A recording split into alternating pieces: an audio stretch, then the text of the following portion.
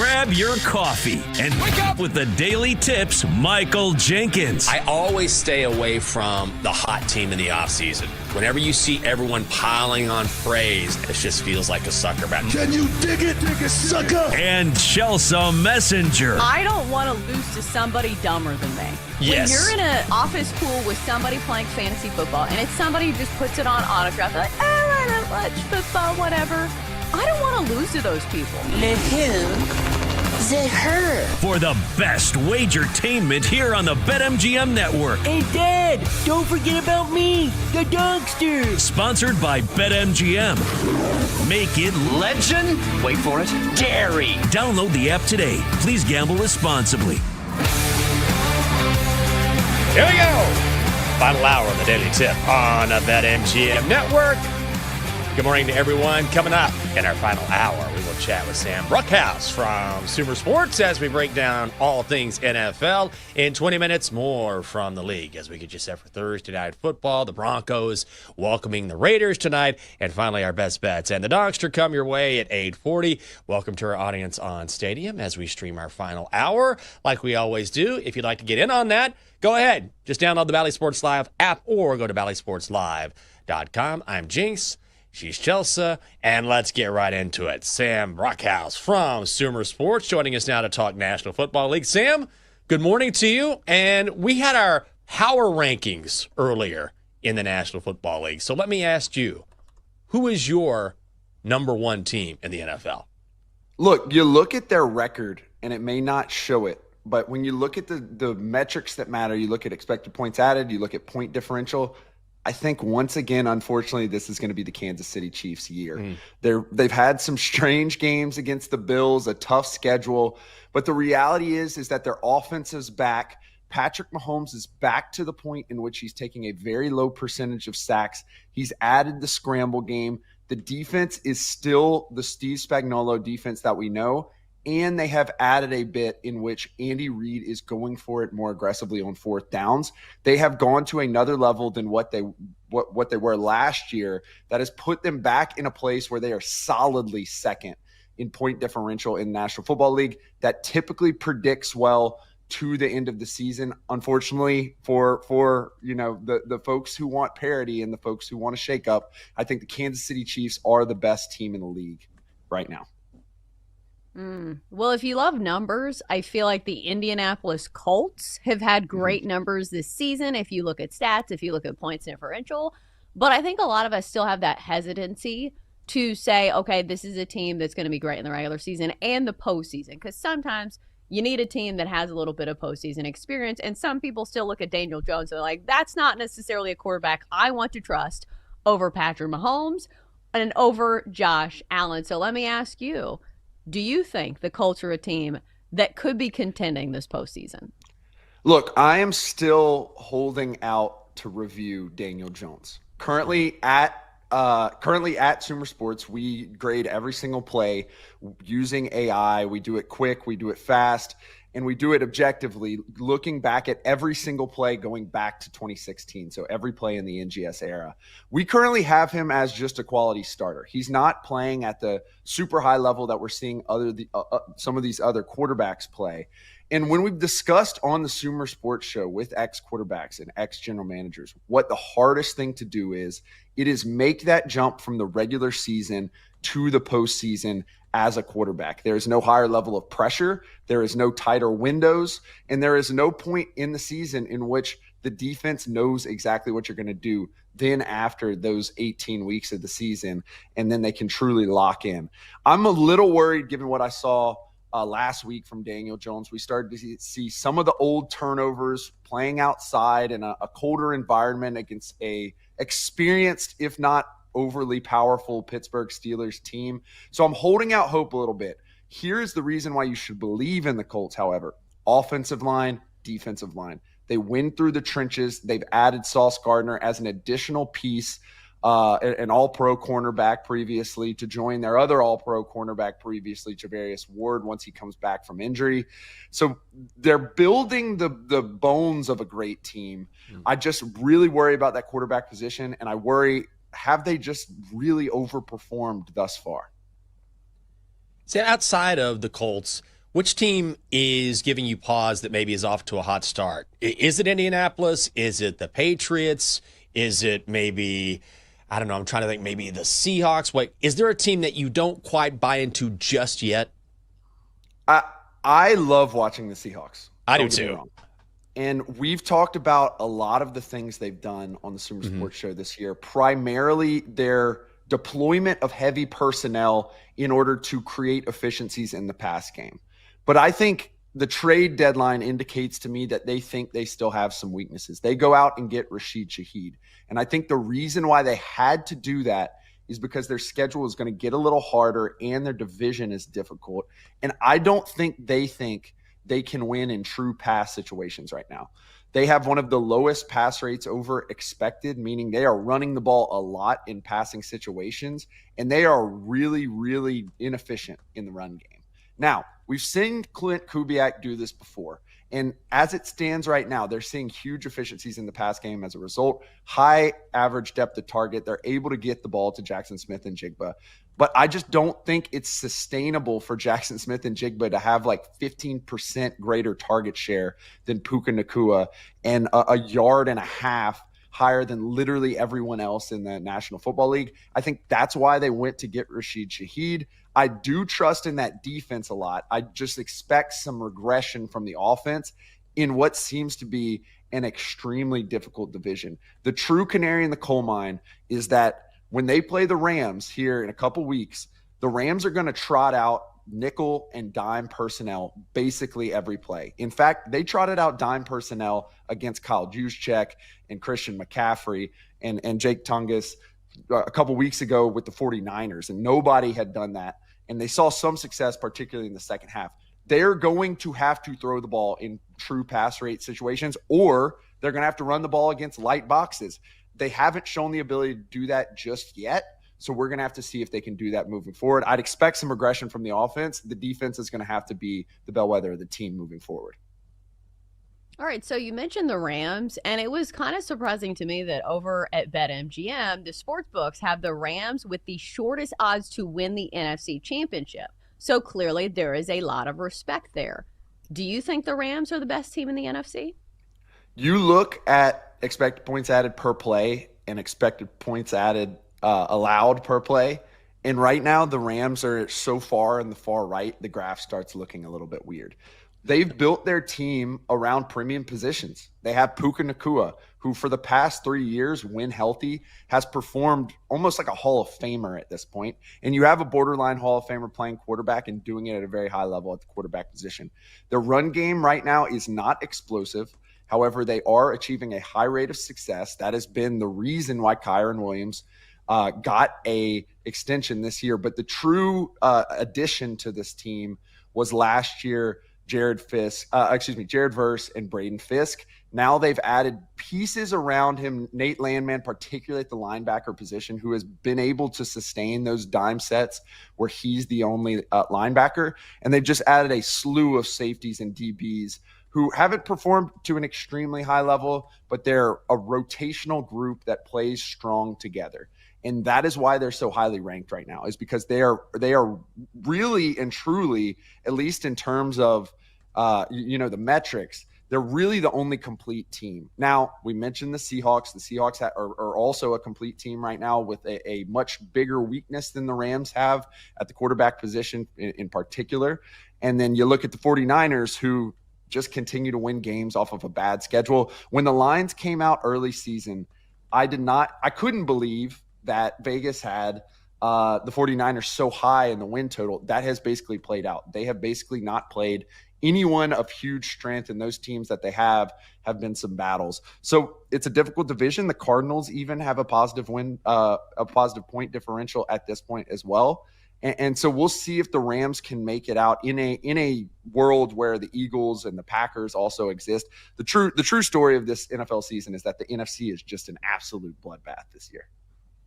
So, Sam, speaking of the NFC, I wanted to ask you about the Eagles. They're the favorites to win the NFC, and yet I cannot figure out who the Eagles are. I'm just like, who are you? And I don't know if they know who they are. Who do you think Philly is? I think they've become an old school under center passing team. That's what Kevin Patullo, the offensive coordinator, has started doing.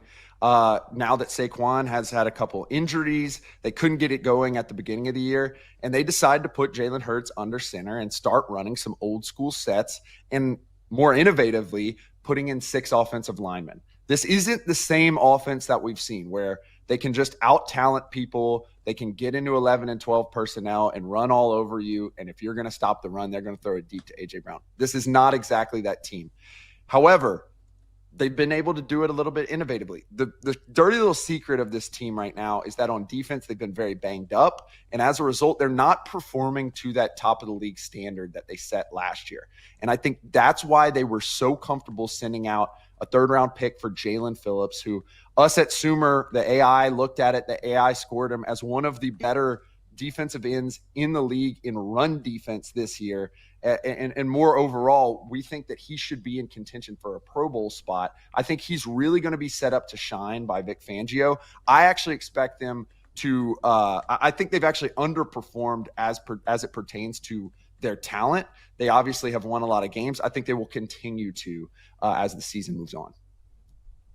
All right, so we have Thursday Night Football tonight between the Broncos and the Raiders. What are some of the takeaways you're going to be looking for in this game? Whether it's the Broncos, who obviously probably have the higher ceiling when it comes to the postseason, or even the Raiders and maybe the trajectory of their team this year. What are you looking for tonight? I mean, that Brock Bowers performance last week was absolutely incredible. And then he goes up and he's going to face an absolute ringer. Talanoa Hufanga is the best player at his position this season, bar none. He's been an absolute weapon for Vance Joseph and the Denver Broncos defense, which is one of the top in the league. And he has returned to the all-pro form that we saw him at in the 49ers game. He's going to blitz like he's a defensive end. He's going to play run defense like he's a linebacker. And most importantly, I think they are going to use him in some disguises to make the reads hard to get the ball to Brock Bowers. And so I think if early on we're seeing Brock Bowers get, 3-4 targets, 5 targets in the first quarter, that's a sign that the Raiders may be able to get off the ball. They're not going to struggle with the pressure that the Broncos have brought, frankly, with 4 or 5 rushers, which last year they were a very blitz-heavy defense. They've been able to do it with fewer bodies this year. But that's the big matchup that I want to see. If they're able to pressure Geno and he's not able to get the ball up in the air to Brock Bowers and some of those wide receivers, I think this is going to be a Broncos blowout. Otherwise, if they are able to get the ball to him early, I think this is going to be a little tighter, and I'm particularly going to look on the other side of the ball at if Max Crosby can get pressure on Bo Nix. Say what you want about Bo Nix. He is a superstar at one thing, and that is not taking sacks. That is his calling card. That is why Sean Payton loves him. And so as a result, you got one of the best pass rushers on the other side of the ball. It's going to be a great one-on-one matchup between Garrett Bowles and Mike McGlinchey, 2 tackles who have performed extremely well over the past 2 years and led to the development of Bo Nix into an average NFL starter. If he's able to beat those guys and get to Bo Nix, I think that's an indication that it may be a tighter game than the line expects right now. You can check him out covering Sumer Sports. His name is Sam Broadcast, knowing everything and anything about the NFL. This is great analysis, Sam. Thank you very much. Thank y'all so much. I'm headed up to Memphis for Tulane Memphis college football. So I'll keep y'all tuned in on a little college football as well. Yeah, let us know. I saw the ad for that last night. Should be a great game. Sam, we appreciate it. Thank you so much. Yeah, you bet. I saw it last night. Getting me excited for college football. I love that he's using AI, too, for this analysis. That's what I need to get into. Instead, I just pull out the old scratch pad. Yeah, let me get the number 2 pencil here. How's Bo Nix looking? But that's super interesting. I wonder how much teams are using this, because I would imagine there's some aspect to it. And I kind of know the ins and outs of like the baseball world, because obviously Jake played and I kind of have a window into that. But I know the Astros were one of the first teams that did this, where some of their front office guys worked for like NASA. And they were like one of the first teams that really looked into the numbers, and it was super numbers oriented. But I know, especially in the football world, there's a lot of like head coaches even that are like super against going on that side. But I feel like you can't stick your head in the sand that long, and you have to at least explore it.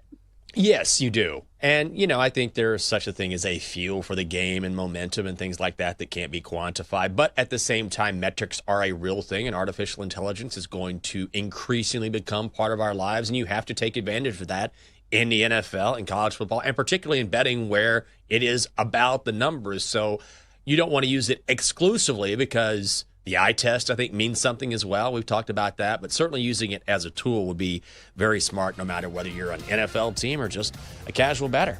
Coming up next year on the show, been a bad season for the Raiders, but the Silver and Black getting a ton of points tonight in the Mile High City. We have to preview Thursday Night Football. That's coming up next on the Daily Tip here on the BetMGM Network. Stay right there.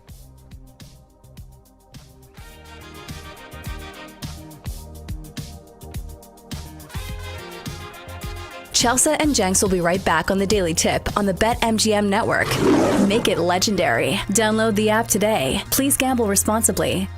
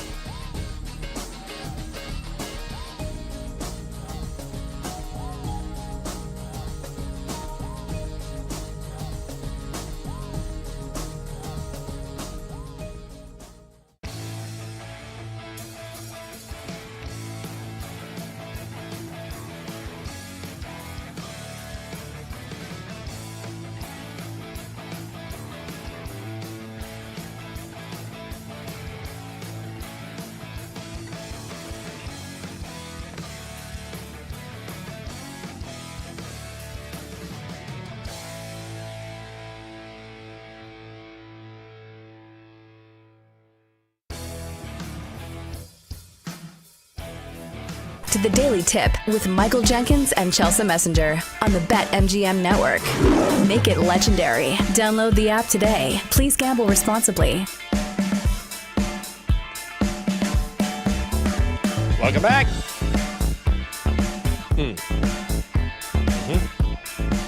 Daily Tip on the BetMGM Network. Good morning. I'm Michael Jenkins. She is Chelsea Messenger. Coming up on the show, Thursday night football in the Mile High City. Raiders coming from Vegas to play against the Broncos with Denver laying 9. When is the last time you were in Sin City in Las Vegas? I miss the casinos. I miss the blackjack table. I miss the blackjack switch table. That's gotten more popular. It's been a long time. Well, I think it was, for me, probably the last time we were there for, what was it, March Madness? But, Jason, you don't have to go to Vegas to play casino games. Know. Don't you guys have a casino not that far from you guys in Maryland? It's right here. But there's something about Vegas, you know? I know tourism is down in a big way in Vegas. They've been hit pretty hard. And I know I could go out here, and maybe I will. Maybe I'll go spend some money this afternoon, lose some money at the tables, place some bets. But there's something about being in Vegas, you know, being in a different place. You can feel the energy. You walk outside. Everything's possible until 3 days later, and you're like, oh, my God, I woke up in a gutter. I got to get home. I got to get a cab. Got to get to the airport. I miss it. It's been a long time. I've been to Vegas, what? How many times? 15, 16 times? But I haven't been now in like 4 or 5 years. See, I feel like I have a different viewpoint on Vegas because I live there. So, like, it wasn't just like a destination. I'm like, oh, there's good hiking there. They have good restaurants there. So it's more than just gambling. But I understand it. Like, if you're on the Strip, like, that's what you're there to do. But they do have other things to do. But, like, I didn't spend, like, all of my time drunk there. If that's what, like, you know, that's what I'm saying is, like. That's what I do. For most of the time we lived in Vegas, I was pregnant with Blake. So, like, imagine being in Vegas when you have to be sober. Yeah, that's true. So no drinking, just smoking exclusively. Like, hey, I'm pregnant. I can't drink. But if you'd fire up this parliament, that'd be great. I don't even like joking about that, though, because somebody's like, she smoked when she was pregnant. No, I didn't. No. I was very clean, and I was eating salmon all the time, and I was hiking, and I was active. But yeah, I liked living in Vegas. Like, I feel like people have this viewpoint where it's just that. They have so many other things to do. Like Summerlin, the suburb, is really nice. Okay. And I knew when we were there that it was growing exponentially. I don't know if that's the case anymore, but it was a great place to live. I've got some friends that live out there. I have one guy that lives right there in the city. I have a friend that lives in Hendersonville. And I had a friend of mine coming to town. Is it? It's not Hendersonville. It's Henderson. Right. Okay, yeah. Sorry, that's where I'm like, where did I get that? Oh, yeah, it's where Chelsea lives. Lives in Henderson, Nevada. He loves it out there. So I have a couple friends out there that I could go visit. I had a friend come to visit here, and we met in Silver Spring a couple months ago, and that was nice. I don't know if I'd want to live there, but also at the same time, unlike you, I haven't explored the different aspects of the city outside of the Strip. So I would imagine if you live there, you say, okay, this is more than just the Strip. So I'm going to take advantage of all Vegas has to offer. So that sounds nice. Right. I think it's different that, like, I feel like most people have that viewpoint on Nashville. It's like funny because I live in Nashville now and people want to come here and all they want to do is get drunk. But as opposed to Las Vegas, that's pretty much all there is to do here in Nashville. Like, we don't have cool mountains. We don't have cool scenery. So, like, that's all you can do is go down to Broadway and drink literally all day from 10 a.m. to 3 a.m. or whenever the bars close. Because in Vegas, like, the outdoor scene's pretty cool. But, like, in Nashville, in the depths of January, there ain't nothing else to do, and it gets dark at 4:15. Well, fair enough. Fair enough. Tonight, when it's dark, guess what? You've got Thursday night football to watch. Not blacked out on YouTube TV because this is on Amazon Prime. Raiders, Broncos. Broncos laying 9. Broncos are minus 475. The Raiders are plus 360, and the total is 42.5 here, Chelsea. So I will set the table for you. What is your favorite bet? Do you like a side, total, prop? Where are you going tonight?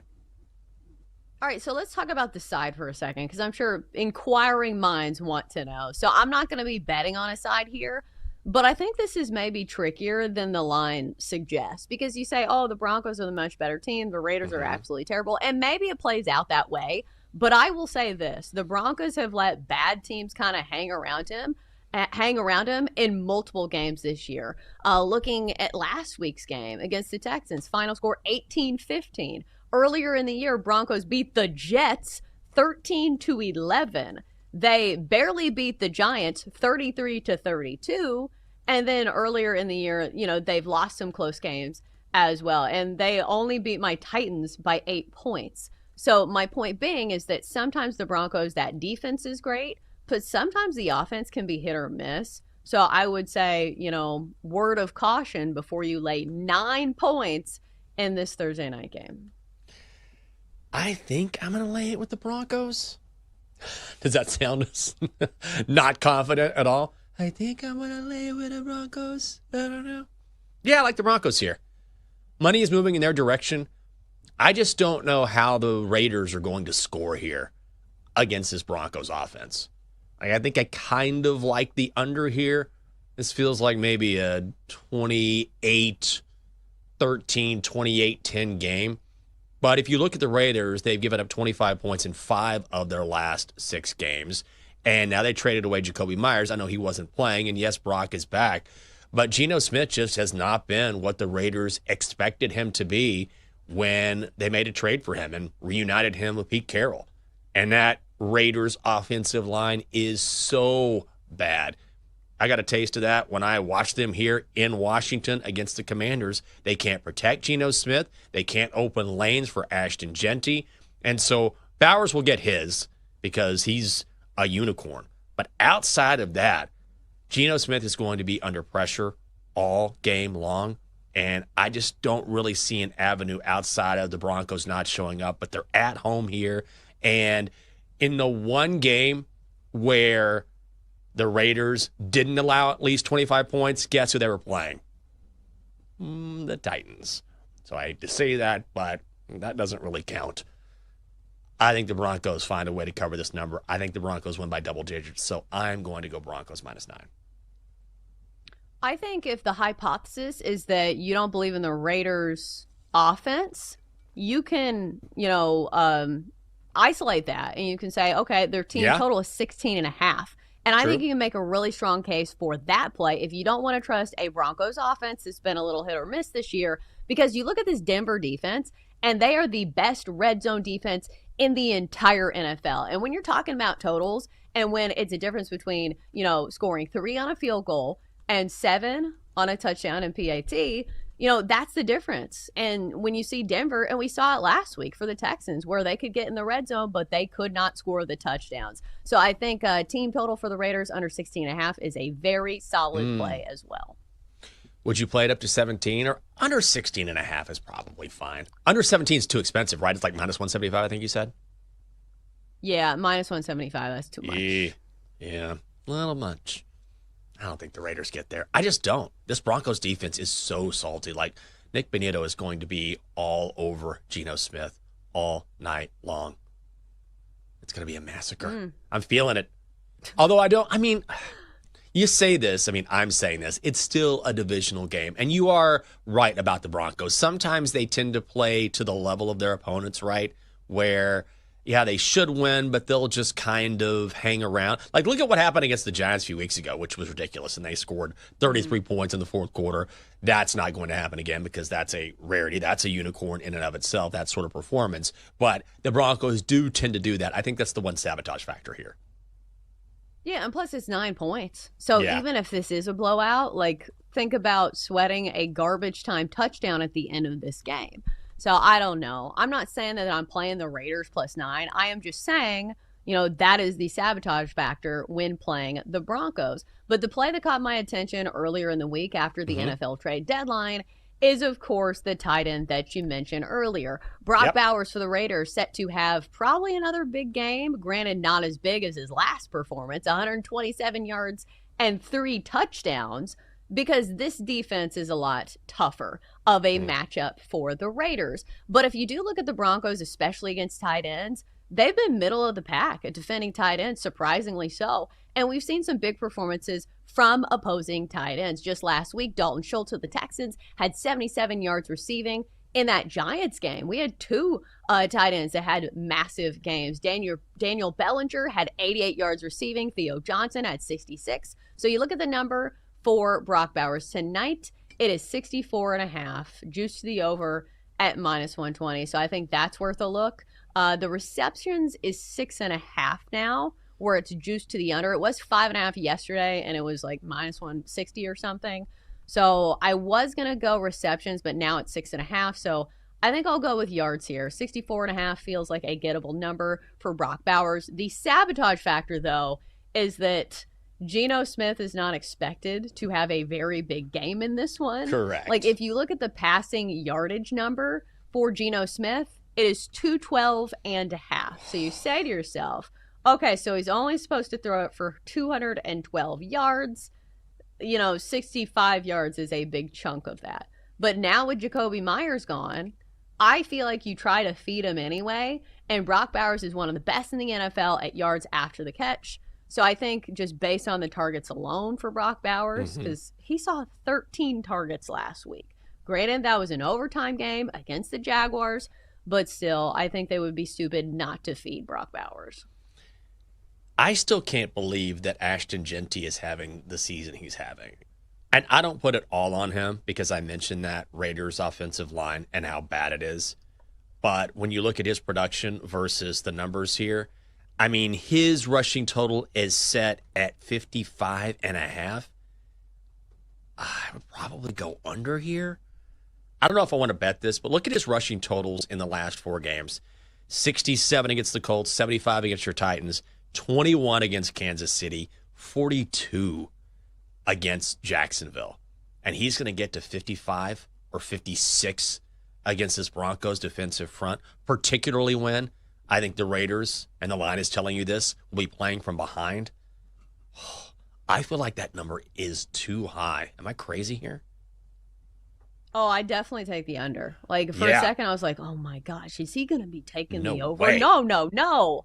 But it's, it's the combination of the fact that the Raiders are a bad offense altogether. They're going to be in a losing game script, as this line suggests. And Ashton Genty just hasn't been very efficient. Like, if you look at his yards per carry this season, 3 points, it's under 4. So he just hasn't been very efficient. And, the only games that he's come close to this or gone over it, it's been winning game scripts, or the games have been close. Like, look at last game. That was an overtime game, and he still only had 42 yards against the Jaguars. Now he gets a nightmare matchup against a really good Denver Broncos defense. So I would only play the under, but I hate playing unders on player props simply because, one big run and you're like, oh. But luckily, most of the season, he has not had those big explosive runs. The first game of the season, he had a 64-yard run. But other than that, longest carries of 12, 13, 8, and 13. Makes me want to add that bet to my card. Maybe. But I'm 2-0 this week, and I'm going to be chicken. I'm just going to have one bet on the card tonight.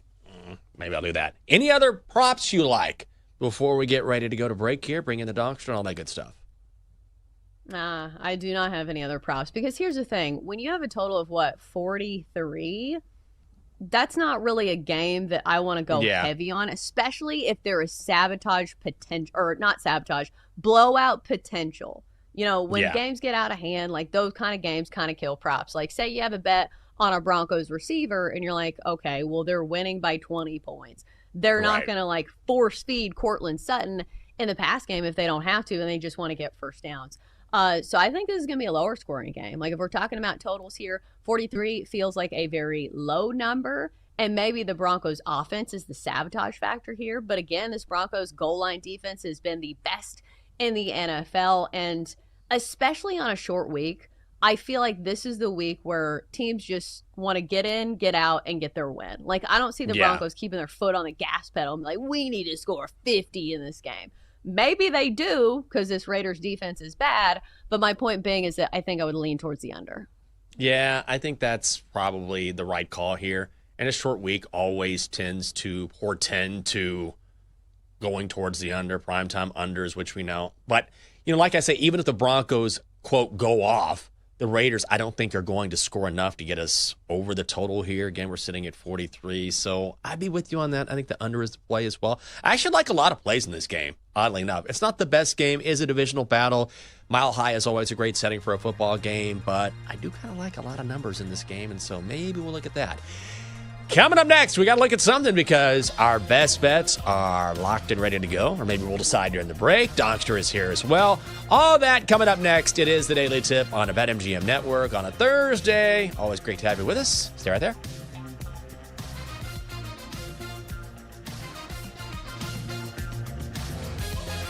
Coming up, Jenks and Chelsea give out their best bets here on the BetMGM Network. Make it legendary. Download the app today. Please gamble responsibly.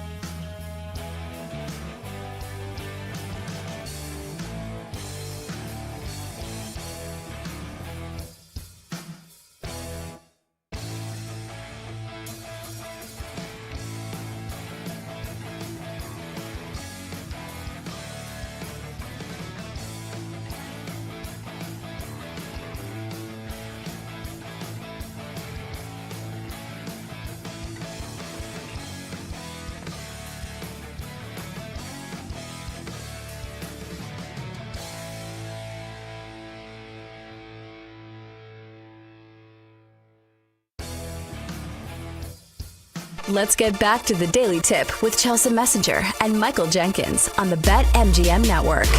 Make it legendary. Download the app today. Please gamble responsibly. Welcome back. The Daily Tip on the BetMGM Network. It's a Thursday. Welcome back to the show. Great to have you with us. Best bets coming up. Donkster as well. I got my hair cut yesterday, which she did a great job. But let me tell you something. I am a nervous wreck when I get my hair cut because I'm kind of OCD, as we know. So I'm always like particular about what I'm seeing. And normally when I'm sitting there and I see someone going, shh, shh, and I can't really see what they're doing because she turned me around where I couldn't look in the mirror and I just see like hair falling. It was like torture for me.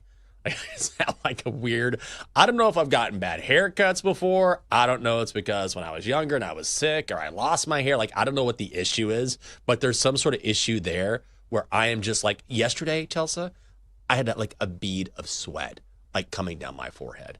It's not like she was shaving my head. So I don't know where the issue comes from, and everything was fine. She does a great job. I finally found someone I like, which is hard for me to do. But I was a wreck yesterday and for no reason.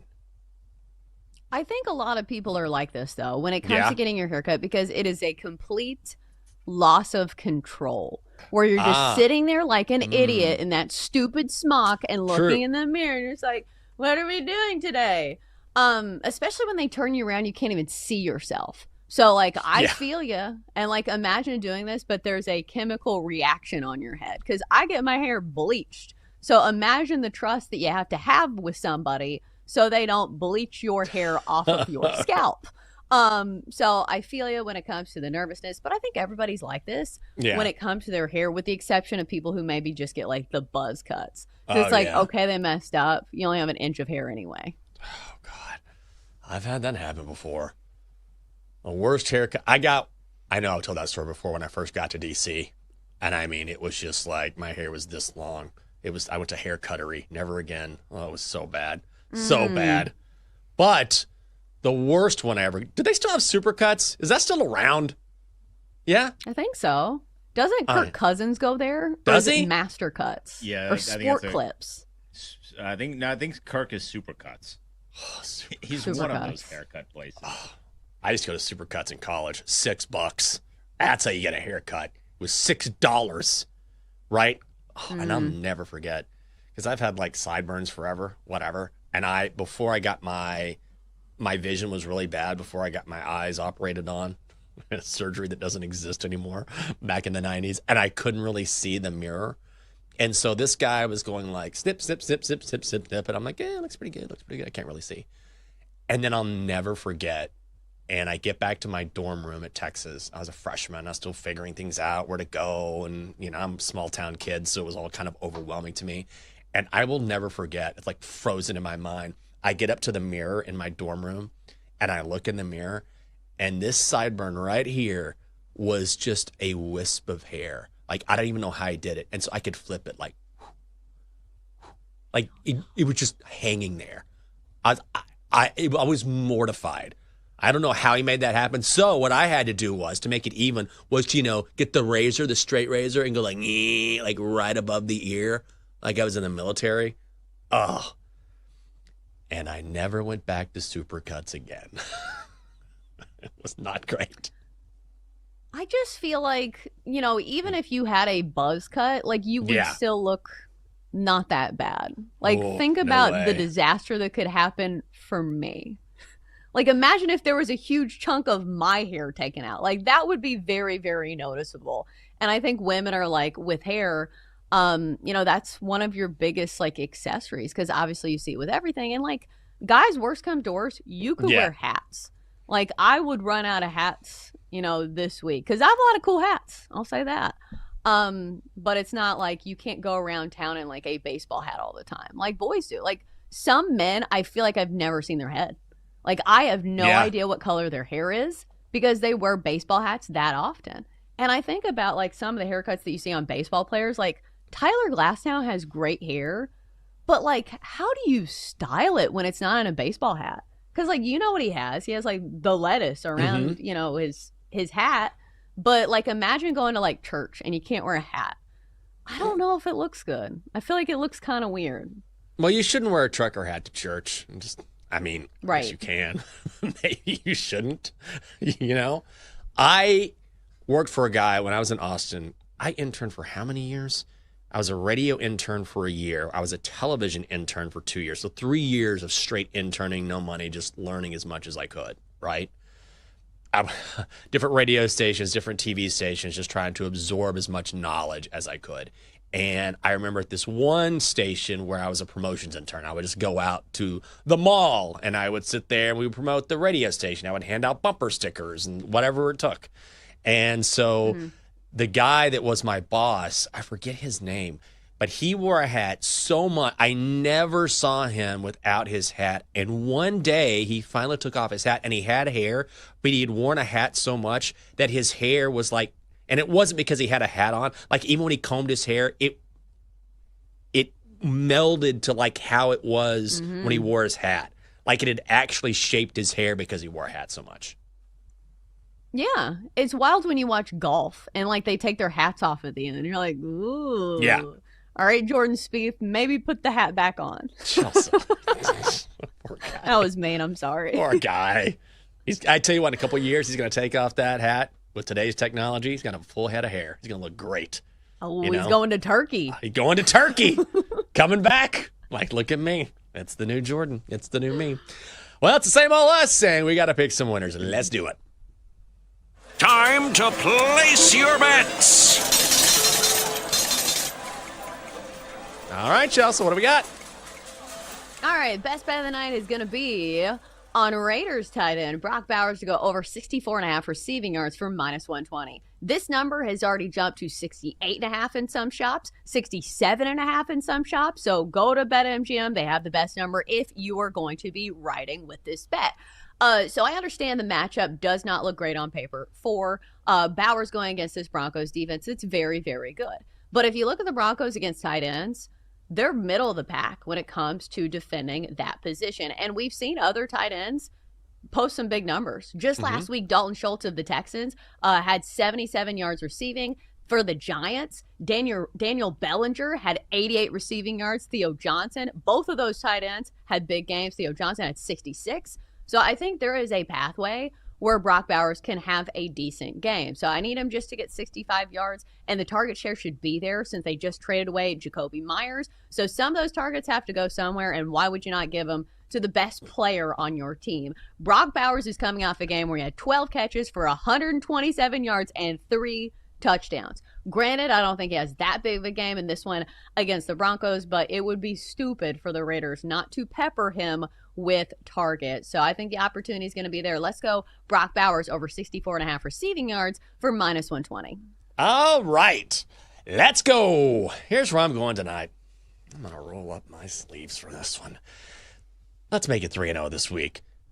Geno Smith, INT, plus Broncos money line is only -109. Now, if you want to play Geno Smith, interception, that is -175, too cost prohibitive here. I do think the Broncos are going to cover this number. They're definitely going to win this game. If they don't, I'm going to be stunned. It's in the Mile High City. The Raiders are terrible.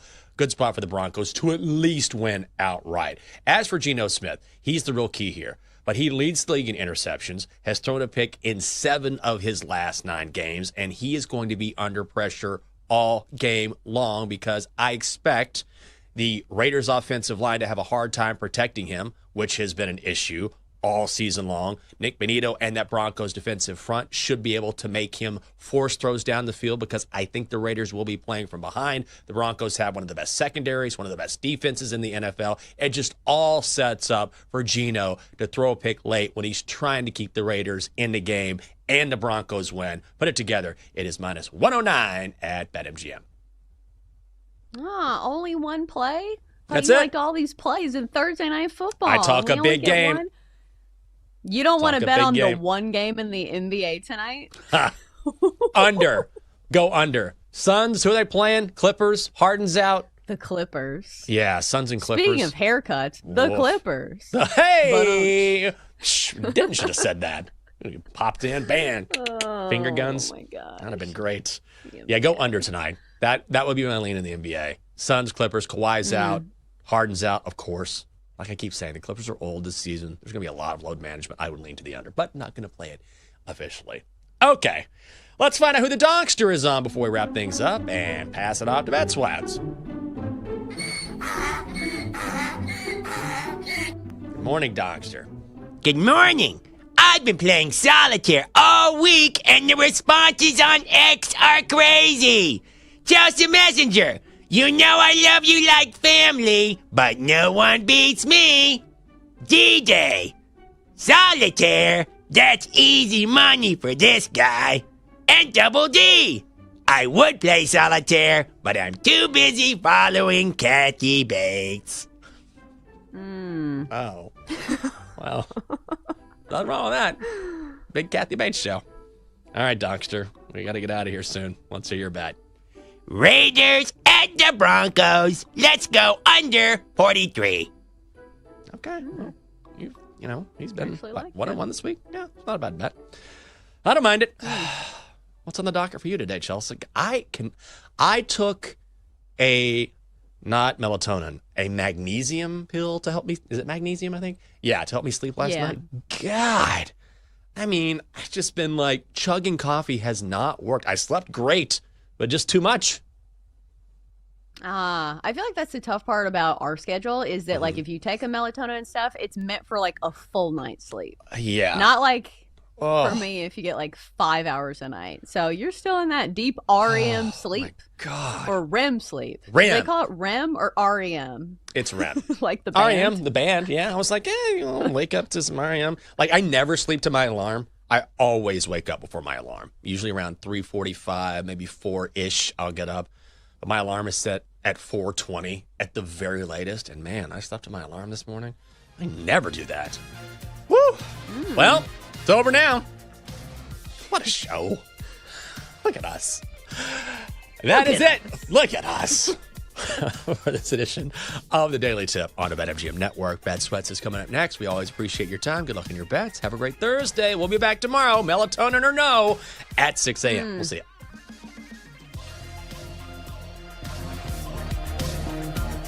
You've been listening to the Daily Tip on the BetMGM Network. Make it legendary. Download the app today. Please gamble responsibly. If you missed any of the show, listen back anytime on the new and improved Odyssey app.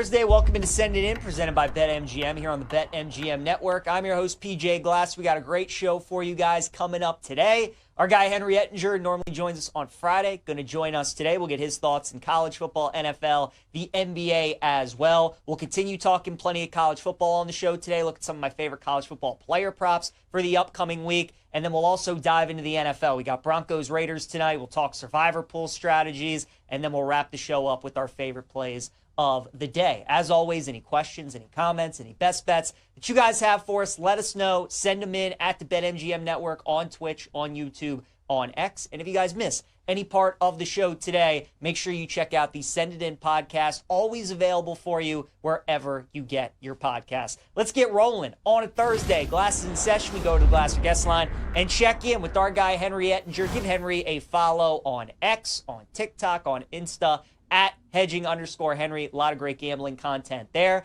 And Henry, let's start in college football. We got a top 10 matchup this week, Texas Tech and BYU. And anybody who's been betting college football this year knows that BYU's kind of playing outside of their analytics, right? This is the team that probably should have dropped a game or two up to this point. They're catching 10 this week against Texas Tech. Do you think this is finally the spot where it catches up with them? Do you like the Red Raiders? I do, PJ. And look, you brought up the BYU side of things, which is true, right? I mean, some very fortunate wins so far in games where they were frankly outplayed. The game versus versus Utah is the one that comes to mind the most. But I also love this Texas Tech team. I think they've been consistently underrated by the market when they're healthy. I have this game at over 11, at 11.5. So when I got under 10, I bet Texas Tech already this week. I like it. Henry, we actually have two games this week that fall into a similar spot, Bama, LSU, Auburn, Vandy, where we're seeing a team play that first game after firing their coach, right? Brian Kelly with LSU, and of course Hugh Freeze with Auburn. We saw it last week with Florida and Billy Napier. We've seen it earlier this year with James Franklin, Trent Dilfer. There's been a number of spots this week. Either of those games, Bama, LSU, Auburn, Vandy, do you think either of the underdog plays up to competition after the firing of their head coach? I'm on both of them, BJ, and they're two of my favorite bets of the week. I mean, these are coaches where I think it's addition by subtraction, particularly in the case of LSU, right? That defense is very, very good, and they're going to be jacked up for this game versus Alabama. You don't really have to worry about the motivation. And offensively, you get a bye week. You got to figure they have got something new in the game plan here. This is an LSU team that hasn't been able to run the football the last couple of years. I think they come out with some new wrinkles. I think 10.5 is a crazy line, so I bet that early in the week. And then, I'm on Auburn too. I think as much as the coaching aspect matters for Auburn too, this is also just a great matchup for Auburn. You cannot run the ball on Auburn, and that's what Vandy wants to do. Diego Pavia gets all the attention, but from a throwing perspective, they haven't been that dynamic this year. It's really about their running game, and Auburn has one of the best run defenses in the country, so I think it's a great spot for Auburn. Vanderbilt is in trouble, I think, for the college football playoff, so I backed both underdogs this week.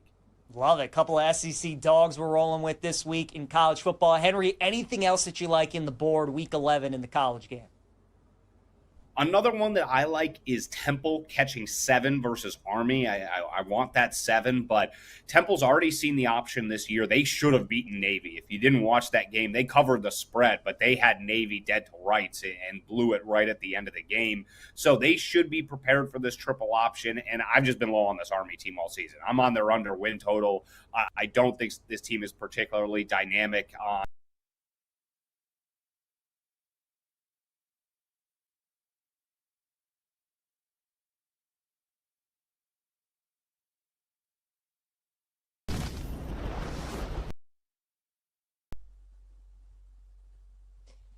All right, we'll try and get Henry back, get his thoughts on the NFL and some NBA as well. As we try and wait for Henry, let's chime in with tonight's Thursday night football game that we have between the Broncos and the Raiders. Denver, a 9-point favorite in tonight's game. The total is sitting at 43. Broncos minus 500 on the money line. Raiders are plus 375.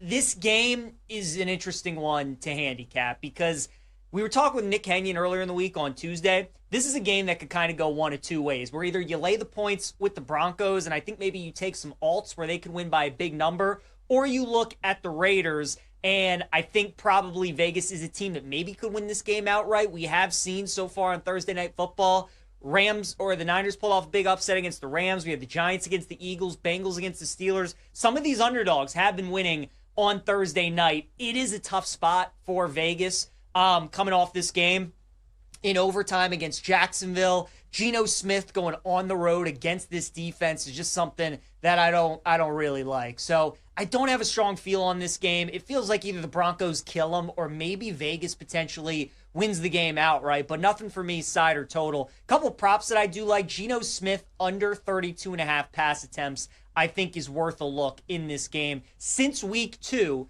Geno, when he went over this number both times, he had like 34 pass attempts, 42 pass attempts. Since week 2, Geno's only gone over this number 2 times. Pete Carroll, middle of the season, said about week 5, week 6, said that he wanted to run the football a little bit more, and that's what they've been able to do, or that's what they've tried to do. They haven't put as much pressure on Geno to win games through the air, so under 32.5 pass attempts for Geno, I think it's a good bet. I think that's too much. Because of the game script and because people expect Denver to kill him, they think Geno's going to throw the ball a lot tonight, but Vegas is going to do everything that they can to try and keep the ball on the ground, limit the number of pass attempts from Geno against that very good Broncos defense, very good pass defense. The other prop that I like is going to be Troy Franklin over 44.5 receiving yards against the Raiders.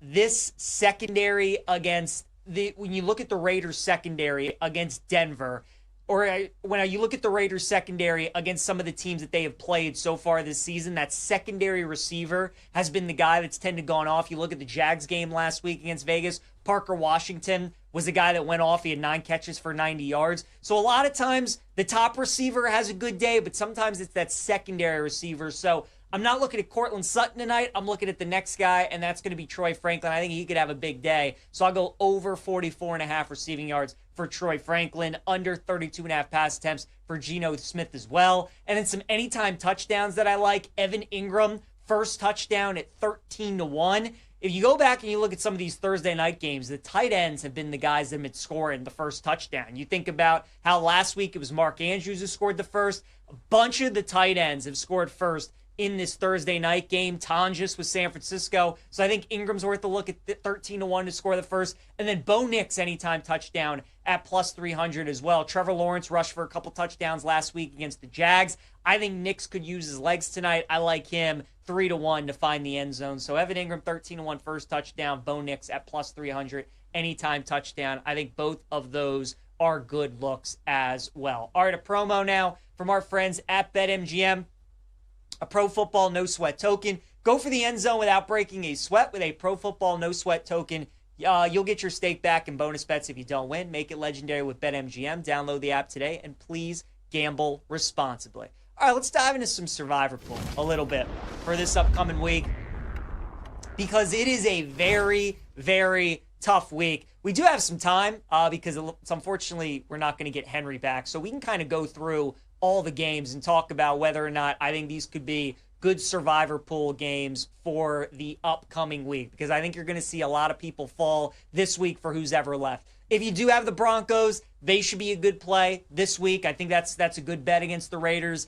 Again, it's a divisional matchup. Maybe the Raiders pull off the upset. I think there's a much more likely chance, though, that Denver blows them out than there is that the Raiders win outright. So I would think Denver's a good bet. If you have the Broncos, they could be a nice option this week.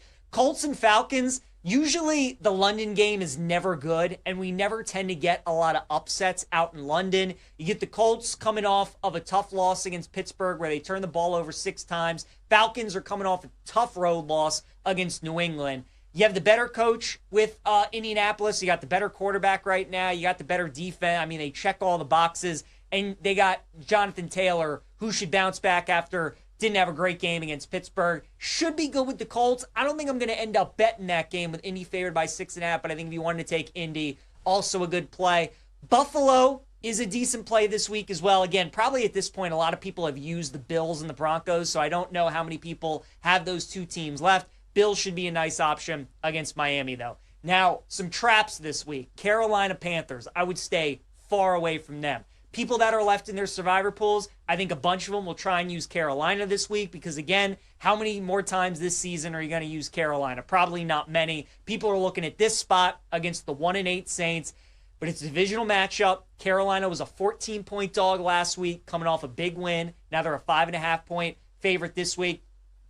And we saw it a couple weeks ago with Atlanta and Cincinnati. When in survivor pools, a lot of people were taking the Falcons against the Dolphins. They were taking the Bengals against the Jets because they were 6.5-point favorites in that game. When else are you going to use those teams? And both of them lost outright. I don't like taking these type of teams in survivor when they're favored by this many points. And I get the Saints are one of the worst teams in football. They're probably going to only win like 3 games this season, but this could be one of those games, and they're going to battle hard, and it's a divisional game, and I just got a funny feeling about this one. We've talked about it. Road dog, 5.5 points tends to be a nice number to bet in the NFL. So the Panthers, I think, are a trap. I would stay away from Carolina this week. Jacksonville and Houston, that game's a coin flip. Jags are now the favorite. It's official that C.J. Stroud is out of the game.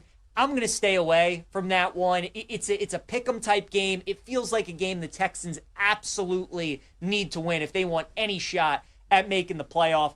Best unit in the game is definitely their defense. It's tough to beat a team 2 times. Jacksonville has already beaten Houston this season. They're coming off an overtime game. So I just think you tease Houston at plus 7.5. I like the Jacksonville teaser yesterday at plus 7.5. Now that Houston is the dog, I think you tease up Houston. It's going to be a 1-score game. I think that's how you bet it, but stay away from Survivor. The Bears also worry me this week against the Giants. I think there are going to be some people out there that want to use Chicago in their Survivor pools as well. The Bears have a very difficult schedule remaining. Aren't going to be a lot more opportunities to use Chicago in your Survivor pools, and people are going to look at this week as maybe the week where you do take Chicago. I would be very cautious of that. Giants offense has been much better since Jackson Dart has taken over. And Chicago, they've been fortunate to win a lot of these games, and against a lot of these bad teams, they've been forcing turnovers. If they're not able to do that against the Giants, they could be in a little bit of a trouble. So I think the Bears and I think the Panthers are some traps that I would stay away from this week. My pick this week for Survivor is actually my Ravens. I like them this week against Minnesota. They're laying 4. I think the Ravens do win that game. You got Minnesota coming off that big upset win against Detroit, which I absolutely love. Now people all of a sudden think maybe J.J. McCarthy is good again. We're going to do this seesaw battle every week where, McCarthy's good. No, McCarthy's not good. Maybe McCarthy's good, and maybe he's not good. Lamar's only lost to the NFC 3 times. And even though the Ravens defense does have its weaknesses and there's still some question marks about that running game, Minnesota's not a great running team, and Baltimore usually plays well against quarterbacks like J.J. McCarthy. So I think that the Ravens are going to be able to win this game. It's a must-win game for both teams, but I think Baltimore takes care of business. So I wanted to save them for when they have the Jets in a couple weeks at home, but the board's just too hard this week. So I think the Ravens a good look against Minnesota. Couple people might take the Browns this week at the Jets because the Jets obviously trade away all their good defensive players, and people are wondering what the psyche is of this team. How I kind of take the Jets, though, this week is that because they've made all these moves to invest in their future, they're now going to play guys that want to be there. And now because Sauce is gone and Quinnen Williams is gone, and some of those other guys that have been there with those players and are trying to win, they're not too happy. They're checked out. I think Aaron Glenn, because he's obviously coaching for his job too, he's going to play the guys that want to be there and the guys that are playing for their job. So I don't agree that the line movement should be this much to where the Jets were a 2.5-point favorite and now the Browns were a 2.5-point favorite. I kind of think this game should be a pick'em, and I'd be nervous. I like betting Cleveland way more at home than I do on the road, and I've also used the Browns against the Dolphins, so I'd stay away from that one. Bucks and Patriots, I'd stay away, man. Total coin flip. We're still trying to figure out both of these teams. New England's 7-2. They really haven't played anybody, though, this season. And Tampa Bay's 6-2. They're kind of the BYU, the NFL. Like, they have a great record, but it feels like when they step up in class, like they did against Detroit, that's when they tend to lose. So staying away, not touching that one. Seattle could be a trap this week as well. Mike McDonald, 5-8 as Seattle's head coach straight up when he's at home. that could be a tricky game. Arizona, all 5 of their losses by 4 points or less. They play everybody close. Tough to beat a team 2 times, so that game might make me a little nervous. Rams and 49ers, I think the Rams are a good bet. If you have them this week, I expect them to win that game. I think the Lions, it's the same thing. If you have Detroit available, that would be the play. Dan Campbell and the Lions, 12-0 straight up against the spread in their last 12 games after a straight-up loss. No Jaden Daniels. It feels like Washington's season was over on Sunday night against Seattle. So what do they have left in the tank for this Lions team that's coming into this one pissed off because of how they looked against Minnesota? Lions feel like a good play. And then the 2 primetime games, I'd stay away from the Chargers-Steelers and the Eagles-Packers.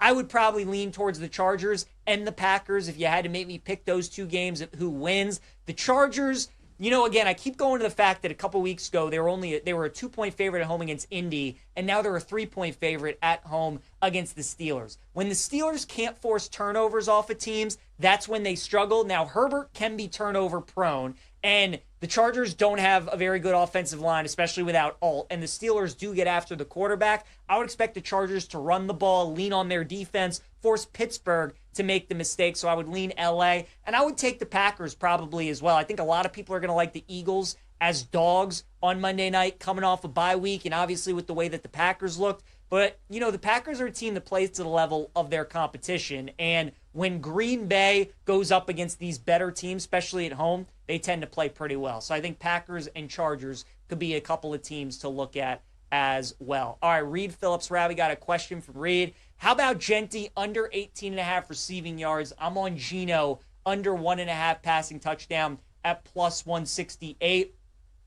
The Genti under receiving yards, Reed, I'd be a little careful of just because Denver's secondary is so good. Their pass rush is so good.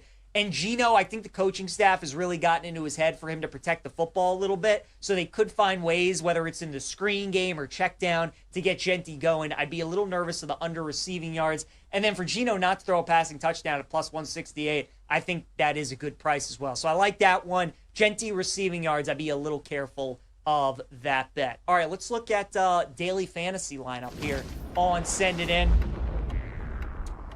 Try and win some money this week for week 10. Let's start with the quarterback that I would use this week, and that is going to be Caleb Williams, who is $6,000 going up against the Giants. Look, Caleb, he's been up and down this season for Chicago, no doubt about it, but when he's gone up against bad teams and bad defenses, he's normally thrived in those kind of games. Played great last week against Cincinnati. He was great earlier this year against Dallas at home. I think he's going to play pretty well, and I like the cheap price that we're getting at $6,000. So give me Caleb Williams to be my quarterback this week. Derrick Henry, I think the King is going to have a big game against Minnesota on Sunday. $6,800 for Derrick. Really haven't gotten that vintage Derrick Henry game ever since week 1 against Buffalo. Obviously, with Lamar injured, kind of ruined things for the Ravens a little bit. But when they go up against NFC teams, usually these NFC teams really struggle to stop Baltimore because they only see Lamar once every 4 years. So with Flores, a guy that loves to bring the blitz,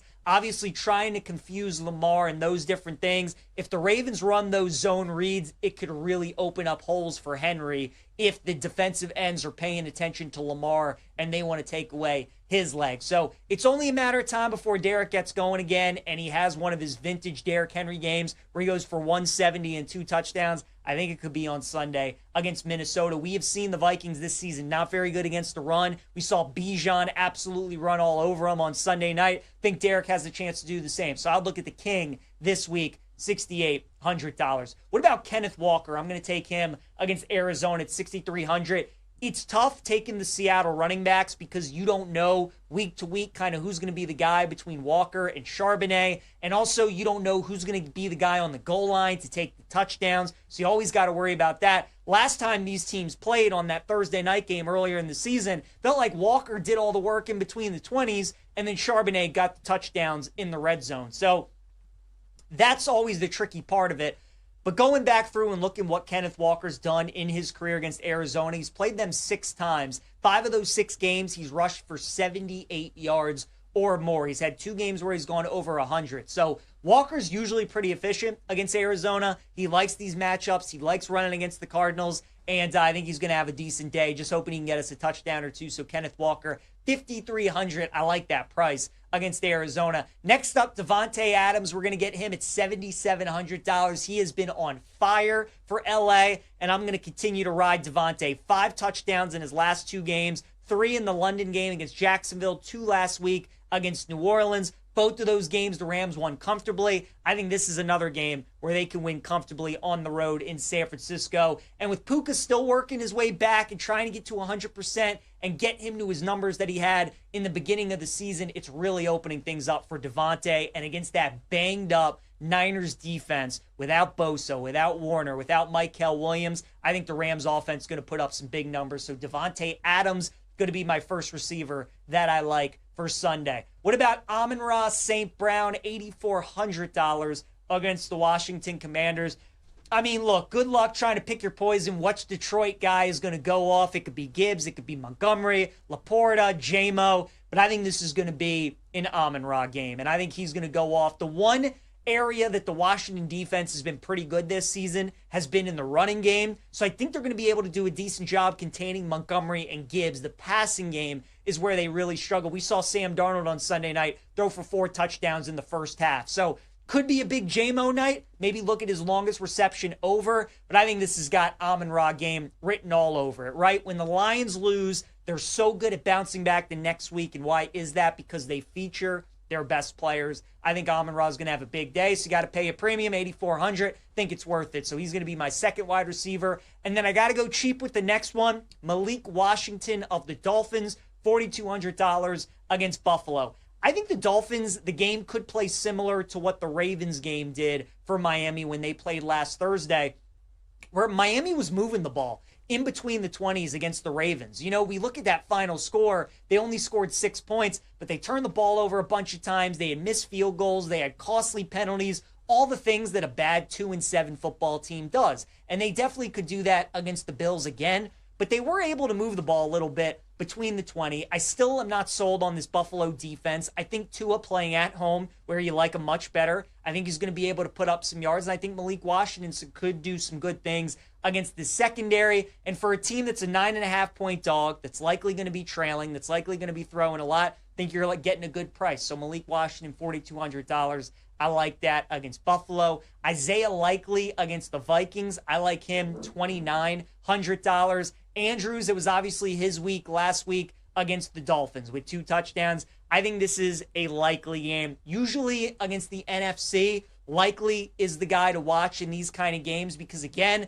the Ravens like running the football against the NFC teams because the zone read with Lamar and Derek is really tough to handle. So then when the linebackers suck up, that puts the tight ends behind them, and Likely is usually that guy. He's so good after the catch. And with somebody like Flores that does bring a lot of exotic blitzes, Likely, if he breaks a tackle, if he eludes his defender, he has a chance to take it to distance. So I like the high upside play on Isaiah Likely this week at $2,900. Rome Odunze, I'm going to put him in the flex. Now, he didn't practice yesterday. He's questionable, hoping that he's out there against the Giants. But if he is, I think Rome's going to have a massive day. Last time we saw him play a full game was against the Ravens. Went off in that game, 10 catches, 120 yards. He was great. I think he's going to do big things against this Giants secondary. So Loveland, it was his coming out party in Cincinnati. If Rome comes back, I think Rome's going to be the guy that has a big day. So obviously hoping that he plays because I think Rome is in for a good one against the Giants. And then finally, Saints defense against Carolina. Got them at $2,400.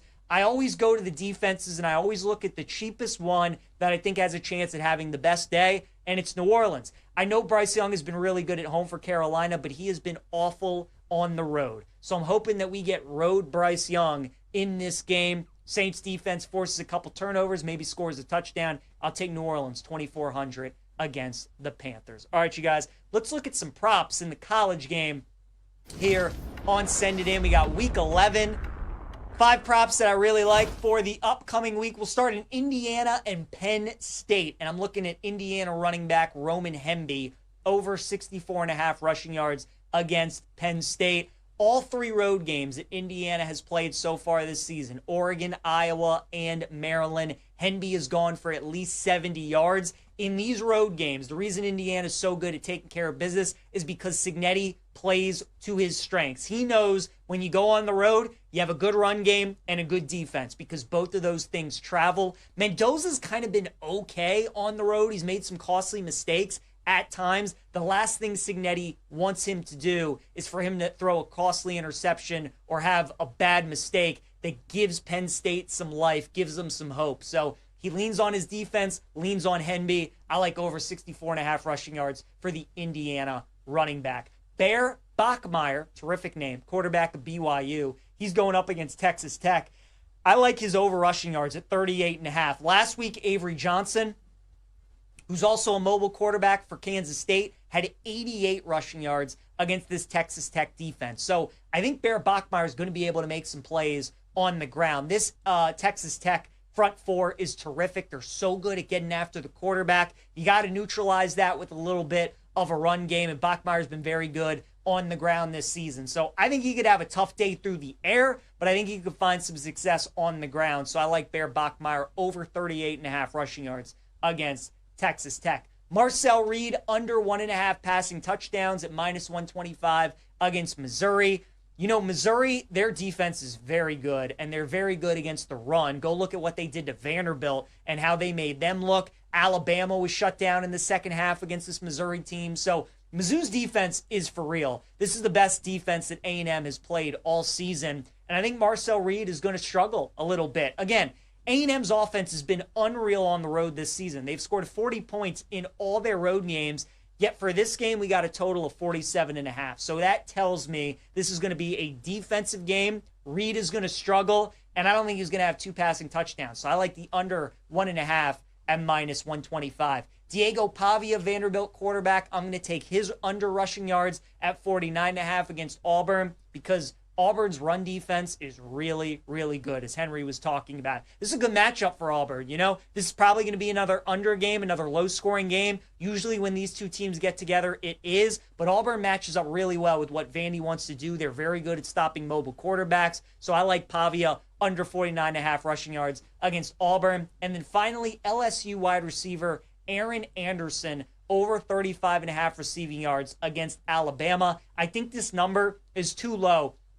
LSU's struggle this season on offense has been their offensive line. The good thing for them is that Bama really doesn't get too much pressure on the quarterback. Their defensive line, not great this year. They don't generate a lot of pressure. So Nussmeier should have some time to make plays. And if he's able to do that, I think Anderson could have a nice day. He had 59 receiving yards against Texas A&M. He had 90 against Clemson. So in some of their bigger games, Anderson has showed up. I think he could show up in this game as well. So I like over 35.5 for Aaron Anderson against Alabama. All right, let's look at my favorite plays of the day here as we wrap up the show.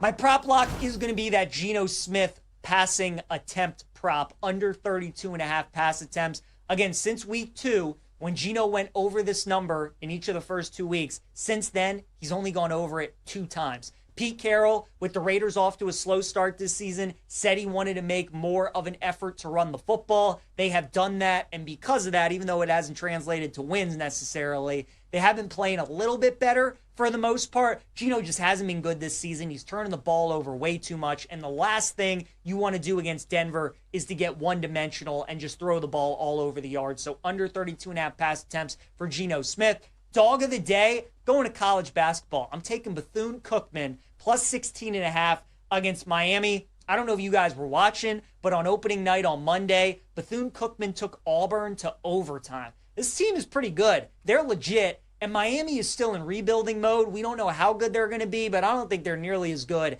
as Auburn is. So Bethune-Cookman, with all that confidence, nearly pulling off the upset against Auburn, I think they keep it close tonight against Miami, so I like them. And then my best bet tonight's going to be in college football. I'm laying it with South Florida, minus 14.5 against UTSA. South Florida off of a bye, off that brutal loss to Memphis. UTSA, last time we saw them, they smashed a really good Tulane team. I think South Florida wins this one running away at home. They need the style points. They know that. So give me USF minus 14 against UTSA. All right, thanks again to Henry Ettinger. Bummer we couldn't have him on there with the technical issues, but he'll join us next week. Appreciate you guys tuning in. Cole Thompson joins us tomorrow. We'll see you then.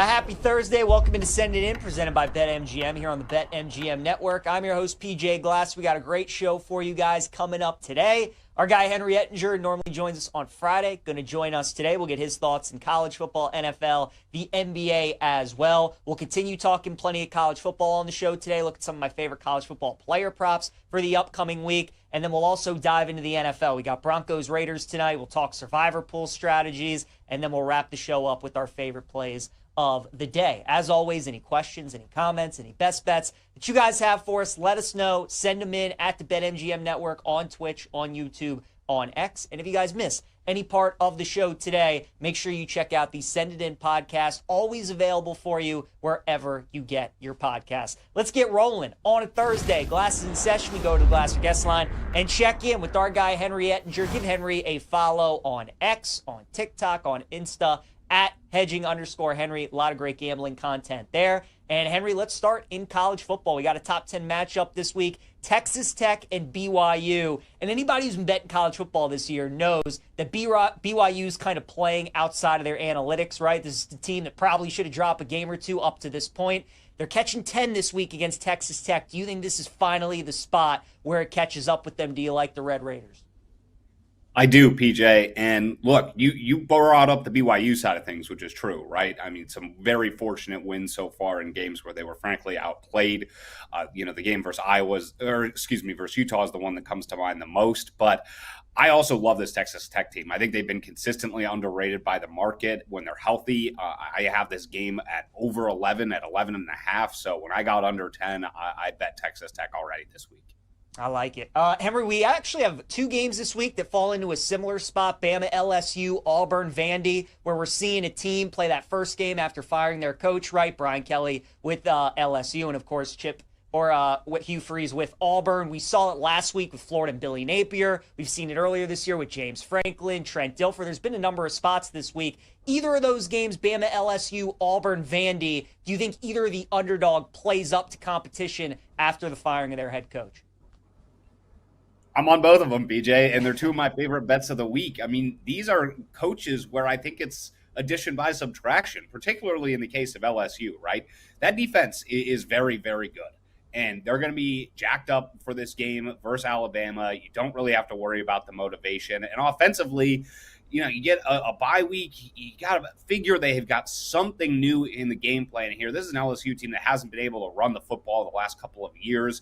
I think they come out with some new wrinkles. I think 10.5 is a crazy line, so I bet that early in the week. And then, I'm on Auburn too. I think as much as the coaching aspect matters for Auburn too, this is also just a great matchup for Auburn. You cannot run the ball on Auburn, and that's what Vandy wants to do.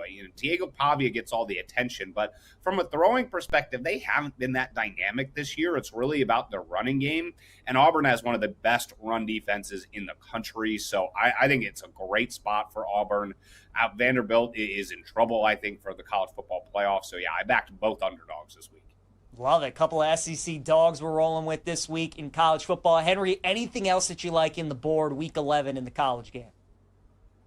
Another one that I like is Temple catching 7 versus Army. I want that 7, but Temple's already seen the option this year. They should have beaten Navy. If you didn't watch that game, they covered the spread, but they had Navy dead to rights and blew it right at the end of the game. So they should be prepared for this triple option, and I've just been low on this Army team all season. I'm on their under win total.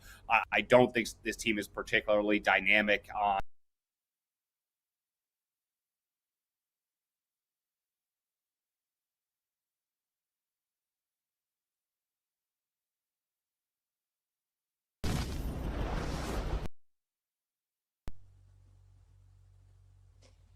All right, we'll try and get Henry back, get his thoughts on the NFL and some NBA as well. As we try and wait for Henry, let's chime in with tonight's Thursday night football game that we have between the Broncos and the Raiders. Denver, a 9-point favorite in tonight's game. The total is sitting at 43. Broncos minus 500 on the money line. Raiders are plus 375.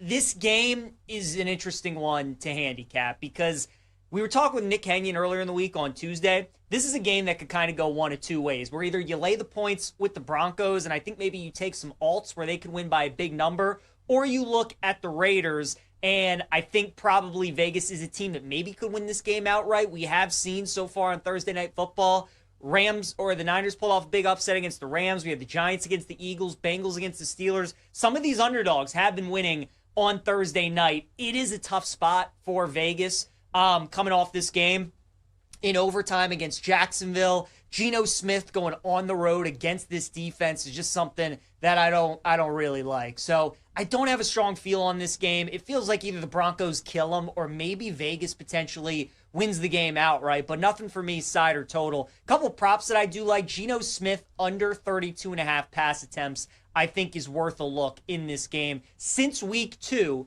Geno, when he went over this number both times, he had like 34 pass attempts, 42 pass attempts. Since week 2, Geno's only gone over this number 2 times. Pete Carroll, middle of the season, said about week 5, week 6, said that he wanted to run the football a little bit more, and that's what they've been able to do, or that's what they've tried to do. They haven't put as much pressure on Geno to win games through the air, so under 32.5 pass attempts for Geno, I think it's a good bet. I think that's too much. Because of the game script and because people expect Denver to kill him, they think Geno's going to throw the ball a lot tonight, but Vegas is going to do everything that they can to try and keep the ball on the ground, limit the number of pass attempts from Geno against that very good Broncos defense, very good pass defense. The other prop that I like is going to be Troy Franklin over 44.5 receiving yards against the Raiders.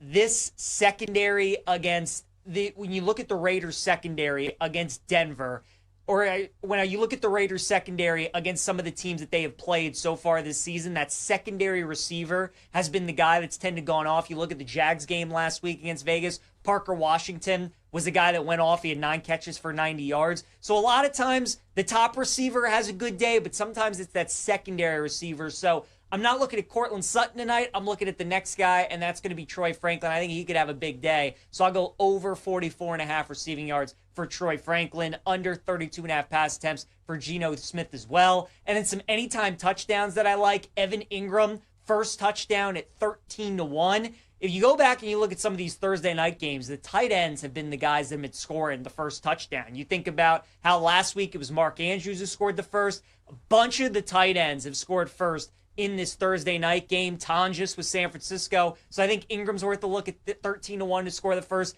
And then Bo Nix anytime touchdown at plus 300 as well. Trevor Lawrence rushed for a couple touchdowns last week against the Jags. I think Nix could use his legs tonight. I like him 3-1 to find the end zone. So Evan Ingram 13-1 first touchdown. Bo Nix at plus 300 anytime touchdown. I think both of those are good looks as well. All right, a promo now from our friends at BetMGM. A Pro Football No Sweat token. Go for the end zone without breaking a sweat with a Pro Football No Sweat token. You'll get your stake back in bonus bets if you don't win. Make it legendary with BetMGM. Download the app today, and please gamble responsibly. All right, let's dive into some Survivor Pool a little bit for this upcoming week, because it is a very, very tough week. We do have some time because unfortunately we're not going to get Henry back, so we can kind of go through all the games and talk about whether or not I think these could be good survivor pool games for the upcoming week, because I think you're going to see a lot of people fall this week for who's ever left. If you do have the Broncos, they should be a good play this week. I think that's a good bet against the Raiders. Again, it's a divisional matchup. Maybe the Raiders pull off the upset. I think there's a much more likely chance, though, that Denver blows them out than there is that the Raiders win outright. So I would think Denver's a good bet. If you have the Broncos, they could be a nice option this week. Colts and Falcons, usually the London game is never good, and we never tend to get a lot of upsets out in London. You get the Colts coming off of a tough loss against Pittsburgh where they turned the ball over 6 times. Falcons are coming off a tough road loss against New England. You have the better coach with Indianapolis. You got the better quarterback right now. You got the better defense. I mean, they check all the boxes. And they got Jonathan Taylor, who should bounce back after didn't have a great game against Pittsburgh. Should be good with the Colts. I don't think I'm going to end up betting that game with Indy favored by 6.5, but I think if you wanted to take Indy, also a good play.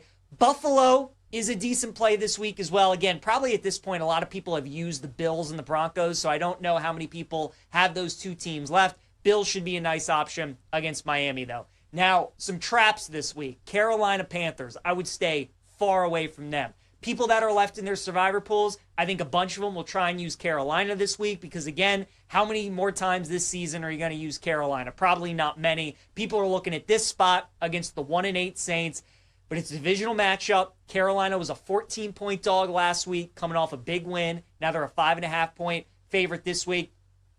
And we saw it a couple weeks ago with Atlanta and Cincinnati. When in survivor pools, a lot of people were taking the Falcons against the Dolphins. They were taking the Bengals against the Jets because they were 6.5-point favorites in that game. When else are you going to use those teams? And both of them lost outright. I don't like taking these type of teams in survivor when they're favored by this many points. And I get the Saints are one of the worst teams in football. They're probably going to only win like 3 games this season, but this could be one of those games, and they're going to battle hard, and it's a divisional game, and I just got a funny feeling about this one. We've talked about it. Road dog, 5.5 points tends to be a nice number to bet in the NFL. So the Panthers, I think, are a trap. I would stay away from Carolina this week. Jacksonville and Houston, that game's a coin flip. Jags are now the favorite. It's official that C.J. Stroud is out of the game.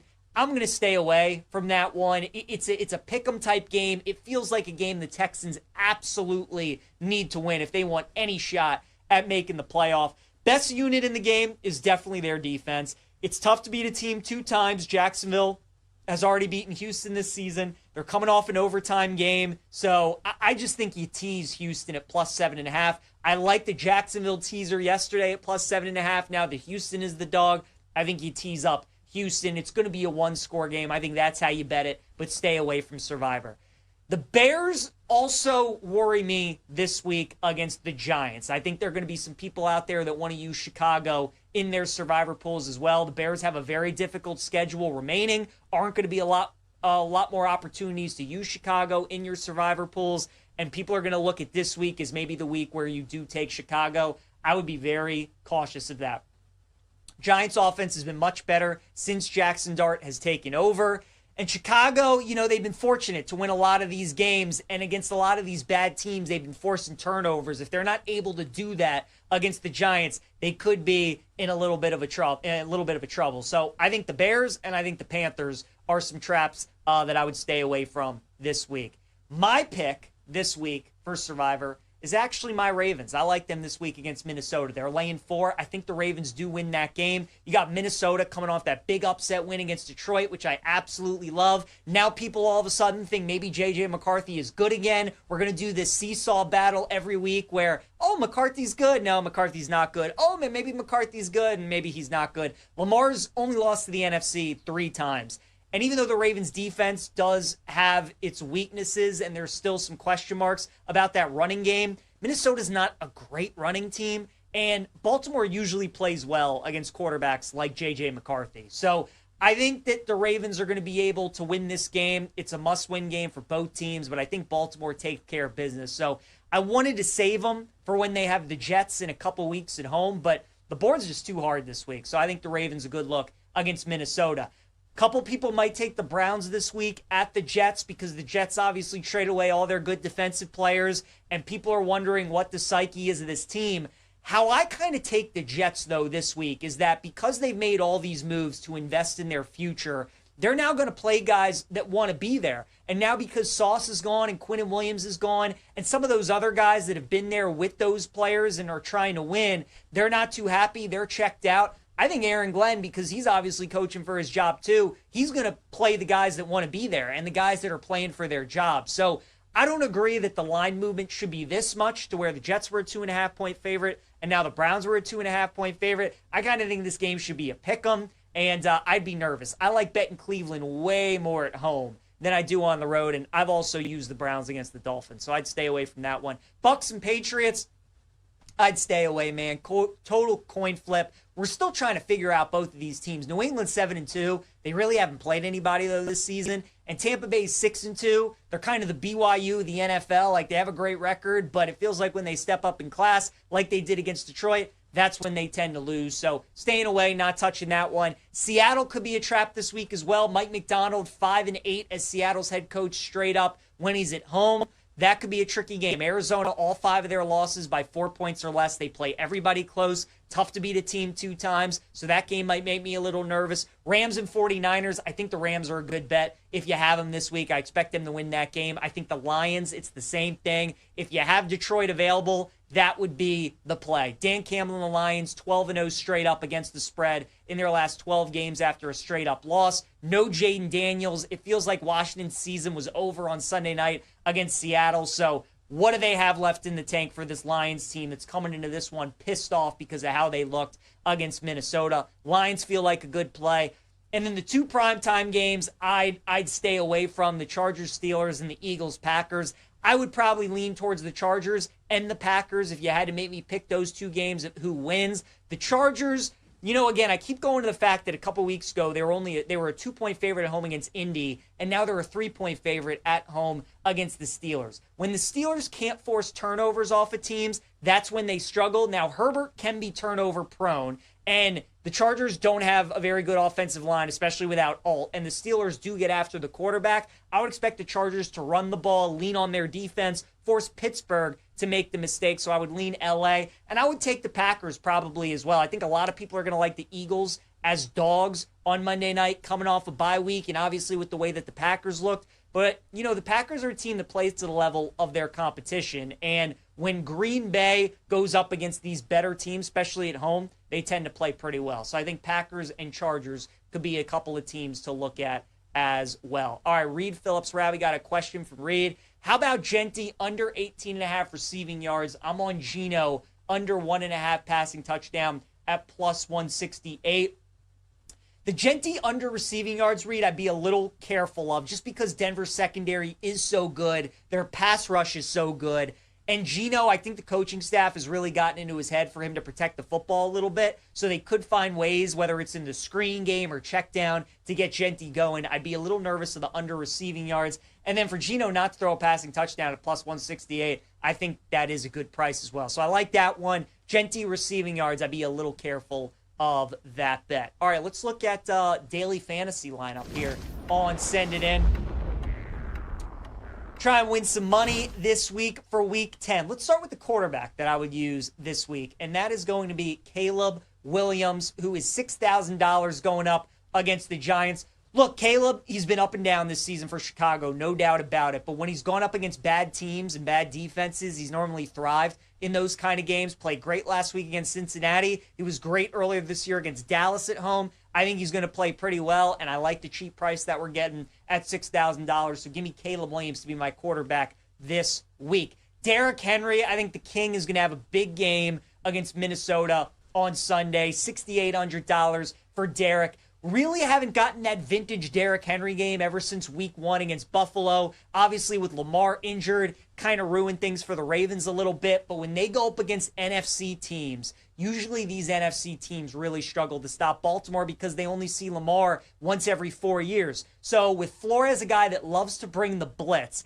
obviously trying to confuse Lamar and those different things, if the Ravens run those zone reads, it could really open up holes for Henry if the defensive ends are paying attention to Lamar and they want to take away his leg. So it's only a matter of time before Derrick gets going again, and he has one of his vintage Derrick Henry games where he goes for 170 and 2 touchdowns. I think it could be on Sunday against Minnesota. We have seen the Vikings this season not very good against the run. We saw Bijan absolutely run all over them on Sunday night. I think Derek has a chance to do the same. So I'll look at the King this week, $6,800. What about Kenneth Walker? I'm going to take him against Arizona at $6,300. It's tough taking the Seattle running backs because you don't know week to week kind of who's going to be the guy between Walker and Charbonnet. And also you don't know who's going to be the guy on the goal line to take the touchdowns. So you always got to worry about that. Last time these teams played on that Thursday night game earlier in the season, felt like Walker did all the work in between the 20s and then Charbonnet got the touchdowns in the red zone. So that's always the tricky part of it. But going back through and looking what Kenneth Walker's done in his career against Arizona, he's played them 6 times. 5 of those 6 games, he's rushed for 78 yards or more. He's had 2 games where he's gone over 100. So Walker's usually pretty efficient against Arizona. He likes these matchups. He likes running against the Cardinals. And I think he's going to have a decent day. Just hoping he can get us a touchdown or 2. So Kenneth Walker, $5,300. I like that price against Arizona. Next up, Davante Adams. We're going to get him at $7,700. He has been on fire for LA, and I'm going to continue to ride Davante. 5 touchdowns in his last 2 games, 3 in the London game against Jacksonville, 2 last week against New Orleans. Both of those games, the Rams won comfortably. I think this is another game where they can win comfortably on the road in San Francisco. And with Puka still working his way back and trying to get to 100% and get him to his numbers that he had in the beginning of the season, it's really opening things up for Davante. And against that banged up Niners defense, without Bosa, without Warner, without Michael Williams, I think the Rams offense is going to put up some big numbers. So Davante Adams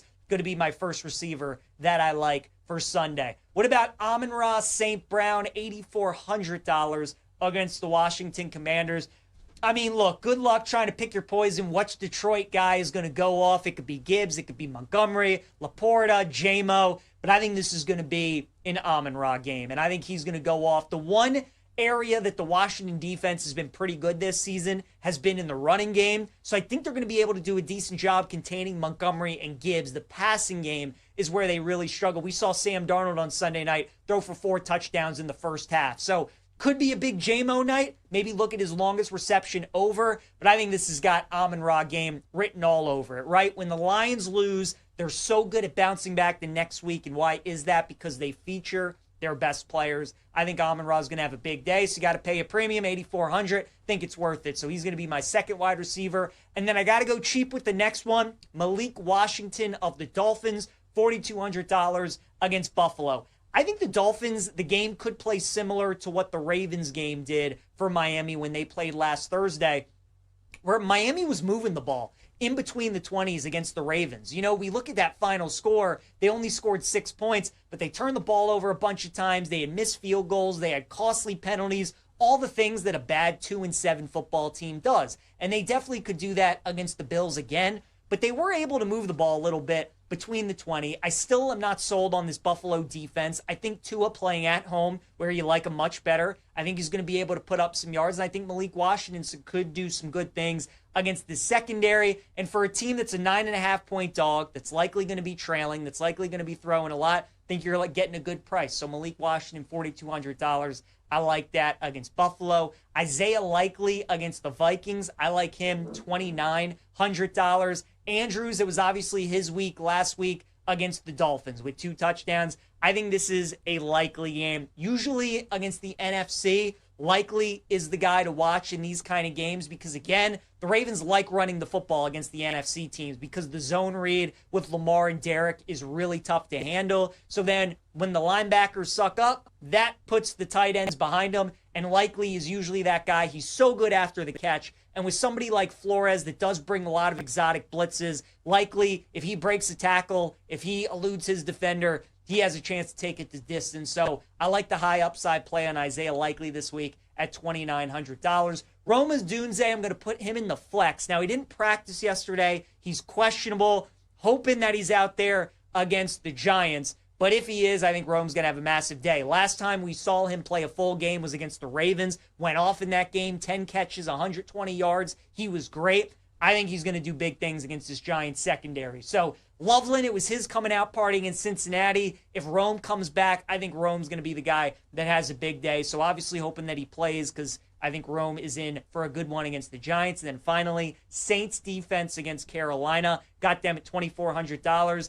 I always go to the defenses, and I always look at the cheapest one that I think has a chance at having the best day, and it's New Orleans. I know Bryce Young has been really good at home for Carolina, but he has been awful on the road. So I'm hoping that we get road Bryce Young in this game. Saints defense forces a couple turnovers, maybe scores a touchdown. I'll take New Orleans 2,400 against the Panthers. All right, you guys, let's look at some props in the college game here on Send It In. We got week 11.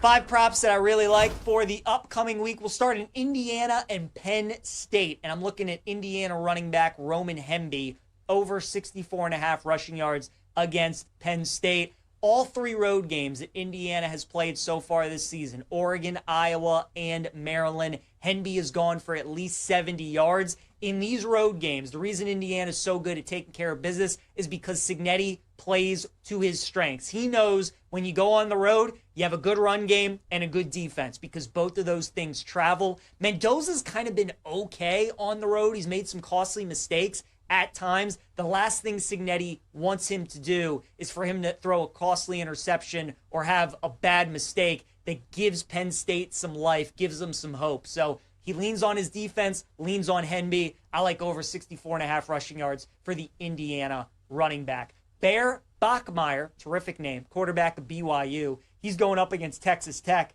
I like his over rushing yards at 38.5. Last week, Avery Johnson, who's also a mobile quarterback for Kansas State, had 88 rushing yards against this Texas Tech defense. So I think Bear Bachmeier is going to be able to make some plays on the ground. This Texas Tech front 4 is terrific. They're so good at getting after the quarterback. You got to neutralize that with a little bit of a run game, and Bachmeier's been very good on the ground this season. So I think he could have a tough day through the air, but I think he could find some success on the ground. So I like Bear Bachmeier over 38.5 rushing yards against Texas Tech. Marcel Reed under 1.5 passing touchdowns at -125 against Missouri.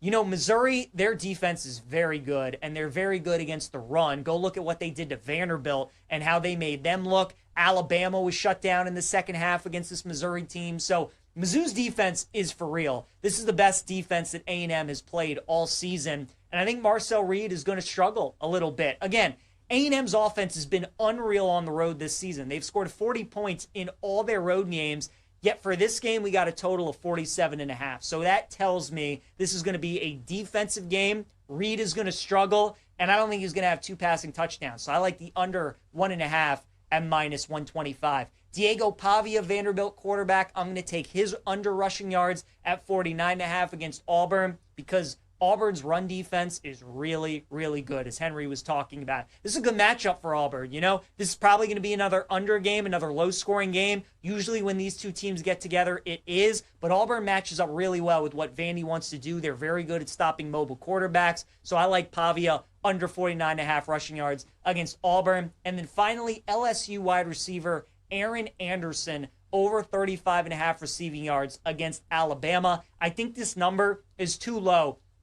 LSU's struggle this season on offense has been their offensive line. The good thing for them is that Bama really doesn't get too much pressure on the quarterback. Their defensive line, not great this year. They don't generate a lot of pressure. So Nussmeier should have some time to make plays. And if he's able to do that, I think Anderson could have a nice day. He had 59 receiving yards against Texas A&M. He had 90 against Clemson. So in some of their bigger games, Anderson has showed up. I think he could show up in this game as well. So I like over 35.5 for Aaron Anderson against Alabama. All right, let's look at my favorite plays of the day here as we wrap up the show. My prop lock is going to be that Geno Smith passing attempt prop, under 32.5 pass attempts. Again, since week 2, when Geno went over this number in each of the first 2 weeks, since then, he's only gone over it 2 times. Pete Carroll, with the Raiders off to a slow start this season, said he wanted to make more of an effort to run the football. They have done that, and because of that, even though it hasn't translated to wins necessarily, they have been playing a little bit better for the most part. Geno just hasn't been good this season. He's turning the ball over way too much, and the last thing you want to do against Denver is to get one-dimensional and just throw the ball all over the yard. So under 32.5 pass attempts for Geno Smith. Dog of the day, going to college basketball. I'm taking Bethune-Cookman plus 16.5 against Miami. I don't know if you guys were watching, but on opening night on Monday, Bethune-Cookman took Auburn to overtime. This team is pretty good. They're legit, and Miami is still in rebuilding mode. We don't know how good they're going to be, but I don't think they're nearly as good as Auburn is. So Bethune-Cookman, with all that confidence, nearly pulling off the upset against Auburn,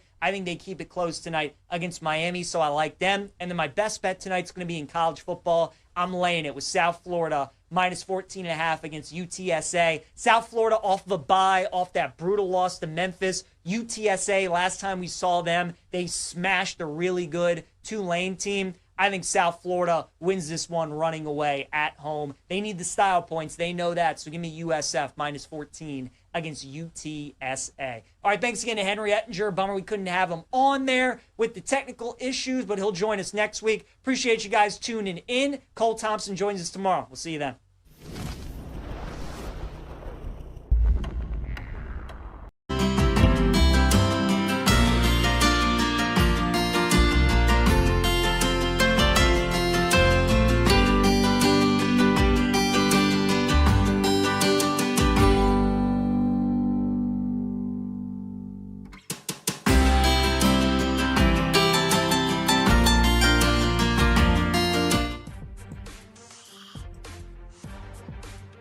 Welcome back to Bet Sweats with Joe Ostrowski and Sam Paniotovich on the BetMGM Network.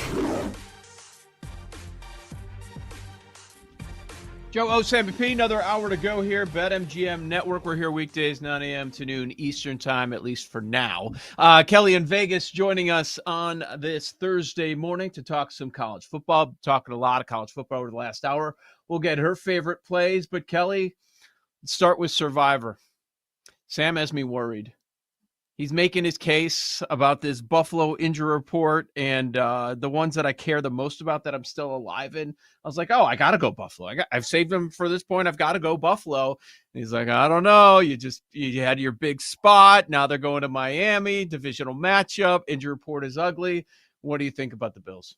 Yeah, I don't care how bad Miami is. You don't take a divisional team on the road, period. Like, that's like the one rule that I refuse to break. That is how we got knocked out last year in Survivor, because I conceded to my partners and said, okay, fine, we'll take, I don't remember who it was. I think we took the Falcons and they got beat by the Saints or something egregious. It's just not a fun place to be. Look, I considered using the Panthers this week, 5.5-point home favorites. What could go wrong? I logged into my splash where I only have one of the $2.5 million left. I have a couple of the smaller ones left, but that's the biggest one I have left. And sure enough, I used the Eagles week one. So I'm going Broncos tonight. If you saw Broncos available, I think this is a really good spot. Now, again, I know I just mentioned the divisional aspect, but the Broncos here at home, 9.5, 8.5. I don't see them losing this game. Not to the Raiders that had so many opportunities to beat the Jags last week with a unhealthy Trevor Lawrence. Hey, good on Pete Carroll for trying to get the win instead of playing for the tie, but I just don't trust this Raiders team. I don't think that there's anything great to write home about. Yeah, Austin Genty, sure.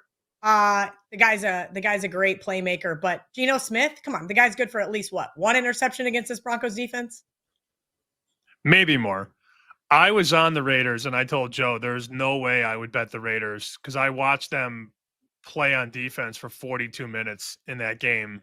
And then you got to go to Denver in the mountains and get back up. And I was looking at Denver for sure. I also think I don't think Tampa's a crazy idea in Survivor, Kel. If you're looking for a deeper dive, if you want to go past the big favorites, Tampa's going to win. Yeah, I think Tampa is going to win. Tampa's actually the best bet I gave out on Wager Talk this week, and I do like them in this spot. No disrespect to what New England's been able to do over the last few weeks. I don't want to take that away from them, but the reality is playing teams like the Falcons, playing teams like the Titans, those middle of the road type teams, it's a lot different here. With Tampa off a bye, you're getting Godwin back for Baker Mayfield. I know a lot of people want to give Drake May the MVP, but we all know it belongs to Baker. Damn. I agree with your thought on Carolina. They play better at home. Scares the hell out of me that the last 10 times as a favorite they've lost outright. That's quite concerning. But yeah, we have options. I thought this week was going to be a tough week where you didn't have many options. You do have options this week.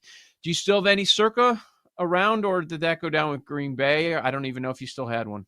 No, that actually, all of the Vegas contests, so Westgate or Circa, went out with the Rams that fateful Thursday night at the beginning of October. We still had a couple of slashes left. One went out with the Falcons. One went out with Green Bay last week. I have not just done a full-on shove in. Joe, I was thinking about using the Broncos in your revival contest tonight as well. I don't know if I want to go Broncos across the board. I think in the big contest, 2.5 million guaranteed, I think Broncos is the safest bet, if you will. But I think I may try to zig a little bit and look at towards the Bears, maybe Seattle in yours, just get a little spicy, because I don't want to discredit it, but there's still plenty of people alive in your new one. And I think early on taking some of those shots is different versus in the splash 2.5 million, there's only 1,600 of us left out of, I think it was like 13,000 to begin with. I'd have to look.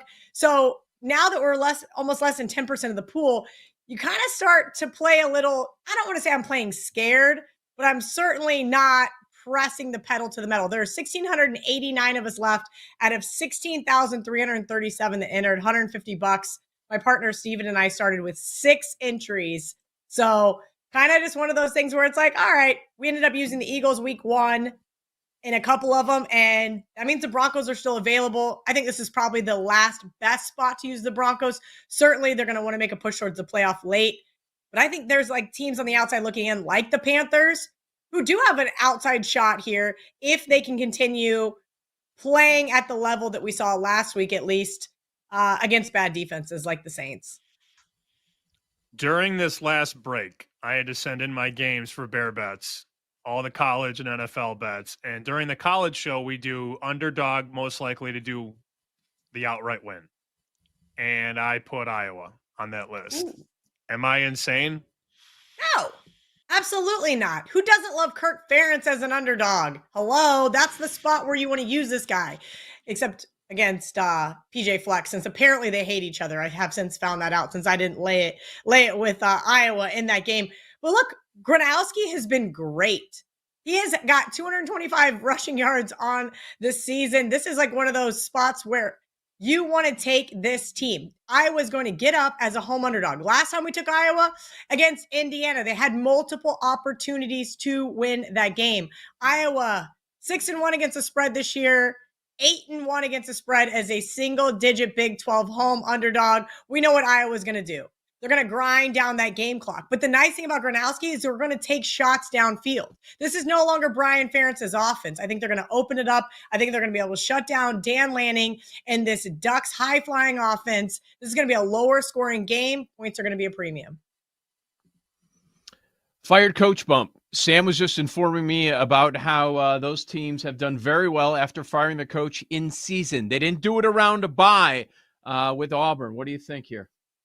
Man, I wanted to take Auburn in my 3-team moneyline parlay. It was really close between them and another team. And I kind of thought, all right, we now have all been told how many times you fire your coach, what happens? These teams get excited. They get up for the next game. That's not always the case, except for this year it is. This year it's been great. I think Sam told me it was 6-1 the following game. So Auburn immediately was on my long list, as well as LSU. LSU, I ultimately just didn't trust against this Alabama team. So I thought, you know what? We're going to pump the brakes. But let's ask why Auburn's a dog. Auburn probably would have been right around a pick 'em, but Vanderbilt keeps doing Vanderbilt things, right? At least this year's Vanderbilt, last year's Vanderbilt team with Diego Pavia. All of a sudden, this team is good. They're competitive. Last week, if you had Texas minus 3.5, shame on you for waiting too bad and betting a bad number, but you probably should have still covered that game. That was absolutely insane. And once Hugh Freeze is gone, you kind of have to wonder how this team is going to rebound. I think they were going to come up against Vanderbilt big anyway, because now Vanderbilt is no longer the hunted. They are the hunter. And that is not a spot that they're used to being in. And those are typically teams I want to fade. This is a Tigers team that's owned Vanderbilt since like the 70s, right? They've played 18 games where they've been favored every single time. And now they're an underdog? Give me a break. This is too many points here. I do think Vanderbilt will probably ultimately find a way to win this one, but I like Auburn plus the points. You know, they've always said that when the calendar turns to November, the contenders rise and the pretenders fade. And we saw that last week with Miami. Like the first day of November. You're going against A&M here. Is it because you don't believe in A&M, or you just think Missouri's going to keep fighting with the backup quarterback? Here's the reality. I haven't believed in A&M for the last 2 decades. They're like the second Texas team with more money than God that never lives up to the hype. Hey, congrats to Mike Elko and Colin Klein. They're undefeated on the season. Eventually, the cream rises to the top, and I think Eli Drinkowitz and the Missouri Tigers, who have been an awesome home underdog, coming off their bye week with a top 5 team in total D, might just be the buzzsaw that this Aggies offense needs. Yes, backup quarterback, but I was doing some reading earlier, and of course I closed out the webpage. Blonde moment on my part. But one of the quotes with Eli Drinkowitz, to paraphrase, was saying is like, look, we know we have a backup true freshman quarterback, but we know his limitations and we know his strengths. And guess what? He's got more upside than Bo. And I like when a head coach says that about a backup quarterback and says, hey, this guy's got some fight in him, and we're going to take what he's good at and exploit the other team's defense. And I think that's exactly what the Tigers are going to do here. Not only catching points at home, but just really being disrespected at this point in time. Is Bo really 3 points better than the backup? I don't think so. With Kelly in Vegas here, this is Bet Sweats, Joe Ostrowski, Sam Panayotovich. Virginia makes the playoff, at least the first rendition of the playoff, barely, at 11. How much of a fraud are they? That's a good question. I really think this Virginia team is scrappy. We mentioned Vanderbilt and what we've seen from them. Virginia is kind of that team in the ACC, right? Where they're kind of catching my eye, right? That Friday night there versus Florida State. But again, now here they are. They're asked to lay points, and they're off back-to-back. They're back at home, off back-to-back road games. And sometimes that catches teams up.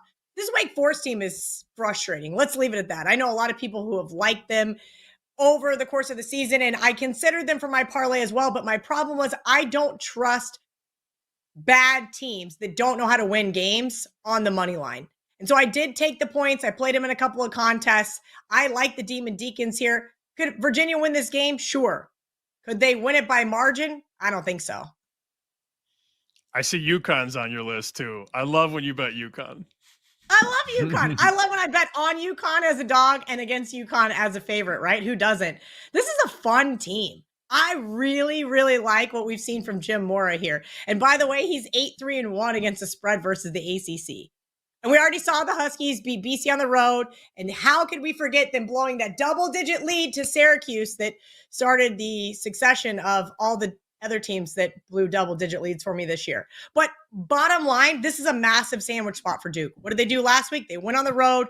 They beat their in-state rival, Clemson. Now, the team we just talked about on the outside, well, not on the outside, they made the first rendition of the playoff. Virginia sitting there going, all right, why does Duke care about a little old team named UConn? Well, he should. UConn's quarterback, no interceptions on the season against Duke's 113th ranked pass defense. It's going to be really interesting. Again, Jim Mora, not only great against the ACC, 14-7 there at home. I think this is a great spot for UConn, catching Duke off that big win. Look ahead spot for them with Virginia on deck. Don't be shocked if UConn wins this game outright. All right, you gave us Iowa, Mizzou, UConn there, Wake, Auburn. You've got one more SEC game, Kentucky against Florida. What do you think? Yeah, we just talked about sandwich spots. Hey, kudos to Florida for covering last week. Did you guys catch that? How could you not? That was like frustrating if you had Georgia. I did not get involved in that game, but it was fun sitting around after the wedding watching everybody lose their minds that did lay it with Georgia. I thoroughly had to laugh, especially after K-State's performance. So Florida somehow doesn't get obliterated in the good old cocktail party for once in a blue moon.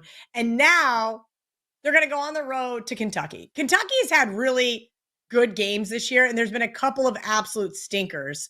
And this is one of those games where I think Kentucky knows they can win. Kentucky's went into Gainesville and gotten a win before. Kentucky knows that this is a down year for Florida, playing with an interim head coach. And guess what? Florida's only covered one of the last 8 games in this series.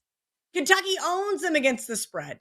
Mark Stoops, hey, I'm not sure what's going to happen with him here, right? Are they going to make a bowl game? Is he going to get fired at the end of the season? Regardless, I think he deserves some credit for what he's been able to do there with this Wildcats team. Yeah, both teams, you could argue that they're kind of lame ducks and this game doesn't matter. But Florida, guess who they're looking ahead to next week? What? Oh, Florida come State. on, you guys. You guys are supposed to wait, what are you talking about? Oh, you guys kill me. Look, the sandwich spots are always fun. Marco at Wager Talk kind of put me on to these interesting things where you have a big game and a big game. And what matters to some of these big name teams, right? It matters when Georgia is playing Florida. It matters when a team has a number in front of them. Number 7, Ole Miss on deck for the Florida Gators. Why do they care about going to Lexington? The answer is they don't. There you go. We've got just over 30 seconds left. Is there one NFL play that you really like this week? Yeah, the Buccaneers is the only game that I have played with my hard-earned money. I did a lot of teasers, guys, so I'll give you those.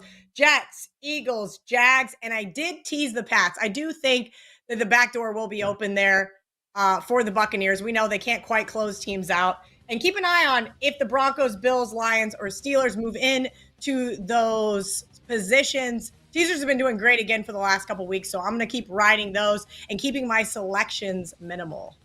Thank you, Kelly in Vegas. Good luck this weekend. Thanks, guys. All right, good stuff from Kelly. Where's the room for Thursday Night Football? We'll find out next on Bet Sweats.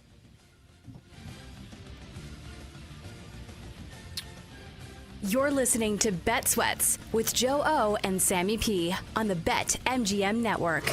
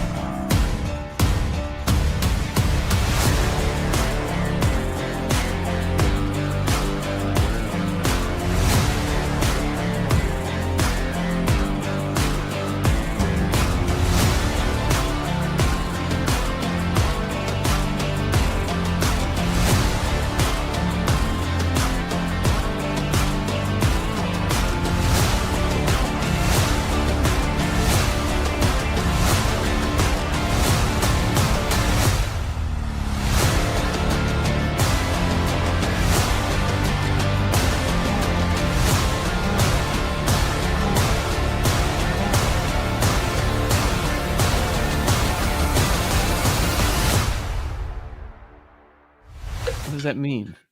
I don't know. It's bad. Where's the room?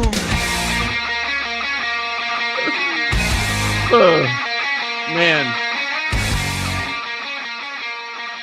Bet sweats, lightning bets in 20 minutes. So a lot of Thursday night football chatter because we're going to find out where the room is at. We bring in our executive producer for that. His name is Paul Aspen. Is that a D? No, it's not a deep V, is it? Wait, what's going on over there? Is it a deep V day? Oh, okay. Oh, it's a button. It's just unbuttoned. Okay, gotcha. It's a deep. Sorry. You want me to do the Chris Sims like all the way up top button? That is makes weird. Me uncomfortable. And Like he like, named his podcast after that. The unbuttoned Hulk podcast, Hogan. whatever. Just rip it off. Just rip it. Family show. All right. That is really deep. Hold on. Sit up for a little bit. Sit up for a split second. That's what I'm saying.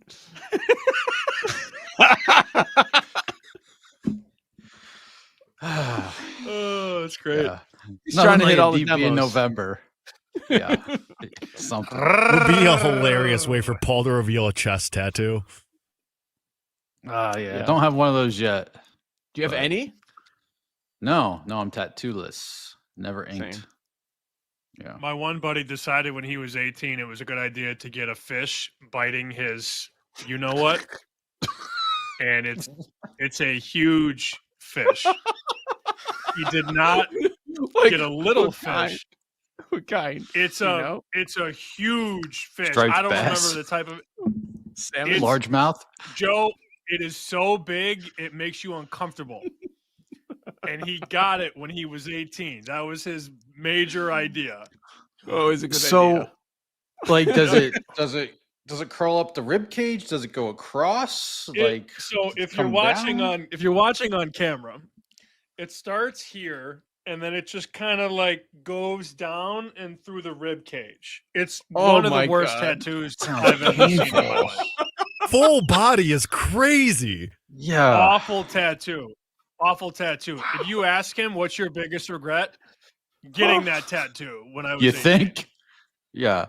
Now, was this planned or was it like, nah, I'm 18 now. Fish tattoo.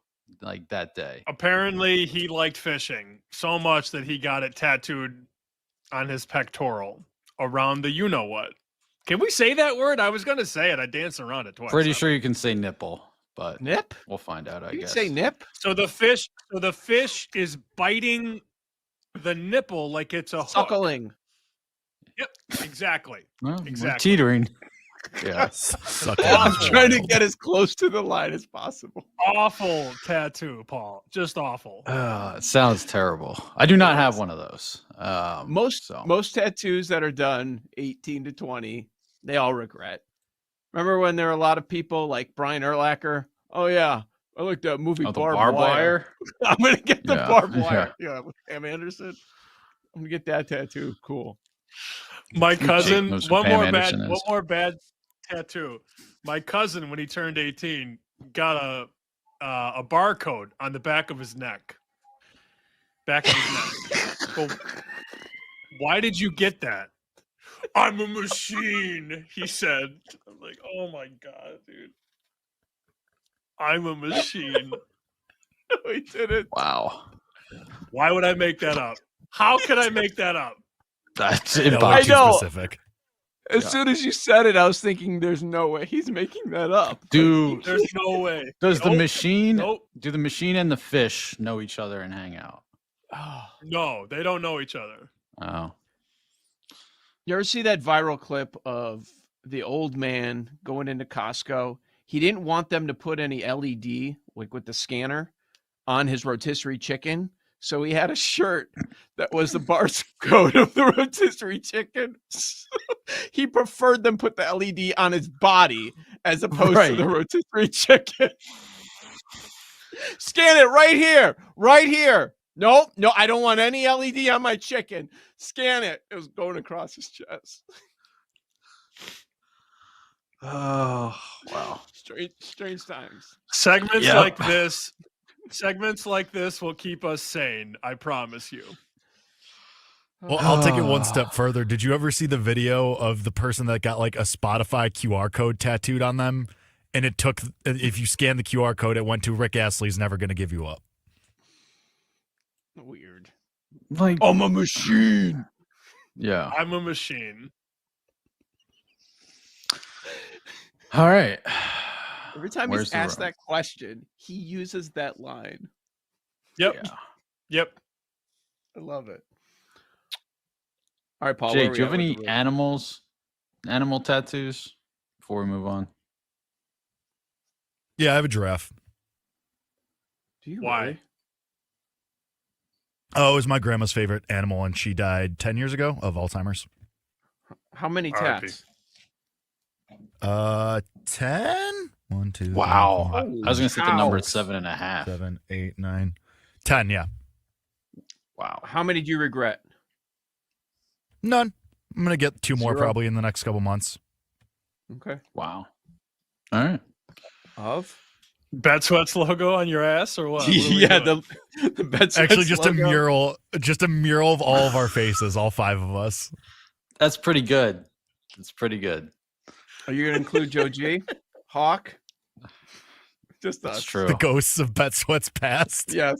That's pretty good. How about just do the ghosts of the... I'm going to do one the whole network. Anybody that's ever worked here. My entire back.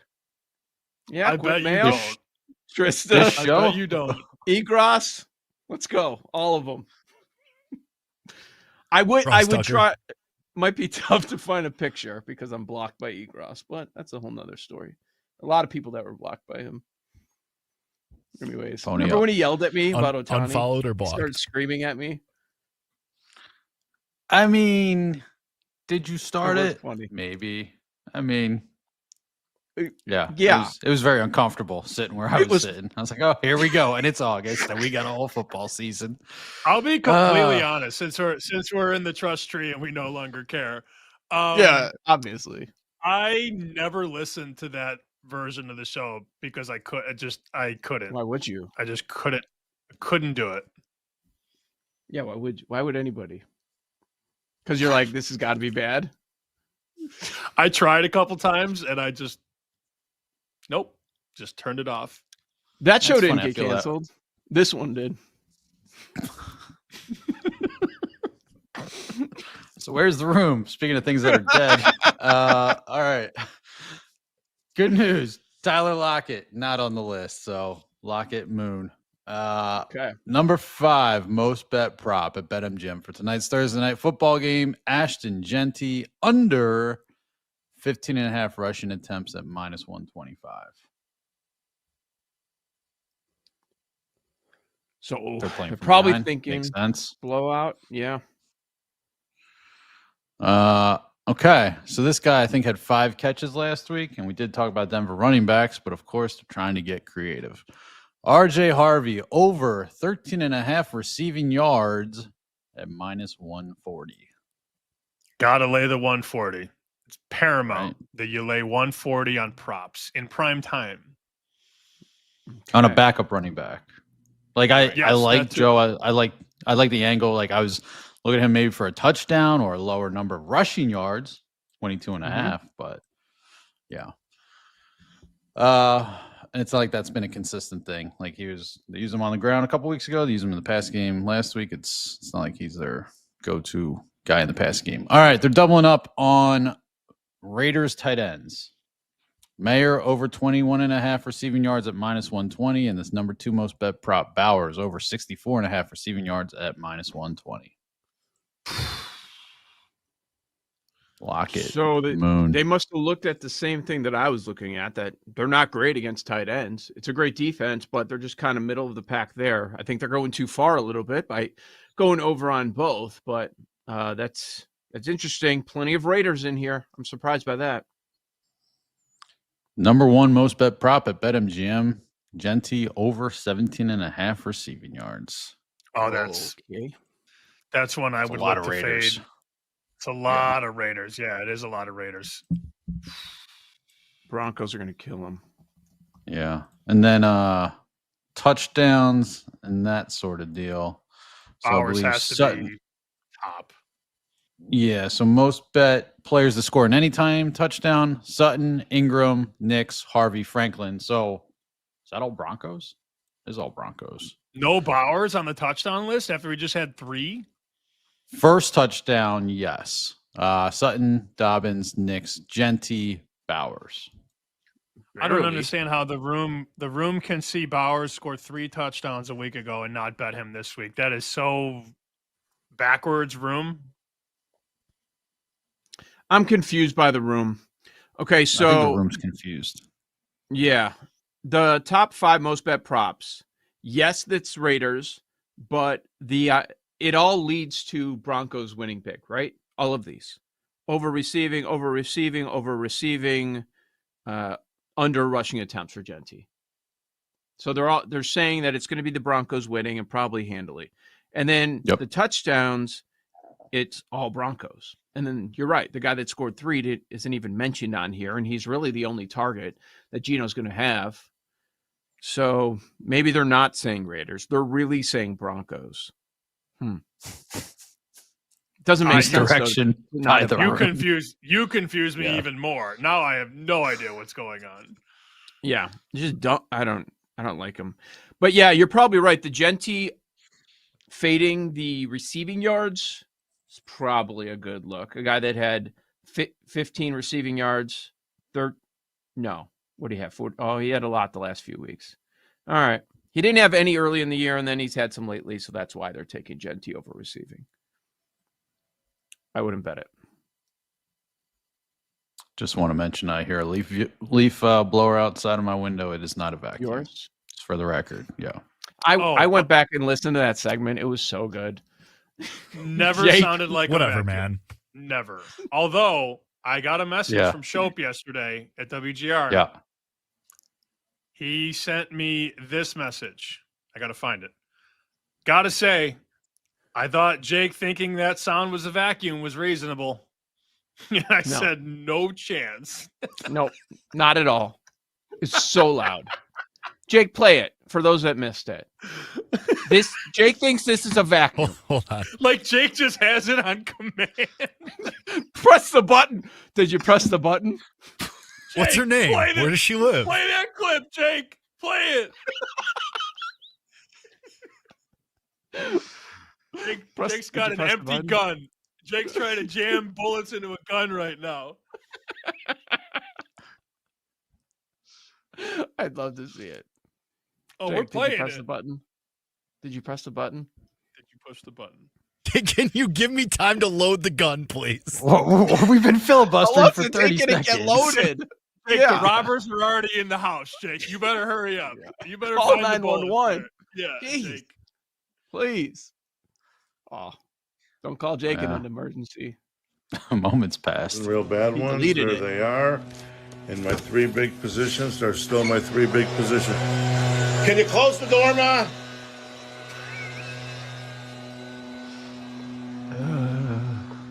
Coach of the year. I got 9,000 on Coach of the Year. It's going to be a big swing. I got 7 Coach of the Year bets. There they are. Bengals second. I got $28,000 swing. Can you close the door, please?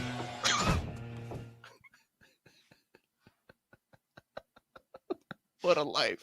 The audio really doesn't do it justice because the video, like the facial expressions make it so much better. So good. No, that's not a vacuum. That's not even close to a vacuum. Unreasonable. All right, Joe, my tell you bad. that I'll go later. play in traffic. I'm talking to So- Shope, not you. Shope also said, not all vacuums sound perfect. And I said, He's got deep thoughts on this. Stop. You just said stop. So then he was trying to, we're debating whether it was a vacuum or not. And I sent him straight to the source, George tweeting that it was a vacuum. Or no, Oh, a he vacuum, did. A leaf blower. A leaf blower. Yes, he Sorry. did. Now I'm confused. The room has confused me the rest of the day. I don't It's been know a what's long. going on. Is it another long week for everybody? I woke up today. I'm like, it's only Thursday. Come on, let's get there already. No, maybe it's just me. I'm a machine. I can take it. I'm a machine. back of his neck. Yep, right on the back of his neck, right above the lip of the T-shirt. Unbelievable. What's worse, that or the MLB logo? Javi Baez. The barcode. I think the barcode's worse. I think for sure. Yeah. Barcode is worse. At least The barbed wire is really bad, though. The Urlacher barbed wire tattoo is one of the worst. Yeah. That's talking tats. This is Bet Sweats.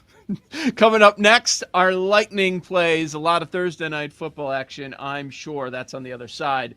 You've got Joe Ostrowski, Sam Panayotovich, Bet Sweats, BetMGM Network.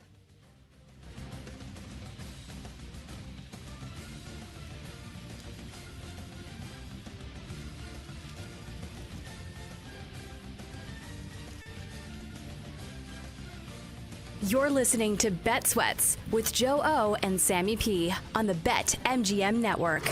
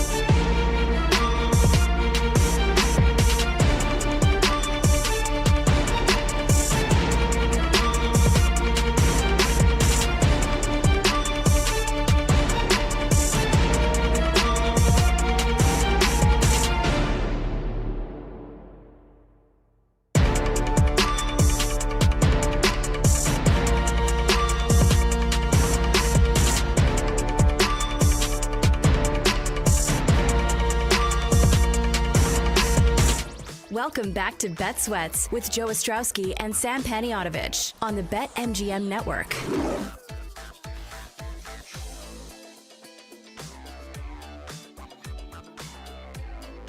Joe O, Sammy P. We'll get to Lightning Bets coming up in just a minute. Week 10 of the NFL season begins tonight. Trying to stay positive frame of mind here, Sam.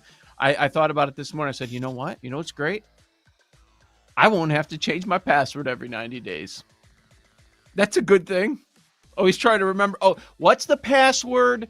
Okay, did I get the password? Okay, now I need to enter a code. Let me look up on my phone just to check email or something like that. That's a positive.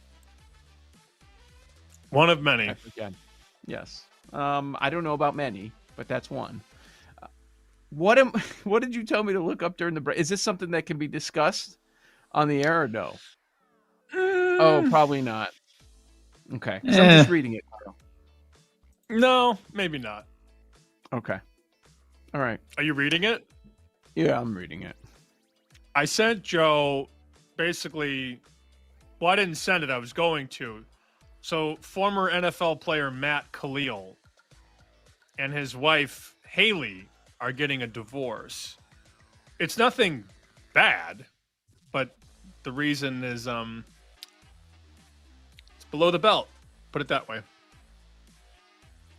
And it's not I don't think it's a bad thing. No. Is it a bad thing or not? The term 2 Coke cans was used in the Yes. story. Wow. All right. I don't know what else to say. All right. Industry news. We saw this earlier this morning. I don't know how else to transition, man. Like Which industry what am I supposed to do? Not the porn, not Matt Khalil going into that industry, but he could apparently if he needs money. If he's hard up for money.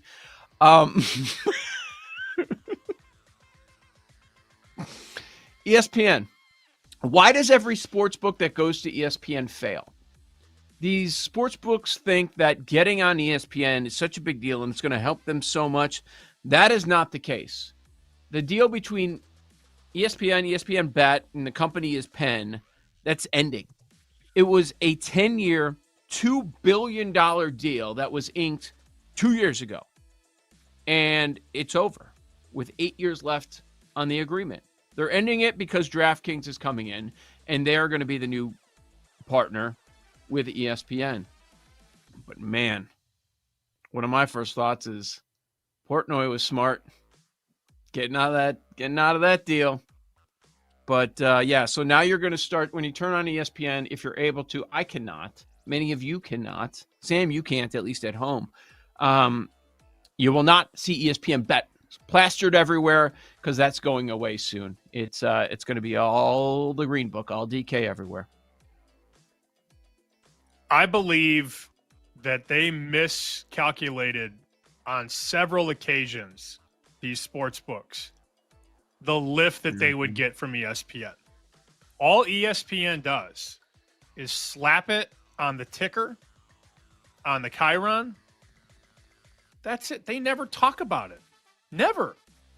And you would think, like, the one thing I could never understand, if I was a consultant for ESPN, I would try and make it so obvious during all the games you have to do reads or promos. You have more live sports than any company on the planet, and they never, ever talk about their sports book. But they paid the money and did the deals to get the sports book, but then just thought that people would be watching the games and just, let me sign up for ESPN Bet because it's slathered on the lower third or on the ticker. They never did enough with it. And I could care less that ESPN Bet went under. I could care less. But if I was ESPN Bet, I'd be like, what the hell? The talent does nothing with it. They don't promote it. They don't talk about it. It's a disaster how that unfolded, but that's because ESPN itself didn't do any lifting on its end. The only thing you would see is commercials. Well, who's watching the commercials? People walk away. Nobody. They go to the next channel. They're on their phones. Like, nobody cares about what's happening. I don't care that Stephen A has some bet, some juice price, whatever. Oh, it's a great deal. What? I don't care about Greeny's pick. No, I'm not going to the promo section. I'm not going to check it on ESPN Bet. I will say, like, looking at it, comparing it on Odds Logic, a lot of times they do have the best price in market. Problem is, people that know anything, they're not going to let you bet there a long time. But yeah, it just never clicked. And these books think it's going to be such a boost to them, and it isn't. As you're mentioning that, my thought process is why. I would bet a lot that the leagues are like, don't shove this down people's throats. Don't be over the top. Yes, you can promote your sports book, but let's not do it too much. Okay, you can get 1 or 2 mentions here throughout the game, but not coming back from every break. I would guess that there's some of that. So according to the Penn earnings call, they lost $1 billion in the 2 years they were with ESPN. $1 billion. Look, most states are legal. Your average bettor is not like us. They pick 1 or 2 books, and that's it. I'm done. That's all I need. I don't need money spread out everywhere. That's how a lot of people look at it. And to spend that much money after most of the states are legal, meaning most people have the apps on their phone that they're going to use anyways, like, what are we doing? And that's how we got to this point, right? Where these sports books and legal markets are not spending as much money as they once did. And I'm not saying it's the case here, but I know for a fact it's the case with other situations. That's why you are starting to see some of the sports betting media stuff go away. ESPN was way wrong about brand loyalty. They thought that consumers, people like you and I, and people like you listening or watching right now, were so loyal to ESPN that they would just naturally convert to ESPN Bet users. And this is not the first time ESPN has done something outside of its television entity. ESPN Zone, ESPN the magazine. Remember the ESPN phone that they tried? ESPN phone. Yeah. Yeah. Now add ESPN Bet. Newsflash, ESPN, we are not loyal to you. We want to watch the games. That's all we care about. Look at the college football pregame ratings. Look how those are starting to shift. Whatever's the best product, that's where people are going to go. Yeah, they have their habits, and the habit over many people's lives has been, for college football fans, you turn on game day. They're not all doing that because there are other options out there. They're not that loyal. And now I can't get an ESPN on my TV anyways. So I'm starting to develop the habit of going to Fox first. That's what happens. You better get it figured out. All right, Lightning Bet, Sam, what are we doing tonight? Give me over 42.5. 42.5 is readily available. There's a minus 110. There's a minus 112. Let's go over in Vegas and Denver, 42.5. I think we get points. Okay. I will be in a bad mood tomorrow if Vegas pulls off the surprise. I will be having numerous survivor spots on Denver. Yeah, I don't love it. Divisional matchup, Thursday Night Football. But guess what? You know, as Kelly was talking about this game, that game, divisional matchup. Yeah, we're going into the second half of the season. You get a lot of division games every single week. This is what they save it for. So it's going to be tough to avoid those spots. I will have Denver in a bunch of spots. They may have the best spot of the week. Vegas, short week, overtime game, on the field for 43 minutes. Might be the best spot.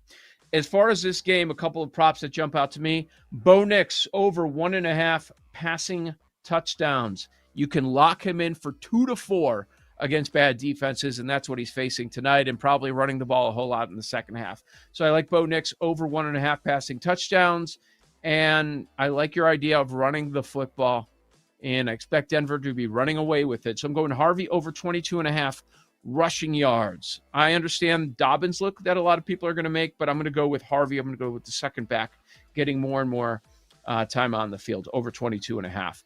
Paul Aspen, what are you doing for Lightning Bets? I wanted to get there on the Raiders, which is a weird thing to say, but I just can't. It feels like a dumb way to lose whether it's in a pick 5 or whatever. There's better looks. So I'm just going with the Tyler Lockett angle. It's a shot. It's I think and the reason I go with him over like a second round draft pick like Jack Beck to go opposite Trey Tucker after they trade away Jacoby Myers. You got the familiarity with Geno. You got the familiarity with Pete Carroll. You got to believe at like this point, November 6th, you still got to at least pretend like you're trying to win games and go with like known quantity as opposed to like, all right, well, let's get the young kids some reps and see what we're working with. I don't think we're quite there yet. So again, some bargain prices if you think there's anything left in the tank for Tyler Lockett. You go 20 plus yards, you're getting plus money. So I will go 40 plus at plus 420. Nice. And touchdown at 10-1. We all don't care anymore. That's clear. Paul has been throwing out a nice reference. I didn't even mean to. I don't know. Yeah. Sometimes it just happens. It happens. Also, that was the wrong number for nice, I think. But whatever. I know. You did a smoke some instead. I know. You do know 69 is the one. But yeah. Thank you, Joe. Yes, I've been alive this century. I appreciate the look. Jake, what's up, man? Save us. Good to know that Paul's been on the internet at least one time in the last 15 years. I'm going to go the opposite angle with the Raiders. I think it's just Bowers all day. I'll climb the ladders, 80, 90, 100 yards, get the plus money. Just Geno feeds him all night. That's it. Leave us a review if you like our show. If you don't like our show, keep leaving We'll read some reviews. Tomorrow. We got more. Yeah. We got more, by the way. Oh, we did? I didn't check. Yeah, I just checked Good. The last segment. So we'll read some. Good. They're Keep them entertaining. coming. And they're ripping people, which I'm always behind. I'm a Not happy. machine! Leave a Machine! review! We'll be back for the Football Friday show tomorrow morning, 9 a.m. Eastern. For Sam, I'm Joe. For Paul and Jake as well. This has been Bet Sweats, BetMGM Network. Thanks for listening to Bet Sweats. If you missed anything on today's show, make sure to listen back on the Odyssey app or wherever you get your podcasts on the BetMGM Network. Make it legendary.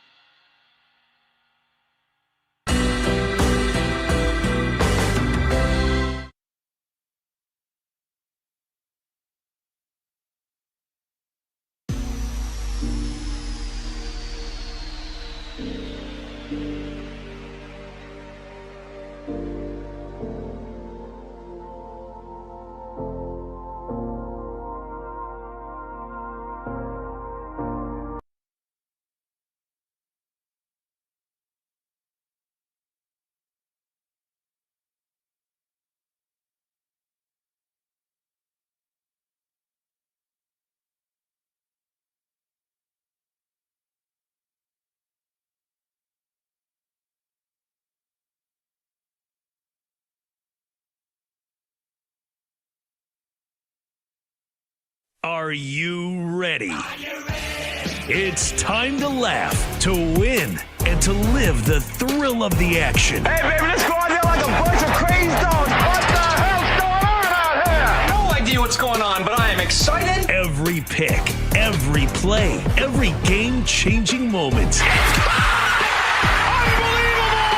This is You Better You Bet on the BetMGM Network. Make it legendary. It's a great day to be alive, and it's a great day to be a better. Welcome to another edition of You Better You Bet, presented by BetMGM right here on the BetMGM Network. I'm Femi Abebefe, hanging out with you guys over the next 4 hours where you can find us across a multitude of platforms. Make sure to watch us live 24/7 on the BetMGM Network and directly on the free Odyssey app. You can also check us out on Twitch at BetMGM Network and on YouTube at the BetMGM Network. You can watch us on Roku, Fubo TV, Samsung TV Plus, and more. And if you'd like to listen to us, you can go ahead and do so at Sirius Channel 160 and Sirius XM 205. And throughout these 4 hours, make sure you're hitting us up on social media. You can find me on Twitter at Femi Abebefe. You can find me on Instagram at Femi_Abebefe. Check out the show on Twitter at You Better You Bet and the entire network at BetMGM Network over on Twitter. If you like our show, you like Bet Sweats, BetMGM Tonight, Daily Tip, all the shows that we have across the network, weekdays and weekends at BetMGM Network is where you can find the Wagertainment. The whole crew hanging with us here on this Thursday. We have Tyler Morales, Jake Hassan, Bill Zimmerman, Mike Brown, Sean Haw, Addie Bates, Nick Costos joins us at the top of the hour with his thoughts on tonight's Thursday night football game, an AFC West rivalry renewed between the Raiders and the Broncos. Broncos could be wearing those Orange Crush throwbacks. Always a good choice when they rock the throwbacks. Like, their current jerseys suck, by the way. Like, the throwbacks are way better than what they're trotting out there on a week-to-week basis. So it'll be a fun aesthetic and a nice jersey matchup tonight on Thursday Night Football. Will it be competitive?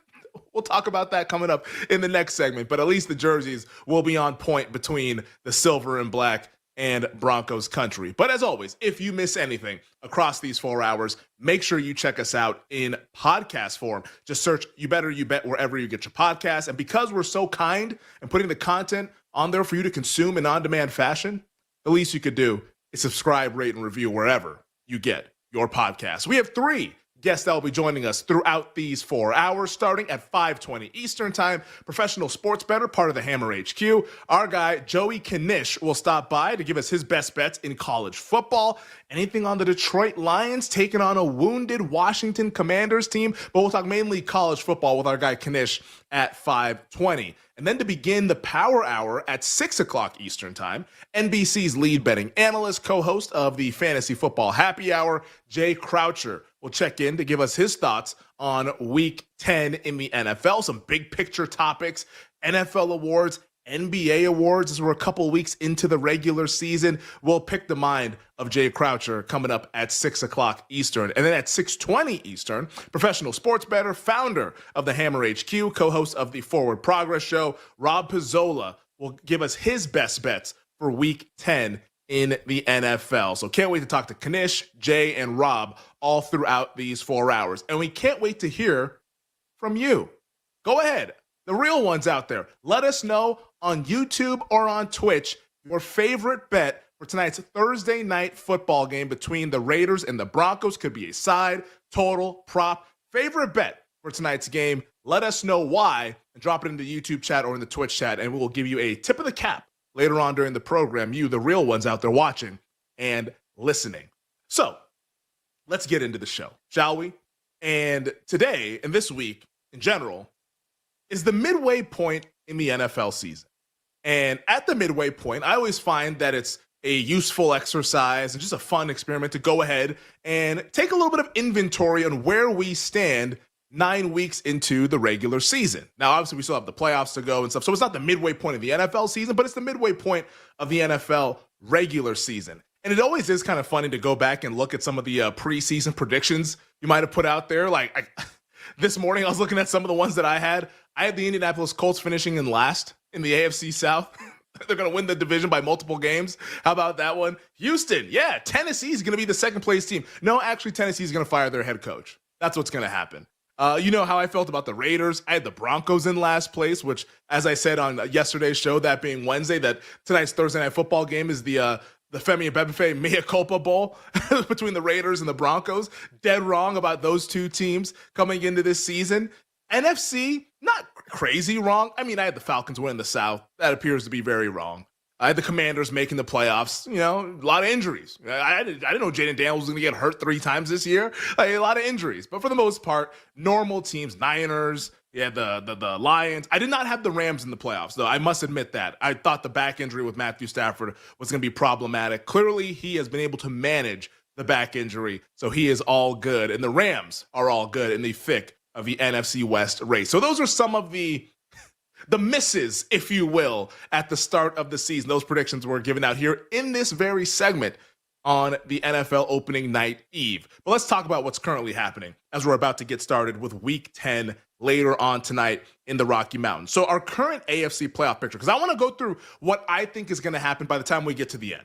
AFC playoff picture, how the playoffs will play out, same as in the NFC, and ultimately who will win the Super Bowl. I do have a revised Super Bowl champion after picking Packers over Bills at the beginning of the season. So our current AFC playoff picture, which I think 5 of these teams will make the playoffs. 2 of them I'm going to have on the outside looking in. So your current picture, the Colts are the 1 seed, the Patriots are the 2, Denver's the 3, Pittsburgh is the 4, Buffalo's the 5, you have the Chargers as the 6, and the Jaguars as your 7 seed. I think the 6 and the 7 are going to miss the playoffs. And from a betting standpoint, you're getting some pretty decent plus money on both of those teams to miss the playoffs. The Chargers, who last Sunday lost their left tackle Joe Alt for the rest of the season. This is already coming off of losing Rashawn Slater in training camp. They now have backup offensive tackles. That O-line is in shambles. They're plus 185 to miss the playoffs. Now, they have an incredibly high leverage game this Sunday against the Steelers, but you don't have to squint too hard to see the Chargers on the outside looking in, despite how much trust we have in their head coach quarterback combination, that being Jim Harbaugh and Justin Herbert. So Chargers plus 185 to miss, I'm down with that. Jaguars plus 125 to miss. I had to do a double take that we were still getting plus money. I understand they're in the playoffs right now, but let's be for real. This is not a good football team. And you know how you know they're not a good football team? Because they're a 1-point favorite against the Davis Mills-led Houston Texans.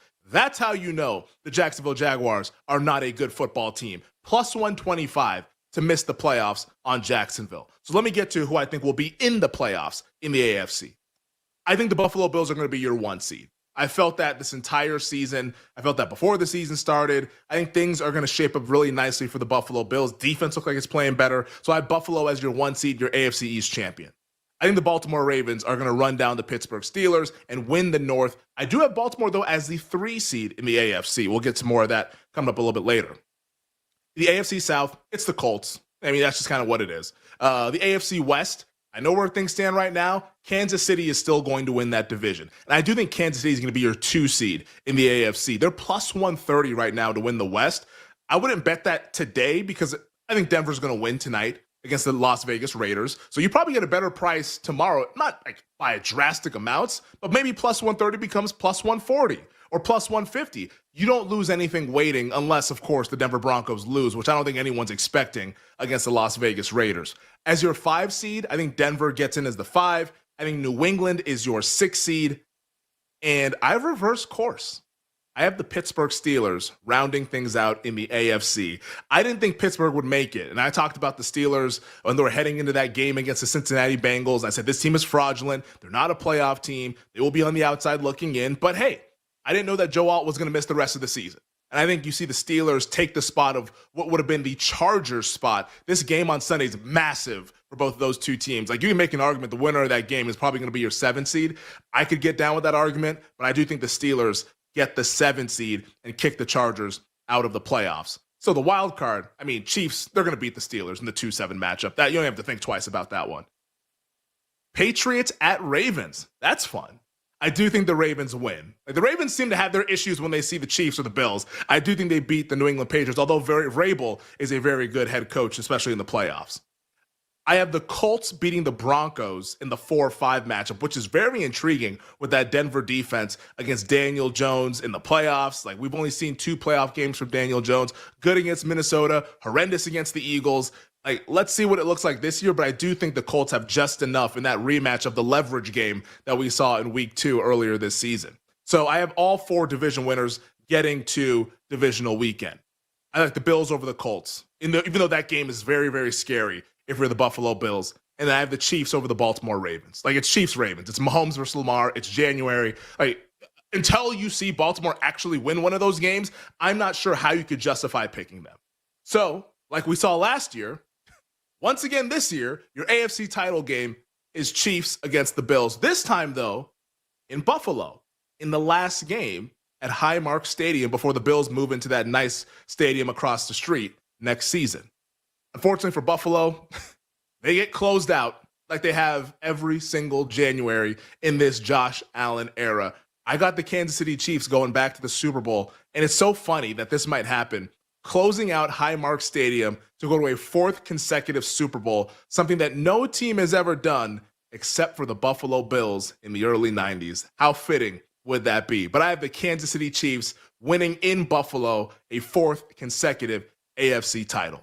Now, we spent most of the time on the AFC because, to be frank, the NFC is not as interesting. Currently, the NFC playoff teams, Eagles is the 1, Tampa's the 2, Tampa 2. Seattle's the 3, Green Bay's the 4, you have the Rams at the 5, the Niners at the 6, and the Lions at the 7. Spoiler alert, these are your 7 NFC playoff teams. I think we're just playing out the string in the NFC. These are your take a photo, take a picture, write it down, send it to somebody. These are your 7 NFC playoff teams. Now, the seeding, I think, will shake up a little bit and will be different than what we see today. But I do believe wholeheartedly these are the teams who will be in the NFC playoffs. And the Eagles, they're going to win the NFC East. The Commanders are banged up. The Cowboys are not a good team. The Giants are not a good team. Philly's going to win the division, barring something like I don't even know what you would have to concoct for the Philadelphia Eagles to not win this division. The North, that's where it gets tricky. And right now, Green Bay's leading, but I think the Detroit Lions run them down. And this is going to be a massive game coming up in a few weeks here on Thanksgiving, Packers at the Lions. Like, Detroit, I think, will win that game, and they just seem a little bit more consistent to me. I know what happened last Sunday. They lost to the Minnesota Vikings, and yeah, like, you could poke some holes. The O-line's banged up. Let's see what Taylor Decker and Penei Sewell later on this Sunday when they take on Washington. But ultimately, when this team gets healthy, especially on defense, I think the Lions are the most complete team in the NFC. Coaching staff, talent on the roster. I think the Lions are going to be your 1 seed and win the NFC North. They're plus 125 right now, by the way, to win the North.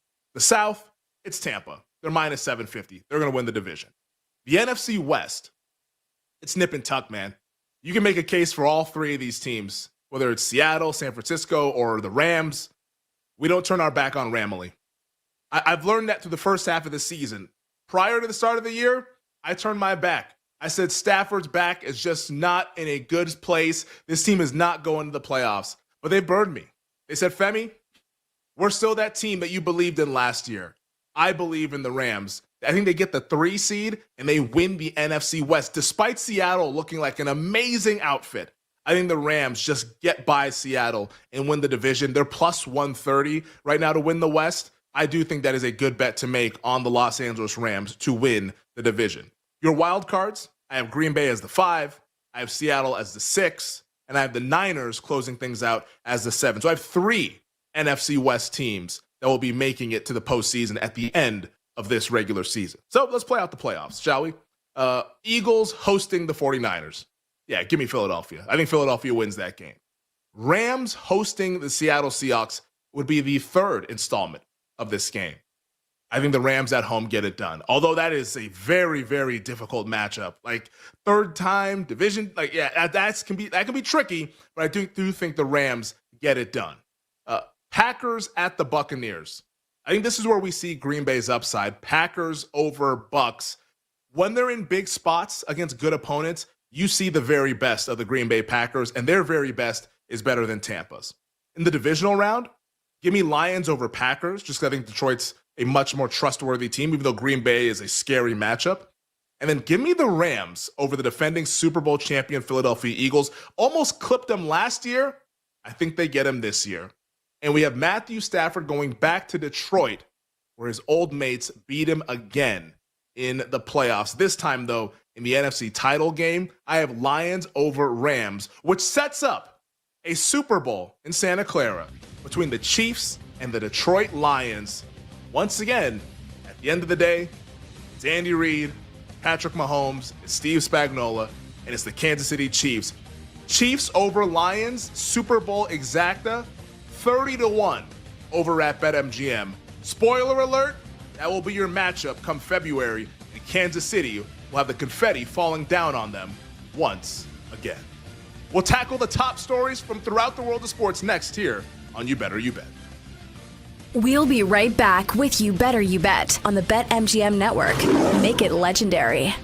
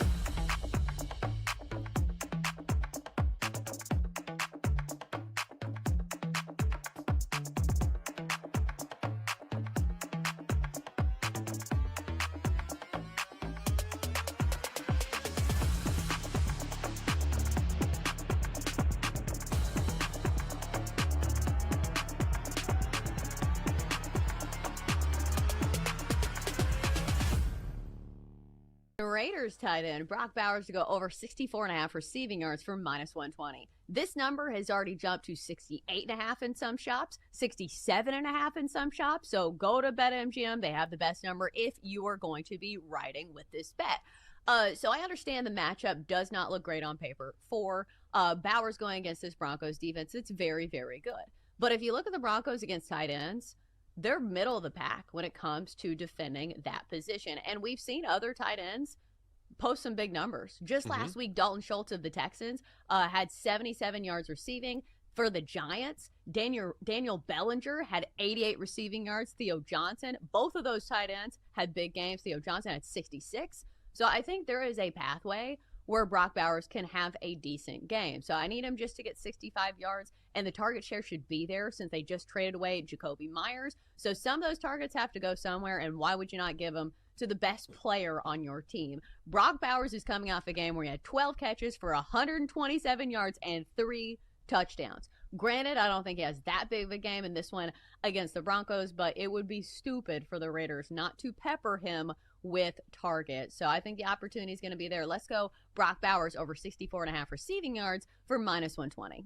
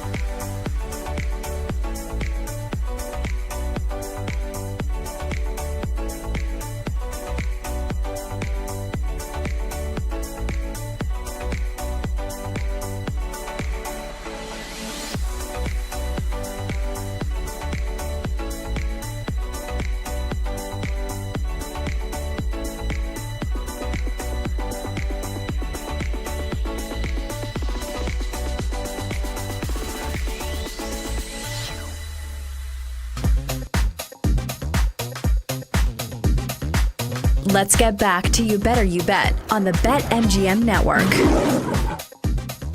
Welcome back. This is You Better You Bet, presented by BetMGM on the BetMGM Network. Femi and Bebefe hanging out with you guys on this Thursday afternoon. 40 minutes from now, we'll hear from Nick Costos with his thoughts on tonight's Thursday night football game between the Raiders and the Broncos, an AFC West rivalry renewed in the Rocky Mountains. So Nick will rap about that, as well as some other topics from throughout the National Football League. In 20 minutes, we'll get into some NFL awards as we discuss Coach of the Year, Offensive, Defensive Rookie of the Year, and Comeback Player of the Year. I think we have a false favorite in Offensive Rookie of the Year. I'll go ahead and say it right now. I don't think Jackson Dart should be the favorite. And we'll discuss that more in depth coming up in the next segment. But joining us right now, like he does each and every weekday at 3:20 Eastern Time, is our executive producer, Bill Zimmerman. Bill, what's going on? How we doing here on this Thursday? We're doing good, Femi. Always good to have a nice little conversation in the commercial breaks here. We're talking Caleb Williams, Jaden Daniels. It's fun. Hey, the narratives might be changing a little bit. So for those who don't know what Bill's talking about, Bill tweeted a transcript from Colin Cowherd's show about saying he would take Caleb Williams over Jaden Daniels. And, you know, Bill has a big Chicago Bears following, Bears banter, doing very, very well. And Washington Commanders Twitter has found the tweet. And it's going great. So let us know what is happening in your mentions. Have you muted the tweet? What is going on? Because nothing pits fan bases together against each other like a young QB debate. Yeah, no, I have not muted mentions, but they are out of control. I mean, hundreds of comments. The thing's been viewed 200,000 times. I mean, Washington, D.C. media is running with it now. John Keim, the ESPN reporter, he quote tweeted it. A couple hosts from even from the Odyssey D.C. station, they're jumping in on it as well. People do not want to hear that Caleb Williams is better than Jaden Daniels. And look, he may not be, but it's certainly not as black and white as it was their rookie seasons. Yeah, you know, like last year we all have Daniels. Like he wins Offensive Rookie of the Year, leads them to the NFC title game, and now, you know, he's been hurt a few times. He's probably going to miss the rest of this season. And Caleb's team, only 3 losses. Maybe they win against the Giants on Sunday. All of a sudden, you can see some of these Caleb people who've been quiet, like Tyler Morales, who's been in our show chat for like 18 months talking about Caleb Williams, starting to get a lot louder. So a lot remains to be seen, but a fun story to follow nonetheless. Like these battles, man, like they're ridiculous. Here's a perfect example. Like one fan fighting back and going, the only reason that Caleb beat Jaden this year is because of a fumble. Another guy jumps in and goes, who fumbled? Like, it's just like...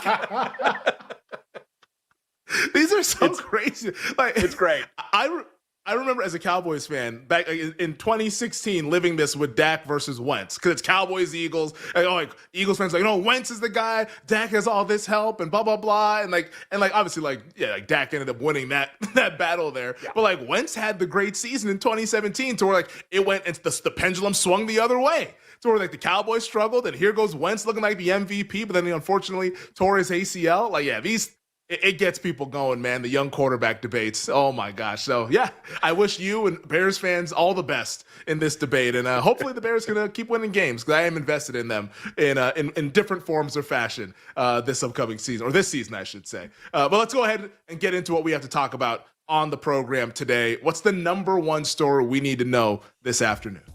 As it usually is, Femi, it's the NFL because Week 10 in the National Football League kicks off tonight. Old school rivalry.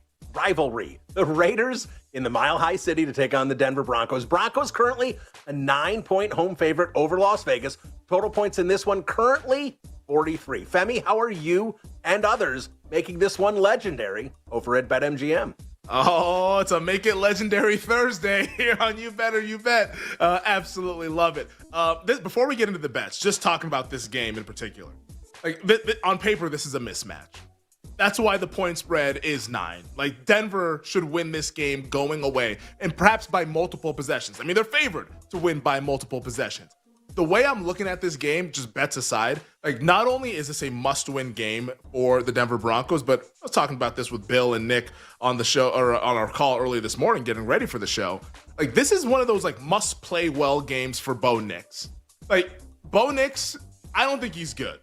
And you can watch Broncos games. You see Denver's a good offensive line. Sean Payton's a really good head coach. They have a good defense. There's a lot of great surrounding pieces for Bo Nix, so where he doesn't have to be Peyton Manning. He doesn't have to be Drew Brees for this team to succeed. He can just kind of do what he's doing, and they can succeed to an extent. But if they want to get over the hump and win playoff games, multiple, like they need Bo Nix to play better. And if he doesn't play well in this game against this horrendous Raiders defense, that's sounding the alarms kind of worrying. Like I think that's a, whoa, we have a massive, massive issue if Bo Nix doesn't play well. So like just setting the stage for tonight's game, even though on paper, oh, it's Raiders, Broncos, it's not going to be that entertaining. I think it is a big time like fact-finding mission of, hey, Bo Nix better show us that he is like, some kind of capabilities as an NFL starting quarterback, because everyone who does is lighting this Raiders defense on fire, which takes me to my bet for tonight's game.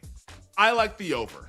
And I know I said I'm not going to do totals anymore in the NFL. I'm going to stay away. I don't want to do totals because you never know how these things go. You never know which way the wind will blow, literally in this case. But I like over 43 because this to me feels like one of those games. And Sean Payton, as great of a coach he is, he's got rabbit ears. He knows what the narrative is about his team. He knows what people have been saying about Bo Nix. Like, he knows. He is going to look to make Bo Nix look like the greatest quarterback of all time tonight. I think Denver's going to be airing it out. I think they're going to be pedal to the metal. I think they're going for style points tonight. I think Denver, they could easily score into the 30s. So then, I mean, can the Raiders just get us to 14 points? Can we get to 17 points? I actually think they can.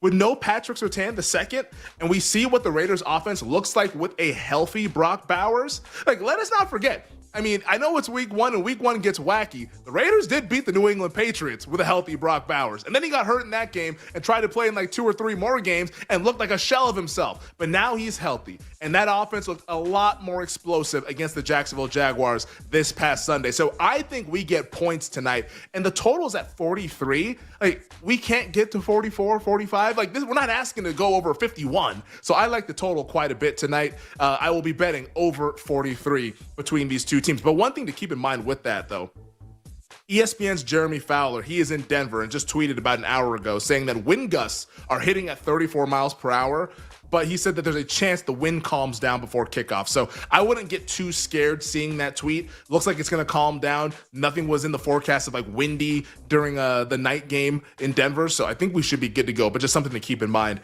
if it is a little bit windy out there in the Rocky Mountains. All right, let's get to what everyone else is betting with the game, though.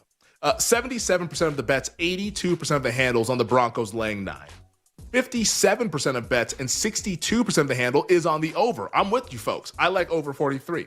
52% of the bets are on the Raiders money line plus 360, but 90% of the handles on the Broncos money line at minus 475. A lot of money line parlays are starting tonight with the Denver Broncos. As for the most popular player props, 5th most popular Ashton Genty under 15.5 rushing attempts. 4th most popular RJ Harvey over 13.5 receiving yards. 3rd most popular Michael Mayer over 21.5 receiving yards. 2nd most popular Brock Bowers over 64.5 receiving yards. And the most popular player prop over at BetMGM, where we look to make it legendary, Ashton Genty over 17.5 receiving yards. Most popular anytime TD score, Cortland Sutton at plus 160. In fact, the top 5 most popular anytime TD scores are all Denver Broncos. So the public likes the Denver Broncos. I like the over. I think we get points in the Rocky Mountains. Bill, hit me with the next story. Well, Femi, the big news earlier this week with the NFL trade deadline, of course, was the New York Jets. One of the players the Jets sent was Sauce Gardner. He went to the Indianapolis Colts in exchange for 2 first-round picks. He's been in concussion protocol, but he has cleared that protocol. He is expected to play this Sunday against the Atlanta Falcons, Femi, where the Colts are a 6.5-point home favorite. Yeah, funny how you clear protocol once you get traded. Kidding. I'm kidding. But good for Sauce Gardner for clearing the protocol. Because, yeah, we're all excited to see what this is going to look like for the Indianapolis Colts. Now, it's not going to be the full allotment of corners. Javarius Ward, he is still on IR dealing with a concussion of his own. That's the concussion that he suffered in warm-ups before the game against the Arizona Cardinals. But Sauce Gardner at least gives them a nice boundary corner. Like, I know we had Baldy on, which, speaking of another tweet that's going viral, go to the You Better You Bet Twitter account, and our clip that we posted from earlier this morning of Brian Baldinger saying that Sauce Gardner is overrated. Like, I agree, but that doesn't mean he's bad. Like overrated doesn't necessarily mean that the guy is bad. It's just that he's not as good as people think. He's not as good as the reputation, but he's still a nice boundary corner, and it should help out a Colts defense that needs a lot of help in the secondary. But with the point spread, that's where it gets interesting, because the Atlanta Falcons, they have some injuries on the offensive line. Let's make sure that those are okay before Sunday's game. But I think Atlanta can keep this game competitive. 6.5 is a big number. Like, you can maybe talk me into 6. Now that there's a hook out there, like, this is a bet on the Atlanta Falcons. I'll put a little bit on the money line just because I think Atlanta kind of has that upside with the skill position guys that they have with Drake London and Bijan Robinson, etc. But plus 6.5 is a bet. Atlanta needs to win this game. This is one of those kitchen sink kind of games. And yes, Indianapolis, they're going to look to bounce back. And the only reason they lost to the Steelers is because of the turnovers. I get that. I understand that completely.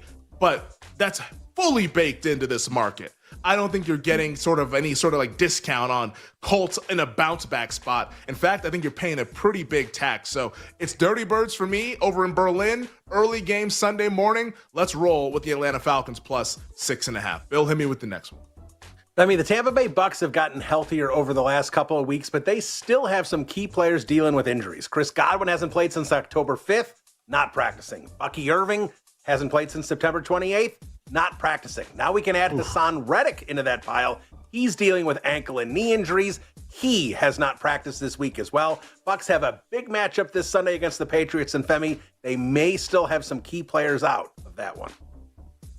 Yeah, man, that's a big game that I cannot wait to watch. And also, it feels a little bit to me like this is it feels like the dark horse bowl. Because like if you're going to pick a dark horse in either conference, it's usually Tampa in the NFC. I mean, think about how the Mayfield MVP buzz was going a few weeks ago. Or it's New England in the AFC where everyone's kind of getting hip to, wow, the Patriots are good. And oh my goodness, look how easy their schedule is. Like these are two teams that folks are really, really interested in. I'm glad that we're getting them facing off each other as like a nice little like litmus test for them. I lean towards Tampa, but man, if we get to 3, I wouldn't hate anybody taking Patriots plus 3. Like it just though feels like New England might be that trendy underdog. Like you get those every now and then, especially with a team that's been out of sight, out of mind for a couple of weeks, and that's Tampa as they're coming off of the bye. And here's New England, just keep stacking dubs on top of dubs. That's what they've been doing all season long. And I feel like people are gonna say, "Oh man, I can get points with Drake May. He might be the MVP right now in the NFL." I'd be a little bit careful with that thought process. As long as Christian Gonzalez is playing in this game, or if he's not playing in this game, like I think that would be a really, really big blow for New England. So to me, I'm not betting this game, but I'm getting pretty close to saying, you know what? I might just bet Tampa under a field goal because I do think Tampa's going to win. And what are the chances that it lands on 1 or 2? So if I had to bet it, someone says you must bet it at these current prices, it would be the Buccaneers laying 2.5. That's the bet that I would make ahead of Sunday's game. All right, Femi, let's move over to the... I didn't give you the That's cue. all right. I love Bill on red. That's my bet. Right. I'll tap the chest. Bill, hit me with the next one. All right, we got it, Femi. How about the Lakers and Luka? The Lakers beat the Spurs last night, 118-116. Luka scores 35 in the win. How about the start of the year for Luka, averaging 40 points, 11 rebounds, 9.2 assists. Lakers are 7-2, a game back in the Thunder for the top spot in the conference. And Femi, in case anyone was wondering, Nico Harrison's Dallas Mavericks are 2-6 in last place. I mean, my goodness, we're going to get to the Dallas Mavericks a little bit later on in the show. But like, and this is such a pointless exercise, what I'm about to say here, but like, if somebody held a vote for MVP today in the NBA, I think Luka would actually win it. Over Wemby, over SGA. The Lakers at 7-2 with LeBron James just dripping in all the outfits on the bench. We have not seen LeBron. Austin Reeves has been banged up. There was no Reeves last night, and Luka doing what he did against his Spurs team, that's actually pretty good. Like I'm a believer in San Antonio because of what they are defensively. Luka has been on one. And this just goes to show you, because like we can all laugh about the Men's Health cover of the magazine earlier in September, and look at Luka during Eurobasket. He looks like he's in shape. Man, that stuff is for real, because Luka does look like he's in shape, and an in-shape Luka is a dangerous Luka Doncic. This is a guy that's one of the best, 3 or 4 best players in the NBA, and he gives the Lakers a chance to win every single night. And I did see this nugget. Luka last night passed Michael Jordan for most points through the first 5 games of a season since the NBA-ABA merger. Luka is on one early on, and if this holds up, the Lakers will be dealt with in the Western Conference. Bill, hit me with the last one before we head to break. Little hockey, Femi. Caps beat the Blues 6-1 last night, but the story in this one, Alex Ovechkin scores his 900th career goal. Obviously, he becomes the first player in NHL history to reach that milestone. Yeah, big ups to Ovi for getting this thing done, man. Like, this was, like, it's awesome. It's really cool to see. Last year was awesome seeing him break the record, although we were 1 game off in that from a betting standpoint. That was a fun experience last hockey season. But like this was really cool last night. And the Caps, hey, like, now we don't have to worry about this. Now we can just play hockey and not have to say, when is Ovi going to score 900? They can just think things through clearly, starting tonight when they take on the Pittsburgh Penguins and Sid the Kid. On the other side, let's talk NFL awards and who you need to bet to win Offensive Rookie of the Year. We'll be right back with You Better You Bet on the BetMGM Network. Make it legendary.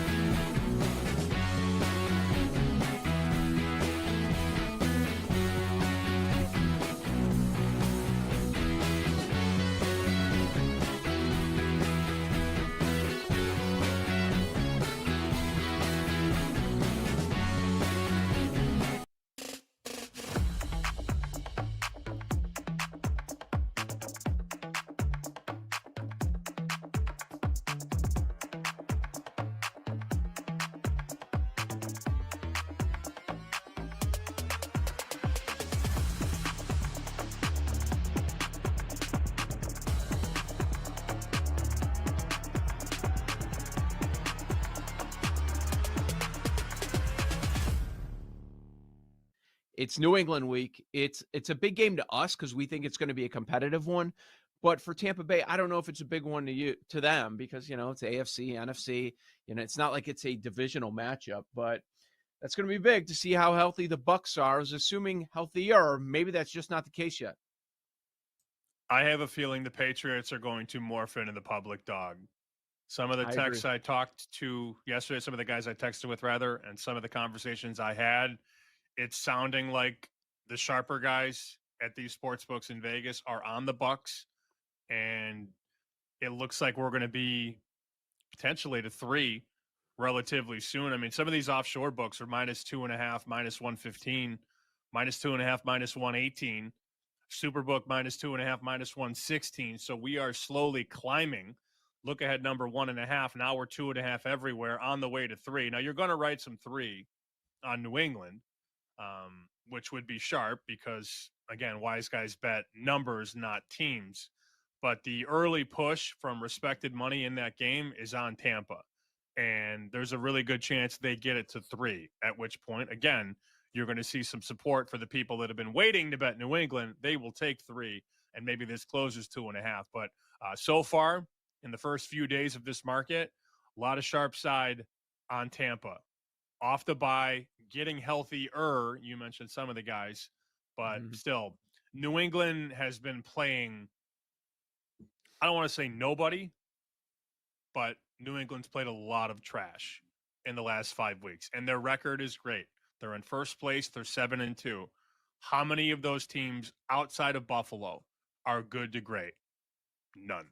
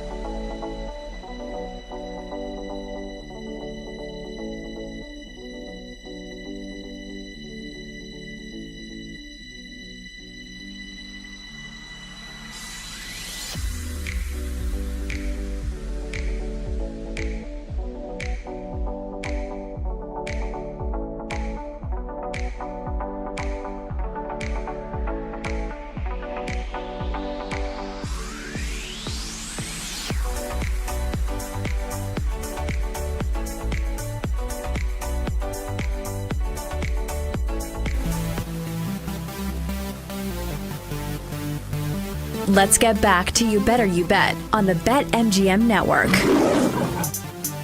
Let's get back to it here on a Thursday on You Better You Bet, presented by BetMGM on the BetMGM Network. Femi Abebefe hanging out with you guys this afternoon. 20 minutes from now, we'll be joined by Nick Costos with his thoughts on tonight's Thursday night football game between the Raiders and the Broncos. Can't wait to see what Nick has to say about that. Can't wait to watch that game because, like I said, I know it's not going to be competitive on paper, at least. The prognosticators, the books, the market. Nobody thinks this is going to be a competitive game. But it is like one of those, all right, Bo Nix, if you are any sort of like starting caliber quarterback, you need to go off tonight against this terrible Raiders defense. So I will be watching very, very closely what Bo Nix does in tonight's game. And also, I like the over, so it'll be fun to root for points. Over 43 is the bet that I will make tonight between the Raiders and the Broncos. If you missed it, about 40 minutes ago, I went over my midseason revised predictions for this NFL season. I have a new Super Bowl champion. Before the season started, Packers over Bills was my Super Bowl. This time now, this week, heading into the second half of the season, none of those teams are making it. Who do I have? Check it out in podcast form. Just search You Better You Bet wherever you get your podcast. But let's talk some NFL awards, shall we? We have Coach of the Year, both rookies, and Comeback Player of the Year. And we'll start with Coach of the Year, where, you know what? Maybe it's going to get interesting. Maybe Shane Steichen's not going to go 16-1 and win this award unanimously, as the Indianapolis Colts are coming off a 27-20 loss last Sunday to the Pittsburgh Steelers. Shane Steichen is now once again a plus money price. He is now at plus 150, still the favorite over at BetMGM, but Steichen a little bit closer to the pack, as the Indianapolis Colts still have an awesome record. I mean, they're 7-2. They went 8-9 last year. They're still on pace to be an 11-6 team, maybe even a 12-5 team. I think at 12-5, Steichen's got a very, very great case to win this one. At 11-6, maybe he opens things up for other guys to also have a case as well. But Steichen should still be the favorite, as he is. This week, the Colts take on the Falcons. I like Atlanta in the game, plus 6.5. I also have a little bit of money line, but I do think it will be a competitive football game. So I don't know if this feels like, like Steichen smash spot at plus 150. Nah, let's just hold off. Because if they were to lose this game on Sunday, it could get real rocky for Shane Steichen in his candidacy, because it would be back-to-back losses to Pittsburgh and to Atlanta, heading into a bye week where he's out of sight, out of mind, and then coming out of the bye week, it's at Kansas City. Like, we could go an entire month without the Colts winning a football game if they lose on Sunday. That's how big this game is for the favorite in Shane Steichen. And if that happens, that opens up the door for another candidate to all of a sudden come out the other side and be, hey, now I'm the favorite. Now I'm the front runner once we get to the second half of the season. And that's massive, because we know recency bias is a big deal for the voters. Like, we're all humans. We're all subject to recency bias every now and then. So that's the Shane Steichen part of the equation. The guy that's hot on his heels right now is New England Patriots head coach Mike Vrabel at plus 175. So we're almost at co-favorite status here for Coach of the Year. Vrabel and the Patriots last year, 4-13. Although Vrabel wasn't a part of that, but the Patriots were 4-13 last year. This season, they're 7-2. They've already won 3 more games than they won all of last year. And you look at their schedule, they might win 6 more games this season and go 13-4. This team is really good, and they have a very, very easy schedule. Now, this Sunday, it's tricky. They're in a coin flip game against the Tampa Bay Buccaneers. They could definitely lose that game. But the thing Vrabel has working for him, let's say the betting market's right, chalk prevails, Tampa wins. Here's what Vrabel has working for him, unlike Shane Steichen. Next week, they host the New York Jets. LOL. Week 12, they're at the Cincinnati Bengals. LOL. Week 13, they host the New York Giants. LOL. And then they have a bye in week 14. It doesn't get any easier. It does not. Vrabel has a very, very nice setup, which is why Sunday's Falcons-Colts game is incredibly high leverage. If the Falcons the Falcons beat the Colts and Steichen loses, immediately, before we even see Patriots-Bucks, in that 5 minutes before that game starts, Vrabel needs to be a minus 150 favorite. Because even if they lose to Tampa, he's got a very, very easy 3-week stretch after that game. and Indianapolis will be on bye and then having to face Kansas City. So Vrabel is in a very nice spot to win Coach of the Year, despite Steichen getting a lot of the midseason love with the content that we've seen early this week. All the voters and voter-adjacent people starting to do that. Oh, here are my midseason awards. Steichen's been winning that. But Vrabel's pretty close behind Shane Steichen. We've seen a couple of people look to praise Mike Vrabel. I want to mention a couple other names here before we move on to Offensive Rookie of the Year. Mike McDonald of the Seattle Seahawks. He's starting to get some love right now from a bunch of people in the media for Coach of the Year. I mean, this is Seattle week right now. Sam Darnold MVP, JSN Offensive Player of the Year, Mike McDonald Coach of the Year. Like, everyone's fallen in love with Seattle because they're awesome. The team's really, really good. And we all watched Sunday Night Football where they destroyed the Washington Commanders. McDonald is now plus 900 at BetMGM. Last year, and this is the big hang up for me with Mike McDonald. Last year, man, they went 10-7. Like, you usually don't win the award when you're coming off a season where you won 10 games. Unless you're telling me that the Seahawks might go 15-2. Hey, they run the table. Hey, man, Mike McDonald's probably going to win. And if that's the case, like, so be it. But would you bet 9-1 for the Seahawks to run the table? I wouldn't. I wouldn't even bet 9-1 for them to just lose one more game and go 14-3. Because, like, that's kind of what's required when you go 10-7 the previous year. And I know there's, like, people that, not necessarily voters, but are voter adjacent types that talk about, like, oh, like, we always give it to the exceeding expectations guy. Like, what about the guy that just has a really well-coached team? Yeah, like, in theory, that's great. But, like, how the voters behave and their patterns over the years, it's usually the improvement guy. So I wouldn't fall for the outlier hipster opinion of how this is going to go, because that's what it feels like is happening this week with people who are praising Mike McDonald. Not saying that it's not justified, because I think he's done a tremendous job, but we're trying to predict what people are going to do. And usually they don't go for the guy like Mike McDonald. Another guy real quick here before we go to O'Roy. Kyle Shanahan. The Niners right now are 6-3. Last year they were 6-11. And he, to me, is the circumstance guy. But once again, and who knows? Because I thought that the guys would be healthy by this time. Like a month ago, I was like, oh, man, everybody will be healthy by like around Halloween in November. They're still not healthy. So if this continues and they just keep winning games, he might actually have a chance to steal this award from the likes of a Mike Vrabel or a Shane Steichen. But as it stands right now, I mean, Brock Purdy, I think, is going to come back. I think Brandon Ayuk is going to come back. I think Ricky Pearsall is going to come back. Like, when those guys come back and it's December, nobody's going to be talking about all the injuries that happened in September, October, and November. They're just going to be focused on what's going on in December. So that's where it gets to be a little flimsy for me for Kyle Shanahan, who's currently 11-1. So Coach of the Year, high leverage, Shane Steichen. He better win on Sunday. Otherwise, I think he might actually lose this award if they don't beat the Falcons in Germany. Let's talk Offensive Rookie of the Year, where I said it in the last segment, and I believe it wholeheartedly. We have a false favorite. Jackson Dart should not be the favorite to win Offensive Rookie of the Year. Right now, Jackson Dart is minus 135 over at BetMGM. And his stats, they're pretty solid. 10 passing touchdowns, 1,100 yards. He's got 5 rushing touchdowns. People seem to like him quite a bit. Like, he's a star quarterback for a New York team.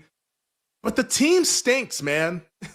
And even though he's been pretty solid, he's been okay, the biggest story when it comes to the New York Giants is, will Brian Daboll keep his job? Like, that's the biggest story, especially now that Cam Scatterbo unfortunately got hurt for the rest of the season. Everyone's talking about Daboll and Shane. And also, like, we know that team success is not the end-all, be-all for Offensive Rookie of the Year, but you do need to be on a team that's, like, somewhat respectable. And the Giants' schedule is not going to allow them to be respectable. Like, they're going to have a horrendous record. I think there's too many other good rookies who are doing good things for playoff caliber teams, where I think Dart's going to get passed up. And right now, I think this is a hard bet against. And the guy that I would bet on to win Offensive Rookie of the Year this week, and it's a bet that I am placing once we get into the break, it's Colts tight end Tyler Warren at plus 700. Like, usually tight ends don't win this award. In fact, the last one to do it was Mike Ditka. Like, Mike Ditka's rookie season. That was the last Offensive Rookie of the Year who was a tight end. But Tyler Warren is such a big part of this Colts offense. And the Colts being a good team, the Colts being a likely division winner, he's going to be playing in relevant games. Jackson Dart's not going to be playing in relevant games in December. Tyler Warren will be. And he's got 500 yards, 3 touchdowns. And because Emeka Egbuka has been banged up the last couple of weeks, now Tampa's coming off of the bye, their stats are starting to look pretty similar. So at price, to me, Tyler Warren plus 700, because also we talk about midseason awards content. Tyler Warren's right there with Emeka Egbuka. No one's saying Jackson Dart. The betting market says Dart, but the people aren't saying Dart. It's Warren or Egbuka. It's one of those two guys. And if we got a coin flip situation or a neck and neck race, give me the plus 700 over Emeka Egbuka, who right now is plus 175. So this week, Offensive Rookie of the Year, Colts tight end Tyler Warren at plus 700 is a bet as we head into the Week 10 slate. Jackson Dart, miss me with that noise. Like, I don't think he's going to win it. And if he were going to win it, everybody would be saying it's Jackson Dart right now. The fact that they're not, that just goes to show you how people do not believe in his candidacy for Offensive Rookie of the Year. And finally, we'll wrap up with Defensive Rookie of the Year and Comeback Player of the Year. Unfortunately, these ones are not as fun because I think we do have the correct favorites. Right now, Giants edge rusher Abdul Carter, plus 125, is the favorite for Defensive Rookie of the Year. At some point, I think this race is going to get fun from a betting standpoint, but right now it's not. Nobody's doing anything. And Abdul Carter's case, and a lot of people have made it this week when they've talked about how they like him for Defensive Rookie of the Year, it's the pressures, the impact in the underlying metrics. That's where Carter really shines because he only has half a sack. Mind you, like usually big time edge rusher, you're not winning with half a sack, but he's been so good in pressures that people believe the sacks are coming. And also he's just been a really good football player. I do think, however, though, like if someone were to make a splash in the second half of the season, he can be ran down like how Jalen Carter got ran down by Will Anderson a couple of years ago. And finally, Comeback Player of the Year. This was the week where it happened, and it's justified. We now have a new favorite with Christian McCaffrey at plus 120. Back-to-back bad performances by Dak Prescott. Can't do that, man. Meanwhile, here's McCaffrey putting the team on his back with all those injuries that the Niners had. Missed 13 games last year, and he looks like an absolute stud this season. McCaffrey is your rightful favorite for Comeback Player of the Year. On the other side, we'll get Nick's thoughts on tonight's Thursday Night Football AFC West rivalry renewed between the Raiders and the Broncos. We'll be right back with You Better You Bet on the BetMGM Network. Make it legendary.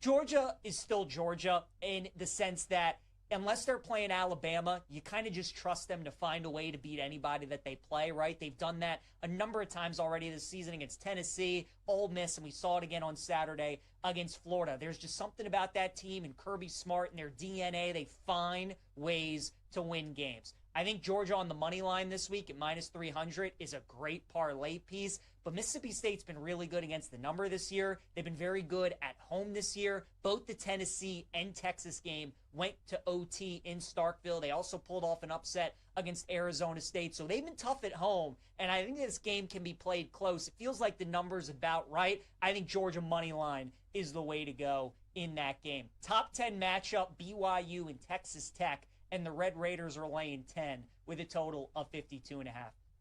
Now, you guys know these are the kind of games that I live for, right? Top 10 matchup, undefeated BYU, and they're catching 10 points in this kind of game. What is that line telling you? It's kind of a similar line to when Utah played Cincinnati last week, right? Utah was favored by 10.5 in that game in a top 25 matchup, and people are like, why is that line so high? Well, Utah ended up winning the game by 31 points, and I think this game could get ugly as well. Baron Morton, the quarterback for Texas Tech, in the games that he has played, Texas Tech has won every game by at least 23 points. They have the best team in the Big 12. They have the best defense in the Big 12, and they're very tough to beat when they're at home. I think they're going to roll BYU. We've been waiting to fade BYU. This is finally the game to do it. So give me Texas Tech -10.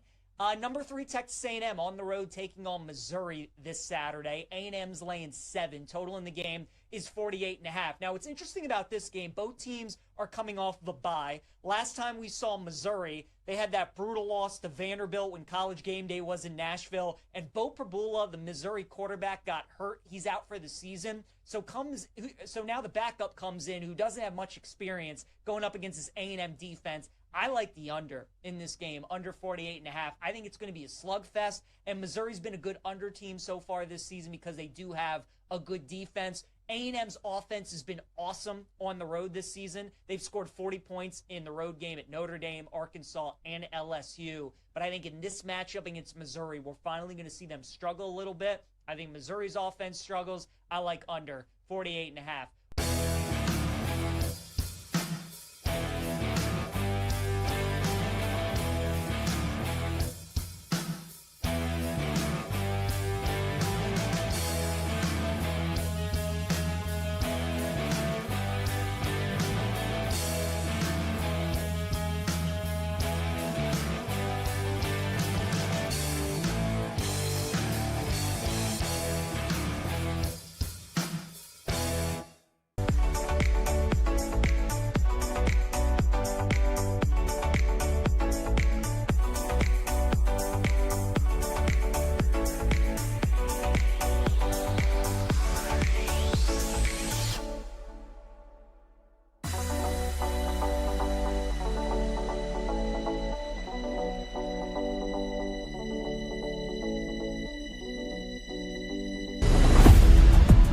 The BetMGM Network presents to you the most unique show in sports. I'm going to say something now that some may take as a hot take, and I don't really care because I know that I'm right. A show so unapologetically original, it needs its own word to describe it. Wagertainment. Money won is twice as sweet as money earned. Featuring the prop king himself, Nick Costos. We can start with the Ohio State Buckeyes. In my opinion, the best team in the country. I think they will go undefeated and go win back-to-back NCAA football championships. They will win the Natty. And I think there's a chance that we will talk about this Ohio State team as one of the greatest college football teams ever. Miami beats Notre Dame in the season opener. Notre Dame with the ridiculously conservative game plan. Here's how conservative it was. If Zoran Mamdani had run against it, Mamdani would have slaughtered it. I think Notre Dame's better than Miami. And the eye test shows it. This is You Better You Bet on the BetMGM Network. Make it legendary. What's up, everybody? Happy and merry, tremendous football Thursday to you and yours. I forgot about that Mamdani line. That's not bad. This is You Better You Bet. I tell you, people in New York, everybody's got a take on Zoran Mamdani. You can't walk down the block without some rando, some freak, giving you his or her take on Zoran Mamdani. Just like, let's just stay inside. doing the show from inside right now.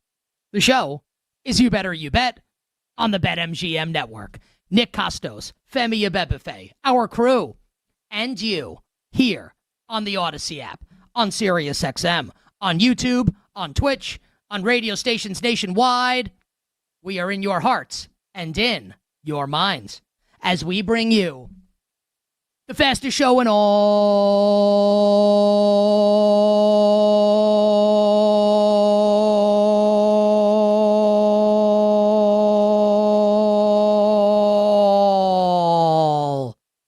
of Wagertainment. We're talking all things sports betting.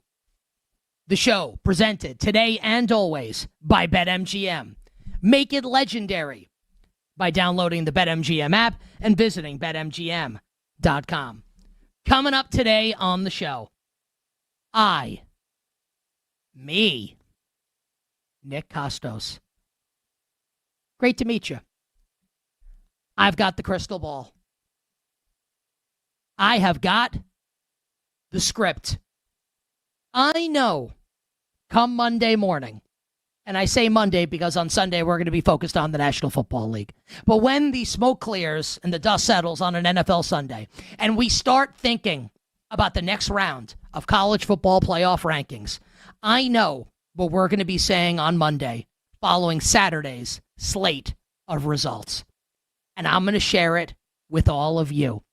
What we will be saying come Monday and come Tuesday and come Wednesday morning in college football, how some of these big games are going to play out, the narratives that will result, and if it matters or not as it regards who will win the national championship, including my take, my thought on how LSU and Alabama will play out on Saturday in Tuscaloosa.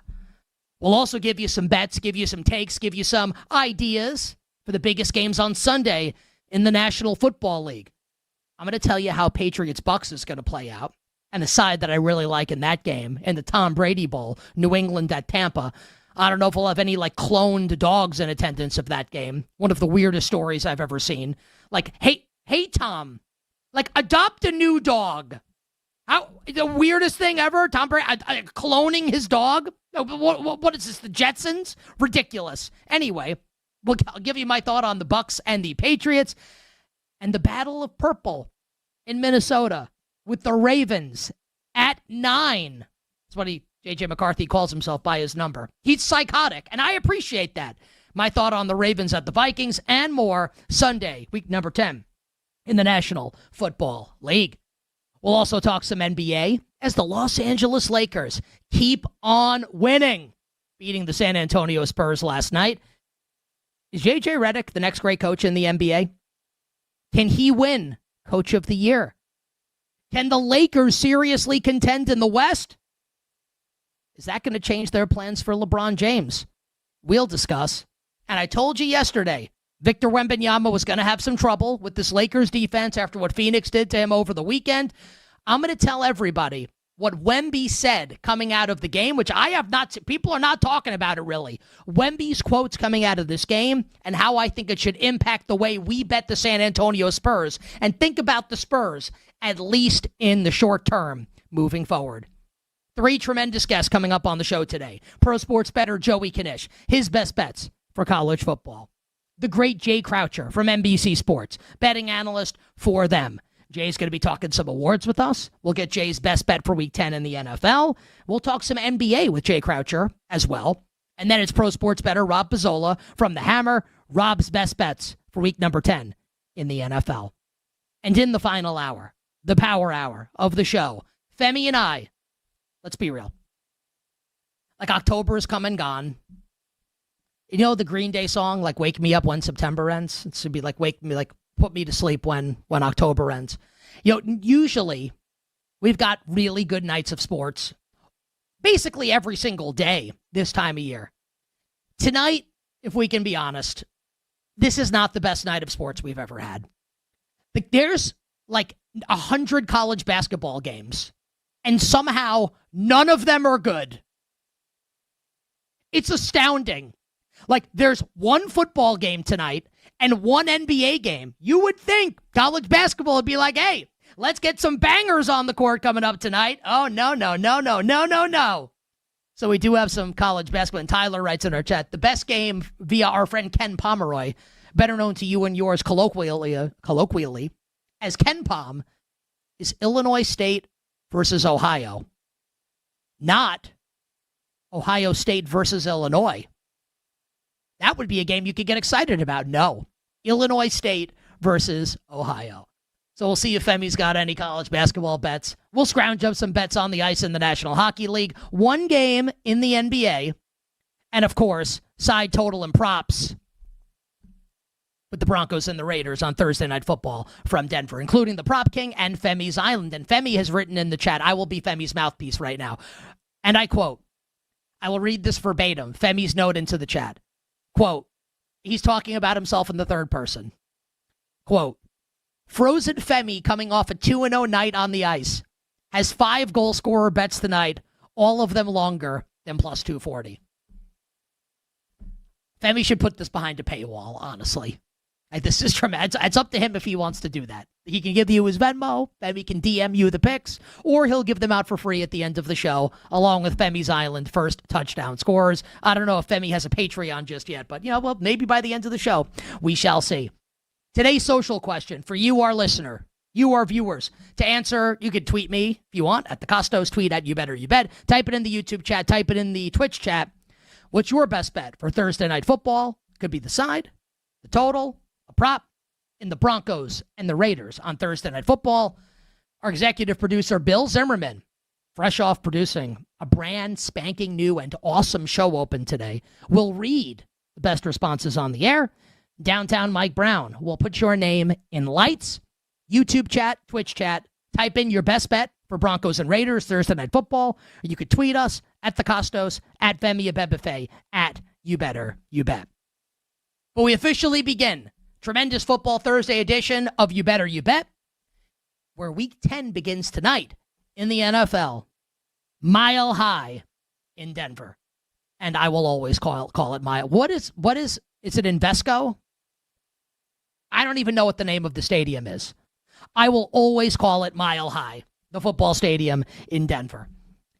As the 7-2 Denver Broncos, winners of 6 straight games, they're going streaking, host the 2-6 Las Vegas Raiders. Now, I am way too big of a person. And I mean that in terms of, like, I'm very humble. I'm not big in stature. But I'm way too humble of a guy to bring up that, this is the Costos Abebefe Bowl. Broncos versus Raiders. I'm too nice. I'm too humble. I would never say that I backed the Broncos and Femi backed the Raiders preseason.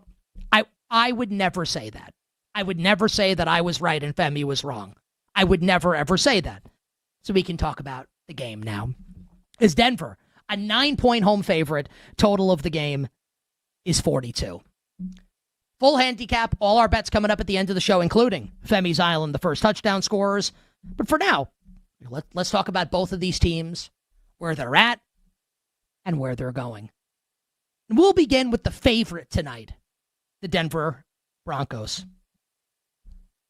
Probably going to be 8-2 after tonight's game.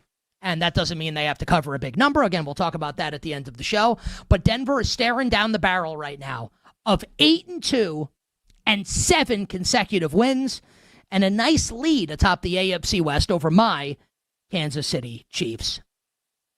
And the Broncos have earned every bit of this win streak that they're on right now. It's a football team that's rock solid on both sides of the ball, and specifically both lines of scrimmage on both sides of the ball. The defense is awesome yet again for Denver. Vance Joseph, the defensive coordinator, having the time of his life. Pulling all the right strings, pushing all the right buttons. The Denver Broncos have 12 more sacks than the second team in the NFL in terms of sacks as a defense. They can thank Justin Fields for a lot of that, and maybe Justin Fields is the main reason why that's the case, but it is the case. Denver's defense by far the best in the National Football League at bringing the opposing quarterback down.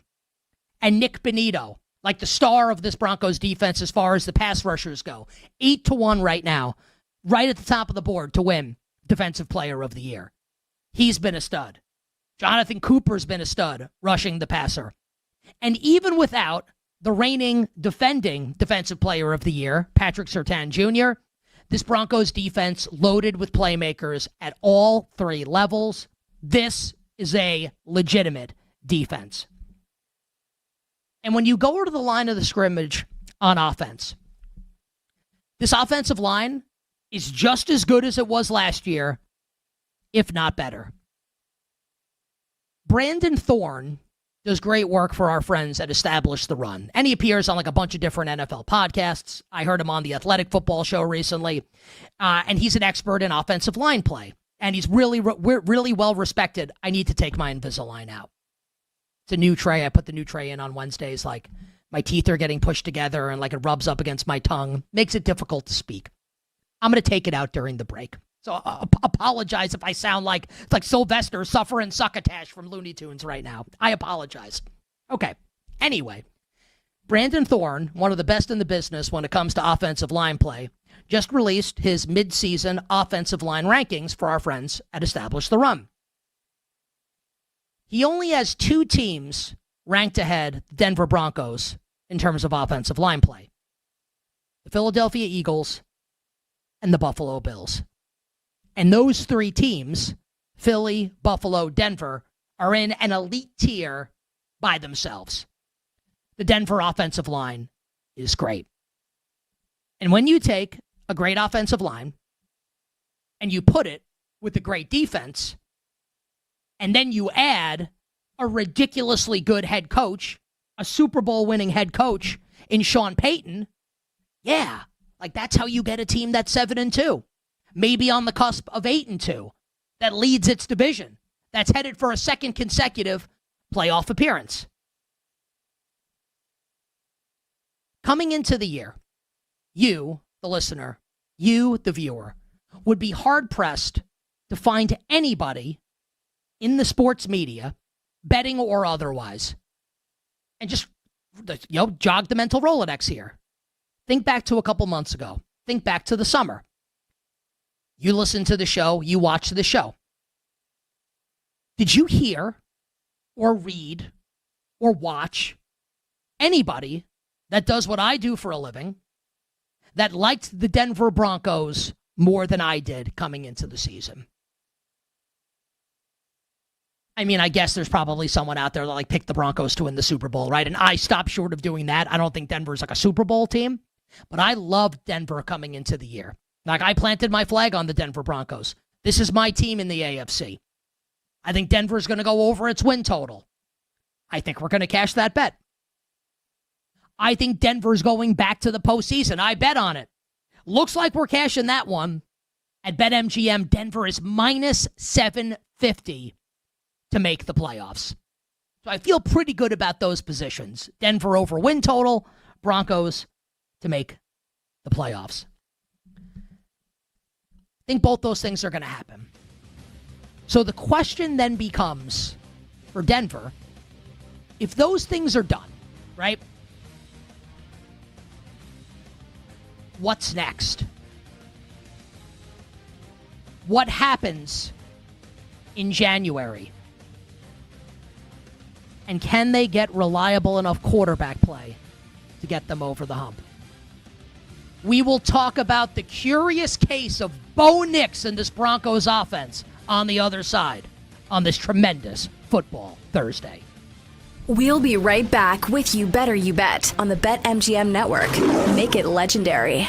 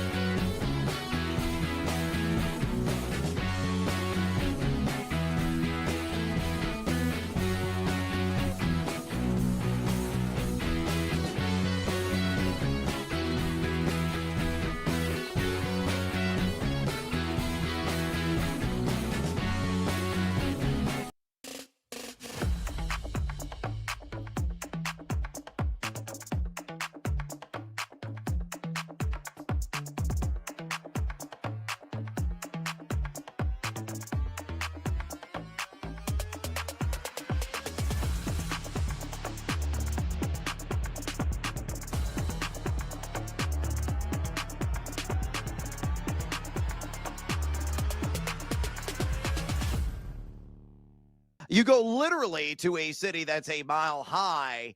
It took me 2 weeks, and I work out all the time. I lift weights. I do a little cardio. It took me 2 full weeks to get completely acclimated to the climate. So yeah, man, that's for real. And what's crazy too, it's like, I'm a big college basketball fan, as you know.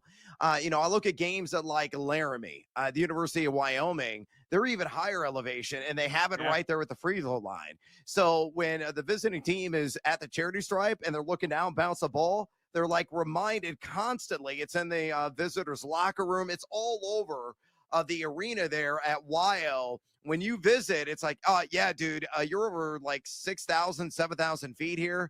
That's a reason why you're laboring so hard, because you're not used to it. So, yeah, you have a major, massive advantage in those situations. And do I take advantage of that in the sports betting market when a low elevation team maybe makes a trip out west at higher elevation, especially in college basketball? Hells to the yes, I do. So, yeah, excellent question. And I'll tell you what as well, you visit the one of the hundreds of microbreweries, it may only take you like 3 beers to feel the necessary effects.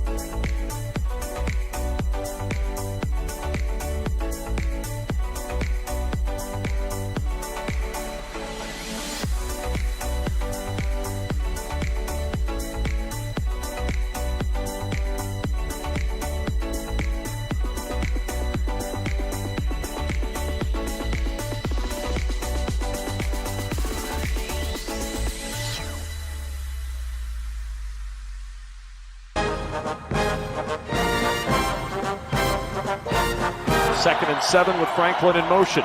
Knicks, backside pressure from Hunter. Down the sideline, and it's intercepted. Kalen Bullock with the pick for Houston. The snap comes to Knicks. Backside pressure from Hunter. Floats it down the sideline. Looking for the pay dirt. It's Cortland Sutton. It's a touchdown. You're tuned in to You Better You Bet with Nick Costos and the crew on the BetMGM network. Make it legendary. Fox Sports courtesy of The Call. Bo Nix giveth, and Bo Nix taketh away. The yin and the yang of Bo Nix on full display last week. It's kind of a weird expression. Say it out loud in your own head. On full display. Bo Nix looking bad for large swaths of the game last week. And look, like the Texans defense is awesome. But then Bo Nix makes a couple plays at the end of the game, and the Broncos win. And we have seen that happen many times over the course of this win streak. Now it's 6 games, maybe 7 after tonight for the Denver Broncos. I'm going to say something now that is probably unfair to Bo Nix, but is absolutely true. It almost doesn't matter how well he plays tonight. And hear me out. Let's say Bo Nix goes, he's not going to throw 50 passes because I think the Broncos are going to be ahead in the game, and whether we can talk about whether they cover or not at the end of the show. Let's say Bo Nix goes 26 of 28, 315 yards, 3 touchdowns, no picks, 40 rushing yards, and a rushing touchdown. And the Broncos absolutely cruise. Okay. Awesome. He could have the best game in the history of games tonight against the Las Vegas Raiders. And I don't care at all. At all. Bo Nix has shown and proven that he can win games in the regular season. I saw a graphic on social media today that, like, I try not to get triggered by things. Like, I actually wanted to, like, punch my laptop when I saw it. It was Bo Nix has the most regular season wins in first 2 years as a quarterback in Broncos. More regular season wins than John Elway had in his first 2 years. Stop the presses, everybody. Bo Nix is going to the Hall of Fame. Better than John Elway. What are we doing here? Anyway, Bo Nix has shown that he can win games in the NFL regular season. There's no question about it. And they're going to the playoffs. Like Denver, it would be a crazy collapse for Denver not to make the playoffs. We all think Denver's going minus 750 at BetMGM. Bo Nix can do whatever he wants tonight. Can he do it next week when the Broncos host the Kansas City Chiefs? Can he do it in the spots when it matters the most against the best quarterbacks in the AFC? Because we've upped the ante here for the Denver Broncos. Like, the question of, can Denver go back to the playoffs, has been answered already. Like, yes. Can the Broncos repeat their success from last year? And there's still time to go for them to screw it up. I don't think they're going to a crazy degree at least. The answer to that question, can they repeat their success, is yes. It's like, that's done now. Now, it's what's next for Denver. And what's next is when you get to January and you've got to stare down the elite, the aliens, like the extraterrestrials of the quarterback position in the American Football Conference.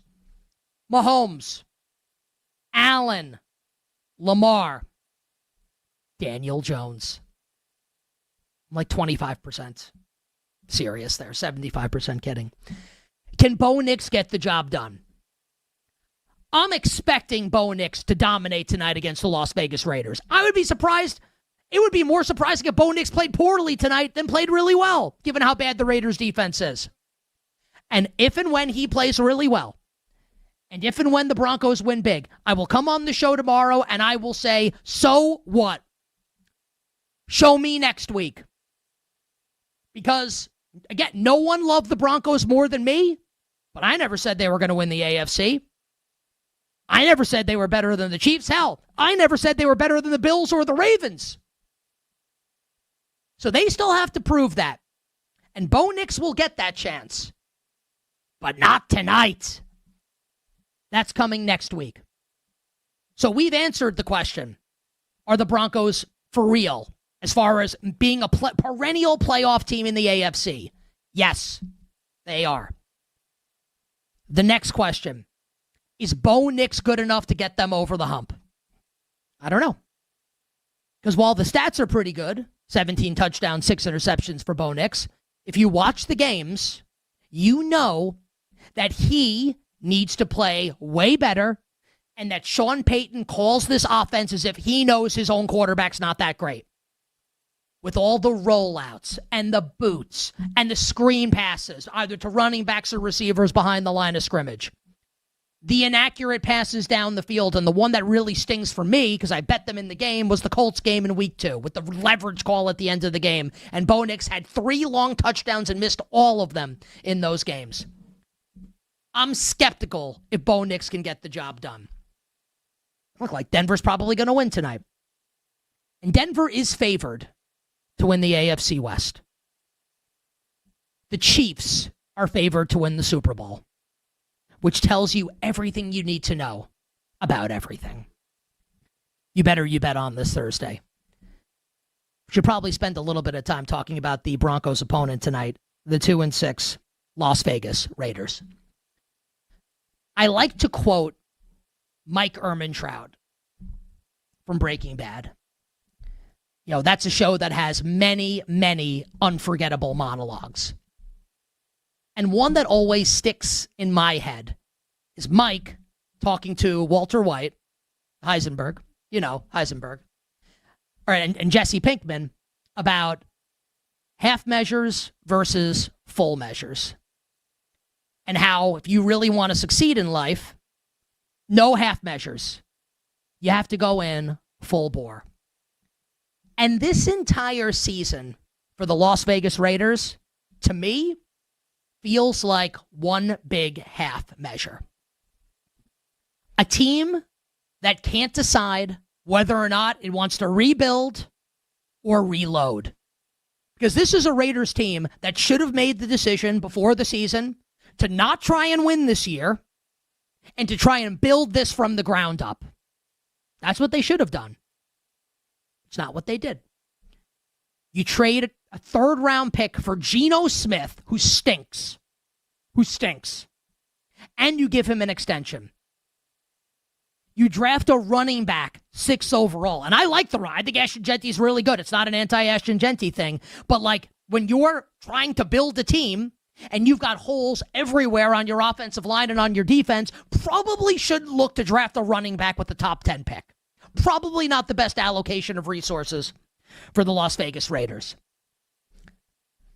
I think this is a team right now that is lost in the wilderness. And I don't know if they're going to be able to find their way out. With Pete Carroll as the coach, who is the oldest head coach in the NFL, and obviously doesn't want to wait to try and win. And the team is not very good. We mentioned the Denver Broncos being third in Brandon Thorne's offensive line rankings. The Raiders are 30th. It's one of the worst offensive lines in the league. For me, it's the Raiders and the Texans, neck and neck to see which the worst offensive line is in the league. And outside of Max Crosby, and think about this, how many years in a row have we said this for the Raiders? Outside of Max Crosby, the defense scares no one. The defense is absolutely brutal. I think this team is absolutely screwed. And you'd like to see now with Jacoby Myers out of town, Jack Besh step up, second-round wide receiver. Dante Thornton, rookie receiver. You'd like to see Michael Mayer play a lot. I think he will play a lot. Their second-round pick for a few years ago with tight ends. You want to see Brock Bowers continue to emerge. They also signed Tyler Lockett. Is Tyler Lockett going to take snaps away from Jack Besh? Think about what a waste that is. Team building here for the Las Vegas Raiders. Just an absolute waste. And this season is going to be a waste for the Las Vegas Raiders. Out of the playoffs, not a lot of young building blocks to look at and say, let's get excited about this guy. It's not like you can even say, right? The Raiders season can be viewed as success if X, Y, and Z all look really good down the stretch and you can feel good about them going into next year. How many guys can you say that about on this team? They're going to go under the win total, not making the playoffs. And I'll tell you what, if they approach next season the way they did this season, we're going to be having the same conversation about the Las Vegas Raiders 365 days from now. Can't wait for tonight's game. We'll have some bets that we'll give you coming up at the end of the show. Want to give some quick takes on a couple other big games coming up week number 10 in the NFL. Let's start with the Tom Brady Bowl in Tampa with the Buccaneers hosting the New England Patriots. Tampa, a 2.5-point home favorite. Total of the game is 48. And I feel like a lot of people in the betting content space, we had our friend, the whale capper Drew Dinsick, on the show this past Tuesday. He came on and said Patriots money line, and that he made the game a pick'em on the road in Tampa, which implies that New England is a better team on a neutral field than the Tampa Bay Buccaneers, which I thought was pretty interesting. New England at 7-2. And yes, the win in primetime at Buffalo was very impressive and immense for their chances of making the playoffs and or winning the AFC East. And they are 6-0 with Christian Gonzalez in the lineup. One of the best cornerbacks in the league makes a difference. Wow, what a shock. Besides for Buffalo, though, this win streak that the Patriots are on, and they mirror Denver here, identical 6-game winning streaks. Panthers, Saints, Titans, Browns, Falcons. So what's at stake here for the Patriots on Sunday in Tampa? Because New England is a playoff team, barring some sort of ridiculous collapse. The Patriots, if I can quote, and I actually think this is the most underrated Kendrick Lamar song, from To Pimp a Butterfly, which I think it's his best album. I don't know if people are like, let me put a ton of stock in Nick Costos' hip-hop takes, but I just gave you one. To Pimp a Butterfly is my favorite Kendrick Lamar album. The song Anna on that album, I think is, or Anna, whatever, is spectacular. The Patriots have a chance on Sunday to prove that they're real. They're real. They're really, really real. And Drake May is obviously for real. He's spectacular. But are the Patriots really as good as the record indicates? If they beat the Bucs on Sunday, I don't know how you're going to be able to say the answer to that question is no. And on the flip side here, for Tampa, lost on Monday night a couple weeks ago in Detroit against the Lions, and then beat the Saints in a very forgettable game in the afternoon slate a couple weeks ago, 23-3 in Spencer Rattler's last game as Saints starting quarterback, and have kind of faded from the public eye since then. No one's talking about the Buccaneers. I know they were on their bye week, but when we talk about the best teams in the NFC, Tampa doesn't get mentioned. We talk about Philly and Green Bay and Detroit and the Rams and the Seahawks. Doesn't it feel like it was months ago when Baker Mayfield was being bandied about as winning NFL Most Valuable Player? I think the Bucs have a chance to reintroduce themselves to everybody coming up on Sunday. Offensive line could be back and pretty healthy here. We'll see if Luke Goedeke going to play in the game. And I probably know Chris Godwin and probably know Bucky Irving. But Todd Bowles is still there calling the defense, going up against a young quarterback in Drake May. We've seen Todd Bowles have a lot of success in spots like this in the past, sending the blitz at Drake May, and he's been good against the blitz, but he also holds on to the ball way too long. And he's young, and again, I think he's great, but he's not perfect. I do like the Tampa Bay Buccaneers to cover on Sunday, laying the 2.5. And if they don't, and the Patriots win, we probably need to start talking about, come January, can the Patriots beat the Bills, the Ravens, the Kansas City Chiefs? Speaking of the Ravens, 4-point road dogs this weekend road favorites, the Vikings home dogs in Minnesota. Total of the game is 49. J.J. McCarthy is a psychopath. Coming out this week and saying that he refers to himself as his jersey number as 9. And that when the game starts, he basically becomes a different person. He has this alter ego, 9. And he says, I feed the wolf, referring to himself. And you might think he's nuts. I'll tell you what. If I'm the coach of a team, GM of a team, owner of a team, this is how I want my I want my quarterback to be a psychopath. This is like Tom Brady, cloned his dog. He's nuts. McCarthy's nuts. And I appreciate that. And I like that. It doesn't mean he's beaten the Baltimore Ravens. Not with the Ravens playing how they are right now on defense. On the other side, I'll give you more on the Ravens and the Vikings, a quick take on the Rams and the Niners, and we will gaze into the crystal ball for Saturday's college football. We'll be right back with You Better You Bet on the BetMGM Network. Make it legendary.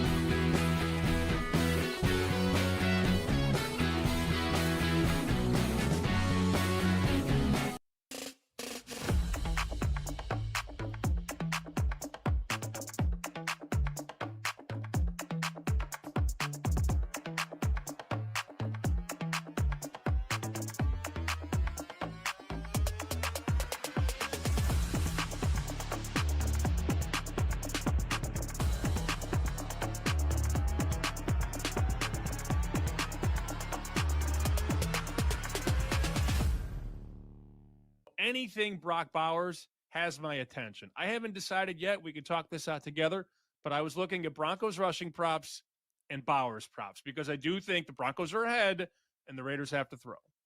Yeah, I'll start with Bowers, of course. That 3-touchdown game makes a lot of sense. His number is 64.5.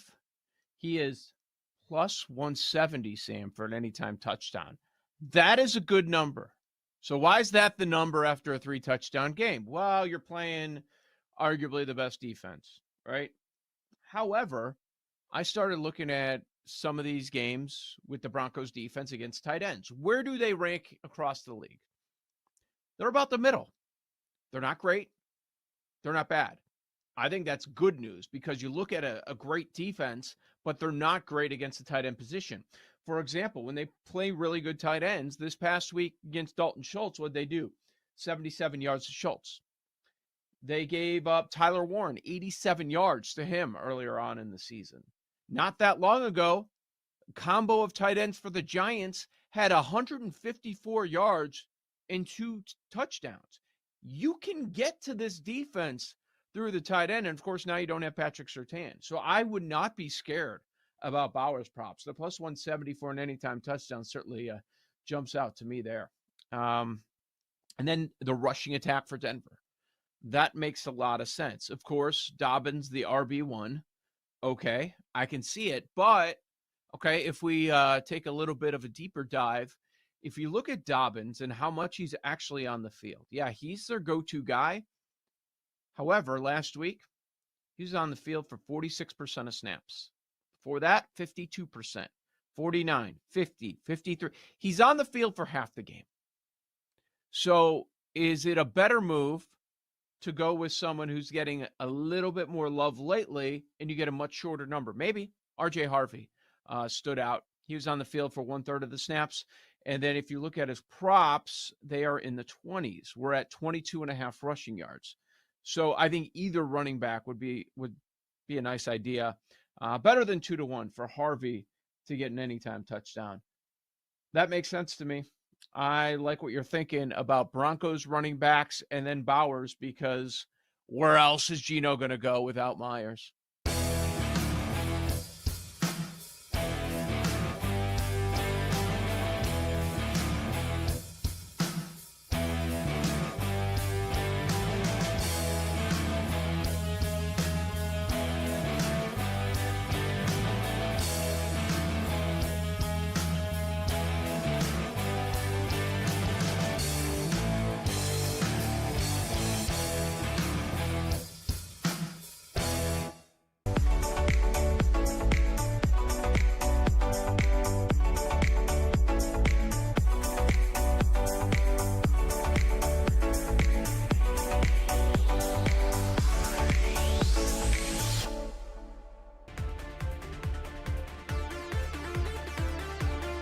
This is You Better You Bet with Nick Costos, Femi Abebefe, and the crew on the BetMGM Network. Make it legendary.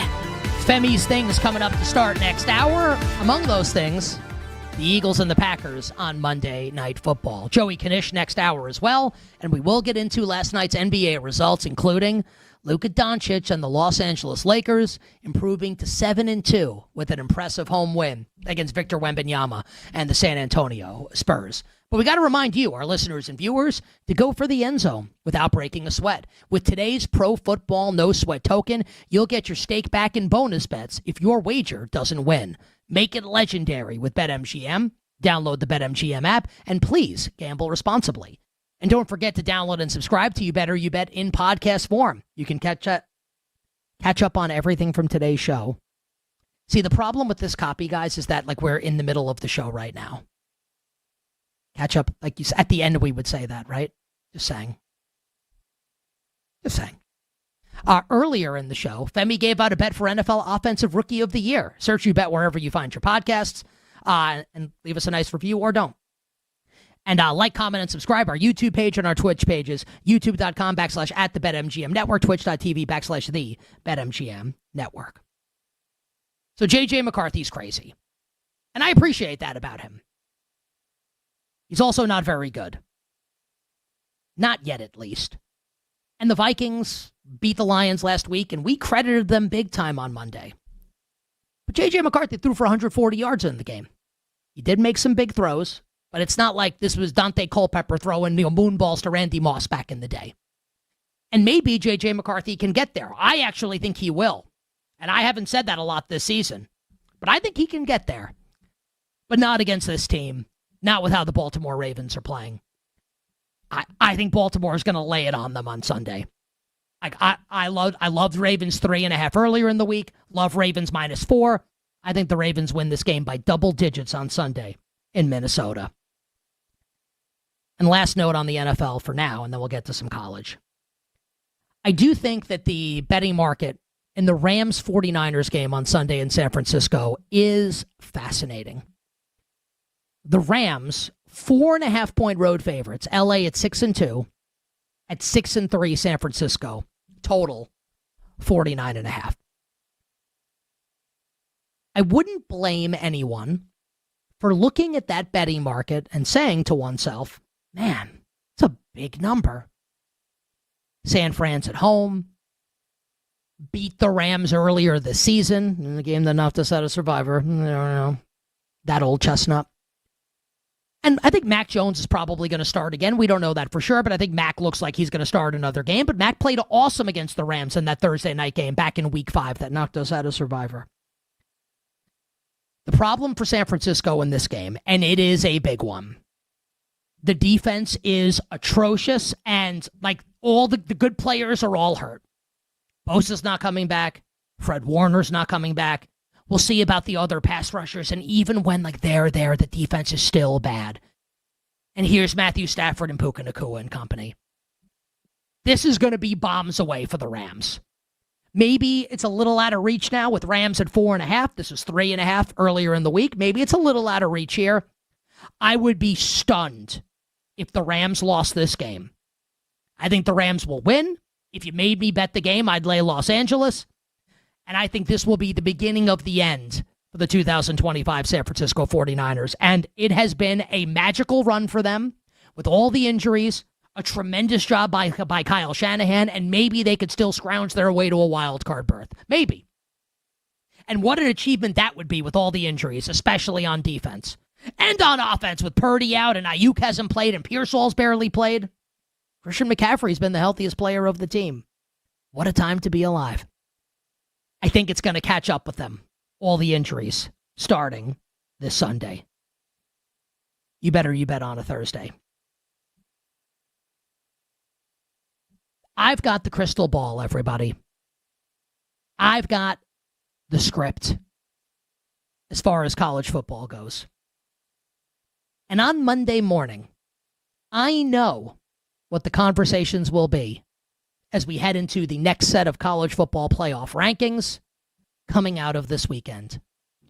I have gazed, Gazed. I have gazed into the crystal ball. Here are some of the things that we will be saying on Monday about the next set of college football playoff rankings and as it shapes our opinions of the upcoming college football playoff. And again, Selection Sunday, a month from tomorrow, Sunday, December 7th. The first college football playoff game, Friday, December 19th. And let's start in the Big 12. Massive, massive game. As some would say, a big game in the Big 12. As Texas Tech hosts undefeated BYU.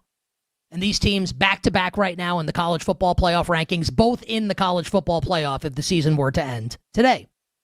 And coming into the year, I was a Utah guy. Femi was a Texas Tech guy. Texas Tech destroyed Utah when they played earlier this year. And my guess is, for people out there, if you wanted to make the case for a Big 12 team making noise come college football playoff time, like winning a couple games, big upset potentially, my guess is Texas Tech would be the squad that you would back to make that happen. And Texas Tech is a big favorite on Saturday against BYU in Lubbock, a double-digit favorite, about a 10-point favorite the Red Raiders are. The crystal ball says that when we get to early next week, no one is going to like the Big 12 to do anything in the college football playoff. I think BYU is going to keep this game very close. We thought that L.J. Martin, BYU star running back, was not going to play. It didn't look good earlier this week. There is a pretty confident reporting out there. Our friend Bud Elliott from the Cover 3 podcast on CBS Sports, we had Chip Patterson on the show yesterday, said pretty confidently today that he expects L.J. Martin to play in this game for BYU. One of the best running backs in the country, a boon for Bear Bachmeier. A little alliteration for everybody. You thought BBB stood for Big Baller Brand. No. Boone Bear Bachmeier. Always win. Never lost. BYU's undefeated. 6-2 against the number. 2 outright wins as an underdog. I think Bachmeier's awesome. Awesome dual threat quarterback, and having Martin is going to make a significant difference in that offense for BYU. I don't know if BYU is going to win this game, but I do think the game is going to be close. And if you were someone that liked a Big 12 team, if you like Texas Tech to make some noise, and I know Femi's a Texas Tech guy, you want Texas Tech to go pedal to metal and to win this game and to blow that ass out. And I don't think it's going to happen. I think we're going to be collectively out on the Big 12 entering next week's set of college football playoff rankings. Something else the crystal ball has shown me is that next week, we collectively will not be as high on the Alabama Crimson Tide. But we should be. We should remain high on the Alabama Crimson Tide. Bama's a 10-point favorite right now at home against LSU on Saturday. Both teams coming off their bye. And the betting market this week has been steady towards the underdog, LSU. Obviously, first game for LSU since Brian Kelly has been fired, and I don't think we can discount this. Because I think we've all been a part of situations in life where maybe you're in school, maybe you're working, and there's somebody that everybody dislikes. And maybe it's someone at work. Maybe Bill Zimmerman and I have been in these situations in our past lives at certain places. And maybe people, for whatever reason, they're no longer in the equation anymore. And you throw a frickin' party the next day. We've all been there in our lives where you don't like somebody, and it's not just you. Everybody doesn't like that person. And you might not like person A, but you and person A both dislike person B. And when person B is out of there, you and person A can both throw a party together and be happy. That's LSU right now with Brian Kelly out.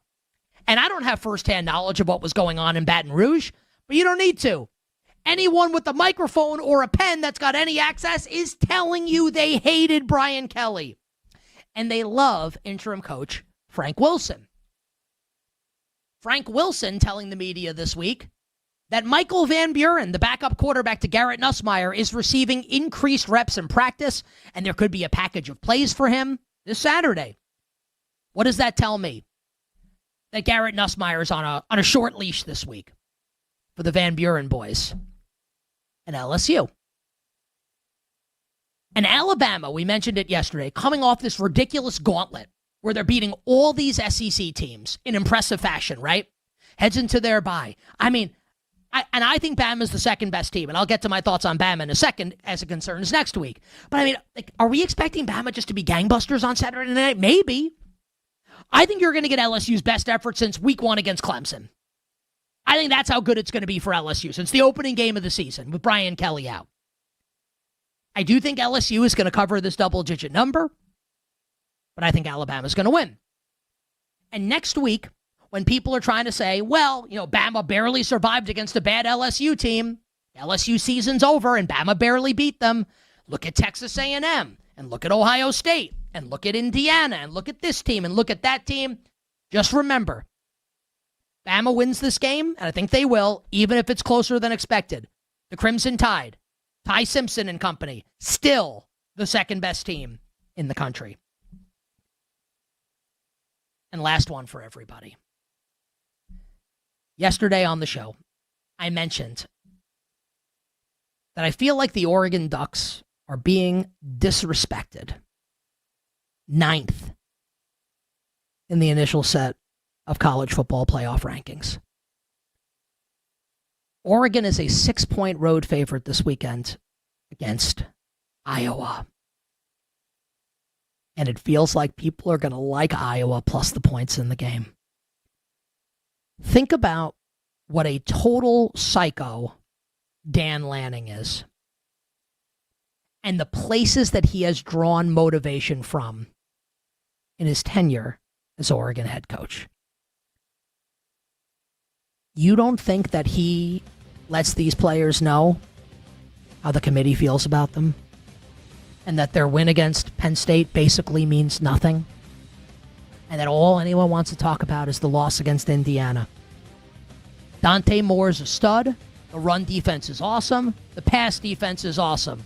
Oregon wins at Iowa. Oregon covers. And next week, the disrespect will end for the Oregon Ducks.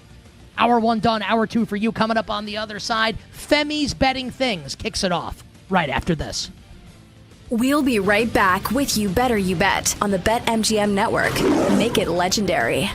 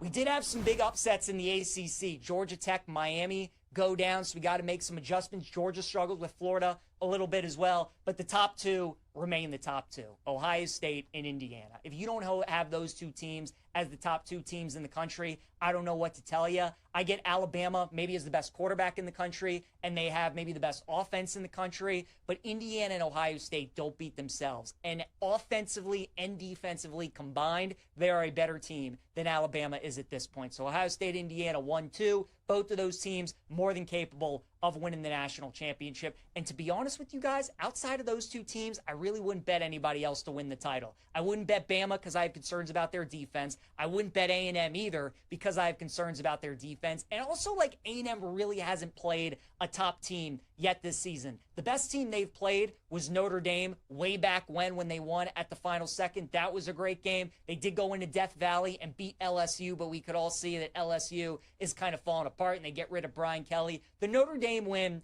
was a good one. But the jury's out for me on A&M. Notre Dame, I'll put them right behind the Aggies just because kind of everybody else is losing, and Notre Dame's offense is so elite. I still don't think Notre Dame's defense is good enough to win a national title, but they played Miami and they played Texas A&M way back when. We saw what happened with Marcus Freeman's team last year as they just continue to get better as the year goes on. So I think I like Notre Dame a little bit more than A&M when we get to the playoff, but as of right now, Aggies 4, Notre Dame 5.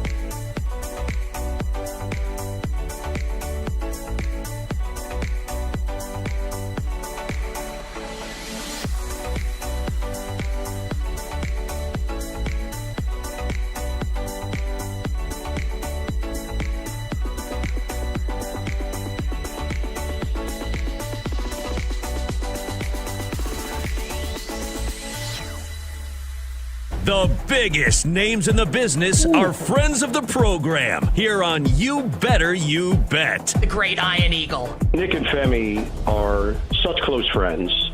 I would even consider getting divorced, even though I'm very happily married, just to get remarried, to have them as groomsmen. That's how much they mean to me. Hey everyone, it's Brian Anderson of TNT Sports, and you are listening to the great Rick and Jimmy. And these two are such close friends. And excuse me, Nick. Oh, sorry, Nick and Femi. Better bet. You should bet. No, you better bet now. You better you bet. Nick and Femi. You better you bet. My favorites. This is You Better You Bet, brought to you by BetMGM on the BetMGM Network. Make it legendary. The tremendous Football Thursday edition of You Better You Bet rolls on. Nick Costos, Femi, and Ben Buffet, the crew, and you. So I like that, but what about Kevin Harlan and Joe Buck?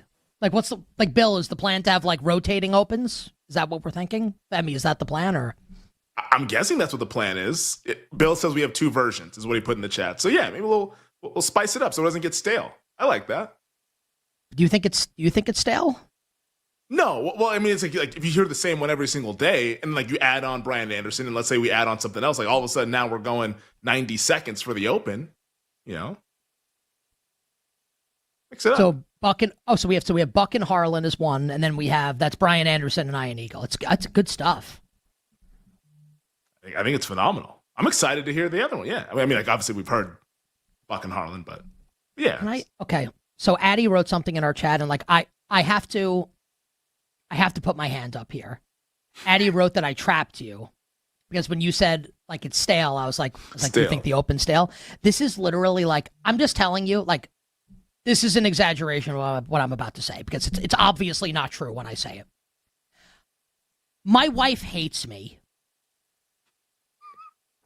Welcome to the club. She doesn't yes. I think every husband in the world can say that, and it's true to some degree. My wife does not hate me. My wife loves me. I love my wife to pieces, but that's the kind of thing. As soon as I said it to you, I was when I say things like that to my wife. We've been together for 7 years now. She doesn't even answer me anymore because she's like, I see what you're doing here. You have trapped me here, and there's no way out of this. And I literally did that to you, and I would just like to apologize because I put you in an impossible spot where you said that the open's stale, and I go, really? You think the open's stale? I do that to my wife and she might actually hate me. It's possible that she actually hates me. She hates you, but she loves you as well. That's what it is, which is perfecly normal. With someone for many years, every single day, you're gonna hate them and love them. Which is, it's healthy. It wouldn't be healthy if it was just all love. It's I'm clearly a flawed human, as we all are. But yeah, Good for the how long have you been with your wife for? We met in 2017. So 8 years. Yeah, summer 2017. How long would you say, I guess we can call it the honeymoon phase. How long did the honeymoon phase last for in your relationship? Probably until the first Valentine's Day. So yeah, Valentine's Day 2018 when I screwed that up. That's when it was she was not happy with me. And I was What'd you do? I didn't acknowledge it. I was like, Valentine's Day, whatever. And that's a busy time during the. Are you an idiot? No, I mean, I literally was like, Femi. This is a made up holiday. I mean, I was single for many years. I thought it was a made up holiday. Femi, yeah. Even Tyler's ragging on you, and he's right, dude. That's so bad. I love you. I'm not trying to be a jerk here. So bad, dude. It was. I acknowledge. I messed up, but that was when the honeymoon phase ended, when the infatuation and all that, like John Legend said, we're past the infatuation stage. That's where that ended. It was okay, now I'm actually under some fire here. But no, I would say 6-7 months or so. However long. How did you guys? And you don't answer this however long or short you want. How did you How did you guys do during COVID together? Actually, did pretty well because we still had to go into our jobs. Obviously, we were social. Yeah. So it was kind of yes, world shut down. But listen, the news doesn't stop. It doesn't. Gotta find out how Eastern Washington did last night in college basketball. Like risk your life in a global pandemic to come in here and tell us how, have they broken ground on the new arena for the Seattle Kraken yet? I mean, literally, that's what we were talking about. It's like, here's Seattle Kraken. Are the Seahawks going to have a season? What's going on with the Sounders? Are they able to play? We were in Seattle, and she was a producer for the 11 o'clock news, and I was at the ABC station. She was at the NBC. So, we were still going in every single day. Obviously, it wasn't fun. The weekends, we wouldn't be able to go anywhere. And, we lived in, a 550 square foot apartment because, Seattle's expensive as hell. But, yeah, we actually made out pretty well. We did not feel like we were living on top of each other like some couples did, but for the most part, we were fine. We started dating, my wife and I, in early 2019, and I would think COVID was the first time it was maybe life isn't all sunshine and roses. I remember we had an argument over, because she will still throw it in my face that you were I was way too cautious during, and as it turns out, the world was not coming to an end. Yeah, so we my were both thing very was cautious. Yeah, well, my thing was and is, and I actually still hold that I'm right. And if you want to speak you want to you comment on things, vaxxed ? God bless you. Just hear me out on this. So my thing with COVID was, at the beginning, you have no idea how bad this is.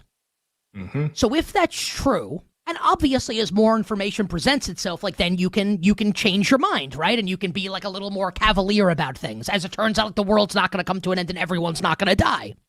But at the beginning, if you don't know how bad it is, there's another Breaking Bad line, then perhaps the best course of action should be to tread lightly. And my wife was a little more cavalier, I think it's going to be okay. And as it turned out, it was. But what I would say to her is, you didn't know that. You don't know. You thought so, but you didn't know. Now I'm arguing. Now I'm arguing with my wife, and she's not even here. Just in case anyone wants to know, what's marriage like? This. I wouldn't change it for the world. We're wiping down packages, and yeah, man, the whole thing. I remember that whole week, I was washing my hands extra, because usually you wash your hands after you eat, after you use. I mean, my hands were raw. How many times are washing your hands? You just step outside for a fresh air. It's I need to wash my hands and do all this. It's man, it was a lot, but yeah, we made it out, thankfully. I mean, obviously, it was a tough, not everybody did, which was obviously that sucks, but yeah, it was. I like you just snuck that in there to the million people that died. Sucks for you. I'm not saying. I'm just saying. I don't want to make light. We made it out all good. Knowing that not everyone did. Of course, yeah. Yes. The pretty. I'm sometimes did that all? Did it? Obviously, it did. It's it feels like a fever dream that actually happened. And when I had COVID in 2020, I still came in every day to do the show. Credit to me. I would have fever dreams, and I was shaking every single night. But you know what? It's not I did fun. the show because I'm a psycho. I didn't get it till January 2022. COVID. Oh, I got it. For some reason, during COVID, I was. Okay, how's this? I want a question for the crew. How many times do you think you've all had COVID? I know for sure that I had it once. How many times do you think we've all actually had COVID? I know one for sure. When it first, the NBA shut down and all that, I was sick, so I didn't go into work that weekend. I don't know if I had COVID or I just had a bad coincidence or whatever, but for sure one I did test positive. But that was once we moved to Vegas and stuff in January 2022. How many times do you think you've had COVID though? How many times do you think you've had it? If you had to guess, set a market. If you put the over under at 2.5, I'd still take the under. I think it was maybe a couple times. I don't think I feel like I've had to have it more than once. Is it possible that I haven't had it since 2020? It's been 5 years. You could be asymptomatic, as we learned. Some people just don't show anything, and it's all gravy. So yeah, I'm assuming if you were out and about. Were you out and about in the streets? When did you go back outside? Was that 2021? When I had COVID? Oh no. Oh, when did I? Yeah. Well, I was going. When I got vaccinated, I was going out to restaurants as much as I could. I'm still going out to wear masks and stuff. Exactly. Yeah. Maybe one of those times you might have caught it, but yeah, it was not fun. Actually, I think it was this past summer when we were moving, I got rid of all of my masks. I'm hoping I don't ever need them ever again because I don't have them anymore. But yeah, when we were moving, I was like, hey, I don't need this. Let's move into our new home. Addie had COVID last week apparently, and she was still showing up to. Well, I guess she wanted to work. And we were like, Addie, just like take the day off. That's right. Yeah, she had to. Yeah. The Addie Bates flu game or COVID game. Addie Bates flu game. All right. You bet on this Thursday. Also, it's my daughter's 18. She was born 18 months ago today. She's a year and a half old. Happy birthday to her. Just wanted to say that. Happy 18. Yeah. What do you got for us, Femi? We don't have to play the terrible imaging if you don't want. You can, however you want. We got some stuff, but I do want to play the imaging just because, we have, let's dress it up here on a Thursday. Right. It's week 10, second half of the NFL season starts today. So, Jake, we got a lot of stuff that we have to get to. Go ahead and kick us off here as we tackle all the happenings from throughout the world of sports. We've scanned the globe. We've searched near and far. We've found the best of the best. And now You Better You Bet brings you things. Honestly, like that voice could end marriages. What about the other voice of main thing? What about that? No, but the Brad Evans voice makes me want to contract COVID. I'd like to I'll go lick doorknob circa 2020. What are you doing? I'm trying to get work off. Wait, wait, hold on, Jake, can we stop and play it again? Can we play it again? Just want to hear. Hold on. Yeah. I want to try to think of what's the best thing man, it was all good. We've scanned the globe. Yeah, we have. Jake, can you play it again? Please? We've scanned the globe. Yeah. We've searched near and far. We've found the best of the best. And now You Better You Bet brings you things. That's good stuff. Way better. Way better than Russ and Brad. Good stuff. All right, Femi, what do we got? All right, let's go ahead and with the first topic that we have. Jake, what's up first? The main thing. Oh, hello. Let's go. Yeah. The main thing in the National Football League this week actually happens on Monday with Monday Night Football between the Philadelphia Eagles and the Green Bay Packers. Green Bay a 2.5-point favorite over at BetMGM. Totals 44.5. We'll talk about this game obviously today, tomorrow, on Monday. Hell of a game, Nick. How do you feel about this game and your handicap for Monday Night Football? Best Monday night game of the year so far. I can't wait for it. Let me ask you a question, and then I will answer your question. What do you think the games, and obviously, we need to see what the injury reports are going to look like. It's a Monday game, so today's basically Wednesday for that game, right? The first day of injury reports. Mm-hmm. So, assuming, health on both sides for the principals, where do you think this game closes? I think we hang out here at 2.5. And I'll answer your question from yesterday, because you asked me, what do you think people are going to want to bet? Who are they going to pick? I was watching Get Up earlier today. They had 4 panelists. 3 of the 4 picked Philadelphia. I think that's going to kind of be where we're at with this game based on what Green Bay did. Because you answered Green Bay yesterday. Oh, no, you answered Philly yesterday on the show as well. You did, yeah. Yeah, I said Philly, yeah. Because they just lost to the Carolina Panthers and the Eagles. We all know what they can do in the run game. So, yeah, I think that's kind of where we're going to be headed. We're not going to get to 3 because of that sentiment with a very, very good Eagles team. So, I think we're going to hang out here on the field. It would bounce right back even if it went up to 3. Immediately, yeah. Okay. Yeah, I'll be really square. I'm gonna like the Eagles. Hey. Yeah. They could easily win the game. I think they're. I feel like the Eagles is money line, though. I just trust the Eagles more than I trust the Packers right now. And here's the thing, right? Jake, what is it? Here's the what?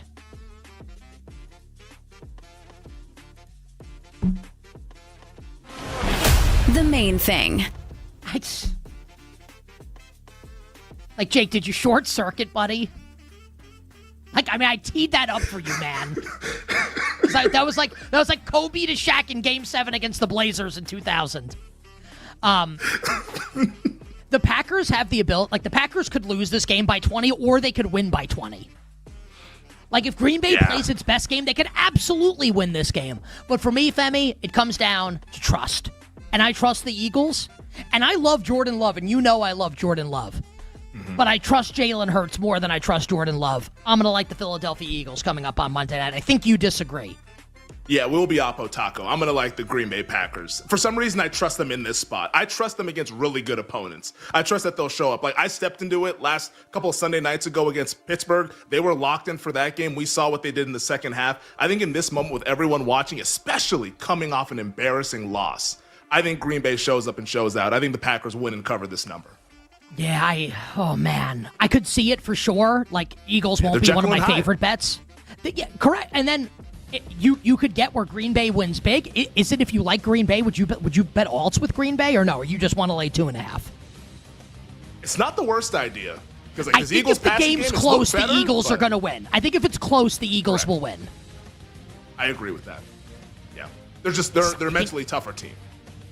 And you loved the Packers preseason in the NFC, and I love the Eagles, so both of us are sticking with our priors here. On the other side, we'll get bets for the college football weekend with our good pal, Pro Sports Bettor, Joey Kanish. We'll be right back with You Better You Bet on the BetMGM Network. Make it legendary.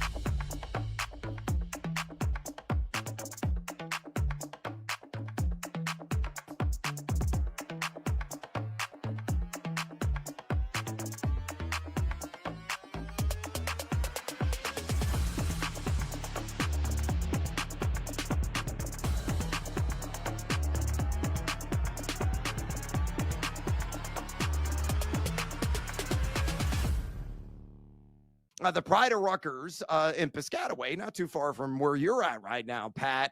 And Monungai was a bee's knees last week, filling in for the groin-stricken DeAndre Swift. He was out of action against the Queen City Cats, that's the Cincinnati Bengals, and he racked up 176 stinking yards in the game. Also had a couple of catches. It was nearly 190 in total. Didn't find the end zone, but still did some incredible damage on the ground in this game against one of the league's worst defenses. So this week, he gets an even better matchup, taking on the New York Giants, a defense that is dead last in rush EPA defense this season. So what do you do with Monungai with DeAndre Swift back in practice today? Looks like Swift's going to be able to go. I'm really curious to see what the timeshare split is going to be. I think it's going to be closer to 50-50, but I'm, not inside the mind of Malkovich, that being Ben Johnson. So let's say in your 12-team league, you can only start 2 running backs.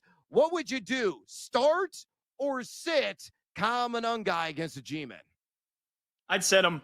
I just think it's too much of a risk. You don't know what the game plan is, and DeAndre Swift is going to play. Now, if that changes, then obviously you rush.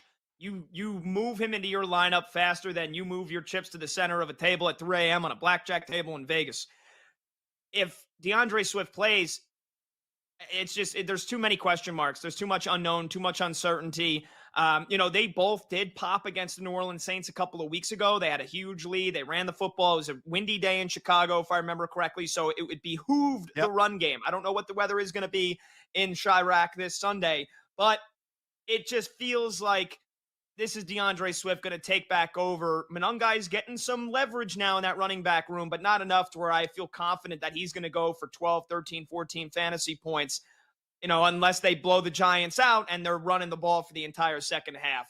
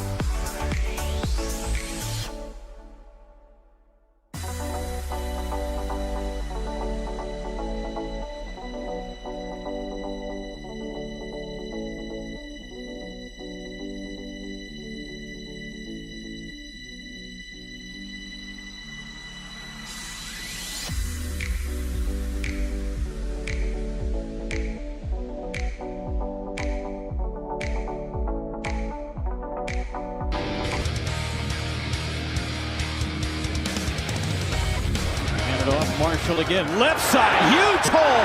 Marshall's gone. A house call at the big house.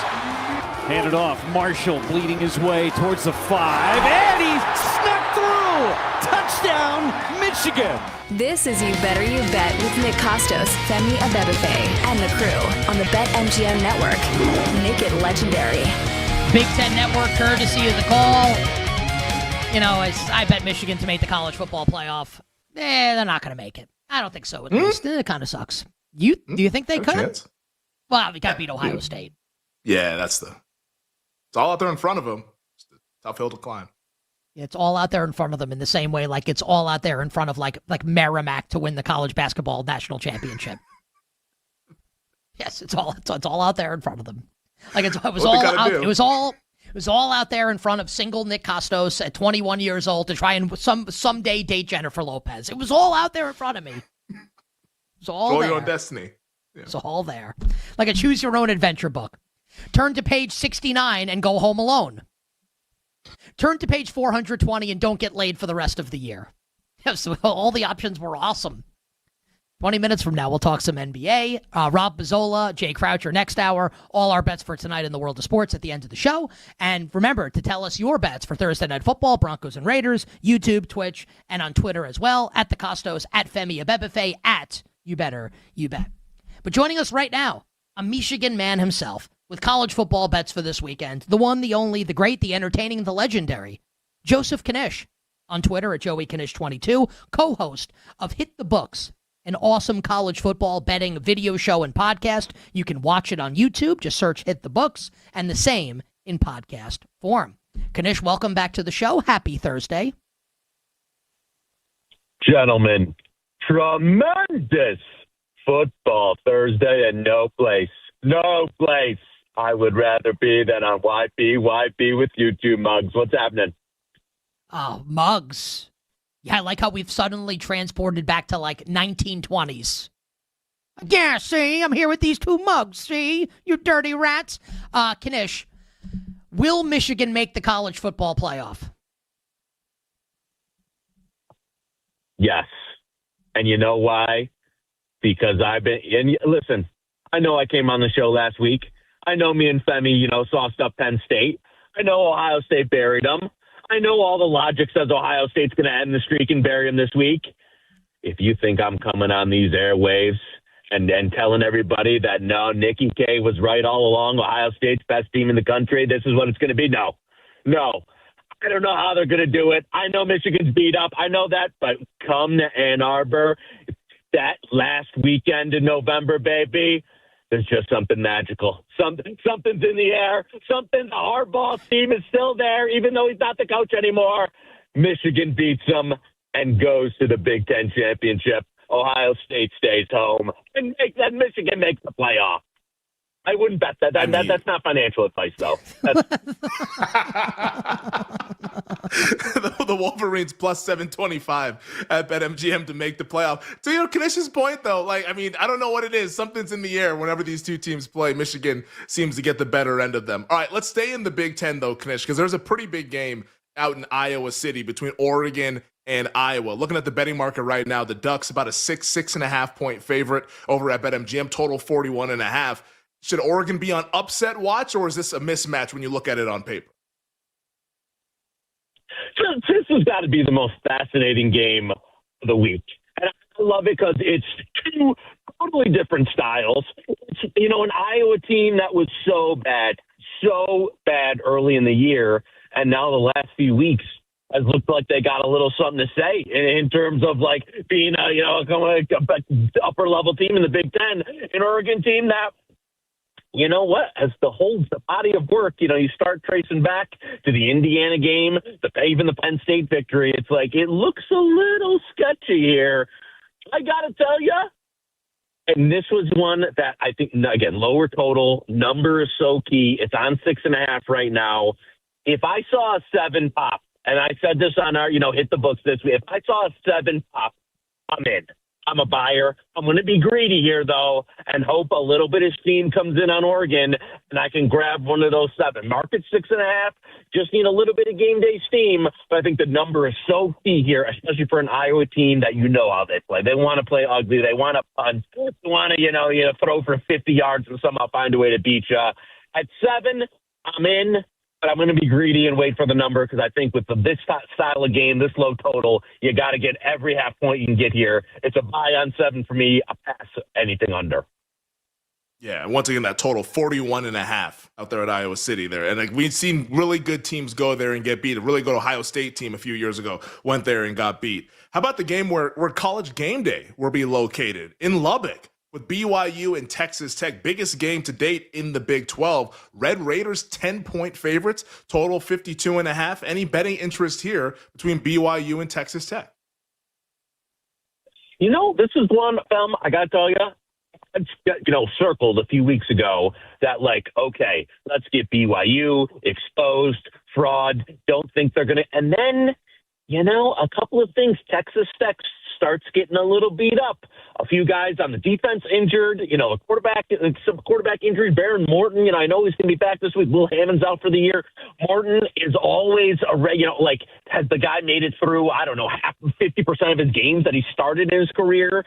And it's a BYU team that I think some of the results early in the season were very fortunate, but they start to now the level of play is kind of matching the record here.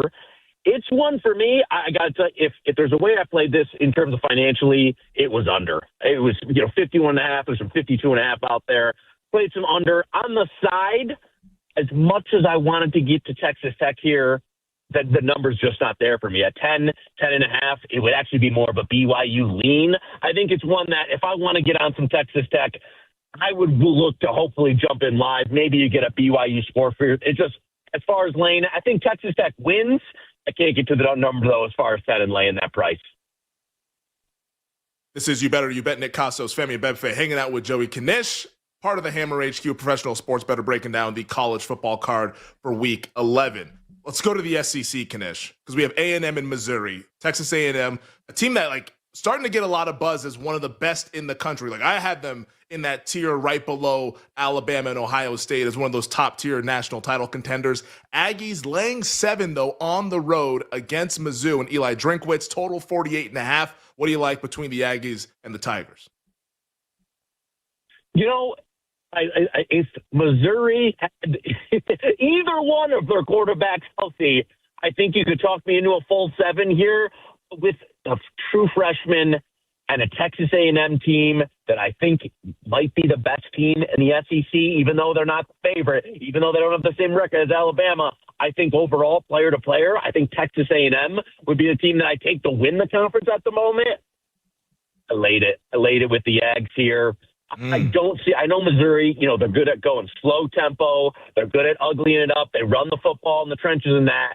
I just don't think they're going to have enough. Bo Pribula, he gave them that extra little bit of thought when it came to even though the passing game wasn't great, he could make something happen with his legs. He could give you a little bit of explosive plays with the legs.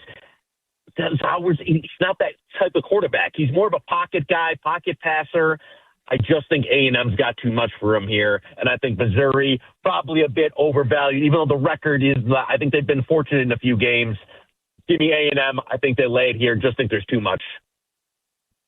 Bama coming off of the bye, 10-point favorites against LSU. Total sitting at 49.5. LSU, of course, fired Brian Kelly. Is this the dead cat bounce spot? Can the Tigers cover against the Tide, or does Alabama kind of put them out of their misery and run away with this game? I tell you what. Yeah, I tell you what. If you've ever followed maybe 30 seconds of Brian Kelly's career, much less 10 or 15 years, much less every story that's ever come out on him, probably even his own family. If there was ever, and I'm going Joey New narrative straight here, if there was ever a fired coach bump in the history of dead cat bounce fired coach bumps, this has got to be the spot. There was electric players on the team coming out and saying oh my God, there's a litany of ex-players and LSU program people that are oh, thank God this guy's out. If there was ever a moment that you're like, this has got to be the best effort that we get from this team this year. It's this spot, LSU against Bama, type of rivalry game. Kelly's out. You've got more of a local guy now as a coach who the players love. I just think, you know what, numbers-wise, throw it out. Give me LSU. Give me the points. And I think they got a shot. I know their offensive line is a disaster. I know that. I just think they got a shot here to make this interesting. Wouldn't be surprised if this is a one-score game in the fourth quarter and maybe LSU pulls this outright. Absolutely love it. Kanish, Indiana, 14.5 at Penn State. Pretty interesting betting market given what Ohio State was against Penn State recently. Feels like this is a huge number here. Am I crazy for liking Penn State a little bit at more than 2 touchdowns at home? You know what? I think you've seen, you even saw it a little bit last week against Ohio State, right? That first half, they're still playing hard. They're still battling. The defense was better. And then second half, you know what? The better team ends up winning out, and you get a little bit of roll there. Once they let go of the rope, they really let go of it. I'm with you. I'm over 2 touchdowns here. I think it's an Indiana team that's not as talented as Ohio State, and you get Penn State at home in an environment where I think they'll be much more comfortable with the younger quarterback. An Indiana team, like you are, and I know, again, we always do the look-ahead lines aren't everything here, but this was 11.5 on the look-ahead, and now you're going across another key to get you 2 touchdowns. I thought Penn State deserved to cover last week. I think this week, I'm going back to the well with you. Give me over 2 TDs in a game where I think Penn State can slow it down, ugly it up, and do enough here to where I don't think they can win, but 2 TDs at home with a Penn State team that I think, again, still very talented, still defense playing. Like, I think the team is still playing hard. Give me the Nittany Lions to at least keep it close. Kanish, when the college football playoff rankings came out this past Tuesday night, obviously, that this is not what the playoff's going to be. There's a lot of games left to be played, conference championship games, etc. But when you looked at the rankings and you cover the sport as close as anybody, and I mean that not just from a betting perspective, you're obsessed with college football. When you think about betting the college football playoff, what are some things you're hoping you get come playoff time that you're looking forward to betting? If that question makes sense and you understand what I'm trying to say. Yeah, no, I hear you. I would say just first off, Notre Dame, I think any question about Notre Dame, if they win out, getting left out is done. Notre Dame is in. If they win out, they're in, and they're the team that we've talked about a few times on the show is the most dangerous. I think any type of uncertainty of oh my God, could the ACC scoop a couple bids and get them out? No. There's just no way this committee and this key television product is leaving Notre Dame if they would like the slate. That's the first one. The second one is potentially, getting a couple of matchups of teams that I think, could get in, but be a little overvalued. One being the aforementioned Oregon, who we just talked about. Another one being a Georgia team that I think is probably living off a little bit more brand reputation than they are substance. Another one might even be Alabama, who we just talked about in there. And, if this playoff started today, I know it doesn't, but those would be 3 teams that I think are what I'll call ranked higher than what I think they're actually in terms of where I put them in tiers. I think we've talked about it's Ohio State and then everybody else. So to me, if you're we've kind of gotten a big flattening of the sport, right? Where there's not really, there used to be 1, 2, 3 teams and then, 2 touchdown under and then the rest. Right now, you probably got Ohio State, at least 3, 4 points better than anybody else. But you go through that, 2 through 12, and there's not much of a spread anywhere in there. So to me, I think the potential might lie in getting a few of the old established names versus some teams that might be, new to the college football playoff, getting a little bit too much respect. That's how I see it. Again, we got to see how it plays out, got to see who it gets in.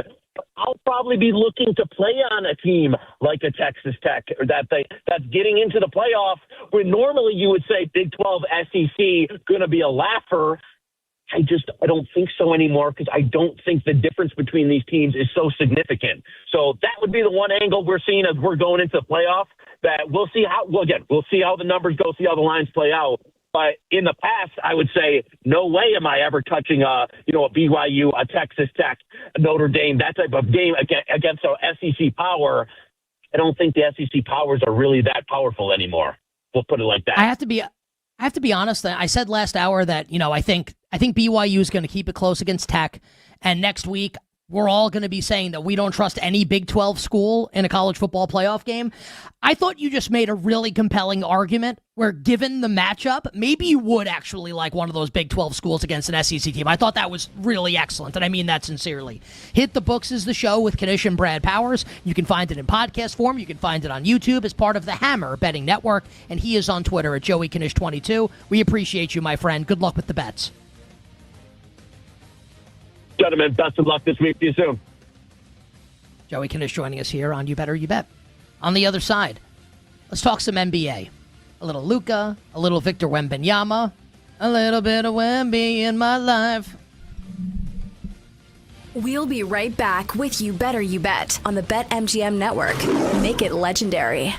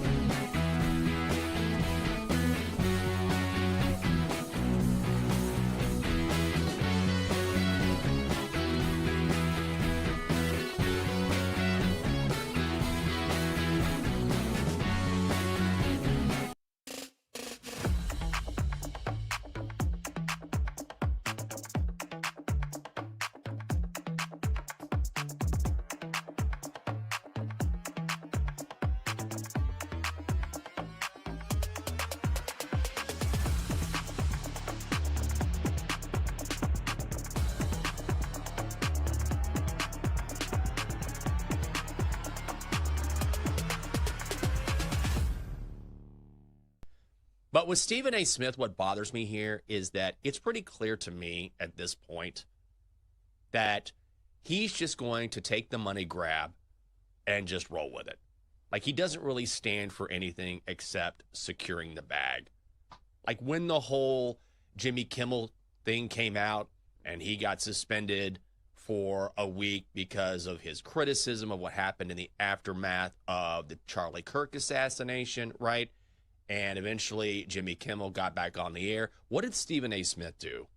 He got on the air and said, well, I didn't think that what Jimmy Kimmel said, when he was joking about it, I didn't think it was funny. That is irrelevant. This was about free speech. You are a journalist.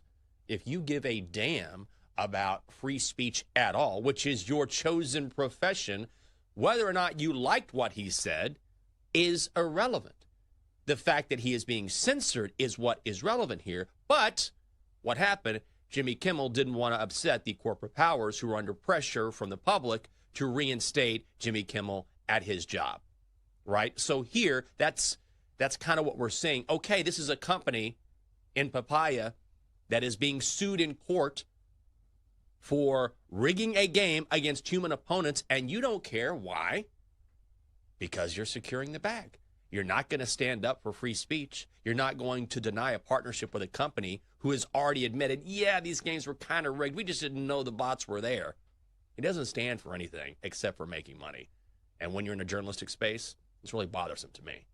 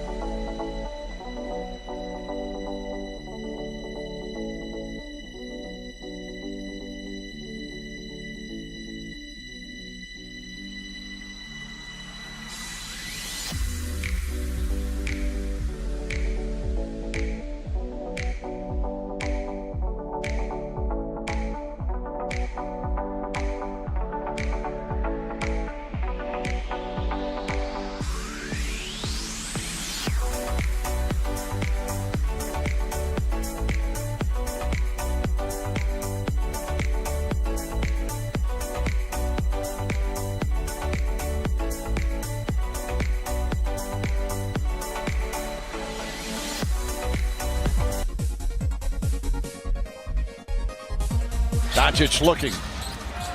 Castle right with him. Doncic a three. Puts it in!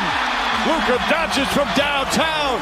And the Lakers' first lead of the fourth quarter. This is You Better You Bet with Nick Costos, Femi Abebefe, and the crew on the BetMGM Network. Make it legendary. My fellow Fordham Ram, Mike Breen, on the call last night. What a game between the Lakers and the San Antonio Spurs. Luka and company winning 118-116 and thus covering the spread for those of us that bet the Lakers. Like me. We'll talk about last night in the NBA in a second. We want to tell you, our listeners and viewers, to go for the end zone without breaking a sweat. With today's Pro Football No Sweat token, you'll get your stake back in bonus bets if your wager doesn't win. Make it legendary with BetMGM. Download the BetMGM app and please gamble responsibly. And don't forget to download and subscribe to You Better You Bet in podcast form. You can check out the whole show, anything you might have missed, including Femi's Hour, where he talked about the bet he made for NFL Offensive Rookie of the Year. Search You Bet wherever you find your podcast. And check us out on YouTube and Twitch as well. Okay. So the Lakers take care of business last night, beat the San Antonio Spurs. And, I'll pat myself on the back when things go well and tell you when things go poorly, like this past Sunday in the NFL was really not great. But I did nail the handicap last night of the Lakers and the Spurs. What I said was, and we'll start with the Lakers, but just need to say this as far as the game goes. The Lakers saw what the Suns did on Sunday defending Victor Wembanyama. And I said this in the Power Hour yesterday when I was handicapping the game. The way that Phoenix, which is not going to be confuse anyone with like the bad boy Detroit Pistons as far as defensive intensity goes, but the way the Suns defended Victor Wembanyama this weekend that led to Wemby's worst performance of the year, and the Spurs' first loss of the year, which was to constantly, as soon as he gets the ball, double him and do like the E Honda from Street Fighter and just like you move your hand really fast and just hit him as many times as you can before the referee blows his whistle and hope that the whistle doesn't get blown. And as an aside on that for Wemby, I'm curious how this is going to turn out, where it's almost like Wemby, and he's not as big as I was going to use a word that's really bad that rhymes with quick. He's not as big as Shaq was. I'll say it. Thick. As Shaquille O'Neal was. But it kind of feels like Wemby in the same way that Shaq would get officiated a little differently. Where Shaq was so big, so thick, that he wouldn't be able to get away with stuff that smaller centers were. And he would get absolutely like the crap beaten out of him, and fouls wouldn't get called. And it would be, well, like, what are we supposed to do? Like, you're so big. So thick. Has Wemby entered that zone where, like, you can foul Wemby more than you could foul like other big men, and it's not going to get called? We're very early in the process here. But watching this game last night, like, Wemby's getting fouled, and, like, it's not getting called. And I'm curious if that's going to be something that plays out moving forward. As far as the Lakers are concerned, I actually think this is the most impressive team in the league so far this season. And, like, the Thunder have a better record, and bad night, by the way, for the Nick Costos 70 agenda, the double 70, as the Thunder lose and the Brooklyn Nets win. And that was my NBA loss last night. I bet the Pacers and the Nets beat them outright. Tough scenes for your boy. Did go 2-1 last night in the NBA, but that was a terrible bet by me, as the Nets outright beat the Indiana Pacers. I think the Lakers' start to the season is as impressive as it gets, where LeBron hasn't played a game, Luka's missed time, Reeves has now missed time, and they don't miss a beat. It's like when Luka's the only one in the lineup out of the big three, he dominates. Same with Reeves. When he's the only one in the lineup, he dominates. And when none of them play, Nick Smith dominates. You might be asking yourself, who the hell is Nick Smith? I'll be honest. I have no idea. JJ Redick, oh man. I was about to say organically. This is how you know, like, this line has jumped the shark. I was going to say, like, unironically, JJ Redick might be him. I've got grays in my beard. Like, I shouldn't be saying things like this, but JJ Redick might be him as far as NBA head coaches go. JJ Redick is somehow both next and now as a tip of the cap to the real ones, the listeners and viewers here on You Better You Bet. It's an unbelievable coach. Like, how else do you explain what this has been? How they've gotten to 7-2 without LeBron. Luka's in and out. Austin Reeves is in and out. It's incredible what they've done. And Luka's obviously magnificent last night. Luka is magnificent, and he looks like he's in way better shape. And Luka had 5 steals and 2 blocks last night, which shows you that he's giving a damn on the defensive side of the ball. Like, he's putting the effort in on defense. It's not just the points and the rebounds and the dimes for Luka. He's trying on defense. That's a credit both to him and to his coach, J.J. Redick.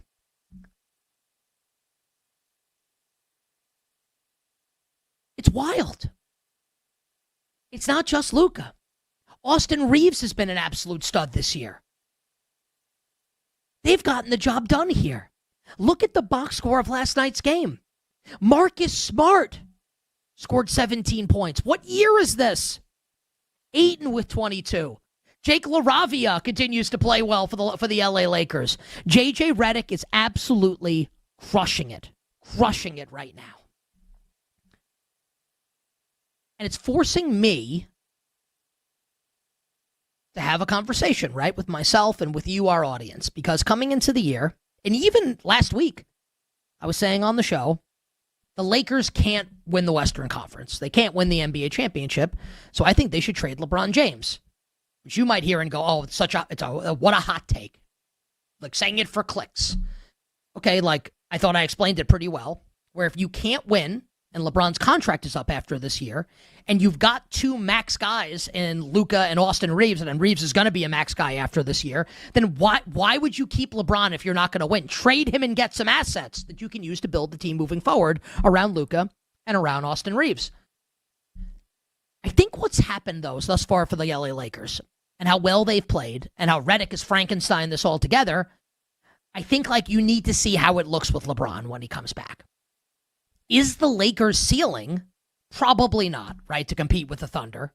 But is the Lakers' ceiling like to be one of the very best teams in the West where you can actually say, come trade deadline time, like, yeah, like, let's roll the dice and see how this goes.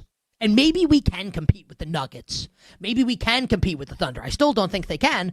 But I think if this is what it's going to be, then you at least have to see. You at least have to see.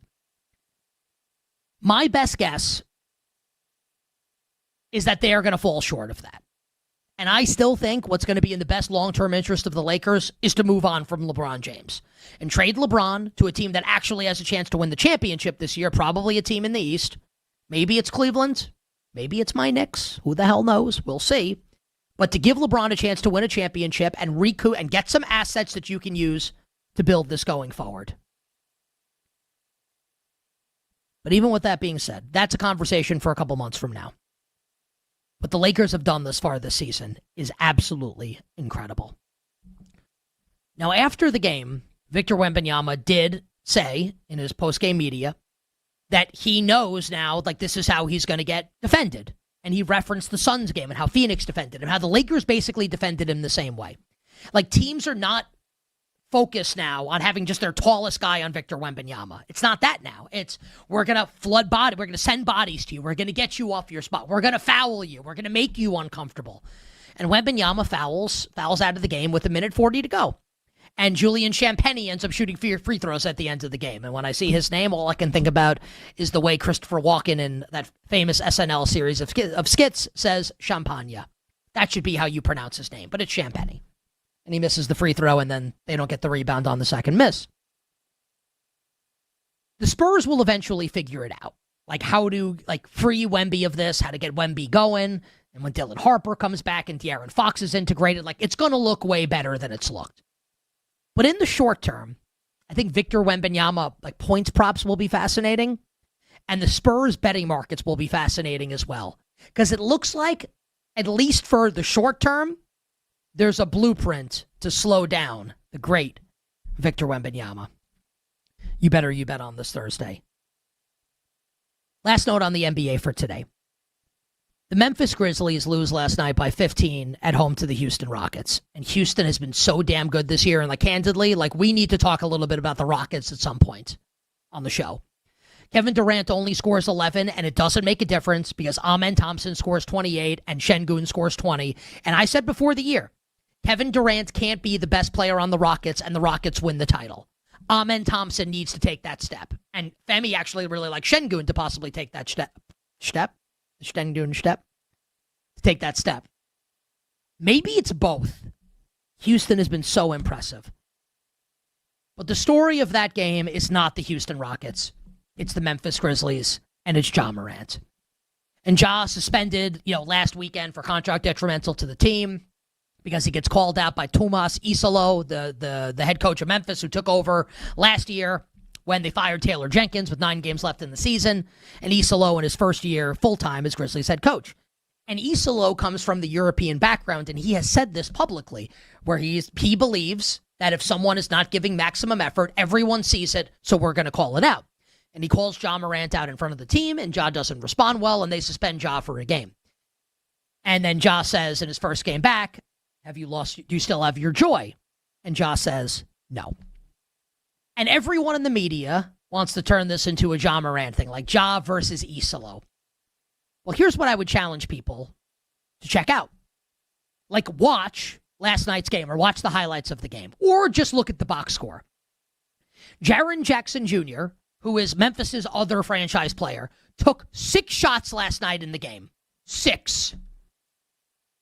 I want someone to watch the Memphis Grizzlies play and tell me that they all look disinterested right now. And maybe it's the new offense being implemented by Isolo, this read and react offense that the Heat are running also right now with Eric Spoelstra. Maybe they just don't know what they're doing. Or maybe none of them like the coach. Maybe that's what it is. I am not going to say that the Grizzlies need to fire Isolo. Way too early. And a lot of people that are really smart with basketball think he's really good. I am also not going to say the Grizzlies should just trade Ja Morant willy-nilly. Like, Ja's too good at his best. But they've got to figure this out. And now. And yesterday, they've got to figure this out. Because right now, to me, you watch this team play, it looks like they're pretty close to letting go of the rope. They're disinterested. The effort's not there. And when your best players don't give a damn, how do you think it's going to go the rest of the year for the Memphis Grizzlies? Final hour, power hour coming up next. We'll give you all our bets for Thursday Night Football. Jay Croucher of NBC Sports kicks it off. We'll be right back with You Better You Bet on the BetMGM Network. Make it legendary.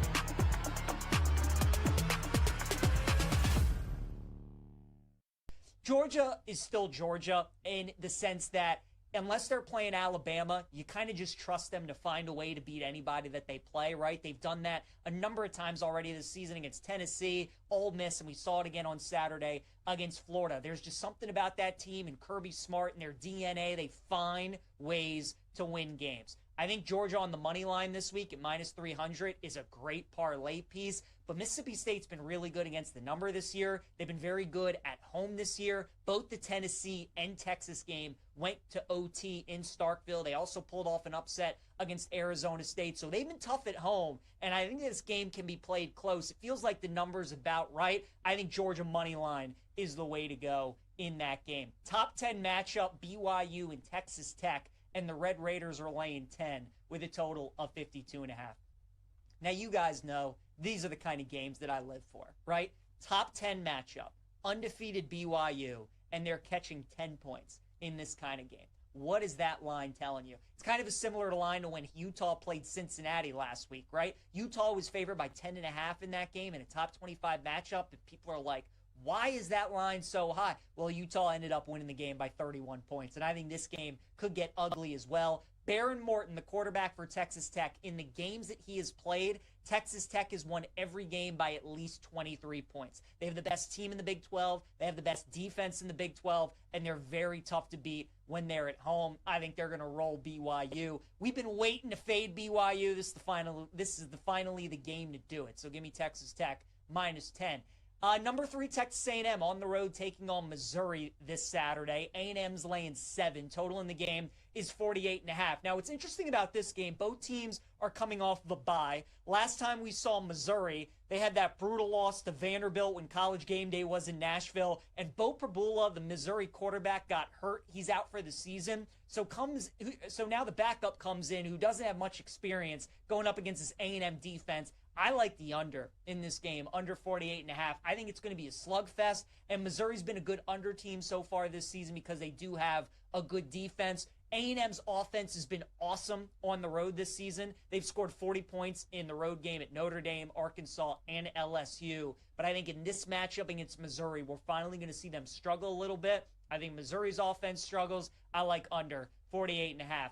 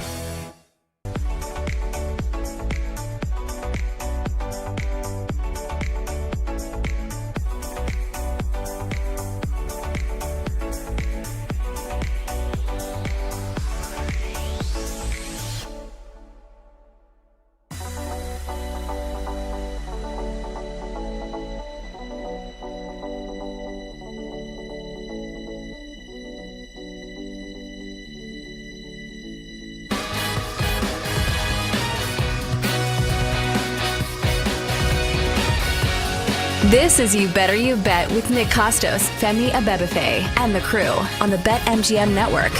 Make it legendary. Bring it up, Jake.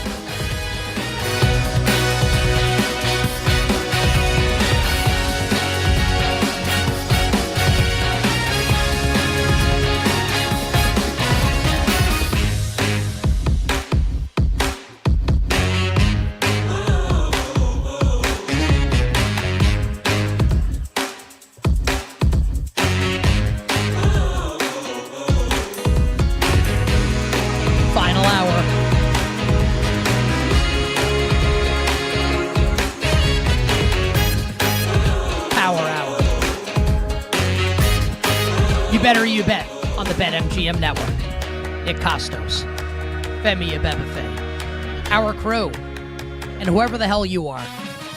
The Power Hour on You Better You Bet and all right. Okay, I'm going to try and get this right. The Power Hour and every hour here on You Better You Bet. Presented by BetMGM. Make it legendary by downloading the BetMGM app and visiting BetMGM.com. Coming up in 20 minutes, our friend, pro sports bettor Rob Pizzola, will join us. Best bets for Week 10 in the NFL.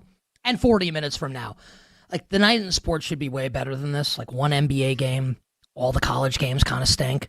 We do have an NFL game, and we will handicap it for you. Side total and props. Femi and I will. Femi's Island for his touchdown scorers, the Royal Prop King. All our bets for the Broncos and Raiders will close the show 40 minutes from now. But joining us right now,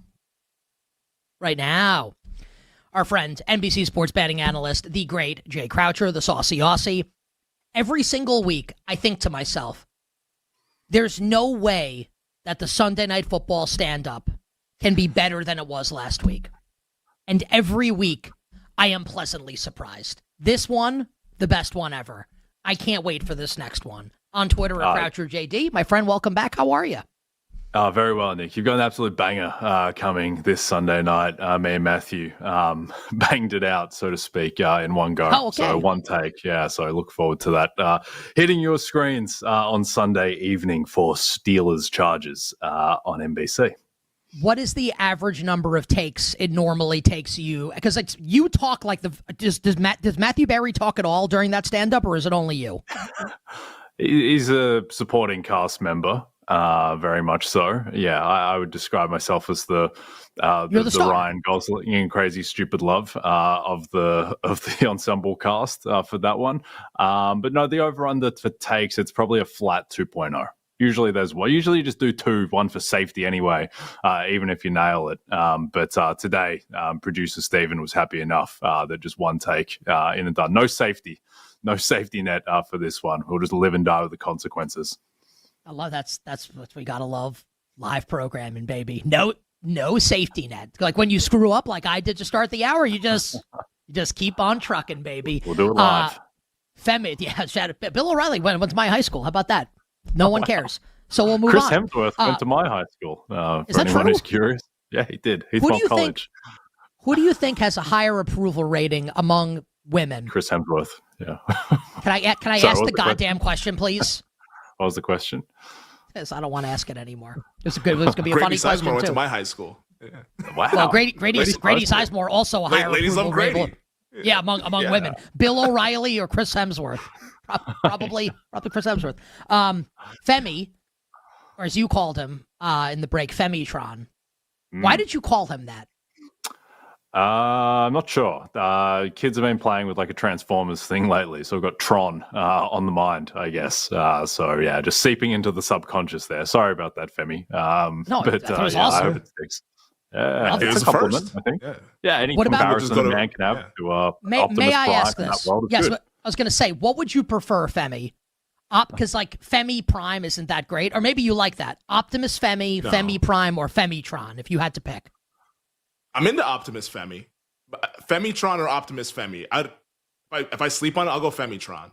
Because the great Jay Okay. Croucher called me Femitron. I thought, and what's funny about this is just like what is old is new again. Like Transformers was my favorite thing when I was like a young kid, and my dad took me to see the animated movie. And in the first scene of the animated movie, Megatron and Starscream literally murder like 5 members of the Autobots, and it actually like scarred me for life. You can look this up. Children scarred for life, like it's a children's show, and it, all of a sudden it turns into a rated R movie, like executed at point blank range. My dad was like, he told me after the fact, God rest his soul, I thought about pulling you out of the movie, but we had to watch to see the Ultra Magnus and Hot Rod after Megatron kills Optimus Prime. It's a children's movie. Anyway, Femitron is chomping at the bit to ask you some awards questions. I'll let him get to that in a second. But Jay, first, do you have a favorite side or total bet for us Week 10 in the NFL? I don't, but I'll give you a prop, Nick. Coming off the bye, Quinshon Judkins, his rushing prop is set at 81.5 against the Jets. The line moved tremendously after the Jets got rid of all their players.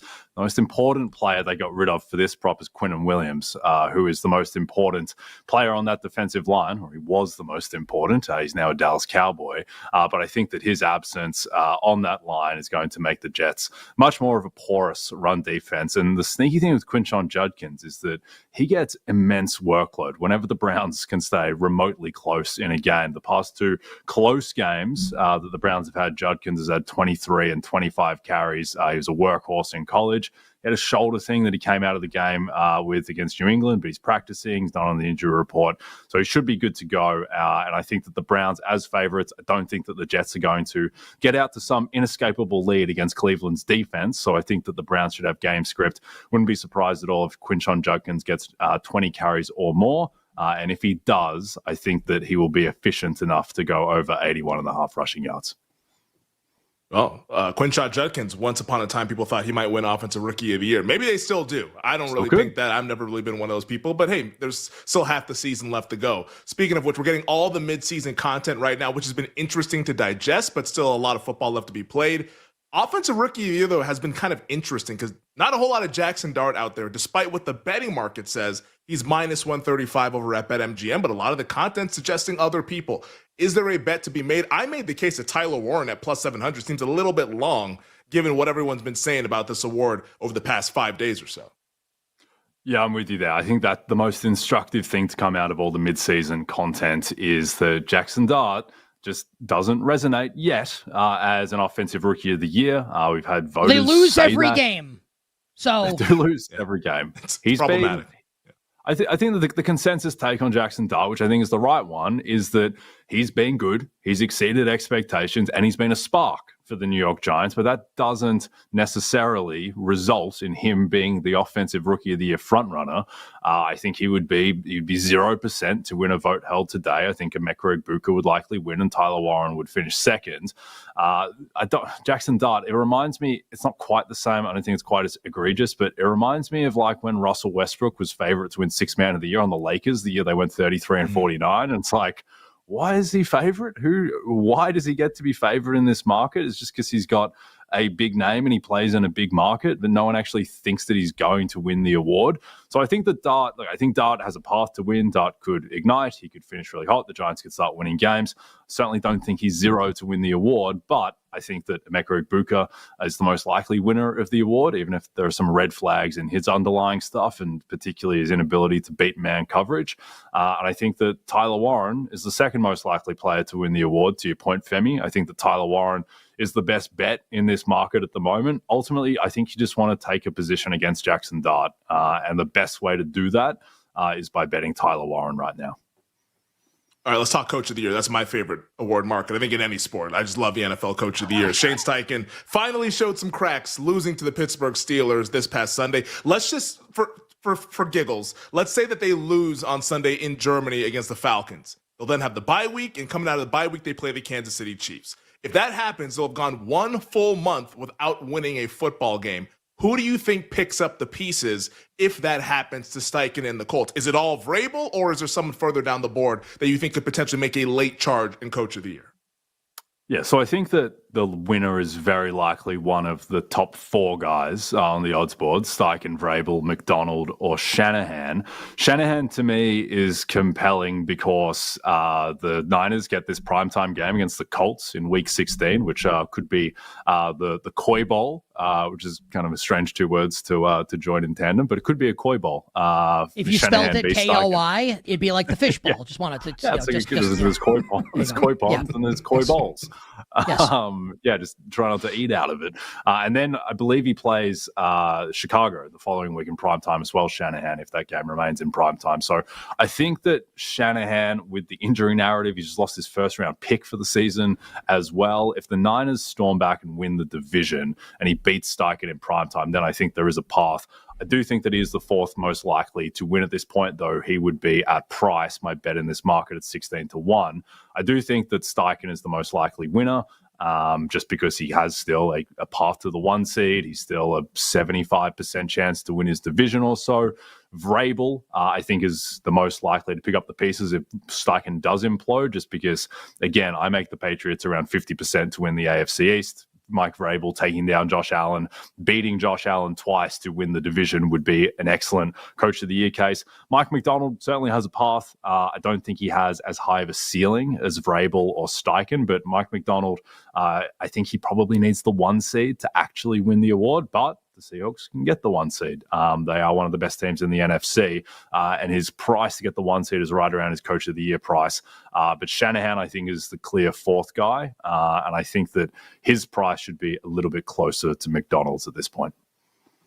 This is You Better You Bet. Nick Costos, Femi Abebefe, hanging out with Jay Croucher, NBC's lead betting analyst, co-host of the Fantasy Football Happy Hour with Matthew Berry and Connor Rogers on Twitter at Croucher JD. We're going to get back to the NFL here shortly, but I wanted to ask you one NBA awards question. Most improved player, Josh Giddey. We all saw the performance the other night. He is now the favorite to win most improved player. Is it crazy, though, to suggest that Austin Reeves could actually be a contender in this award? Averaged 20 last year, but the way he's been playing, maybe he averages 25 this season. Yeah, certainly. I think he's in the mix. I'd say that he's more probably tier 2 in the award.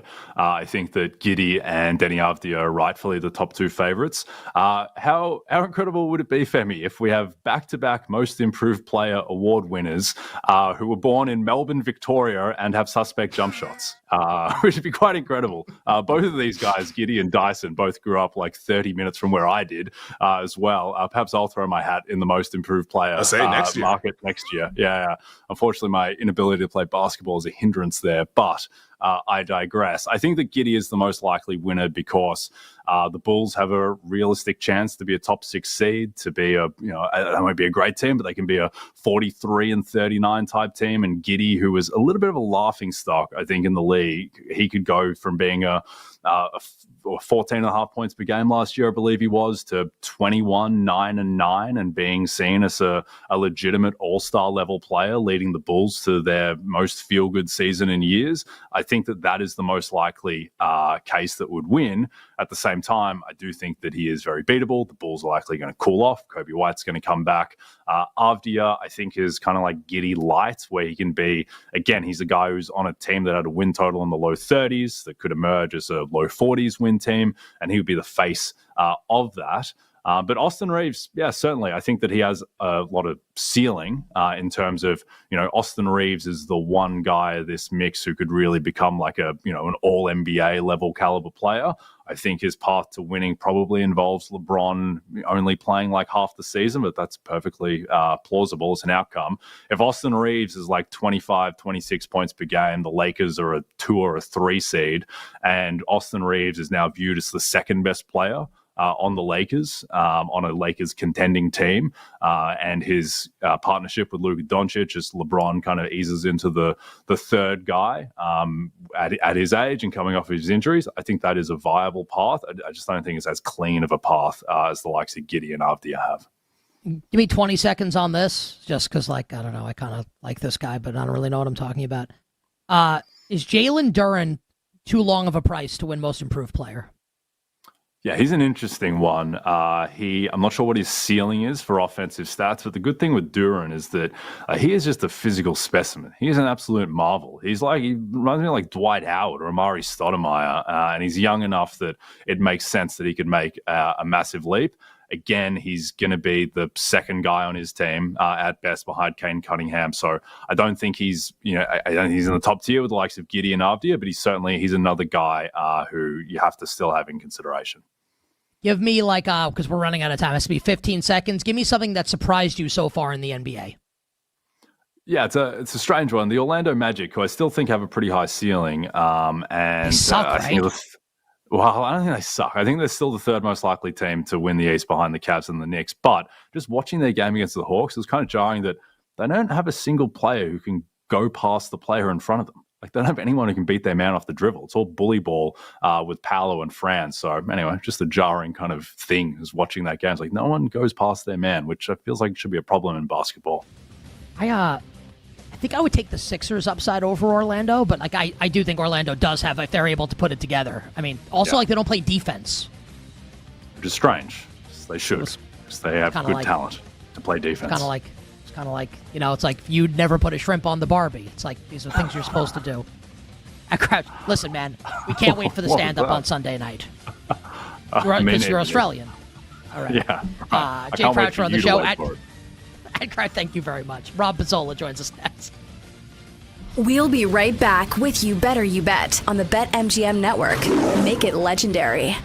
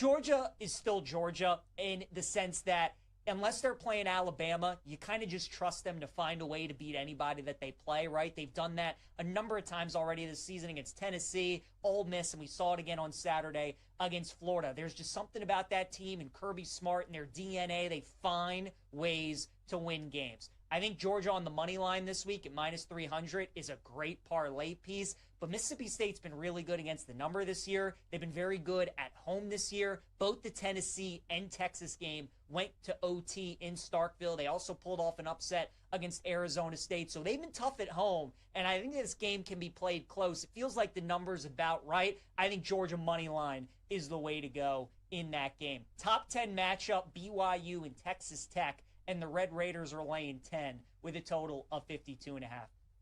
Now, you guys know these are the kind of games that I live for, right? Top 10 matchup, undefeated BYU, and they're catching 10 points in this kind of game. What is that line telling you? It's kind of a similar line to when Utah played Cincinnati last week, right? Utah was favored by 10.5 in that game in a top 25 matchup, and people are like, why is that line so high? Well, Utah ended up winning the game by 31 points, and I think this game could get ugly as well. Baron Morton, the quarterback for Texas Tech, in the games that he has played, Texas Tech has won every game by at least 23 points. They have the best team in the Big 12. They have the best defense in the Big 12, and they're very tough to beat when they're at home. I think they're going to roll BYU. We've been waiting to fade BYU. This is finally the game to do it. So give me Texas Tech minus 10.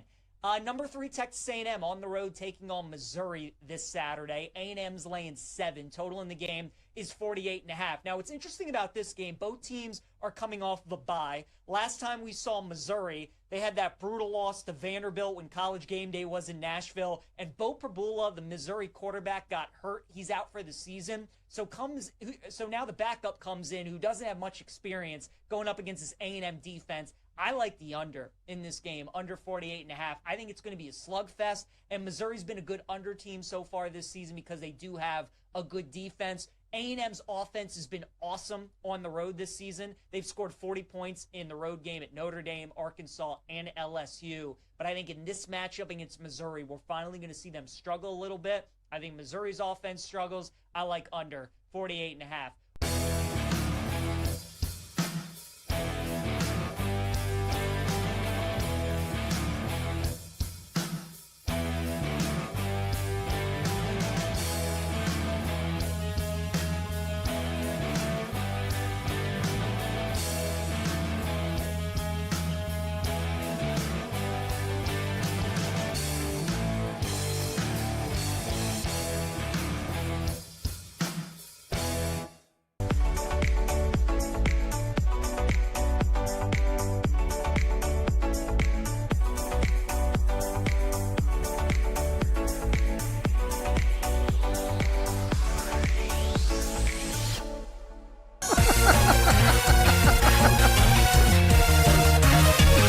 This is You Better You Bet with Nick Costos, Femi Abebefe, and the crew on the BetMGM Network.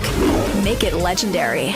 All right, all our bets for tonight coming up 20 minutes from now to close the show. But joining us right now to give us his bets for Week 10 in the National Football League. And just so everybody knows, you don't have to worry. Rob has his words, not mine. He said this, not me. 99-star lock of the millennium bets on every single game on the board this week. I'm excited. I'm kidding.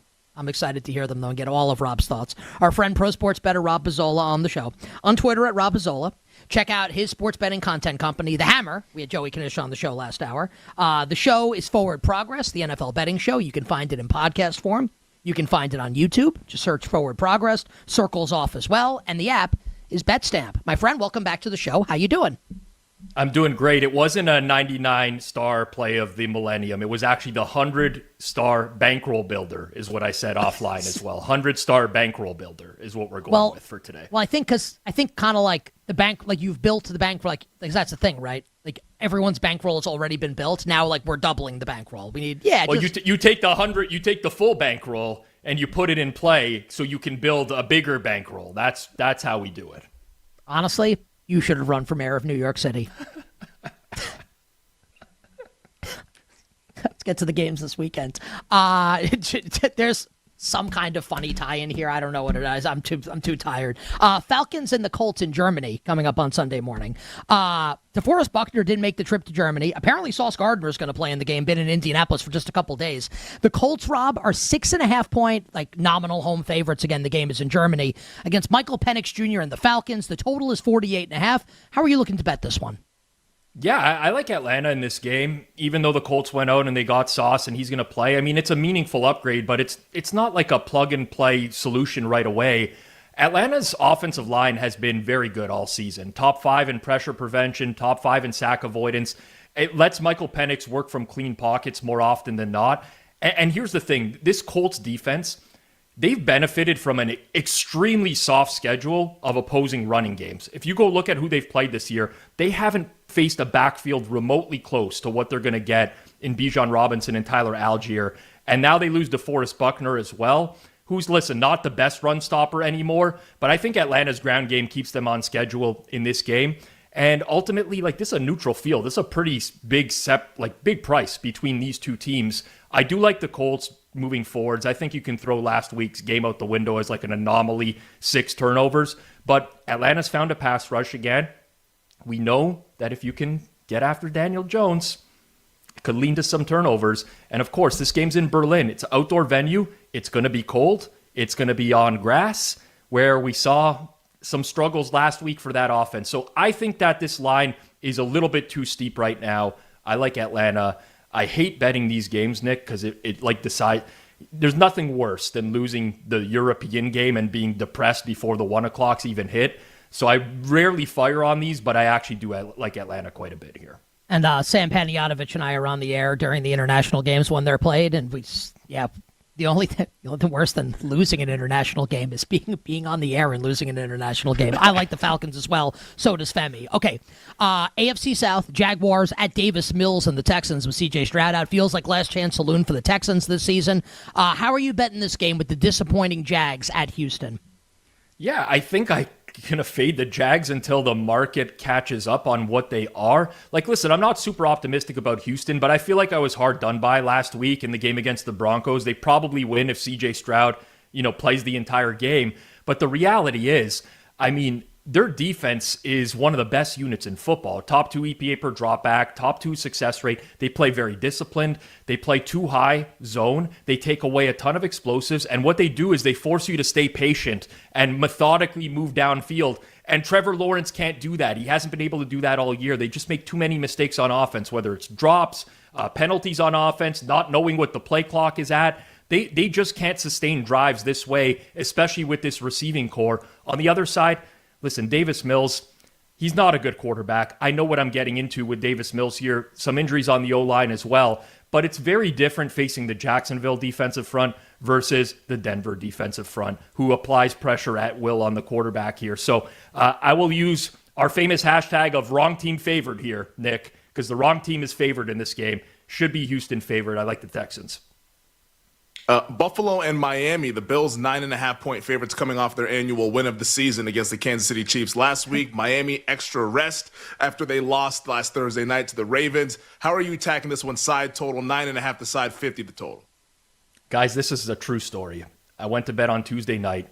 I had a very vivid dream. I'm not joking when I say this. I've never sailed a boat in my entire life, but I was on a sailboat myself. And it was sunny, it was nice, it was warm, and I'm sailing this boat, and these dolphins are just flying out of the water next to me. And I woke up the next morning, I'm like, wow, that was like a nice dream, it was really weird.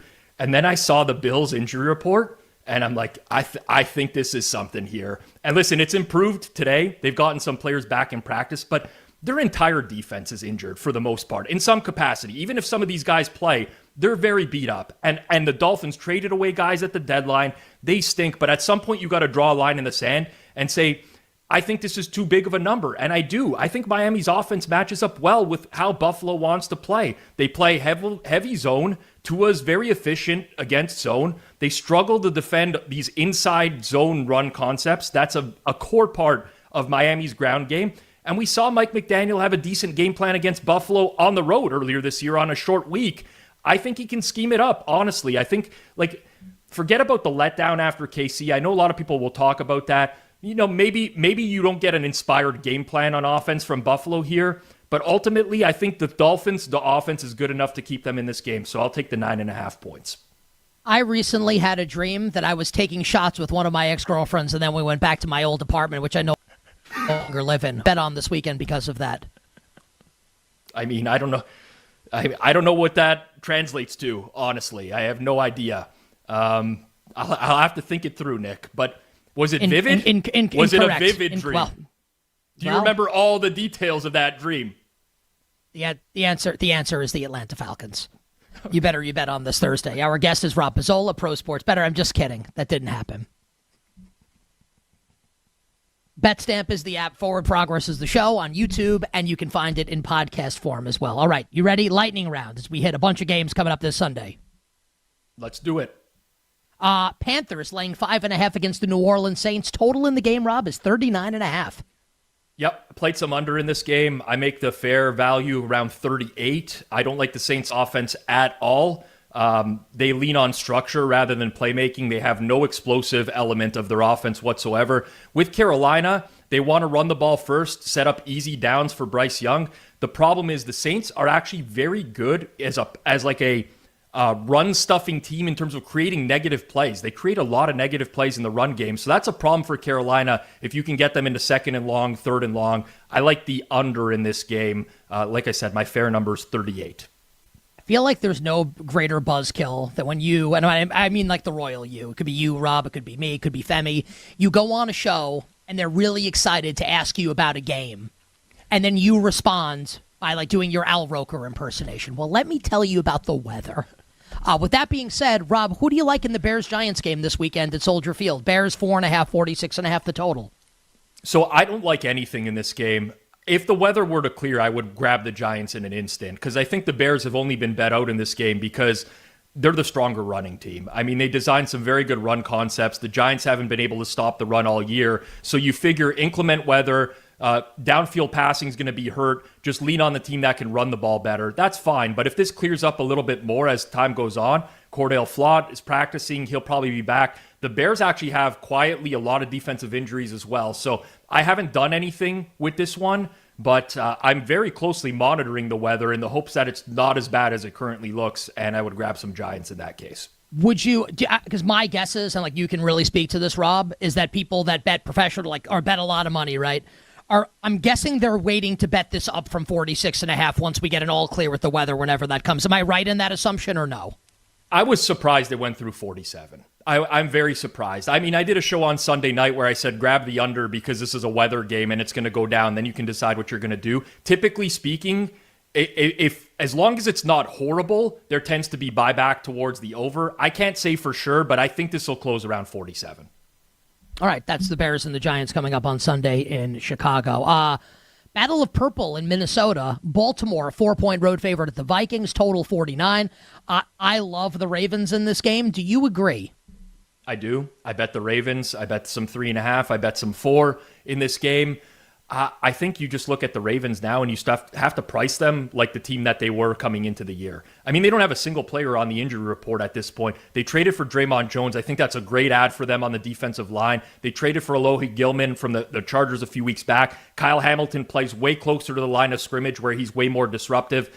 I don't know how much stock I put into the Vikings win last week. They did a really good job of shutting down the run, but it's very different game planning for Jared Goff than it is for Lamar Jackson, who can beat you in space. And the Vikings play a lot of man on the outside. Lamar's legs are a man beater, plain and simple. So I think this is a little bit short. My fair was, I want to say, between 4.5 and 5. I like the Ravens.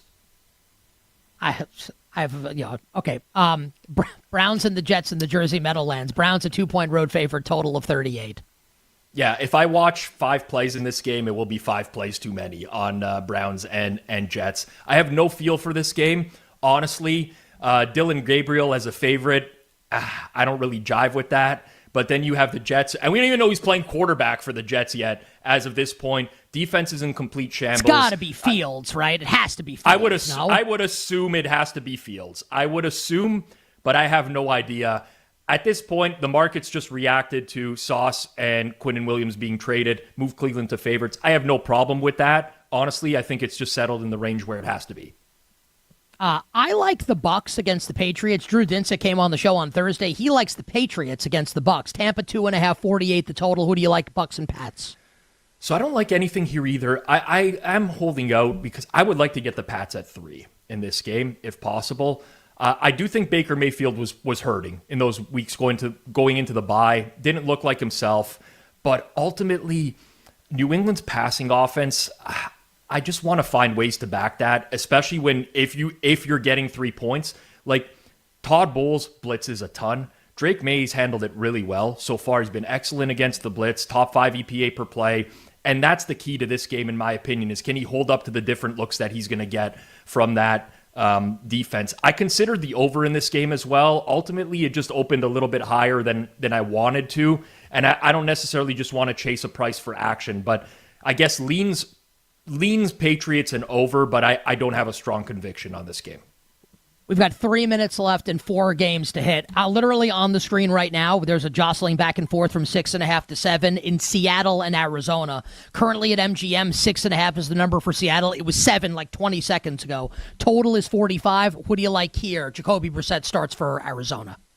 I like Seattle a little bit. The thing with Jacoby Brissett is he's decisive. He works the middle of the field well, but there's like a ceiling with Jacoby Brissett, right? And this Seattle defense is going to harass him. They're very good at getting pressure with just 4. That's a tough fit for the Cardinals' offensive line. And then defensively, Arizona finally got healthy against the Cowboys. Then they lose Mac Wilson, they lose Max Melton, they lose Will Johnson in the same game.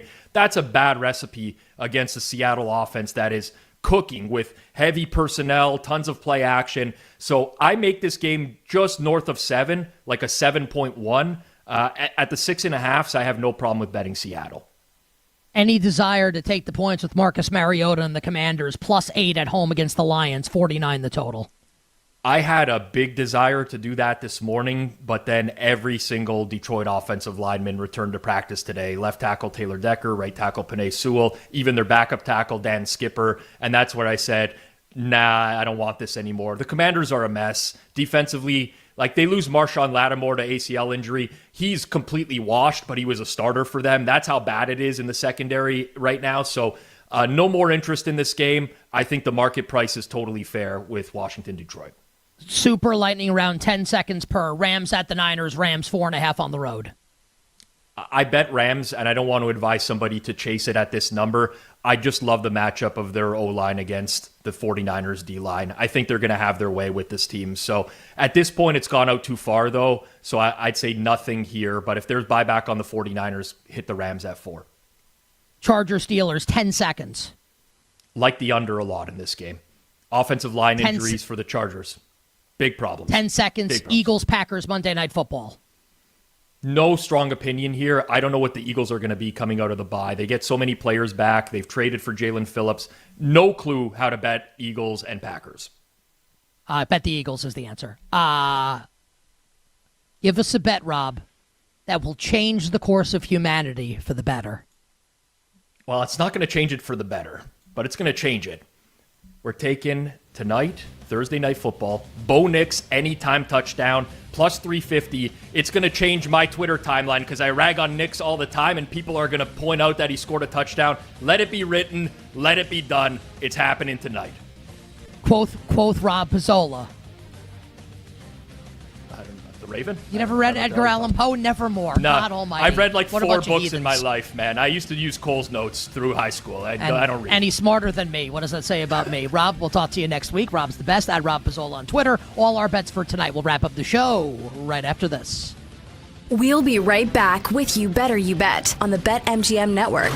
Make it legendary.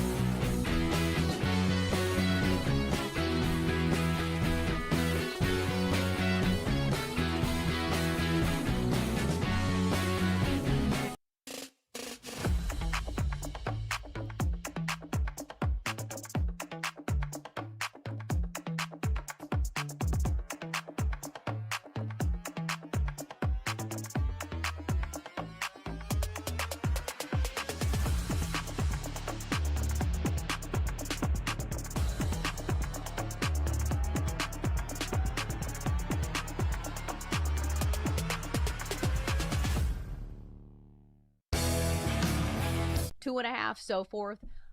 So here are the options for this week in the NFL. And I will say, I hope there is not as much chaos as we saw last week in the NFL. We're going to start with one of the best teams in the AFC getting points on the road at the Bucs. We're going to go New England plus 8.5 on the road at Tampa Bay. And I understand at some point New England's probably going to hit a snag on the road. We saw it with like the Colts last week where, they're just not going to be great every single game of the season. I know the Bucs have had some time off to prepare, but 8.5 seems like a lot of points to give a Pats team that's been absolutely rolling, and the offense has been fantastic with what Drake May has been doing. Next up, we're going to go to the Seahawks. It feels like one of the most underrated teams in the entire NFL. So the line of this one is Seahawks 6.5-point home favorites against the Cardinals, who I understand just won last night. A big game against the Cowboys. Wow, I'm so impressed.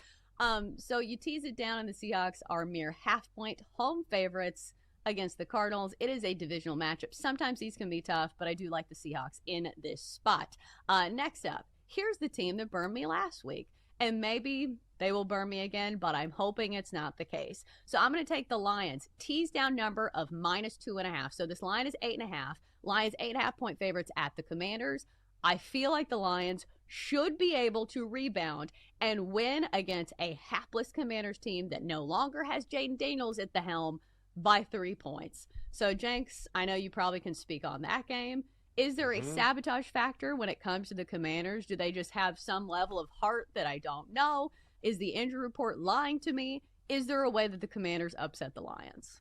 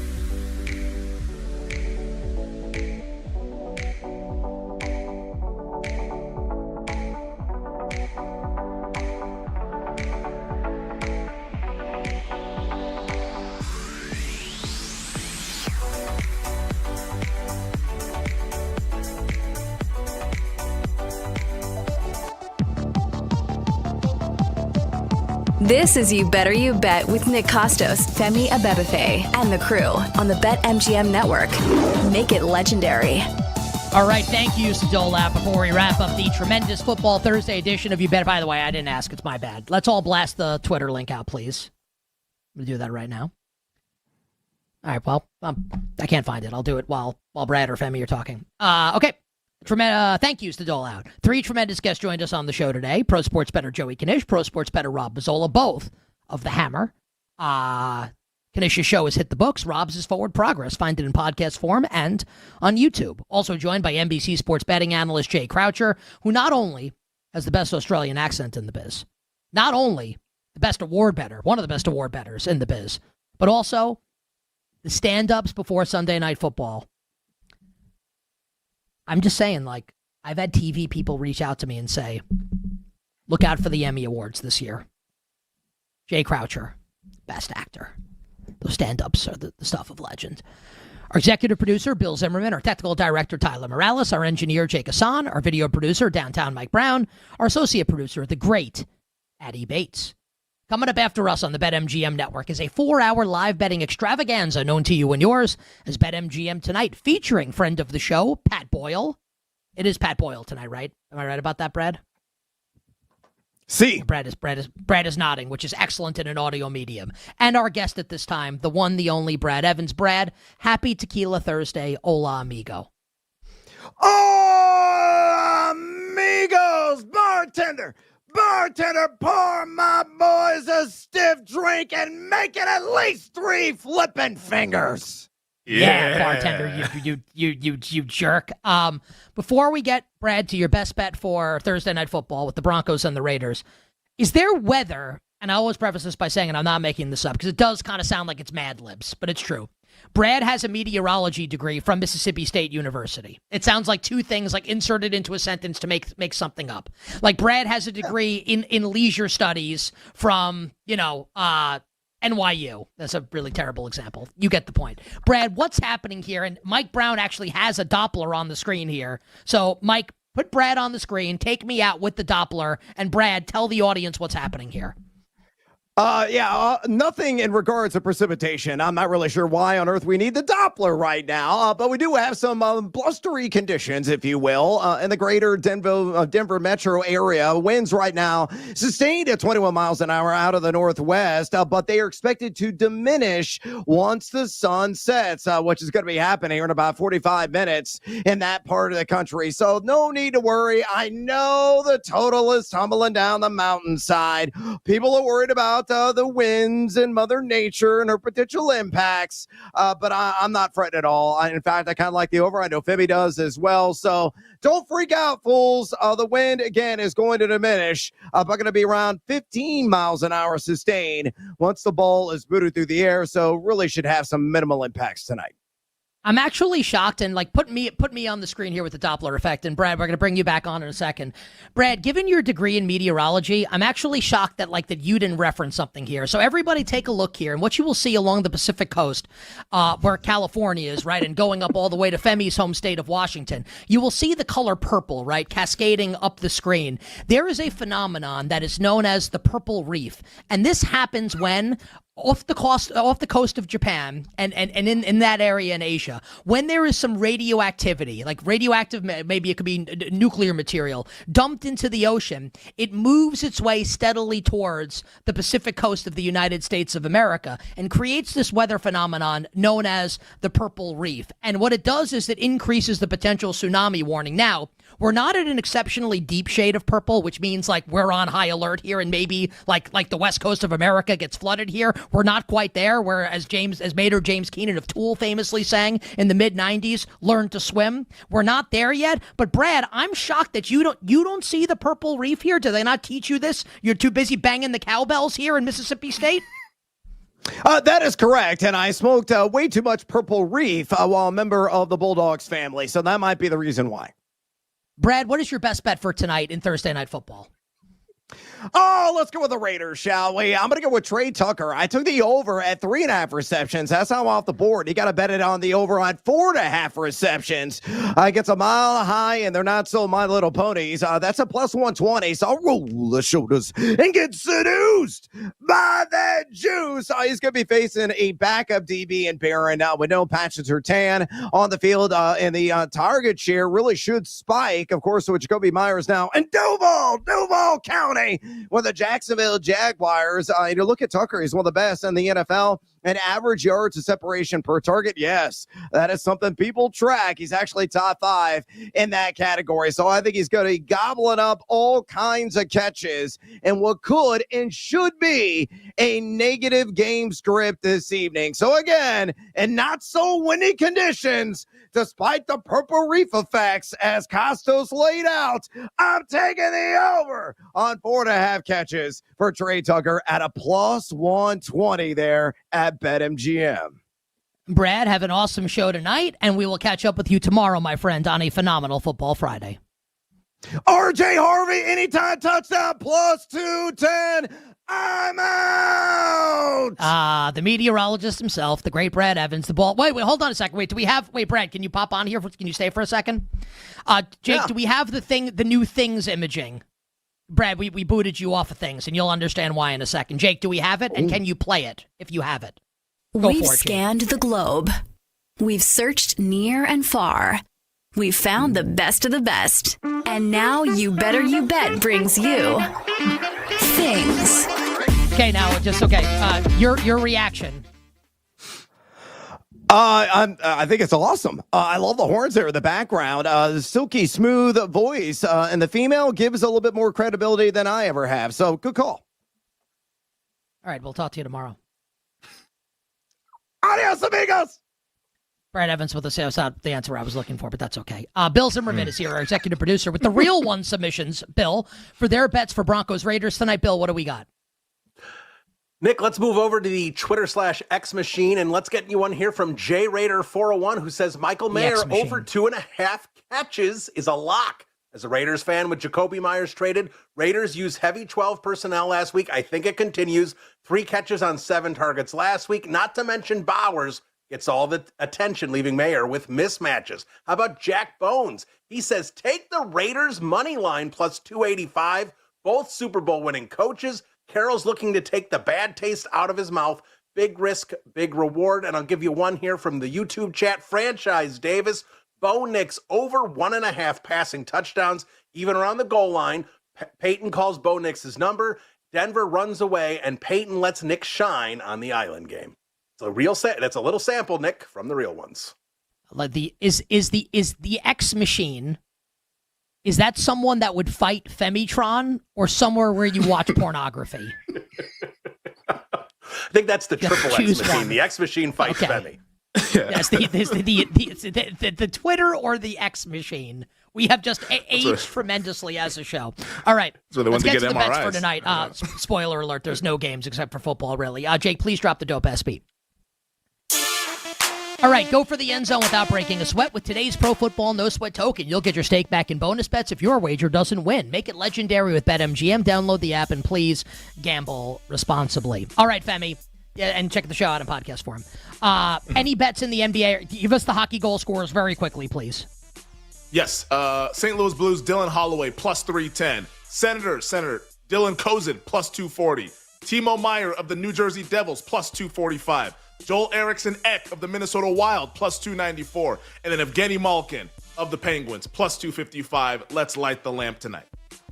All right, love it. No bets for me in the NBA. I don't like the game. Clippers and Suns, bunch of players out. I'm passing. Let's go right to Thursday Night Football, Femi. Yeah. Oh, Femi's betting the Clippers. Okay.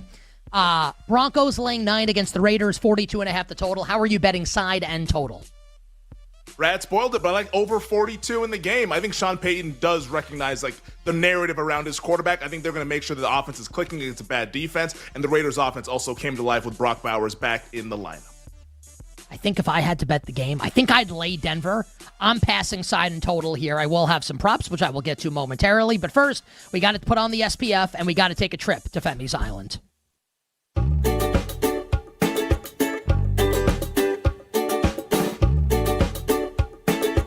Be a little bit of rocky at the island with the Rocky Mountain terrain, but for the Las Vegas Raiders, if there's a way to attack this Denver defense, it's with the tight end, but not the one you're thinking about. We might be a week late on the resurrection, but 6 days after Halloween, Michael Mayer returns to haunt the Broncos at 26-1. And for Denver, we have a guy who's seeing an increase in snaps with Marvin Mims on the mend. We'll go with Pat Bryant, who all he did was catch touchdowns at Illinois. Will get his second as a pro, and it'll be the first TD tonight. So it's Mayer and Pat Bryant for your first TD scores, and I'll see you on the island.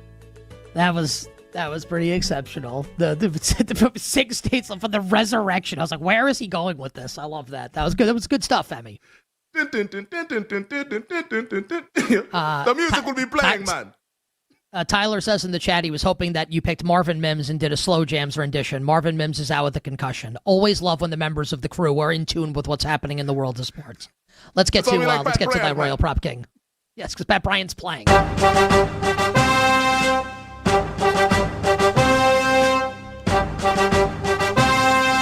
Now approaching the betting window, it is your prop king, Nick Costos. All hail King Costos.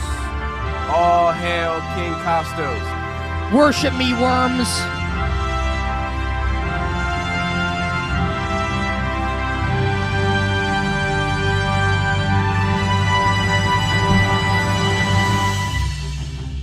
All right. Be quick here because we're running out of time. I Decided to do a minute on the Purple Reef. It's true. It's true. Look it up. Troy Franklin earlier today was 42.5. That number was crazy. I talked about it on a couple radio hits I did earlier. It's 47.5 now, and it should be higher because he's going to wreck this Raiders defense. Now, Cortland Sutton's the number one, obviously. I think you will see Sutton get extra attention tonight. No Marvin Mims, which means it's Troy Franklin time. Troy Franklin over 47.5 receiving yards. Anytime touchdowns, I will back Femi's Island with both first and anytime touchdown for Michael Mayer, as the Raiders will be running 12 personnel the rest of the season with Jacoby Myers now in Jacksonville. And I alone am giving out this bet. It is a bet that will change the world. Bo Nix, anytime touchdown tonight in the Broncos and the Raiders. We'll see everybody tomorrow on a phenomenal Football Friday. Until then, I'm Nick Costos wishing you minimal sweats, winning bets, the absolute very best of luck. Thanks for listening to You Better You Bet. Up next, it's BetMGM tonight on the BetMGM Network.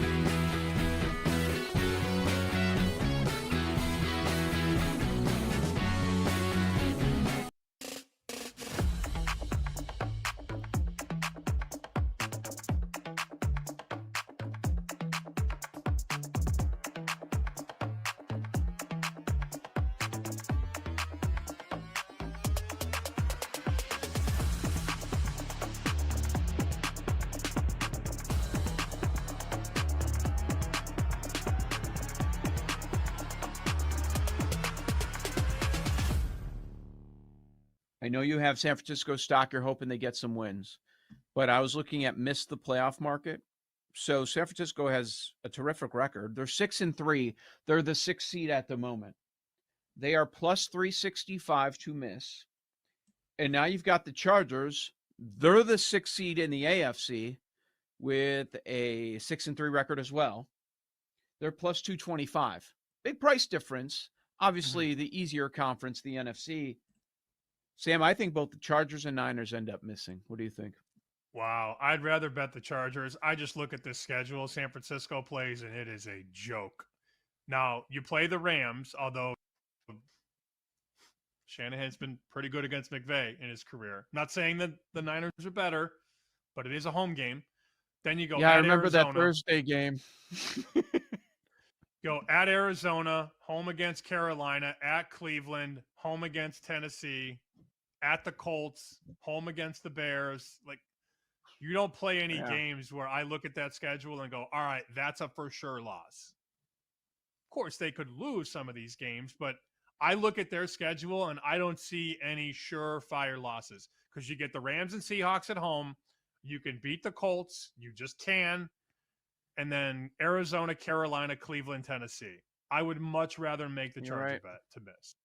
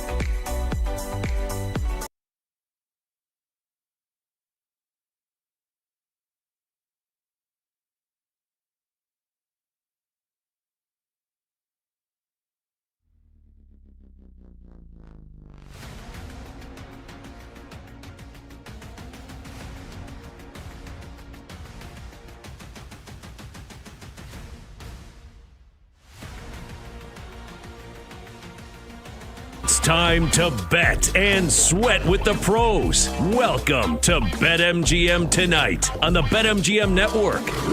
Make it legendary.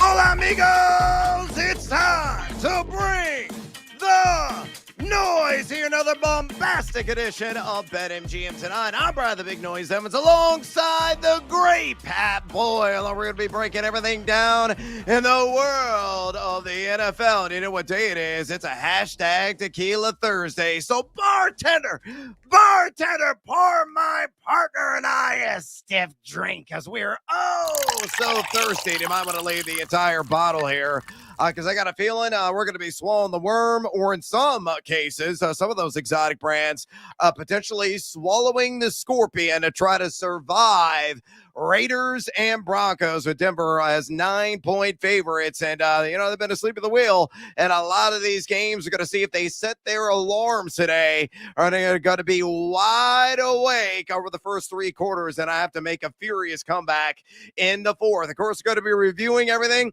on our betting cards here in a second, including our Crew to Cash play. We're also going to be breaking down some odd headlines, not only NFL, but some of the other sports that are out there. What are impacting some of the sports betting markets? What are dominating the conversations you might be having with a buddy right now at your local watering hole? Pat and I are going to be diving into those subjects here in a second. From there, we're going to do a little fantasy football pick on. We got a 3-pack of players, position by position, similarly ranked, and then we're going to decide who we are going to pick, who we believe is going to have a banner week numero 10 as we're barreling toward the fantasy football postseason, just a handful of weeks away. So we know how critical this time of year certainly is to the gaming audience that is out there. In seg 4, we're going to be talking to former NBA player Ryan Hollins about the association. Of course, we'll be talking about his Houston Rockets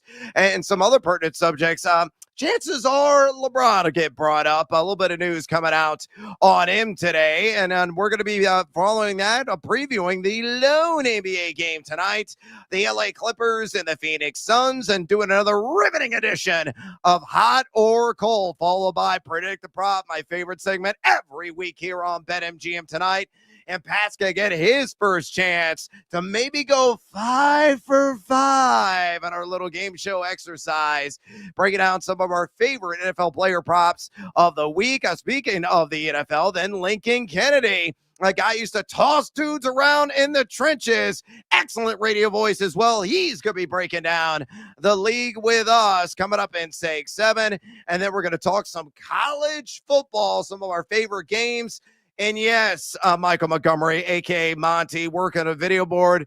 We will mercifully talk about your Iowa Hawkeyes. Got a marquee matchup taking on the Oregon Ducks this week in Iowa City. And we want to talk to you, the 2.02 average listeners and viewers of this fine broadcast. If you have any fantasy football questions for us, whether tied to Thursday Night Football or the main slate of NFL games, you want to talk sports betting, you just want to talk sports with somebody, we are here. Don't be shy. Don't be a wallflower. Easy way to contact Pat and I here on the show. You just pick up the phone and dial us fools at 833-732-3875. 833-732-3875. You can also fire off your questions and comments via the X or the Twitter at BetMGM Tonight, where we have our pole dancing poll question of the day. And it's asking you this: on this hashtag Tequila Thursday, which plus money, it's a key phrase, folks, plus money option scores a touchdown in Raiders and Broncos? Your options are Ashton Genty at plus 115, Cortland Sutton at plus 160, Brock Bowers also at plus 160, or Troy Franklin. Could be a duck-to-duck combination there from Bo Nix at plus 185. So far, nearly 150 votes cast. Make your voice be heard. Exercise. Votes are coming, and drop us a comment before kickoff, aka bring the noise on X at BetMGM Tonight. Again, on X at BetMGM tonight. Let me bring in my esteemed and handsome colleague, Pat Boyle. Pat, let's break down Raiders and Broncos. The total has come cascading down the mountainside, so to speak, with the adjacent Front Range right there, nestling up against Denver. You and I talked about my days in the Mile High City yesterday and how imbibing is different when you're at elevation. And trust me, folks, it certainly is very different than when you're at sea level. Can work for and against you in certain instances, as we broke down last night. By the way, if you missed that conversation, check out the BetMGM Tonight podcast, Apple, Spotify, wherever you get your podcasts, the BetMGM Tonight podcast. But the Broncos are laying 9 points. The total is at 43. So give me your initial thoughts on Raiders Broncos. Do you got to pick against the spread? Are you going to side with the under? Are you going to side with the over? I know we got a little bit of windy conditions, but the wind is expected to diminish when the sun sets here in a few minutes. It's right now sustained at 21 miles an hour out of the northwest. During the game, it should be around anywhere between 13 to 15 miles an hour. No precip, no snow, and it can't snow this time of year in that part of the country. So again, give me your initial thoughts. Raiders, Broncos in the Mile High City tonight. Yeah, we've had a lot of wacky Thursday night games this year and a lot of divisional wacky Thursday night games. Remember a couple of weeks ago, the banged up Niners, beat the Rams, the Giants then blow out the Eagles. I think we could maybe be in store for another wacky one here. I think the Raiders can keep this game close, at least in the first half. We detailed Denver's struggles in the first three quarters. I mean, they've gotten nearly 50% of all their points this season, Brad, just in the fourth quarter alone. The Broncos have been the definition of play with your food, right? They like to play with it. They don't like to eat it until the fourth quarter. And then they all of a sudden decide, all right, we'll turn it on now. And as much as the game plan obviously would want to be to get off to a fast start here, I just don't know if that's necessarily going to be the case. And so, we got Pete Carroll against Sean Payton. That's a great rivalry brewing in the AFC West. The Raiders feel like they're down and out. They traded Jacoby Myers at the deadline, but Brock Bowers coming back on Sunday was massive for them.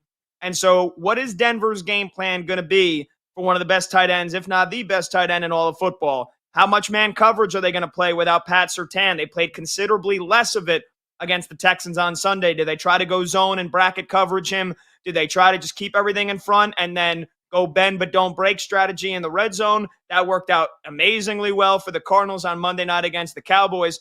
Either way, I think the Raiders know that they're not a playoff team, but they've got to come in here and compete tonight. Short game, short week on the road divisional opponent. And so I'm expecting Pete Carroll and Chip Kelly to throw everything at the wall here tonight and try to keep this game close.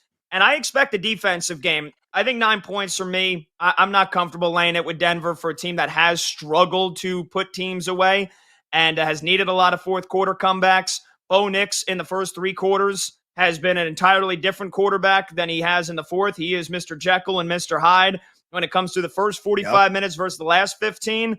And so Denver has relied upon a balanced offense. How well are they going to run the ball against a Raiders team that has struggled to stop the run? That's obviously going to be the first and foremost game plan. J.K. Dobbins, the rookie R.J. Harvey, who I love, and we'll find out a little bit later on. But I like the under. I think this is a defensive battle. I think this is a gritty type of sloppy defensive game here tonight. So I like the under, and I'm not comfortable backing either team here to cover the spread.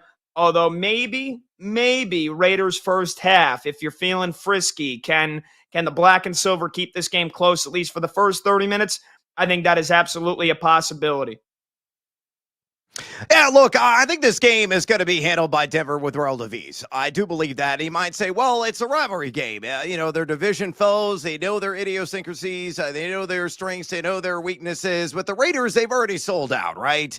They dealt Jacoby Myers at the trade deadline from Vegas to Duval County and the Jacksonville Jaguars. But that defense, especially on the back end, is absolutely rancid, repugnant, putrid, whatever adjective you would apply. It certainly is warranted. They've gotten picked apart early and often. And what I love about Bo Nix is this. You got Cortland Sutton, who is the team certifiable WR1. They got Troy Franklin, as already mentioned, a guy that's leading the team in red zone target share at over 32%, a guy that's been catching all kinds of touchdowns here of late. He scored a TD, 3 of them in his last couple of games. And then he got my guy from where the I'm a stone's throw away from the University of Illinois campus. Yes, I'm a season ticket holder. Yes, my kid is in the Marching Illini band. Shout out to him in the base 3, banging it home. And they are off this weekend, so I'll have to sweat out a football game, thankfully, at Memorial Stadium. But Pat Bryant is a guy that's starting to emerge, and he could be that secret weapon. He could be that X factor in this game, working out of the slot, again, against a vulnerable secondary of Vegas. I think Denver's going to go out, and they know the recency bias. It's a hell of a drug. They've read the headlines. They understand the narratives that are being scribbled about them. Oh, you guys are asleep at the wheel the first 3 quarters. You got narcolepsy. Then all of a sudden you wake up and you ball out and you somehow scurry back and you win a football game. I don't think that's going to be the case tonight. They could start off hot. And it could be famous last words for me. It's probably going to be like, 4-2, nothing but safeties at halftime, Pat. But they could start off hot, again, given the weakness of that secondary of Vegas and given the plethora of weapons that Bo Nix has to toss to. And if that is the case, they're going to lay the smack down. This is going to be a snore fest. It's a good thing we got the bottle of tequila in front of us to, stir the blood and keep us lively in our conversation. So I like the over as well. I think the Raiders could maybe score a couple of TDs in garbage time and push that. So I'm going to go complete opposite of you, my man. I'm going to lay it with the Broncos, -9, and I'm going to take the over at a more suppressed number now because people are all scared about the win. Folks, they're not in the middle of a land hurricane. All right. This isn't like a nor'easter that up in your neck of the woods impacting the Intermountain West by any stretch of the imagination. Again, the winds are going to subside by kickoff. It ain't that big of a deal. I've watched the Amazon broadcast. I've seen the live cut-ins already. It's going to be fine. So I think there will be some scoring. And for you fantasy football fans out there, hopefully you're going to start off the week, and it could be a critical one for you, on the right foot with some of the key assets that you have there in your lineup. Speaking of one of those potential key assets, let me get your quick thoughts on this. Ashton Genty. Man, he's been a roller coaster ride this season, but he is going to get the lion's share of work. Can he, Pat, have any success against his aggressive Broncos front? Well, it just depends on how well the Raiders block for him. I saw a couple of stats just literally today, about an hour or two ago. Stuff rate, like how often the running back is hit behind the line of scrimmage. Ashton Genty, #1 in the NFL. He gets hit at or behind the line of scrimmage on almost 1/3 of his carries. So he just has not had a good offensive line to run behind. It's a reason why I was highly critical of their new GM, John Spytek, for drafting with the 6th overall pick. Like, did you not learn from the Giants' mistake drafting Saquon? Did you not learn from the Jaguars drafting Lenny Fournette years ago? And so he's a great running back, and there's plays where he does it all himself. He's got great vision. We know how strong he is, right? Just running dudes over, even though being a rookie. It's how well do they block, right? And the Broncos' strength is their pass rush, but they're still also a very good team against the run. And so, the deal is they're going to load up the box on probably 1st and 2nd downs, and they're going to try to force Geno Smith into some 3rd and longs where he has been the mercurial Geno Smith more this year than probably ever before, tied for the league lead with interceptions. If Geno can limit the turnover-worthy plays, that's how I think the Raiders can stay into this game. But then, what kind of game plan do we see from Chip Kelly? I think he has also been very underwhelming this year as the play caller.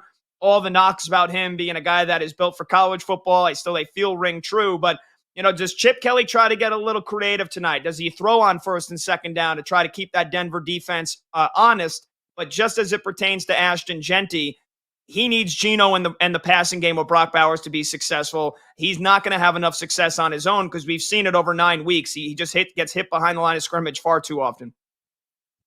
Yeah, and maybe he's going to be a key asset of the pass game, too. He's been featured more in that capacity here of late. Again, we're going to keep you up to date on all the action there in the Mile High City. We may break in with some live dives as well. So if you want to sweat with us, be our guest. All right, let's pivot real quick. Another hot headline. People are talking about in the sports world, a couple of surprises in the NBA last night. Maybe not so much of the first one as the Lakers hang on to beat Victor Wembanyama in San Antonio. But the Thunder losing their first game of the season to the Portland Trailblazers. Pat, that to me was a shocker special. Were you as stunned as I was?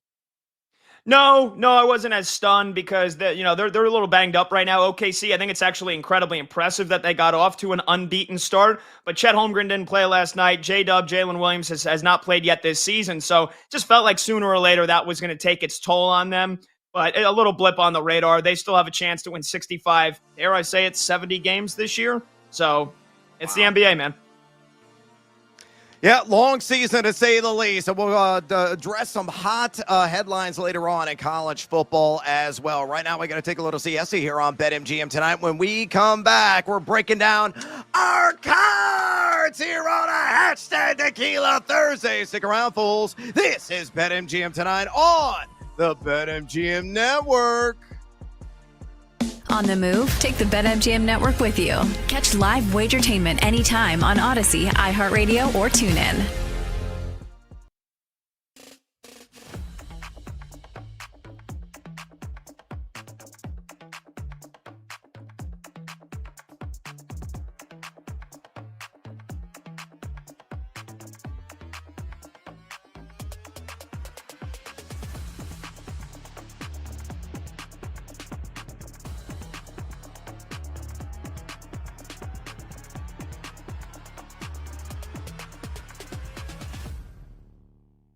Colts and Falcons, usually the London game is never good, and we never tend to get a lot of upsets out in London. You get the Colts coming off of a tough loss against Pittsburgh where they turned the ball over 6 times. Falcons are coming off a tough road loss against New England. You have the better coach with Indianapolis. You got the better quarterback right now. You got the better defense. I mean, they check all the boxes. And they got Jonathan Taylor, who should bounce back after didn't have a great game against Pittsburgh. Should be good with the Colts. I don't think I'm going to end up betting that game with Indy favored by 6.5, but I think if you wanted to take Indy, also a good play.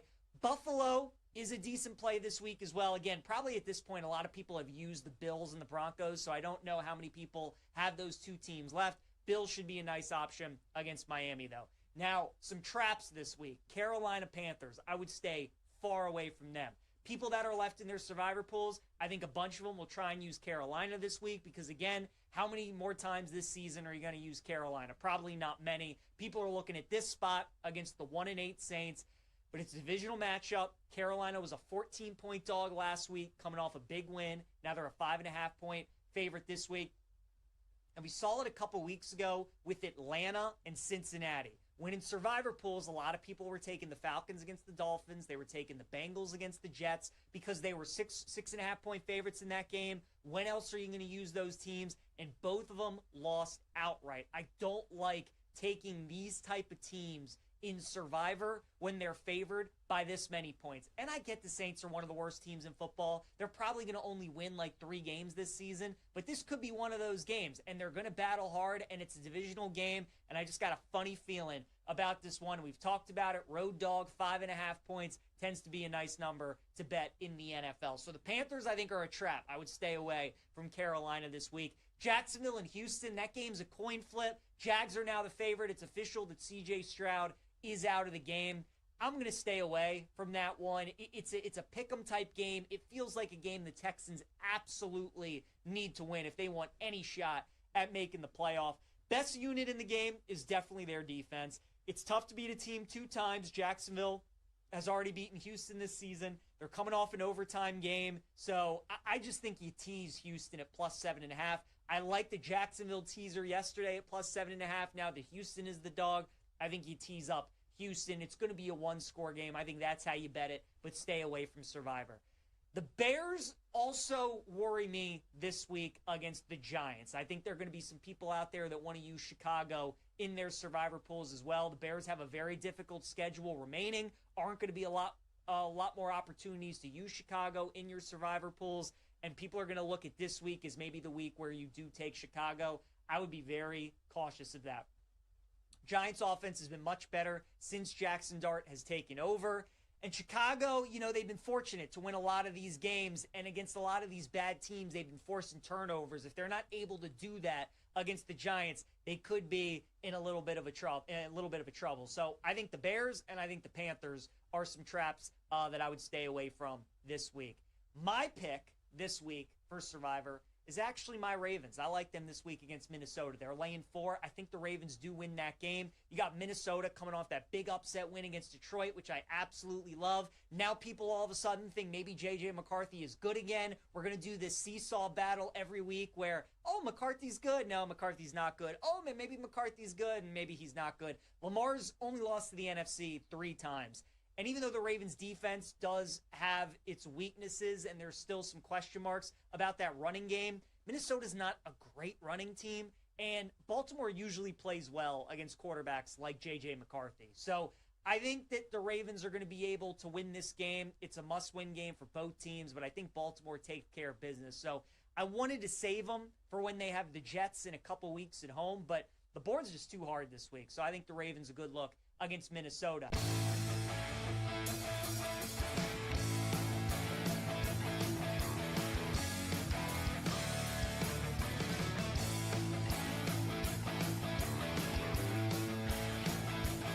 It's time to place your bets. This is BetMGM Tonight on the BetMGM Network.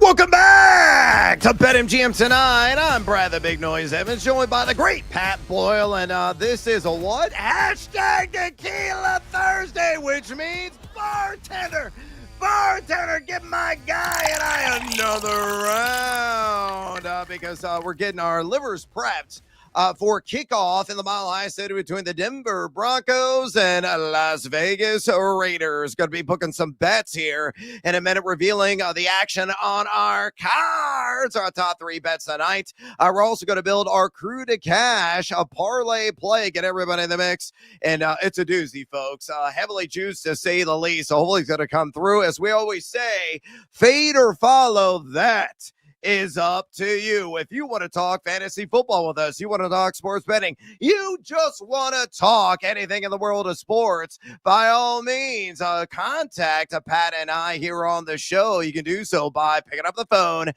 and dial us fools at 833-732-3875. 833-732-3875. You can also fire off for questions and comments via the X or the Twitter at BetMGM Tonight. Again, bring the noise on X at BetMGM Tonight. All right, let's go get after it, Pat. On our cards tonight, again, these are our top 3 plays all Thursday Night Football, all the time. I went 2-1 last night. I think Pat had a banner night for the most part as well. So the mini heater, hopefully we're going to continue to burn brightly. So, Pat, what do you have at numero uno, mi amigo? Yeah, something I said off the top here. I'm rolling with the under. I know we're on opposite sides of the tracks here, but I like the under 43. I'm expecting a minimalist kind of game plan here from Sean Payton and the Broncos. I really do truly think that they've got one eye already looking forward 10 days from now with a showdown against the Kansas City Chiefs. I don't think they'll be looking to put a lot of creative, stylish stuff on tape. And look, this team has struggled in the first 3 quarters this season. And so it's a short week divisional battle. These games have the tendency to be wacky. If turnovers play a factor, right, that can limit the points as well. Geno Smith has created a ton of turnovers in the red zone this year. And Bo Nix and the Broncos, they're not a great turnover margin team. They're -3. So you would think a defense as great as theirs, with the pressure rate that they get and all the sacks, that they're creating a ton of turnovers, right? Not necessarily the case. They're actually in the bottom 10 in the NFL in takeaways this year, and they are negative on the turnover differential. So, again, if there's ever a night that you think the Raiders maybe show up, it would be Pete Carroll getting this team fired up against Sean Payton's Broncos here. And, Max Crosby's going to get double teamed. You know that, right? But he's still good enough that maybe he can break through. Maybe you get a game wrecker play from Max Crosby that turns the tides in this game. But either way, I know how bad the Broncos, the Raiders defense has been. Broncos defense, we know they're great. I just still think this is a game that's going to lean under here. Like a final score of 23-13, 23-16, something like that. So I'm going the under 43. Here's the guarantee, the lock, the easy money, the century. Pete Carroll is going to go through a pack of gum. That's warranted. You know what's going to happen. He's always, chomping and masticating a big old wad throughout the entire game. I wonder what his mileage is, how many steps he goes through in 4 quarters of action. And he's probably going to walk 6-7 miles, it seems like. So that's why he's still getting it done north of 70 years old. And I'm going to start his dentist has got to be getting the big bucks, right? Because all that gum he chews, that can't be good for your teeth. That cannot be good. No, there's no way. No, it is not recommended by the American Dental Association for you Home Alone fans. All right, numero uno on my card tonight. I'm going to go with Trey Tucker. So we're going to stick with the Raiders team. I'll take the over on 3.5 receptions. Check that. I will take it a step further. Give me the over on 4.5 receptions. Why? It's better plus money at plus 120 at BetMGM. Look at the Denver Broncos. Yeah, they've been outstanding in drop back EPA defense, largely because the Pats are tan, but he's not in uniform tonight. He is injured. They're number 4 in that category in the league this season. So Janae Barron is his backup, who's only number 99 in pass coverage grade, according to Pro Football Focus. So Tucker is one of the best separators in the NFL. Again, he got no Jacoby Myers, so the target share is going to spike. He's averaged 5.6 targets per game this season. He is number 4, Pat, and average yards of separation per target. He's gone over on 4.5 catches in 3 of his last 4 games. The Broncos, shockingly, even with Surtain, have allowed the 8th most WR receptions this year. So give me the over on 4.5 grabs for Trey Tucker at a plus 120. I'll roll the shoulders and get seduced by that juice at BetMGM. Numero dos on your card. Please share. Hey, give me the rookie running back, RJ Harvey. Spoke about this yesterday on the show. Over 12.5 receiving yards. If you were late to the party, it's now climbed, actually 25%. His receiving prop is now 16.5 yards on BetMGM. I still like it. I'm still going to take it. He had 5 catches for 51 yards and a tutty against the Texans on Sunday. And out of all the targets that have been thrown to RJ Harvey this year, only 3 have resulted in incompletion. So when Bo Nix targets him, the young man brings it in. And then you just need, like you said last night, Brad, this could be an OCC, a one-catch cash here. If he breaks one against the Raiders defense. But, he got targeted multiple times in all but 2 games this year. So I think also on a short week, you will probably see him get a little bit more into the snap count share of J.K. Dobbins than he normally would. And so, again, 1 catch could do it. 2 catches has a good chance of doing it. RJ Harvey over 16.5 is the current receiving yards prop on BetMGM. And I'm going over on that. Excellent call. He's really the joker of that offense. We all thought Evan Ingram was going to be that guy. No, RJ Harvey has seized that role. Numero dos on my card. Let's go to that is duck to duck, a quacker to quacker. I'm going to go with Troy Franklin, anytime touchdown at a plus 190 juice, although it's shaved 5 cents off at the current price there at BetMGM at plus 185. And of course, I would still recommend it. I'm going to let it ride because Vegas is really struggling to defend in the pass. At number 23 in the NFL, and drop back EPA defense. They've given up 9 wide receiver, 9 times 9 touchdowns this year. And on top of that, too, Franklin's got the highest red zone target share on this team at 32.4%. He's seen a dozen red zone looks.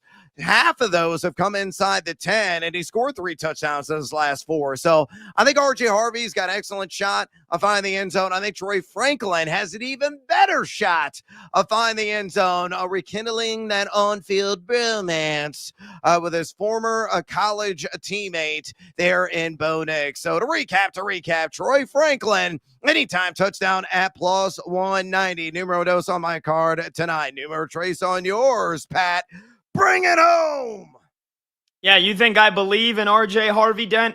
I believe in RJ Harvey Dent. So I'm going anytime touchdown again, plus 210.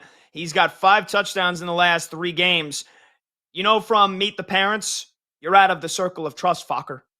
Once you get in the circle of trust for Sean Payton, you normally stay there as long as you perform. I think RJ Harvey is in the circle of trust for Sean Payton. And so again, I think inside the in the red zone, he's gotten plenty of opportunities the last couple of weeks. Remember, he lit up the Cowboys defense a couple of weeks ago, and I think he could have some similar opportunities. Even if it's not a goal line carry, they'll probably rely on J.K. Dobbins. But if you find yourself maybe a little second and goal from the 7, little out route, maybe a little Texas route up the middle for RJ Harvey, give me the rookie to score another touchdown, plus 210 on BetMGM. By the way, before I share numero trace, I saw Ben Stiller recently on Stephen Colbert, and they're bringing that movie genre back. There's going to be another Fokker movie that is coming out. He revealed that on the broadcast. I'm like, wow, that's old school. It's a banger, and I think Robert De Niro is in that one yet again. So, yeah, I will probably see that. Full shizzle. All right, numero trace on my card tonight. Give me the WR1 of the Denver Broncos. That being Cortland Sutton. This line has moved. I grabbed it when it opened at 53.5. It's jumped 5 yards, Pat, to 58.5. And I would even entertain maybe breaking out a step ladder. Take this number, take him at 75 plus. I don't think it'll quite get to 100. But again, it's a sensational matchup for him. So I'll take the over 58.5 receiving yards at a minus 115. As already laid out, the silver and black are definitely in the red when it comes to defending the pass. Number 23 in drop back EPA defense. 6 wide receivers have gone over 58.5 yards against them. They've given up the 8th most WR yards in all the NFL this year. He's going to get a lot of Porter in coverage. He's number 68 in pass coverage grade. Last tracked at PFF. And you look at Sutton, he has done this a half dozen times. He's averaging a healthy 7 targets per game. And then some of the advanced data, because I'm a numbers nerd, I'll rattle it off. Number 11 in total air yards, number 21 in total yak, and number 28 in yards per route run. So what does that tell you? He stretches the field, mi amigos. Give me Cortland Sutton, numero trace on my card, on the over 58.5 receiving yards at a minus 115 juice. All right, let's pivot, and bring the whole gang in right now for another edition of Crew to Cash. America loves parlays. I love them too. I'm a DGen. I'm a sicko, just like you, just like Pat. So we're going to build one for you in the moment. Each one of us is going to take our own leg. I will build it out. Everybody will supply a reason or two, and I will give you the final juice. And as I always say, fade or follow, that is entirely up to you. Numero uno on the Crew to Cash. I'll bat lead off. Give me the ILL, former standout, and Pat Bryant. I'm going to go over 20.5 receiving yards. Again, his role is ramping up. He ran 24 routes, which was a season high for him last week. He has done this in 2 of 4 games. He's averaged 11.8 yards per catch. All I need, Pat, are a couple of grabs, and I think my boy Pat Bryant will get it done. So give me him over 20.5 receiving yards. Leg numero uno and Crew to Cash. Pat, leg numero dos is yours. What do you got? Yeah, I'm going Geno Smith under 219. Actually, it's moved down 1 yard. 218.5 passing yards for Geno Smith. Give me the under here.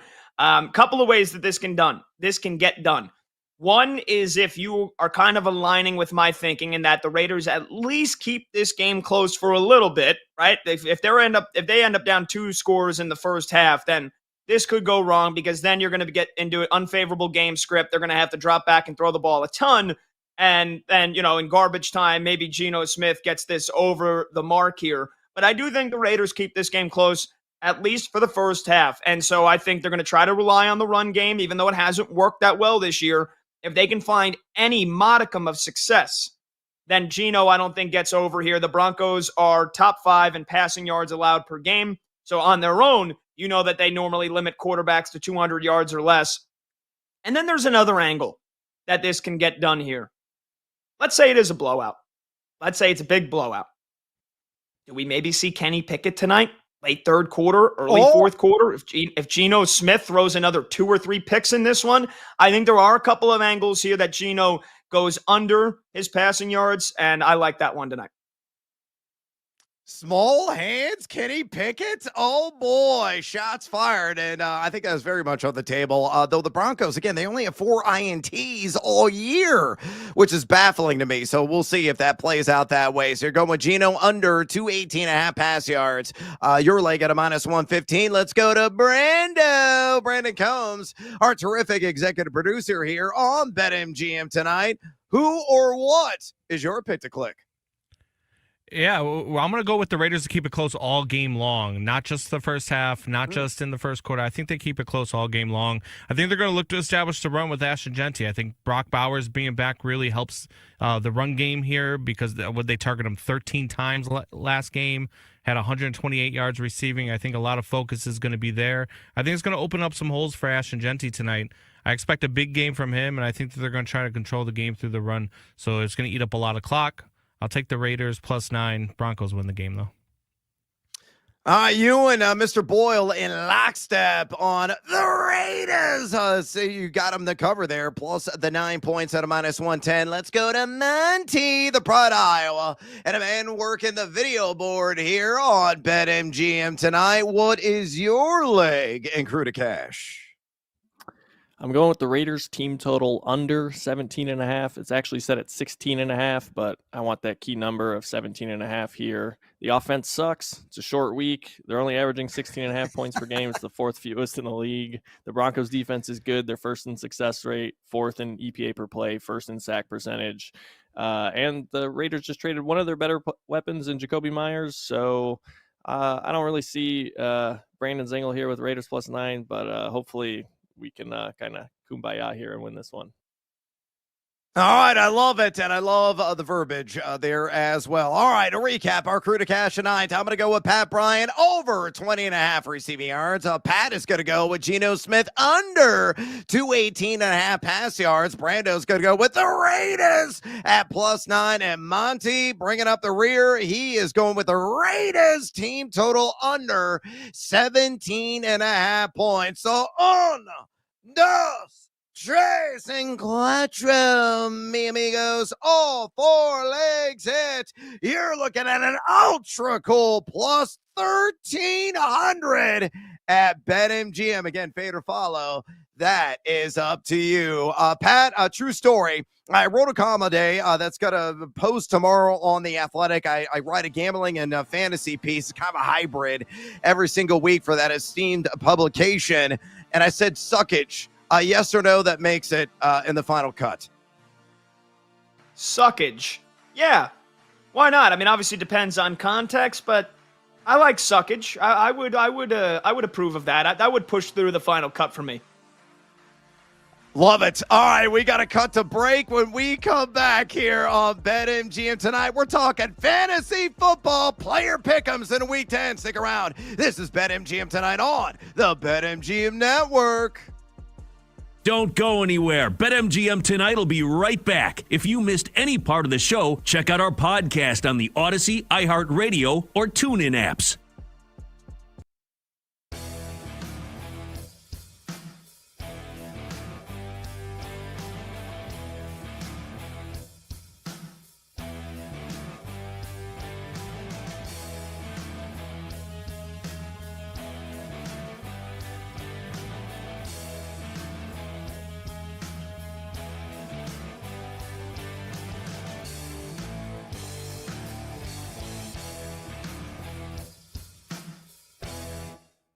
I'm still alive in a $1 million pool.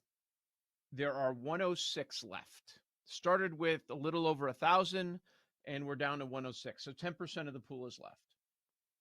I used Denver. I used Detroit. I used Indy. So of the high point spreads, my top option is Buffalo. My second best option is Seattle. Now, Seattle has Tennessee still on the road where they play better.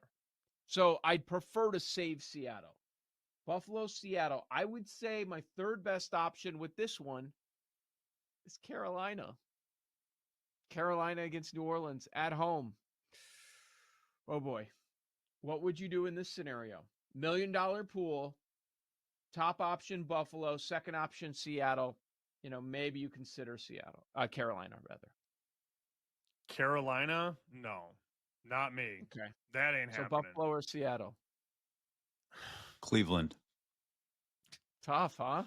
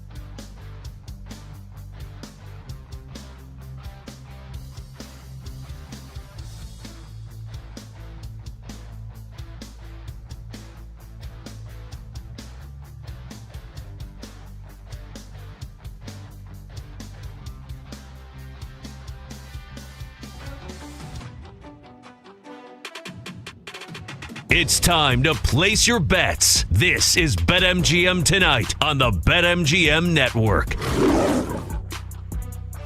Welcome back to BetMGM Tonight. Brad the Big Noise Evans with you. Pat Boyle in the house on this hashtag Tequila Thursday. And you know what? Just keep it flowing. Come on, bartender. Pour us another one, baby. We're belly at the bar. We got some fat wallets, and we have an insatiable thirst. So we're throwing back shots of tequila. Mas tequila. We're going to need it, especially the Broncos have another sluggish start, which has been problematic for this team before they've made those furious fourth quarter comebacks, leading the NFL in that category this season. Of course, we're waiting for kickoff there in the Mile High City. We're going to be diving in on some of the live updates. Whenever somebody scores a touchdown, you hear the Tecmo Bowl sounder. We'll immediately chime in and we'll spin everything in real time. That's how we rock. That's how we roll right here on BetMGM Tonight. And also, we're gladly willing to talk to you. If you got any questions for us, pick up the phone and dial us fools at 833-732-3875. 833-732-3875. You can also fire off your questions and comments via the X or the Twitter at BetMGM Tonight, where we have our pole dancing poll question today. Better get this out before kickoff on this hashtag Tequila Thursday. Which plus money option, again, plus money option, scores a touchdown in Raiders Broncos? Your choices are Ashton Genty at plus 115, Cortland Sutton at plus 160, Brock Bowers also at plus 160, or Troy Franklin, my pick, at plus 185. Over 150 votes cast. Make your voice be heard. Exercise your democratic right. Keep the votes coming and drop us a comment. Again, bring the noise on X at BetMGM tonight. Again, on X at BetMGM tonight. All right, Pat, let's do a little fantasy football player pick. And before we do that, let me update our audience on the latest injury news and notes that came off the wire today. Garrett Wilson is expected to play coming off that knee injury for the Jets. Brian Thomas, back-to-back DNPs. He has got a high ankle sprain, though a low-grade variety, but highly questionable, probably leaning more toward doubtful. Maybe Jacoby Myers sees a lot more snaps than we anticipated in his Jacksonville debut. Harold Fannin, a tight end of the Cleveland Browns, he did not practice today for undisclosed reasons. We don't know the full story there, but hopefully it's going to leak out soon. Kayshon Boutte, not exactly slapping that derriere because he's got a tender ham. He did not practice again today. Ramondre Stevenson also did not practice today with that toe. Sauce Gardner, however, clear protocol. He is going to be good to go for the across-the-pond matchup played in Germany with now the new Indianapolis Colts. A.J. Brown and that Monday night affair against Green Bay said he is going to play despite some soft tissue issues. And the other big one, Bucky Irving. Nobody has any worldly idea what exactly is ailing his foot, but he is still not practicing. And folks, I don't think he's going to play. It's going to probably be the 1-2 dose of Rashad White and also in the Tucker as well. Sean Tucker there for that team. So I think ultimately Bucky Irving is going to be sidelined, and you're going to have to go again with White and possibly the backup there if you were looking for a deep play in the world of fantasy football. Puzzling, to say the least, what he is ailing from with that bum foot. All right, Pat, here's how this is going to work. I'm going to throw out a 3-pack of players, and I want you to pick from them. These are all kind of similarly ranked guys right now, according to the consensus ranks that I pulled from fantasypros.com. So let's go in and dive in. Option number 1 from this 3-pack, Quentin Johnson against the Pittsburgh Steelers, Troy Franklin, who's about to take action against Viva Las Vegas, or Alec Pierce going against the Falcons. Who is your player pick there? I'm going with Quentin Johnston.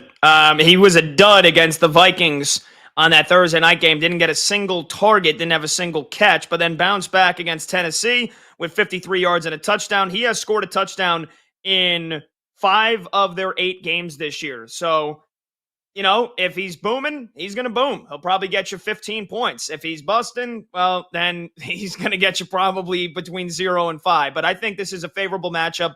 We know the Steelers defense, their secondary has had their issues this year. So I'll roll with Quentin Johnston. Yeah, I'm going to go with my guy. I'll double, triple, quadruple down on him. I got him in the anytime touchdown market, so put your damn money where your mouth is, Evans. I'm doing it. Give me Troy Franklin. Alec Pierce had a killer year. He has wildly exceeded my expectations, but Atlanta's been stellar in pass defense. They are top 12 of the NFL in drop back EPA. Quentin Johnson's a roller coaster ride. Not exactly reliable. The good news is the hands transplant that he received in the offseason, Pat, it's done wonders for him because he's catching everything inside. He doesn't have the devastating case of dropsies that really dragged him down last year. But again, I'm going to go with my gut here. Troy Franklin, I'm going to say around 4 grabs, 45 yards, and that touchdown. That'll pay some fantasy bills if that does indeed occur. All right, let's move on to the quarterback position. Jackson Dart against my Chicago Bears. Jared Goff taking on a very wounded Washington Commanders defense. Or going back to the Colts, Daniel Jones against the ATL. Pat, pick a player. Yeah, Jared Goff obviously gives you the highest upside, or excuse me, not Jared Goff. Jackson Dart gives you the highest upside with his legs. We know Daniel Jones is capable at times, but with Jonathan Taylor leading the rushing attack, Jackson Dart's rushing a touchdown. It feels like it's on the table any single week. Daniel Jones, for the same reasons you didn't pick Alec Pierce, I'm not picking him. The Falcons' pass defense has been number 1 in the NFL in yards per game this year. They've done a really good job. Jeff Ulbrich has been a sensational hire for them. I'm not going to Daniel Jones. So it's between Dart and Goff.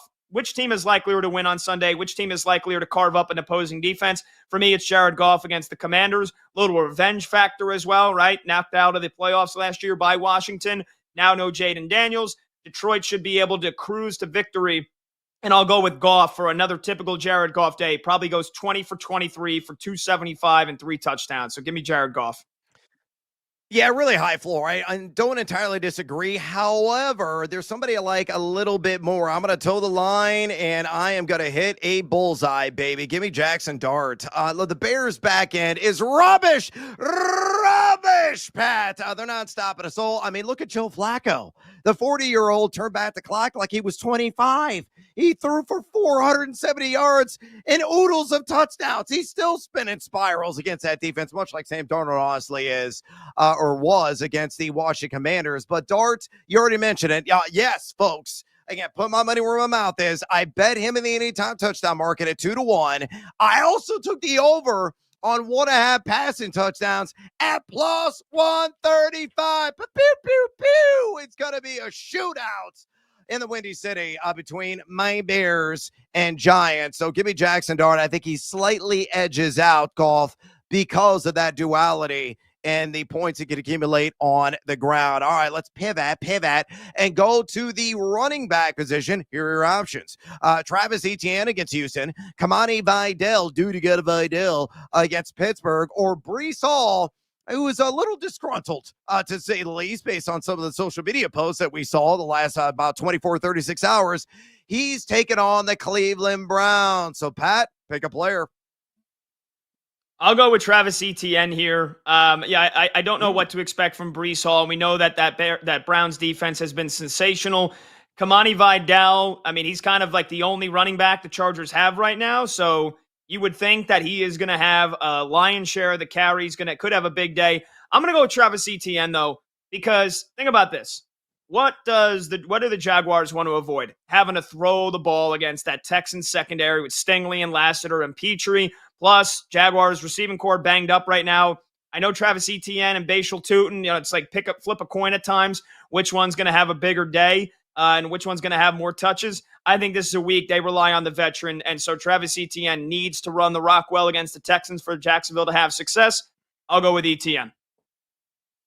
I know this guy has been wildly inconsistent here of late, but I'm going to go Kamani Vidal and maximize the matchup, my friends. The Steelers, we'll see what version shows up. Is it going to be the steel curtain or the soft curtain? The steel curtain arrived, resurfaced last week, but mostly been the soft version for much of the year. You look at the particulars, number 26 in rush EPA defense. They're giving up 4.30 yards per carry, the running back position. I like Vidal. He's built, short to the ground. He's kind of like a beer keg with feet. Can break some tackles, can catch some balls, like 75, 80 combined yards, a touchdown, entirely on the table. More upside out of that thrice, I feel. So he is my pick. Let's go to tight end. Mark Andrews against the Minnesota Vikings, George Kittle against the Rams, or Rondé Gadsden. What a revelation he has been, taking on those Pittsburgh Steelers. So out of that group, who do you take? Pick your player.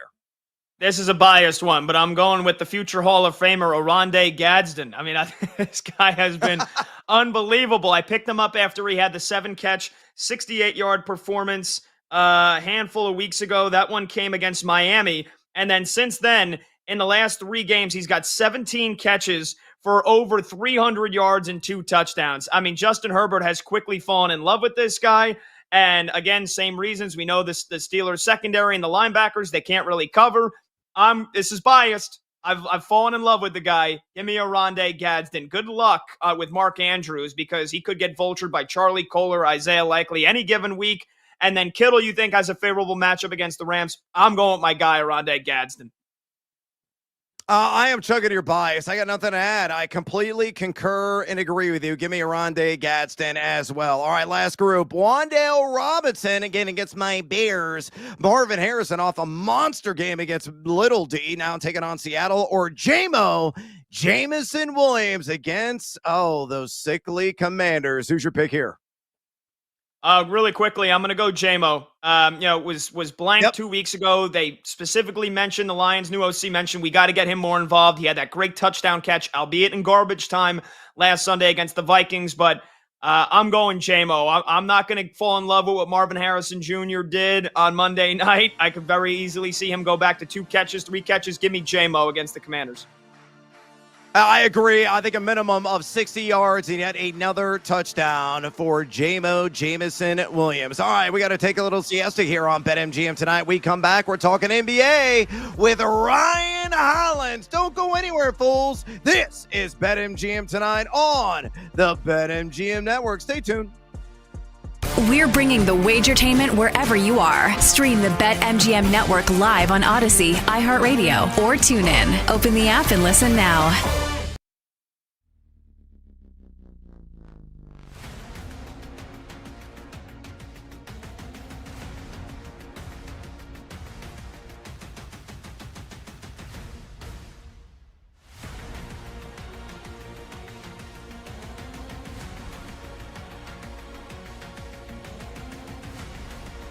You're going against A&M here. Is it because you don't believe in A&M, or you just think Missouri's going to keep fighting with the backup quarterback? Here's the reality. I haven't believed in A&M for the last 2 decades. They're like the second Texas team with more money than God that never lives up to the hype. Hey, congrats to Mike Elko and Colin Klein.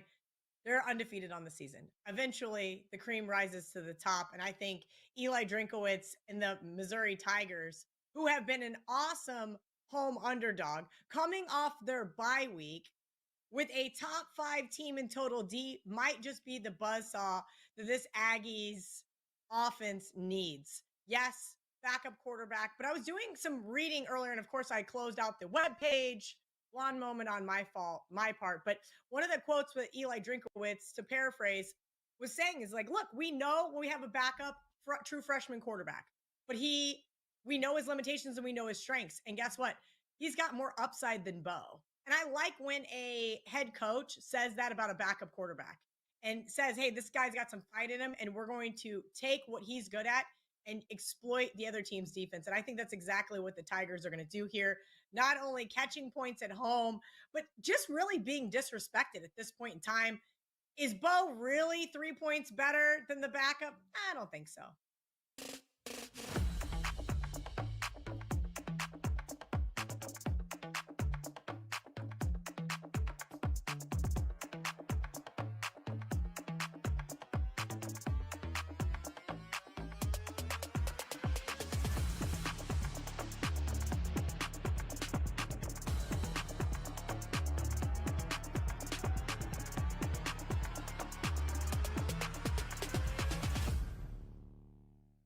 Mississippi State.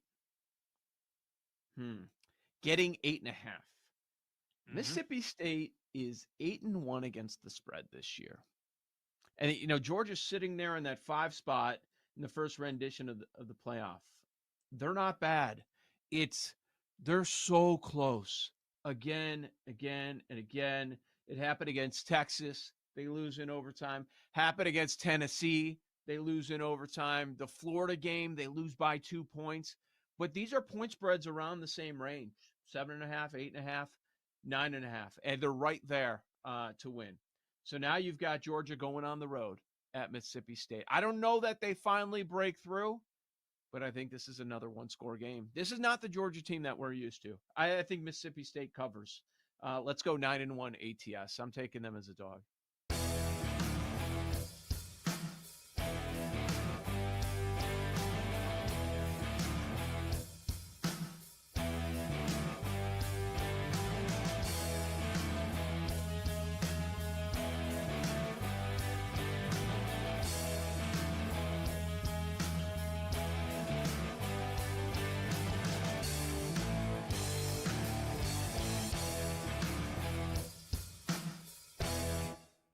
I'm still alive in a $1 million pool. There are 106 left. Started with a little over 1,000, and we're down to 106. So 10% of the pool is left. I used Denver. I used Detroit. I used Indy. So of the high point spreads, my top option is Buffalo. My second best option is Seattle. Now, Seattle has Tennessee still on the road where they play better. So I'd prefer to save Seattle. Buffalo, Seattle. I would say my third best option with this one is Carolina. Carolina against New Orleans at home. Oh boy. What would you do in this scenario? $1 million pool, top option Buffalo, second option Seattle. Maybe you consider Carolina rather. Carolina? No, not me. Okay. That ain't So happening. Buffalo or Seattle? Cleveland. Tough, huh?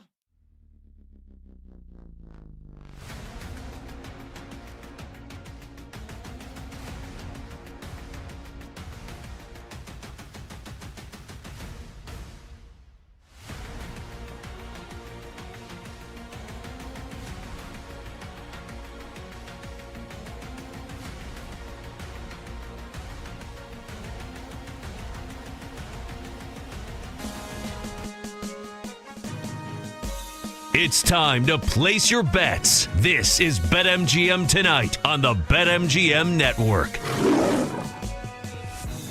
Welcome back to BetMGM Tonight. Brad the Big Noise Evans with you. Pat Boyle in the house on this hashtag Tequila Thursday. We're going to be talking some NBA with Ryan Hollins here in a minute. But a friendly reminder, if you want to talk anything related maybe to the NBA, to college basketball, to the NFL Thursday Night Football and the Raiders and Broncos matchup of the main slate, or maybe you want to discuss some stuff with us in college football, you absolutely can. Easy way to get a hold of Pat and I here on the broadcast. You just pick up the phone and dial us, fools, at 833-732-3875. 833-732-3875. You can also fire off your questions and comments via the X or the Twitter at BetMGM Tonight. Again, bring the noise on X at BetMGM Tonight. Let's not waste a second of our time or his time. Let's talk to the great Ryan Hollins,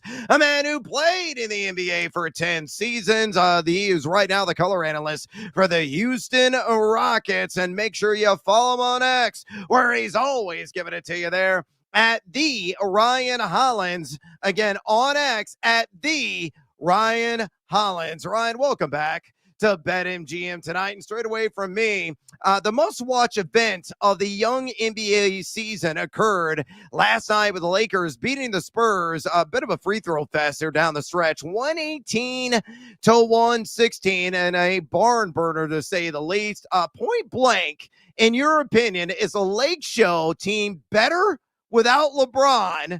And how will the chemistry change once he returns? Is he going to be, sliding immediately back into like a 35 minute per game kind of role, or do you see him kind of gradually building up to get back to where he was? So break it down, the game you saw last night, and how the Lakers are going to approach when LeBron returns, because they've been rocking and rolling so far. It's going to be impossible to say that the Lakers are going to be at their best ability without one of the greatest players to ever do it. So let's not do that. And I think people are too quick to dismiss LeBron for what he's done for the game. Now, with that being said, when he does get back into the lineup, you're going to ease him in. He's 41 years old. You don't want to have him get hurt. And one thing that the league does is you bring guys in on a minute restriction. Now, the challenge is if the game is close and LeBron, as his competitive juice is going, you're going to have to pull him out the game or manage those minutes. But you do it for player safety. And I think it's a good thing where you can see what Reeves can do. You can see what Luka is, because, you're pretty close to saying what the Lakers are going to be without him. And they're going to have an opportunity, unfortunately, to assess what they can look like moving forward. So getting back is going to be a huge thing. And I think LeBron has a unique quality that a lot of people don't understand. He knows how to play off the ball. He's improved his shooting. And if you look at when he was in Miami, a lot of the time he spent off the ball cutting, running in transition. So I think that's something that he would like to do, and he'd step in and fit in. And I think idealistically at his age, you don't put the same pounding and stress on his body, and this could actually give him more years to play. But the ball in his hands, the dominance, may not be the same thing. So this is absolutely the best thing for him, and honestly for the Lakers moving forward. So we'll be interested to see how it works out. Ryan, it's Pat Boyle here, man. You know this Rockets team inside and out. 5 straight wins now after an 0-2 start. An incredible young core. The addition to Kevin Durant skyrocketed expectations this year. Then you get the unfortunate preseason injury to Fred VanVleet. It's likely left this team without their starting point guard for the season. You still think they're one of the best teams in the West? I know the Houston Rockets are one of the best teams in the West. There's no question. You can look at the length, you can look at the depth, top to bottom. And, what it's going to do is going to afford other guys to have opportunities to step in. Amin Thompson, Reed Shepard, Alfred Şengün has had a high usage rate of the ball in his hands. And, if need be, you got one of the greatest to ever do it in Kevin Durant, who can take that responsibility and have the ball in his hands. So I think the Rockets are in a great place. But make no mistake, you're missing Fred VanVleet, and it's going to be the growing pains. And just how we talked about, moving forward, hey, what are the Lakers going to have to look like? One day they're not going to have LeBron. One day Fred VanVleet's getting older. You're going to have to see what Reed Shepard can do. You're going to have to see what Amin Thompson can do with the ball in their hands. So what this does, it speeds up the process. It gives the organization a chance to evaluate these guys sooner than later. But the thing that you got to also understand about Ime Udoka, he can win in different styles. He can beat you on the glass. He can beat you defensively. He can execute with you. So he's giving guys an opportunity to take on more of a responsibility. And this is something where later on in the year and moving forward with Houston, man, it puts them in a much better space. Yeah, and talking to Ryan Hollins here, the 10-year NBA veteran, color TV analyst for the Houston Rockets, landing a point guard in a trade this year could certainly elevate them to title contenders. And ironically enough, the Rockets played in Memphis last night. With all the controversy surrounding Ja Morant right now, I saw clips of KD trolling Ja's dad at the game last night. Do you see any scenario where Rafael Stone makes a big splash and trades for Ja Morant? And if not, what do you think happens with Ja this year? That's above my pay grade. I would have no idea. Ja's an immense talent. What he can do for the game.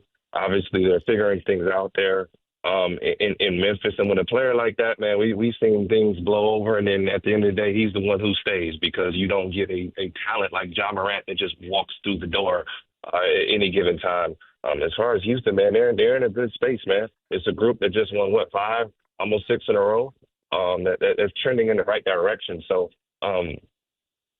when it comes December, if there's a move to be made, trust Rafael Stone is going to make the right move, whatever that needs to be. But I think it's just a sexy take. It's a sexy thing to say, to pair Ja, Houston, and KD and all that. And as much as people scoffed at the idea of Golden State running with super teams, the league is so anxious the fans are so anxious to try to create a super team with names again. So I'm intrigued to see what happens with the Ja Morant situation. I'm a little hesitant to just throw names and teams together. It's fun for us to do as a part of the media, but how realistic is it? You got to think Memphis is, if they ever do part ways, look at what they got for Desmond Hay. 4 first-round picks, they're going to want everything. So you're going to have an organization that's willing to throw everything to get a talent like that. If you are ever willing to walk away from a player like Ja Morant at his age with his talent, I don't care what he's gone and done. There are not guys that can put the ball in a basket and run a team like that kid. So I'm intrigued to see what it is. And obviously moving forward, man, everything's up in the air. But I'm going to tell you right now, teams are going to stay put, and you are not in a rush to ever move a player like that. Yeah, we're going to see somebody indeed backs up the truck and try to make a play on Ja Morant. Where again, we're talking to the great Ryan Hollins. Follow him on X, would you kindly, at the Ryan Hollins. Again, on X at the Ryan Hollins. Ryan, what were your immediate thoughts on the latest betting scandal tied to Chauncey Billups and, of course, Terry Rozier as well? In your playing days, did you ever question some guys' motivation?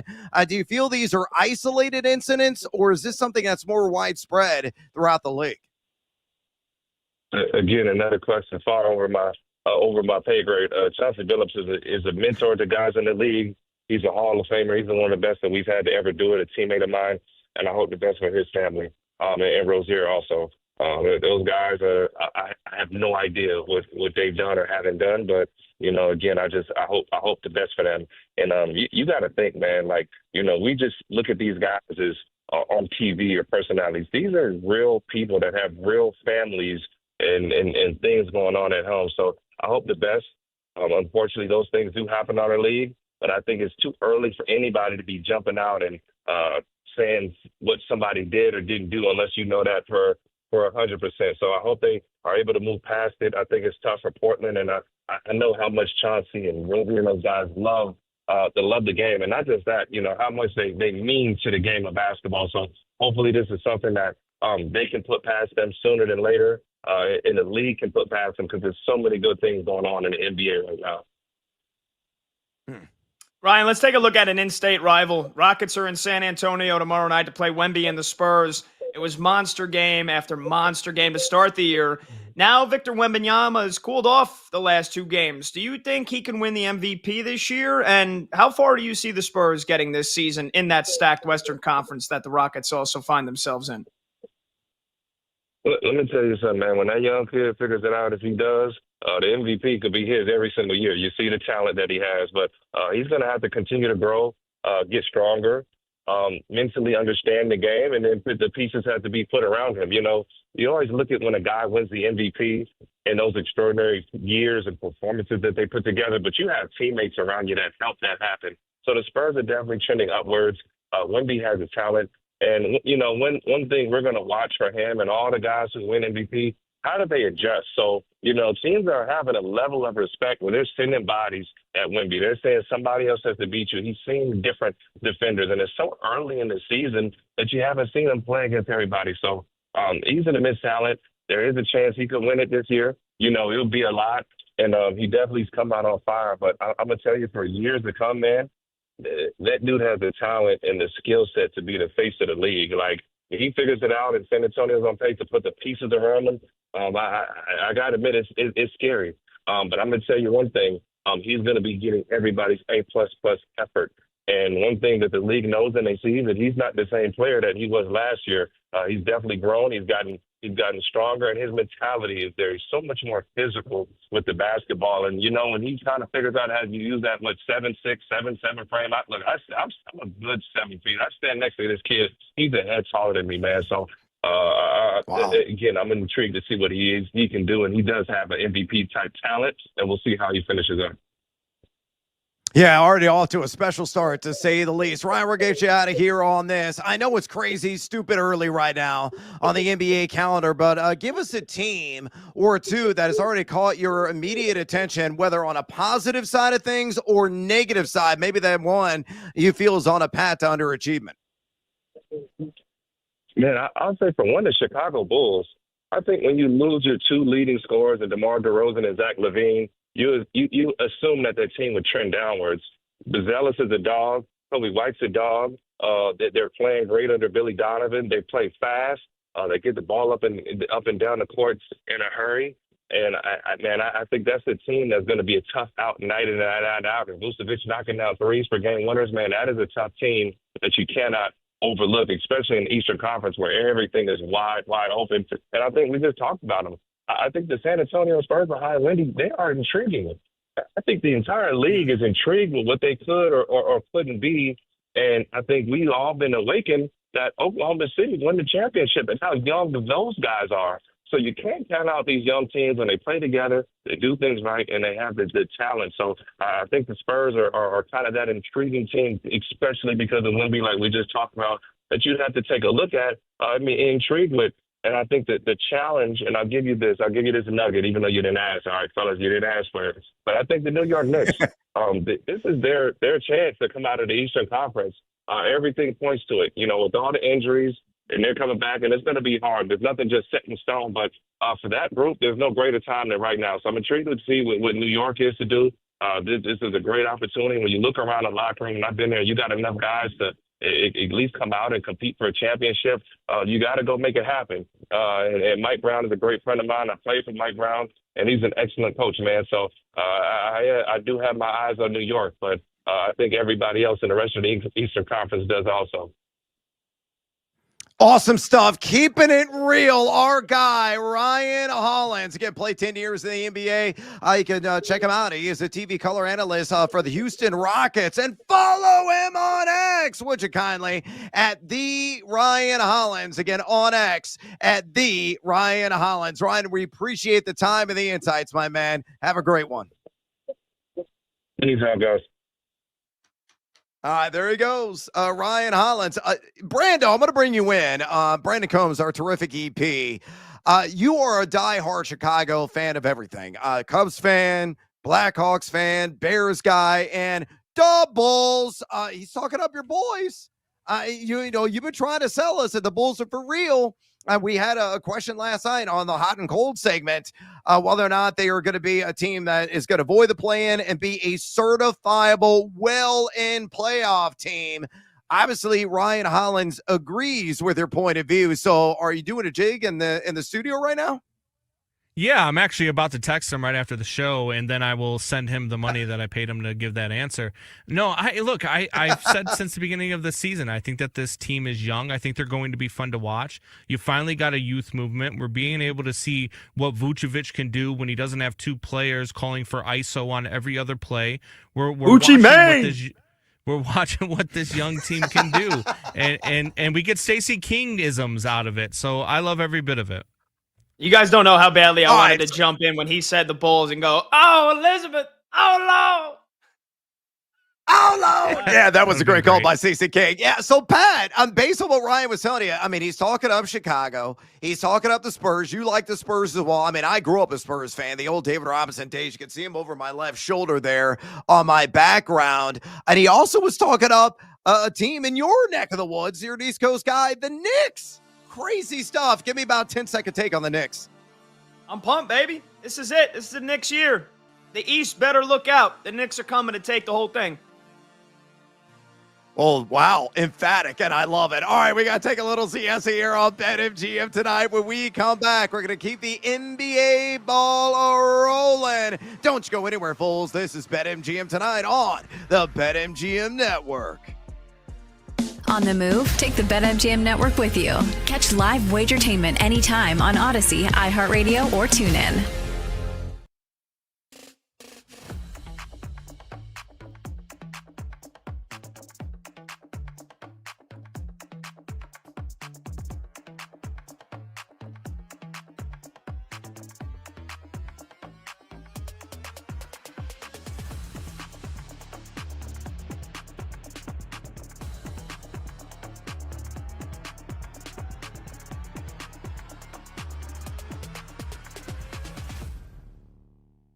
Colts and Falcons, usually the London game is never good, and we never tend to get a lot of upsets out in London. You get the Colts coming off of a tough loss against Pittsburgh where they turned the ball over 6 times. Falcons are coming off a tough road loss against New England. You have the better coach with Indianapolis. You got the better quarterback right now. You got the better defense. I mean, they check all the boxes. And they got Jonathan Taylor, who should bounce back after didn't have a great game against Pittsburgh. Should be good with the Colts. I don't think I'm going to end up betting that game with Indy favored by 6.5, but I think if you wanted to take Indy, also a good play. Buffalo is a decent play this week as well. Again, probably at this point, a lot of people have used the Bills and the Broncos, so I don't know how many people have those two teams left. Bills should be a nice option against Miami, though. Now, some traps this week. Carolina Panthers. I would stay far away from them. People that are left in their survivor pools, I think a bunch of them will try and use Carolina this week because, again, how many more times this season are you going to use Carolina? Probably not many. People are looking at this spot against the 1-8 Saints, but it's a divisional matchup. Carolina was a 14-point dog last week, coming off a big win. Now they're a 5.5-point favorite this week. And we saw it a couple weeks ago with Atlanta and Cincinnati. When in survivor pools, a lot of people were taking the Falcons against the Dolphins. They were taking the Bengals against the Jets because they were 6.5-point favorites in that game. When else are you going to use those teams? And both of them lost outright. I don't like taking these type of teams in survivor when they're favored by this many points. And I get the Saints are one of the worst teams in football. They're probably going to only win like 3 games this season, but this could be one of those games, and they're going to battle hard, and it's a divisional game, and I just got a funny feeling about this one. We've talked about it. Road dog, 5.5 points tends to be a nice number to bet in the NFL. So the Panthers, I think, are a trap. I would stay away from Carolina this week. Jacksonville and Houston, that game's a coin flip. Jags are now the favorite. It's official that C.J. Stroud is out of the game.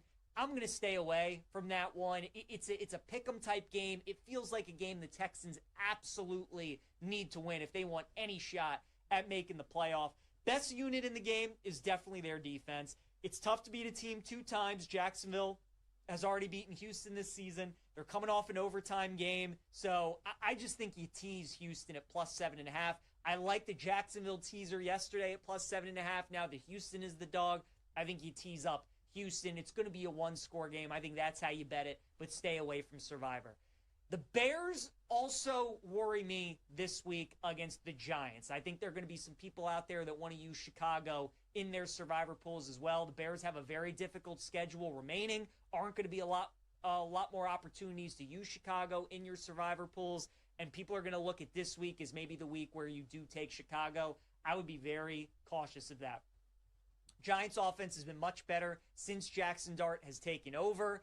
And Chicago, they've been fortunate to win a lot of these games, and against a lot of these bad teams, they've been forcing turnovers. If they're not able to do that against the Giants, they could be in a little bit of a trouble. So I think the Bears and I think the Panthers are some traps that I would stay away from this week. My pick this week for Survivor is actually my Ravens. I like them this week against Minnesota. They're laying 4. I think the Ravens do win that game. You got Minnesota coming off that big upset win against Detroit, which I absolutely love. Now people all of a sudden think maybe J.J. McCarthy is good again. We're going to do this seesaw battle every week where, McCarthy's good. No, McCarthy's not good. Maybe McCarthy's good, and maybe he's not good. Lamar's only lost to the NFC 3 times. And even though the Ravens defense does have its weaknesses and there's still some question marks about that running game, Minnesota's not a great running team, and Baltimore usually plays well against quarterbacks like J.J. McCarthy. So I think that the Ravens are going to be able to win this game. It's a must-win game for both teams, but I think Baltimore takes care of business. So I wanted to save them for when they have the Jets in a couple weeks at home, but the board's just too hard this week. So I think the Ravens a good look against Minnesota.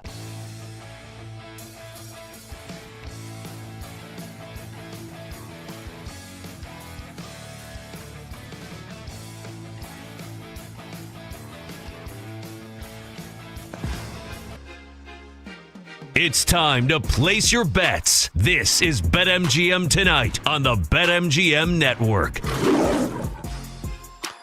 Welcome back to BetMGM Tonight. Brad the Big Noise Evans with you. Pat Boyle in the house on this #Tequila Thursday. Kickoff's already happened, and guess who's driving after the opening frame here? It is indeed Viva Las Vegas. Oh, yeah, the Las Vegas Raiders are marching right down the field right now.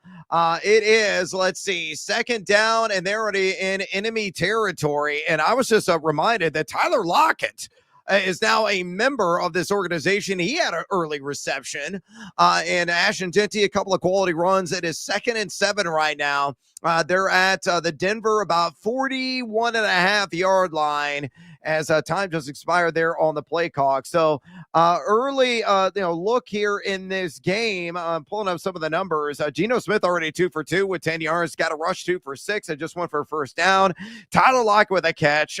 Thornton with the other grab. So no, not Brock Bowers, not the other guy I really need. And Trey Tucker, they have not gotten in the action yet.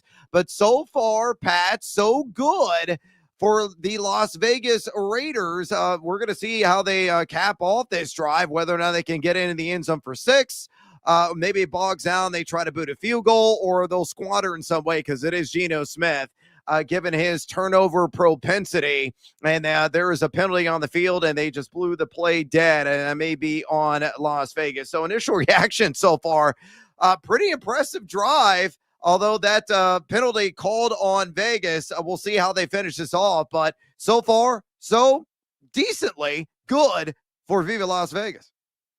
Yeah, it was a full start, so 2nd and 12. But, look, the offensive line, the first couple of plays here, they've blocked well. They've opened up some decently sized holes for Ashton Jeanty, and that 3rd down that Geno converted, getting to the ageless Tyler Lockett, and then converting one with his legs as well. I mean, it's good. It's the opening drive, right? I mean, so these are scripted plays. So if Chip Kelly couldn't design something for them to get some positive yardage on the opening drive, probably wouldn't make you feel good about the rest of the game, but they're moving the sticks. They just, they got a 3rd and short coming up now after another catch. That one to Lockett again. So I know Monty was thinking about taking him over 1.5 catches for the crew to cash. He would have been able to cash it the first 4 minutes of the game.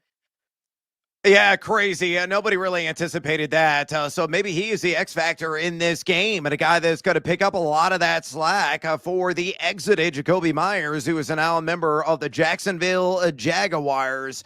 It is 3rd down and 3. I'm going to go ahead and give this to you live before we pivot to an NBA conversation, as we got Geno Smith there in shotgun. He's going to come with line, bark out orders. Looks like he's calling an audible. We got a man in motion, and that is my guy, Trey Tucker. Throw to him, Geno. He takes a snap, looks his direction, and then is holding the ball way too damn long. Guess what happened? Sack. 4th down. They're going to have to punt after squandering really a solid first few plays in this game. And kudos to you, Denver Broncos, breaking out the orange crush jerseys. Those are sick.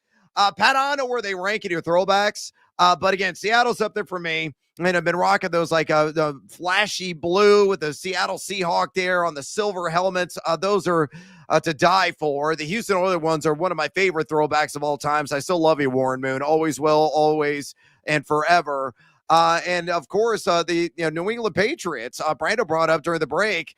The Patriot there on the side of the helmet, hike of the football. Very colorful uniforms. Where the Broncos rank in your NFL throwbacks? They're definitely probably top 3 for me and flirting with number 1 overall. But what say you? Yeah, great punt, by the way, by Cole, just down it at the 1. So long field for Denver. Look, I like the Buccaneers creamsicles. Those are up there. That's number 1 for me. But these old school, the old school big D block on the blue helmet with the light orange jerseys, they're top 10 for sure. And good night to break them out as well. Good night. Pop. They definitely pop in the limelight.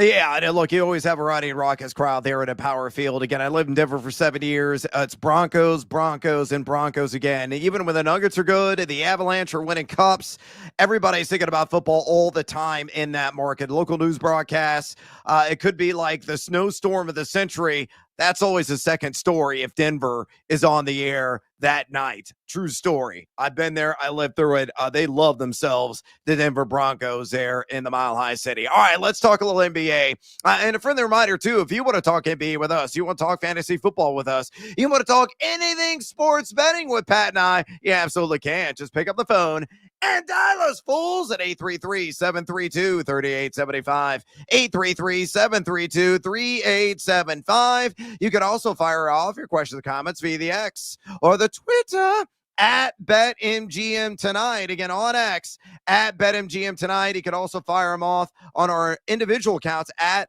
Pat Boyle 44 or at Noisy Huevos. We'll grab those and we'll address whatever you have that is at the top of your mind. Hey, the NBA Odds Boost token belongs in the starting 5. Use your token to get a bigger payout on a winning NBA bet. So opt in right now on the NBA Odds Boost token only at BetMGM. All right, we only got one game tonight. It's Clippers, it's Suns. Phoenix is favored by 2.5. The over-under at 224.5. Side, total, player prop, SGP. Anything tickle your fancy in this matchup out west, Pat? I'm going with a couple of former Suns, and I might regret both of these, especially the first one. But Bradley Beal back in Phoenix, where for the last 2 years he was one of the worst contracts, maybe in NBA history. I mean, look. Draymond Green called Dak Prescott a bum. Pat Boyle is calling Bradley Beal a bum. That being said, if there's ever a night, no James Harden, no Kawhi Leonard, if there's ever a night for Bradley Beal to play with a little extra fire under his butt, to play with some motivation, it is against his former team where he was public enemy number 1, right? Because not a lot of people are going to blame KD for the Suns' struggles over the last couple of years. Nobody's going to blame Devin Booker. Who do they look to blame? Bradley Beal. So now he's back in the desert, and he should have a lot of opportunities to score tonight. He is at 14.5 points, and this is a hold your nose spot.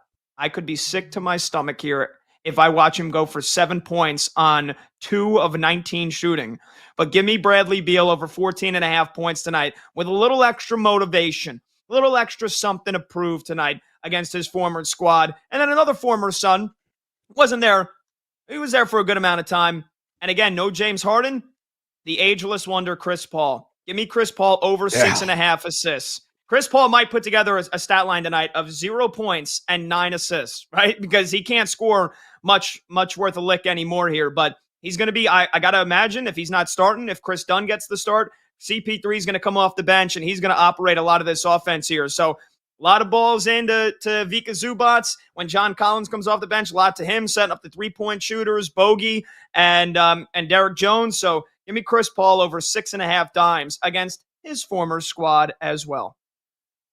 Oh, you know what that means? Revenge game! We love betting that narrative here on BetMGM tonight. So I totally concur with your points of view there. You already mentioned Zubac, and I'm going to take the over on his assists, believe it or not. No, not points, not rebounds, not blocks or steals. I'm going to go with assists with the big man because Phoenix is not really getting that on-ball pressure in the post at the guard position at all. They give it up the number 6 most opponent assists per game this season at 27.8 per contest. Zubac has done this in 4 of 7, including, what a quinky dink, against the PHX. They've already played in late October, back on October 24th. He had 4 dimes in that one. So just get 3 and I cash in at a minus 105 there at BetMGM.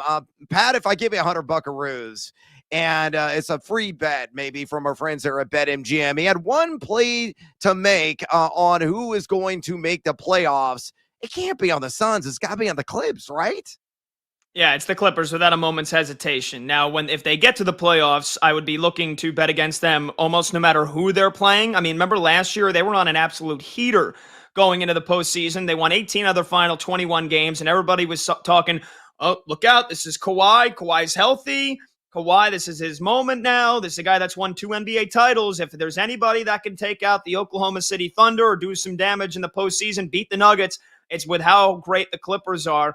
And then Kawhi underperformed, and James Harden, the lifetime playoff loser that he is, he also struggled, and the Nuggets blew them out in that Game 7 despite Aaron Gordon being hurt and Michael Porter Jr. playing with one shoulder. So, when they get to the playoffs, if they do, look to fade them, but the Phoenix Suns are in total rebuild. Outside of Devin Booker, there is just not, and Jalen Green, there's not a lot of excitement to be had. Their front court is terrible. They were a horrible defensive team last year.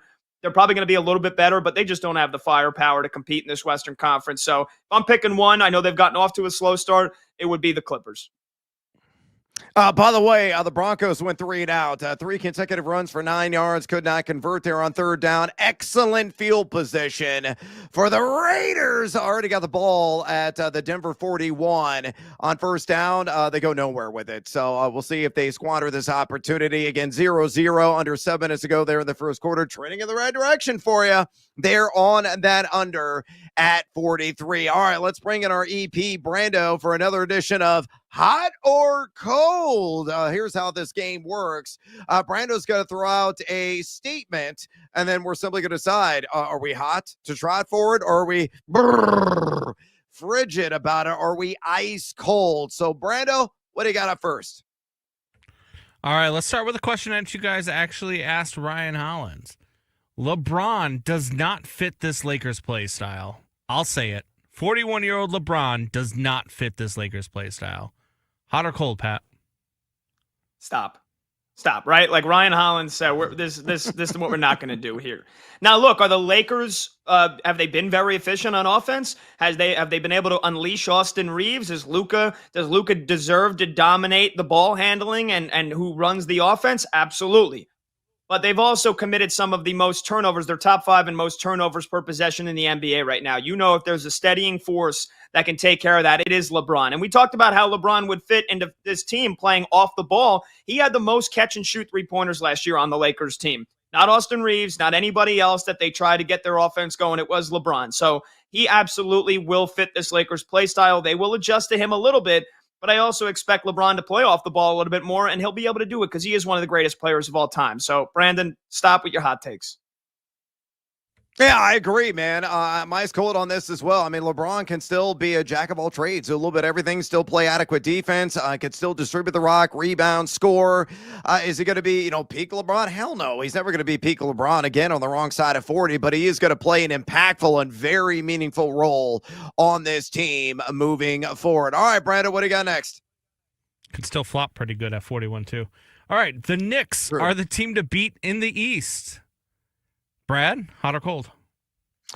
Look, I think Ryan Hollins hit the nail on the head. He was hyping him up, and I am buying the hype on the New York Knicks. Maybe I'm trying to pucker up and kiss Pat in all the wrong places, but look, I think the Knicks, it could be their year. I mean, you look at the net efficiency right now, they're top 5 in the NBA. They have the second easiest strength of schedule of any team in the league, and you got Jalen Brunson.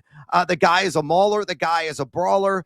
He is just an overtaker extraordinaire. So, yeah, I'm buying it, man. I'm hot to try for the Knicks. I agree. I'm a Knicks fan. Let's go. We here. And Brunson as the number one. He's a top 10 player in the NBA. And then they've got Cat, who I need to see more from in the postseason when they get there. But OG Anunoby, Mikal Bridges, two of the better defenders, best defenders, dare I say it, in the NBA. And Mike Brown as the head coach this year, getting this offense to gel. They destroyed Minnesota on the boards last night. 30-plus points on second chances, and they crushed them. So, yeah, Knicks are absolutely the team to beat in the East. Of course you agree. All right, Brando, give me one more. All right. The Celtics are going to miss the playoffs. Hot or cold, Pat? I'll go cold. I think, well, again, are we talking about top 6 or are we talking about just getting into the play-in tournament? The play-in is not the playoffs.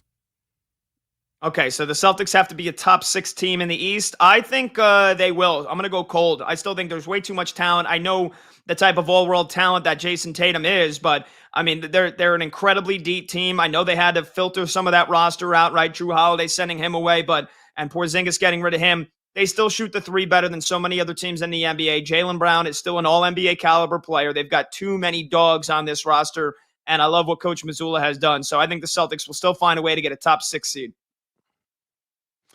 Yeah, I concur, man. I'm kind of cold on it as well. And just playing the numbers here for you. I mean, Boston's number 9 right now in net efficiency in the NBA, so they've been quite productive.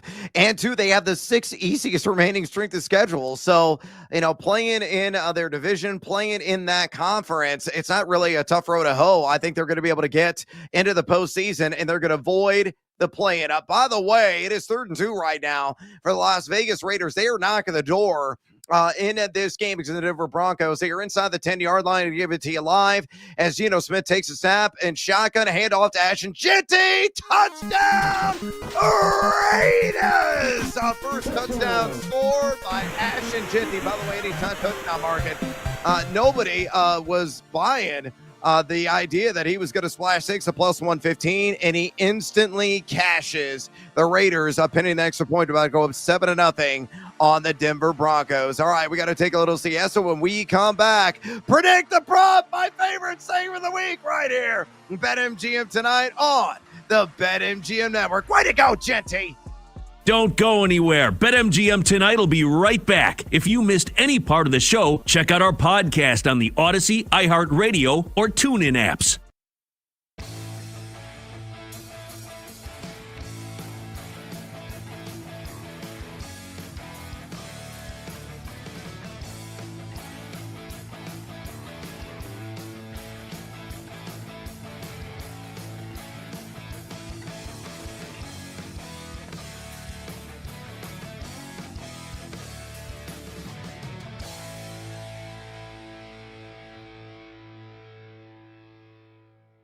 We'll start with Coach of the Year, where, you know what?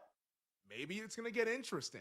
Maybe Shane Steichen's not going to go 16-1 and win this award unanimously, as the Indianapolis Colts are coming off a 27-20 loss last Sunday to the Pittsburgh Steelers. Shane Steichen is now once again a plus money price. He is now at plus 150, still the favorite over at BetMGM, but Steichen a little bit closer to the pack, as the Indianapolis Colts still have an awesome record. I mean, they're 7-2. They went 8-9 last year. They're still on pace to be an 11-6 team, maybe even a 12-5 team.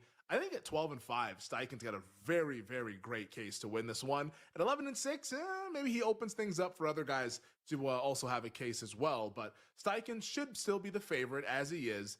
This week, the Colts take on the Falcons. I like Atlanta in the game, plus 6.5. I also have a little bit of money line, but I do think it will be a competitive football game. So I don't know if this feels like, like Steichen smash spot at plus 150. Nah, let's just hold off. Because if they were to lose this game on Sunday, it could get real rocky for Shane Steichen in his candidacy, because it would be back-to-back losses to Pittsburgh and to Atlanta, heading into a bye week where he's out of sight, out of mind, and then coming out of the bye week, it's at Kansas City. And we could go an entire month without the Colts winning a football game if they lose on Sunday. That's how big this game is for the favorite in Shane Steichen. And if that happens, that opens up the door for another candidate to all of a sudden come out the other side and be, hey, now I'm the favorite. Now I'm the front runner once we get to the second half of the season. And that's massive, because we know recency bias is a big deal for the voters. Like, we're all humans. We're all subject to recency bias every now and then. So that's the Shane Steichen part of the equation. The guy that's hot on his heels right now is New England Patriots head coach Mike Vrabel at plus 175. So we're almost at co-favorite status here for Coach of the Year. Vrabel and the Patriots last year, 4-13. Although Vrabel wasn't a part of that, but the Patriots were 4-13 last year. This season, they're 7-2. They've already won 3 more games than they won all of last year. And you look at their schedule, they might win 6 more games this season and go 13-4. This team is really good, and they have a very, very easy schedule. Now, this Sunday, it's tricky. They're in a coin flip game against the Tampa Bay Buccaneers. They could definitely lose that game. But the thing Vrabel has working for him, let's say the betting market's right, chalk prevails, Tampa wins. Here's what Vrabel has working for him, unlike Shane Steichen. Next week, they host the New York Jets. LOL. Week 12, they're at the Cincinnati Bengals. LOL. Week 13, they host the New York Giants. LOL. And then they have a bye in week 14. It doesn't get any easier. It does not. Vrabel has a very, very nice setup, which is why Sunday's Falcons-Colts game is incredibly high leverage. If the Falcons the Falcons beat the Colts and Steichen loses, immediately, before we even see Patriots-Bucks, in that 5 minutes before that game starts, Vrabel needs to be a minus 150 favorite. Because even if they lose to Tampa, he's got a very, very easy 3-week stretch after that game, and Indianapolis will be on bye and then having to face Kansas City. So Vrabel is in a very nice spot to win Coach of the Year, despite Steichen getting a lot of the mid-season love with the content that we've seen early this week. All the voters and voter-adjacent people starting to do that. Oh, here are my mid-season awards. Steichen's been winning that, but Vrabel's pretty close behind. Rhett Lashley is probably going to be at a big school really soon. And from a fundamental situational handicap, this is kind of how you and I cut our teeth. Betting against the team that nobody wanted to bet a week ago and fading them now that everybody wants to bet them. Right. Nobody was betting SMU. Nobody. Everybody's betting Miami. And then SMU wins. It's, SMU, Mustangs. Now everybody's going to bet SMU because Boston College blows. And these are the spots that we started chicken dinner for. These Boston College spots. So I don't know that they're going to cover, but man. Time to place your bets. This is BetMGM Tonight on the BetMGM Network. Welcome back to BetMGM Tonight. Brad, the Big Noise Evans with you. Going to run it into the end zone. Ashton Jeanty for the touchdown. Welcome back to BetMGM Tonight. Shout out to Amazon for that highlight rejoiner. We got points on the board. Yes, says Ashton Jeanty across the chalk for the first touchdown of the game. Jabbing in the anytime touchdown market. Well, he closed at plus 115 there at BetMGM. Broncos got the ball back, and guess what they're doing again, Pat? They're punting. Evan Ingram, a disgusting, disastrous drop. He was wide ass open. That was an easy first down, and he couldn't haul it in. They're going to get the ball right back, and really excellent field position for Las Vegas. more of the same. Let's give you the live line right now and see if we can do a live dive. Let's see. Denver is still favored this game at 2.5 at a -120 juice, though they're -150 right now on the money line. That came down from a -200. Viva Las Vegas, +125 on the live money line. The over-under on live total at 41.5. Side total money line, anything attractive to you, or are you waiting like I am for the Broncos to muck this up in the first half with them hopefully then scurrying back late in the game as they've grown accustomed to doing, and somehow, some way, pulling the rabbit out of the hat? Do we have that in store, do you feel, again tonight? Yeah, I think we do. I think this now it just becomes a matter of how long can you sit there before you smash the big red button, right? Because this is what the Broncos have done. I said it. I expected Las Vegas to hang around in the first half because Denver, they're just a completely different team from the first three quarters to the fourth quarter, and even on a more general sense from the first half to the second half. So it's Bo Nix holding on to the ball too long. They're not able to get a lot of push up front in the run game, and Vegas has come to play, man. Max Crosby has already stuffed one run, and Gino's playing well for now. And so you're getting great value on Denver. If you wait a little longer, maybe Vegas able to put a field goal drive together here. I think that at that point, Denver would almost certainly be a pick 'em here. So there's still 2.5. It's a good spread if you want to jump in now. But again, I would wait a little bit longer before I'd be looking to take the Broncos either on the spread or on the money line. So I'm actually hoping Vegas can get a field goal here in this drive. And then I think maybe it would be go time. Yeah, it's what you call let it simmer, folks, right? Take a chill pill, relax, crack up another beer, sit back and watch. Hopefully the Raiders score another touchdown, because that's what I'm waiting for. If they put points to the board, if it's more than a field goal, I think it's going to be a plus money at BetMGM, and then we jump in and we strike. That's what I'm waiting for right now, because the Broncos, they could easily get down like 21-0 this game, and they'll somehow find a way to pull the game and the W out of their rear ends. So that is certainly going to be on the table. Again, 7-0, minute 31 to go. We're in a commercial break right now. Raiders over the Denver Broncos, but the Raiders have the ball back. A little bit deeper in the territory after committing a penalty. All right, we'll keep you up to date. Everything there. We're going to do one of our favorite games here on BetMGM tonight. It's called Predict the Prop. And it's going to be the first time we're putting Pat in the chamber to see how he does in that exercise. Before we get to that, go for the end zone without breaking a sweat with a Pro Football No Sweat token. You'll get your stake back and bonus bets if you don't win. So opt in right now on the Pro Football No Sweat token only at BetMGM. All right, Pat, here's how this little ditty works. I'm going to throw out a player, a statistical category, the matchup, and then I'm going to ask you to predict the prop. If you're within 5 yards, you're going to hear a positive sounder drop there by our good buddy, Brandon Combs, the EP here on BetMGM tonight. However, if you're outside the 5-yard range, you're going to hear something negative because you've been naughty. So hopefully you're going to go a perfect 5 for 5, and we got a bonus time player in here as well if we do have any extra time. So first up, Daniel Jones, pass yards against the Atlanta Falcons. Pat, predict the prop. Yeah, Daniel Jones, number 1 in the NFL this year in passing yards per game. The Falcons, number 1 defense in passing yards allowed per game. So this is a tricky one right off the bat. I like it. You're throwing me a curveball here on a 2-0 pitch. I'm going to go probably somewhere in between the averages of what Atlanta has allowed per game and Daniel Jones has tossed per game. And I will say Daniel Jones passing yards is 235.5.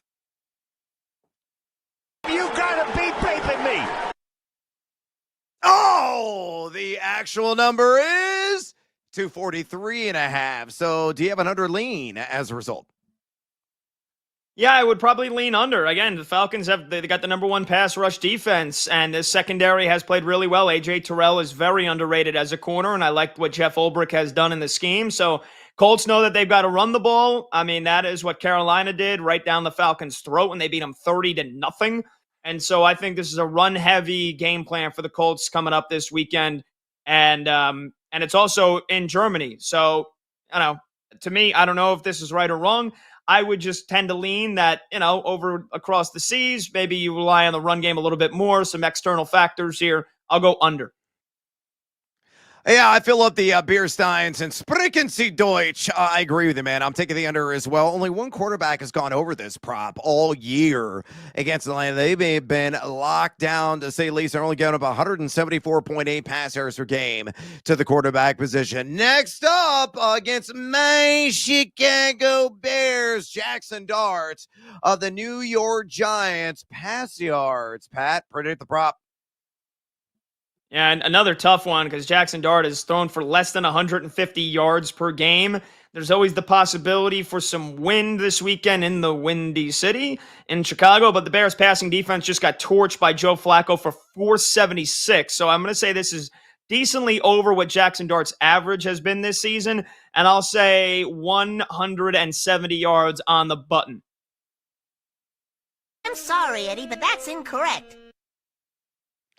Yeah, man, you're actually not even in the same zip code. The actual number is 217.5. So is it like a strong and emphatic windmill slam dunk on the under? Yeah, I think it has to be. I think it has to be. I think that's an overreaction to what Joe Flacco did to them on Sunday. The Giants, they don't have Malik Neighbors.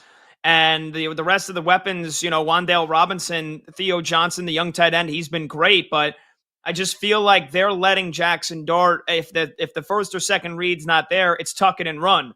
And so the Giants coming in as underdogs, I think they're going to want to establish the run game as well, even though Cam Scadaboo's done. They have Tyrone Tracy and Devin Singletary. So this is an emphatic under for me. I could be wrong. Maybe the Giants go out and they say, hey, man, our season's basically lost. You just go out there and you sling the pill all day long. That could happen, but I would lean under. I disagree. Pew, pew, pew. This could be a shootout affair, to say the least. And it's going to be guns a-blazing, man. I think it's going to be one of the highest scoring games of the week. I think Jackson Dart's going to throw for at least 220. I just see 218 to cash. The Bears on the back end, they stink. I mean, they are putrid, to say the least. Number 22 in drop back EPA defense. They're giving up 8.24 pass yards per attempt. So Dart could have himself a day. I'll take the over on 217.5. Let's go to running back. Devon Achane of the Miami Dolphins, rush yards against the Buffalo Bills. Pat, predict the prop. I'm going to say this is probably right near his average, which I think is the mid to high 60s. Bills, their weakness is they can't stop the run, but then again, I think it's probably expected that Buffalo gets out to a big lead, and then you're getting into negative game scripts. So I'll say it's right around his average. Devon Achane, let's say 65.5 rushing yards. That's the best damn answer I've ever heard. Well done, my man. That is a winner chicken dinner. The actual number is 60.5 for Devon Achane. So what do you say, over or under against that Bills front that's get up a lot of big plays on the ground? Yeah, it just depends on, I guess, how close Miami can keep this game. And I just don't know if they'll be able to keep it close. It feels like if you gave me Devon Achane receiving yards, I would be tempted to go over. Rushing yards, I would lean under. But I'm not confident. He's already done this against Buffalo back in week 3, 12 carries, 62 yards. He's done this in 6 of his last 7. Buffalo giving up 5.1 yards per carry of the running back position, over 107 rush yards per game. Over and over again with Devon Achane. Let's do another running back. Quinshon Judkins of the Cleveland Browns, rush yards on the road against the Jets. Pat, predict the prop. Yeah, no Quinnen Williams and bad Jets defense this year. Browns can't throw the football. This feels like it's going to be a really high number. Like people, they're begging you. BetMGM is probably begging you to take the under on Quinshon Judkins. I'll say his rushing yards prop is 83.5. You can put it on the board. Yes. Yeah, well done. Actual number is 85.5. That is a sky-high number. You willing to touch it, over or under? I would definitely go under. Definitely wouldn't go under. It'd be over or nothing for me. It feels like he's due for 20 to 24 carries this weekend against the Jets. Yeah, he's a break tackle machine. He's top 6 in yards after contact per attempt. And you look at the Jets are giving up 108.7 rush yards per game just to the running back position. I am down with some Quinshon Judkins as well. All right, we're kind of getting up against it. I'm going to throw out this big name, Jackson Smith and Jigba. He's an elite receiver. He belongs in that conversation right now. Receiving yards against the Arizona Cardinals. Pat, predict the prop. It has to start with a 1. It's got to be triple digits. It probably it can't be lower than 120. This one's going to be through the roof. I'll say 122.5. Oh no! We suck again. Dude, it's 99.5. I'm guessing well over for you, right? Yeah, it's got to be. He's wide open all the time. He's the best route runner in the NFL. So I'm again, you're a sick puppy if you're going under on JSN receiving yards. It's over or nothing for me.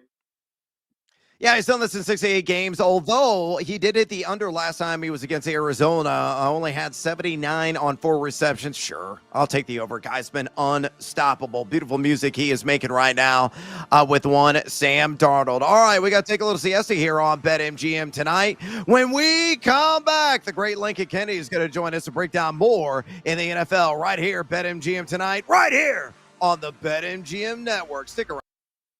You're going against A&M here. Is it because you don't believe in A&M?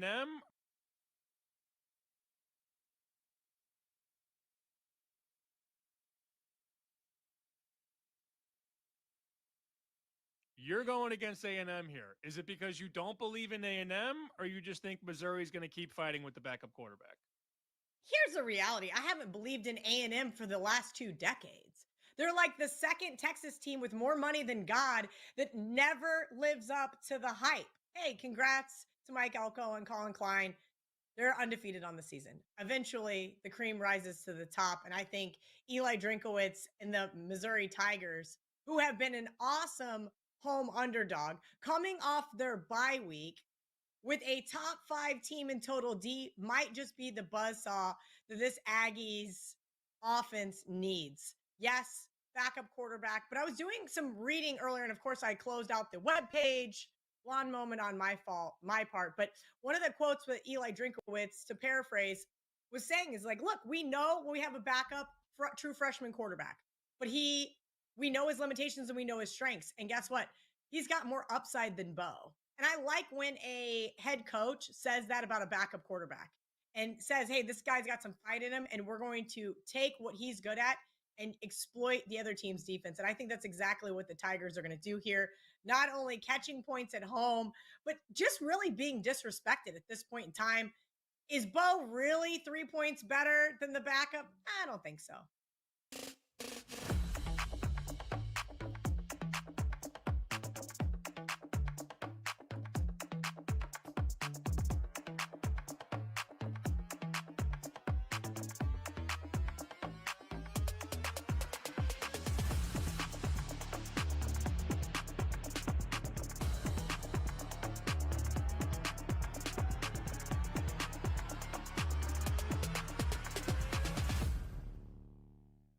Mississippi State. Getting 8.5. Mississippi State is 8-1 against the spread this year. And, Georgia's sitting there in that 5 spot in the first rendition of the playoff. They're not bad. They're so close. Again, and again. It happened against Texas. They lose in overtime. Happened against Tennessee. They lose in overtime. The Florida game, they lose by 2 points. But these are point spreads around the same range. 7.5, 8.5, 9.5. And they're right there to win. So now you've got Georgia going on the road at Mississippi State. I don't know that they finally break through, but I think this is another one-score game. This is not the Georgia team that we're used to. I think Mississippi State covers. Let's go 9-1 ATS. I'm taking them as a dog.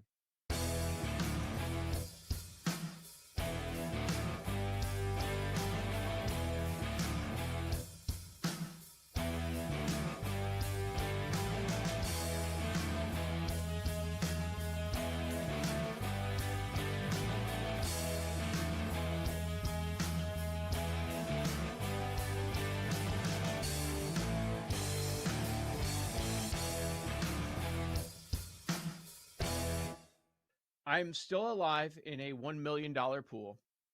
There are 106 left. Started with a little over 1,000, and we're down to 106. So 10% of the pool is left.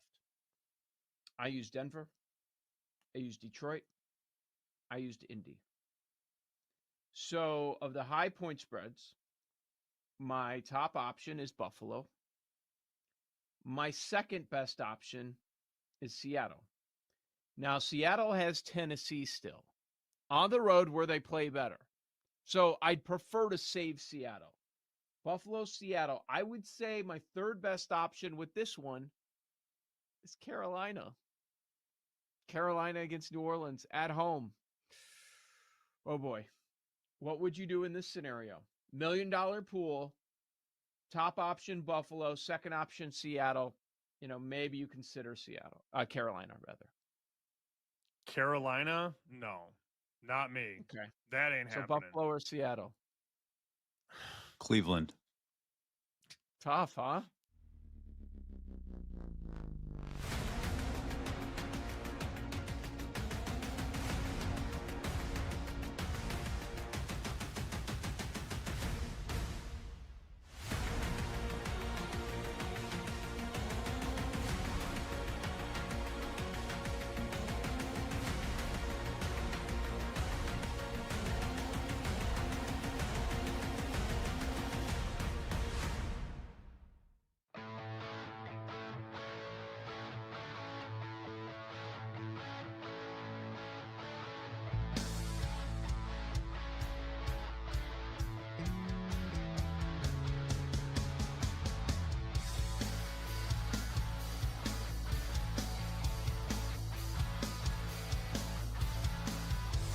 It's time to bet and sweat with the pros. Welcome to BetMGM Tonight on the BetMGM Network. Make it legendary. Welcome back to BetMGM Tonight. Brad the Big Noise Evans with you. Pat Boyle in the house on this hashtag Tequila Thursday. And again, folks, we may need to drink the entire bottle to try to survive this game between the Raiders and the Broncos. The Broncos, once again, asleep at the wheel. It's 4th and 3. They thought they were going to go for it. No, they're bluffing. They're going to end up punting. As they got a nice little gain on 3rd and long, a little bit short there on a pass connection from Bo Nix, duck to duck to Troy Franklin. But the Broncos, Pat, it's the same story over and over and over again. They just don't wake up in time until it's the fourth quarter. Just kind of slough through the first half, slough through the beginning of the second half of the third quarter. They're like, oh, yeah, we're American football players. Oh, yeah. We're a team that leads this division. Oh, yeah, we should probably win the game. And then they go out and somehow, some way, find a way to score the win. So it's already setting up, and there's a Shankopotamus punt as well. Everything going wrong right now for the Denver Broncos. And Bo Nix is lucky he doesn't have an INT on the board because he airmailed a ball over Cortland Sutton's head and hit the defender's hands. And deflected off. But right now, 7-0, Las Vegas over the Denver Broncos. And Pat, I'll cue up this way. Denver still favored by 2.5. The money line is still minus 150. And the over-under has come down. Again, you liked the under at 43. It's an even lower price now at 37.5. The more things change, the more they stay the same in the Mile High City. Yeah, Sean Payton and OC Joe Lombardi, they got to get on the same page here with these early game drives and these scripted drives to start the game. They've been terrible. They've just been flat out terrible. They don't have the juice. I don't know what it is. That offensive line is great. They should be having their way against Vegas, but they get backed up immediately on first down. They get called for a holding, and so now you're now you're digging into the playbook here, and the Raiders have come to play, man. They really have. So I'm still waiting. I still like to see this first half play out before I think about getting any action on Denver's side because Vegas they're playing well enough right now. Yeah, they really are. And to give you a numbers update for the carries that are out there, Geno Smith started the game 7 for 9 for 49 yards. Ashton Genty run the ball strong. You may not see it in the YPC at just 3.8. It's going to be lower after that 1 yard gain. But he's got 9 carries for 31 yards. And what's really interesting for the Raiders is, Brock Bowers doesn't have a catch. My guy, Trey Tucker, doesn't have a catch, naturally. Your leading receivers right now, Tyler Lockett, 2 for 15. Michael Mayer, the other tight end, 2 for 13. And Raheem Mostert, 1 for 11. It's like the actual X Factors are joining forces here, and they've been the ones that the Broncos have really accounted for as we had an incompletion there on a short dump off to Michael Mayer, which would have, if it was actually competed, would probably have been a 4 or 5 yard loss. So, this game is weird. You mentioned it, man. At the top of the show, you said strange bleep happens on Thursday night, and it's happening again right in front of our eyes. Yeah, so look, Denver, they've gotten themselves into a favorable position here, 3rd and 9. It's going to be up to this defense to make a big play, whether that's getting a pick off Geno Smith or getting a sack here. But, at some point, I think you got to start throwing the ball on first down if you're Sean Payton here.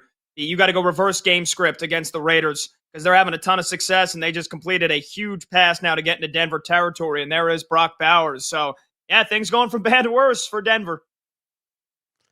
Yeah, and I'm really going to be curious here if they could get points to the board on this drive. I think we're going to see the live money line at BetMGM flip. Right now, again, it's at minus odds. Looking at it in real time, it is now down to minus 125 for the Denver Broncos. So we're getting closer, Pat. We're getting closer to pull the trigger territory at the plus money with the Denver Broncos. More of the same. For this team. Again, just the first halves have been a struggle to say the least. And you're right. Peyton and Lombardi have got to get on the same page. They got to get creative. They have got to get this team off to a hot start. You believed preseason. And he said that on last night's BetMGM tonight. You thought the Denver Broncos were going to win this division, right? It was significant plus money for them to achieve that feat because of the Kansas City Chiefs. A lot of people are on the bandwagon with the LA Chargers. But if this team does pull that off and they make the second season, if they want to survive, if they have any idea, any notion whatsoever of trying to make it to Santa Clara in this year's Super Bowl, they have got to start faster. I don't know what the formula necessarily is. There's my guy, Trey Tucker, fine with a catch for like 3 yards. But, I hope it's not necessarily run the ball. It's a mixture. Maybe get RJ Harvey more involved in the pass game. But they just are not moving the chains consistently in first halves, just so discombobulated offensively. So I'll be really curious to see what kind of changes they can make to start firing up this offense earlier and not late and being the fourth quarter in a game. All right, we could not track down Lincoln Kennedy, so we're going to jump in on an extended fantasy conversation. I'm going to talk about some players that have lost some fantasy value because they haven't moved at the trade deadline. Let's start with the tight ends situation with the Cleveland Browns. Harold Fannin, again, missed practice today for undisclosed reasons. We don't know, and we don't know if he's going to be able to return to practice on Friday. Friday practices, folks, mean everything. Everything. And 9 times out of 10, you miss a practice on Friday, you ain't going to play on Sunday. So we'll have to see what the verdict ultimately is on Fannin. But David Njoku, that was one of the names that I thought for sure, Pat, was going to get shipped out of town to maybe a contending team. And he stood his ground, standing pat, didn't move anywhere, still a member of the Cleveland Browns. So, what do you look at David Njoku fantasy-wise? General player-wise in this system, knowing that Harold Fannin there is eating away his target share rest of the season? Yeah, I thought that once they went to Dylan Gabriel, I thought the biggest beneficiary of that move would actually be David Njoku, right? Young rookie quarterbacks, we know that they love their safety valves. We know they love their safety blankets, and that is normally the tight ends. And somebody that has that much production as David Njoku has had over the last couple of years, I thought he was going to be ear-to-ear grinning. And it's kind of been the opposite. Like you said, Fannin, they like him. They like him as a young weapon. And that 2 tight end personnel that we know Kevin Stefanski loves to run, it's frustrating. I would hope that Cleveland still views David Njoku as a piece for the future to build around, because there's not a lot of talent in the receiving corps. Jerry Jeudy has come down from the great season he had last year. And it's frustrating to say the least. I can't imagine that there aren't game film sessions going on right now in Cleveland where David Njoku is saying to the coaching staff, "Hey man, like can you guys get me more involved here?" Yeah, I'm looking at the screen here, and it looks like Trey Tucker just caught a touchdown. It's going to come back, unfortunately, as it looked like it was was that a pick play is what they called, essentially, because he was wide open across the middle field. Yeah, we're seeing a replay here as Thornton comes across. Yeah, it does. The hands to the back of the defender that was shadowing Trey Tucker. That sprung him loose. And again, there was nobody around him. So it was an easy touchdown. Geno Smith throwing out some expletives and his disgruntledness with that call. Although Thornton is like patting himself on the chest saying, yeah, my bad. I was totally my mistake. So that took points off the board for the Las Vegas Raiders, unfortunately. And money on my wallet because I had a lot of action on Trey Tucker. He would have cashed in immediately on the over on his receiving yards there. So, and I'm with you with David Njoku, man. He's a talented guy, physical guy across the middle of the field. But Harold Fannin's a problem. And Harold Fannin's kind of a jack of all trades. Can line him up in the backfield. He can play him strictly at the tight end position. You can almost play him in the slot. He's a chess piece, and they move him all over the place. But it's definitely going to come at a cost, his role for David Njoku and his yards. What about Tony Pollard? A guy that's still, somewhat effective of a running back. He has had his moments this season, but he plays for a lousy team, and that being the Tennessee Titans. He didn't move anywhere. He's standing pat. He's fixed now in Nash Vegas. It's a good thing Broadway's got a lot of bars. Great town Nashville is, because he might have to go and drink his sorrows away. It's going to be a long rest of the season for every member of the Tennessee Titans, and especially Tony Pollard, Pat.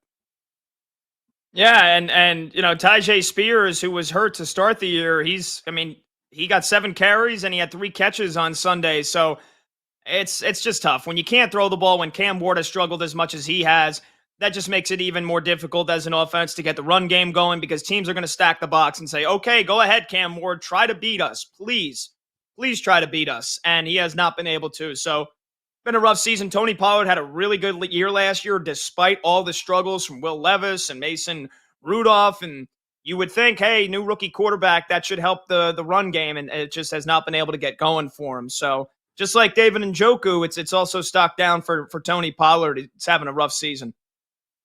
Yeah, no doubt. Look, he's got gas left in the tank, man. We've seen it. He can be an effective 3-down back. He's just got to be in the right system. I mean, nobody, maybe Earl Campbell, like in his prime, could go out there and move the chains consistently in this Titans offense. But you're seeing nothing but 8-man fronts. They don't have really any reliable wide receivers right now. Calvin Ridley's not healthy. He's been dealing with that bulky hamstring. DK has had his moments. Io Manor has had his moments, but they're sorely lacking weapons in Tennessee. It's really just a sad state of affairs in Nash Vegas. But again, you got bars, you got a hot chicken. All is not entirely lost in that great community there. What about Deebo Samuel? Of course, formerly the San Francisco 49ers, now a member of the Washington Commanders. There were rumors milling about that he could have been sent out of town somewhere else. I mean, the Commanders have taken a major step back. Now Jaden Daniels is going to miss extensive time with that elbow injury.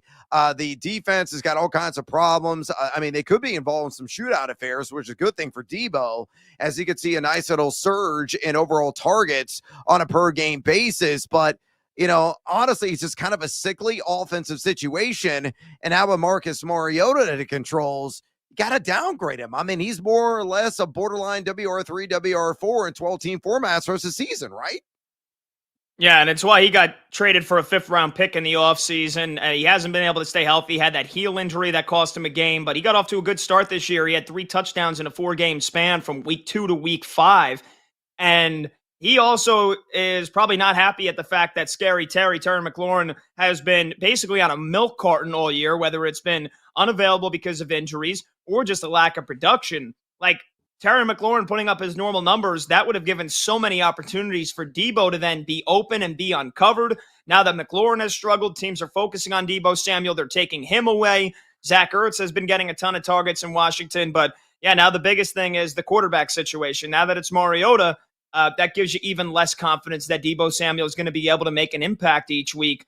And it's whatever could go wrong this year for Washington. It has gone wrong. It has been Murphy's Law for sure. They have not gotten the production that they got last year from the offense as a whole. Pat, we got some breaking news about an hour old that popped up a little bit ago from ESPN's Jeremy Fowler. I want to get your thoughts on this.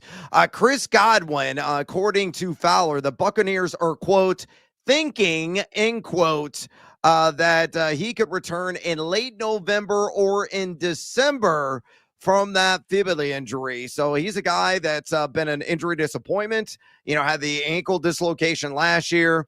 And then he came back and then suffered the fibula injury. Bucky Irving's not right. I mean, Baker Mayfield's kind of taken a step back the last couple of games. And what's your take on this? Obviously, we have somewhat of a timetable with Godwin, as that was a great unknown, but it's not exactly positive. But the good news is, if the Buccaneers can make it to the postseason, it sounds like he'll be ready to go because he'll be back in action, hopefully by early December. I think it makes it even more special what Baker has been able to do this year. I mean, he was playing like an MVP through the first several weeks of the season, despite the injuries to Mike Evans, despite the injuries to Chris Godwin, despite having Tristan Wirfs miss the first handful of games here. And Baker's taken a bunch of rookies like Tez Johnson, Cam Johnson, and Emeka Egbuka, who has been phenomenal, and he's been balling out. Now, like you said, sometimes those injuries are almost impossible to overcome. Now Mike Evans likely done for the year. Godwin's, like you said, is going to be out at least another month, maybe a month and a half. And so they're going to have to rely on Egbuka, who's going to take a number one role in this offense. He already has in several games. And that's going to make these rookies, Tez Johnson and Cameron Johnson, that much more viable, along with the tight end, who we know that Baker has developed a really good relationship with, in Cade Otton. So, look, man, they're on their third OC in 3 years. Grizzard has done a heck of a job so far, but they are getting crushed under the pressure of all these injuries. And that's got to be music to the ears of Dave Canales and the Carolina Panthers. Don't look now. I picked them to be the surprise team in the NFC before the year and win the NFC South. I think the Panthers are in really good shape right now. Yeah, and they got Rico Dotto, who's absolutely baller and shot caller right now. And he's dealing with a quad injury. It's probably going to be listed as questionable, but Canales said, don't worry about it. He's going to be A-OK, and I think he's going to run roughshod once again this week. Why? They're facing the low-life New Orleans Saints. All right, we got to take a little siesta here on BetMGM tonight. When we come back, we're going to talk some college football. Busy weekend ahead right here on the BetMGM Network, right here on BetMGM tonight. Stick around. Wherever you go, we're there. Listen to the BetMGM Network live on Odyssey, tune in, and now on the iHeartRadio app. Wagertainment for every fan.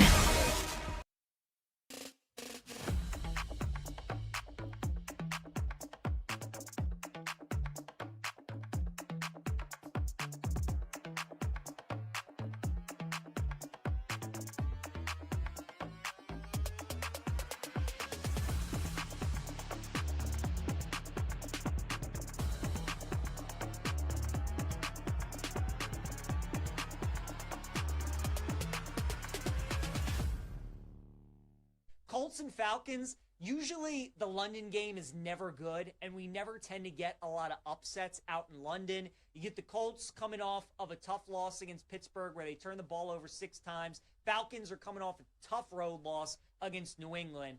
You have the better coach with Indianapolis. You got the better quarterback right now. You got the better defense. I mean, they check all the boxes. And they got Jonathan Taylor, who should bounce back after didn't have a great game against Pittsburgh. Should be good with the Colts. I don't think I'm going to end up betting that game with Indy favored by 6.5, but I think if you wanted to take Indy, also a good play. Buffalo is a decent play this week as well. Again, probably at this point, a lot of people have used the Bills and the Broncos, so I don't know how many people have those two teams left. Bills should be a nice option against Miami, though. Now, some traps this week. Carolina Panthers, I would stay far away from them. People that are left in their survivor pools, I think a bunch of them will try and use Carolina this week because, again, how many more times this season are you going to use Carolina? Probably not many. People are looking at this spot against the 1-8 Saints, but it's a divisional matchup. Carolina was a 14-point dog last week, coming off a big win. Now they're a 5.5-point favorite this week. And we saw it a couple weeks ago with Atlanta and Cincinnati. When in survivor pools, a lot of people were taking the Falcons against the Dolphins. They were taking the Bengals against the Jets because they were 6.5-point favorites in that game. When else are you going to use those teams? And both of them lost outright. I don't like taking these type of teams in survivor when they're favored by this many points. And I get the Saints are one of the worst teams in football. They're probably going to only win like 3 games this season, but this could be one of those games, and they're going to battle hard, and it's a divisional game, and I just got a funny feeling about this one. We've talked about it. Road dog, 5.5 points tends to be a nice number to bet in the NFL. So the Panthers, I think, are a trap. I would stay away from Carolina this week. Jacksonville and Houston, that game's a coin flip. Jags are now the favorite. It's official that C.J. Stroud is out of the game. I'm going to stay away from that one. It's a pick'em type game. It feels like a game the Texans absolutely need to win if they want any shot at making the playoff. Best unit in the game is definitely their defense. It's tough to beat a team 2 times. Jacksonville has already beaten Houston this season. They're coming off an overtime game. So I just think you tease Houston at +7.5. I like the Jacksonville teaser yesterday at +7.5. Now the Houston is the dog. I think you tease up Houston. It's going to be a 1-score game. I think that's how you bet it, but stay away from Survivor. The Bears also worry me this week against the Giants. I think there are going to be some people out there that want to use Chicago in their Survivor pools as well. The Bears have a very difficult schedule remaining. Aren't going to be a lot more opportunities to use Chicago in your Survivor pools, and people are going to look at this week as maybe the week where you do take Chicago. I would be very cautious of that. Giants offense has been much better since Jackson Dart has taken over. And Chicago, they've been fortunate to win a lot of these games, and against a lot of these bad teams, they've been forcing turnovers. If they're not able to do that against the Giants, they could be in a little bit of a trouble. So I think the Bears and I think the Panthers are some traps that I would stay away from this week. My pick this week for Survivor is actually my Ravens. I like them this week against Minnesota. They're laying 4. I think the Ravens do win that game. You got Minnesota coming off that big upset win against Detroit, which I absolutely love. Now people all of a sudden think maybe J.J. McCarthy is good again. We're going to do this seesaw battle every week where, McCarthy's good. No, McCarthy's not good. Maybe McCarthy's good, and maybe he's not good. Lamar's only lost to the NFC 3 times. And even though the Ravens defense does have its weaknesses and there's still some question marks about that running game, Minnesota's not a great running team, and Baltimore usually plays well against quarterbacks like J.J. McCarthy. So I think that the Ravens are going to be able to win this game. It's a must-win game for both teams, but I think Baltimore takes care of business. So I wanted to save them for when they have the Jets in a couple weeks at home, but the board's just too hard this week. So I think the Ravens a good look against Minnesota.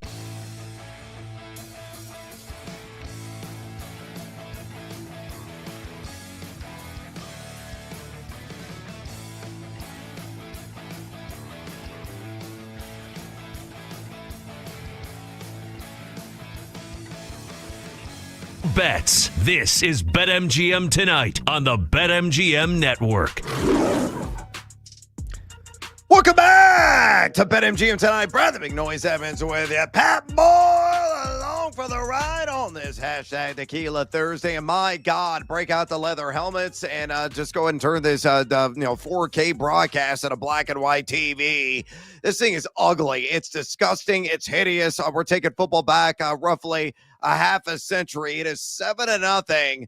Las Vegas Raiders over the Denver Broncos. Ashton Jeanty did score it earlier in the game. Congratulations if you cash a ticket at +115 as I'm watching J.K. Dobbins on a first down run. Finally, we're moving the football down the field. Broncos supreme field position after Vegas had the ball. They went forward on 4th down. And Geno Smith took a sack because Raheem Mostert didn't notice the oncoming blitzer. Didn't make any kind of effort whatsoever, Pat, to throw his body, and Geno got wrapped up, and it gave Denver the ball at midfield, and J.K. Dobbins immediately gashes him for about a 12-yard gain. But still, this football contest, it is worthy of a hashtag Tequila Thursday, is it not? Oh yeah, big time. I mean, look, it's worthy of me getting excited about my under 43 bet. That's for darn sure. But I think that was a big mistake there on that last drive from Pete Carroll. You got Daniel Carlson, who's got a pretty big leg here, and he's already made a couple of field goals north of 50 yards this year. Not as great as he normally is. He is 3 for 6. So maybe that was part of the reason why he's only made half his field goal attempts over 50 yards. And I know the wind is a little bit of an issue tonight in Denver, but it's also kicking at elevation. So I'd rather trust Daniel Carlson from 56 than Geno on a 4th and 5. And we all saw what happened. So look, Denver's now starting to get some push. Then they get called now for a holding penalty, and they're right back at 1st and 20. It's just they cannot get out of their own way. They've got 1 first down in this game, and it just came 2 plays ago. So this offense is ugly looking. Yeah, go ahead and fire this game in the sun. I mean, this is kind of typical what Denver has been the last couple of weeks. I know a team that, again, has just been sleepwalking through the first 3 quarters, and they wake up, finally get R.J. Harvey involved in the pass game, which he needs to take on the Joker role full time. Evan Ingram's had 2 just horrific, devastating drops in this game. Harvey finally gets a opportunity in the pass game and only goes for like about a 1-2 yard gain, as it's going to be another long down opportunity for them to try to get the football down the field. 2nd and 18. We're under 5 minutes to go in this first half. If you're still a live dive, folks, the Broncos are favored still in this game. -2.5 at a -140 juice. The live money line is a -175 for Denver. A +130. Oh, a first down. Oh, who is that? Pat Bryant. I-L-L House in the S. My guy getting it done, and I believe he just cashed my crew to cash leg as well. It was over 20.5 yards on his receiving yards prop. Oh, yeah, that was definitely a greater than 21-yard gain. Bo Nix behind the line of scrimmage there. Pat Bryant, as I said, at the top of the broadcast, his role has been steadily growing, coming off a season-high 24 routes run last week. Bo Nix and Sean Payton, Lombardi, they're starting to trust him more and more within this offensive scheme. A guy that can do a little bit of everything overall, as we got to check that. Oh, get in the – oh, shoot. You had R.J. Harvey, anytime touchdown, caught the ball, but it was a loss. I tried to shake a tackler, but stepped out of bounds. It's going to be 2nd and goal for the Denver Broncos. Hey, Pat, finally some action. There is a football god.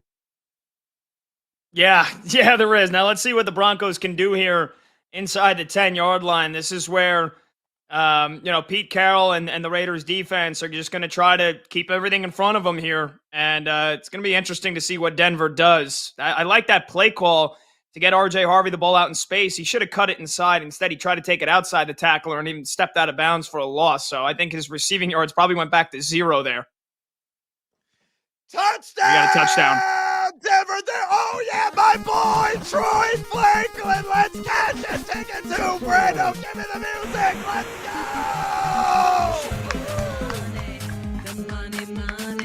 Show me the money. Money.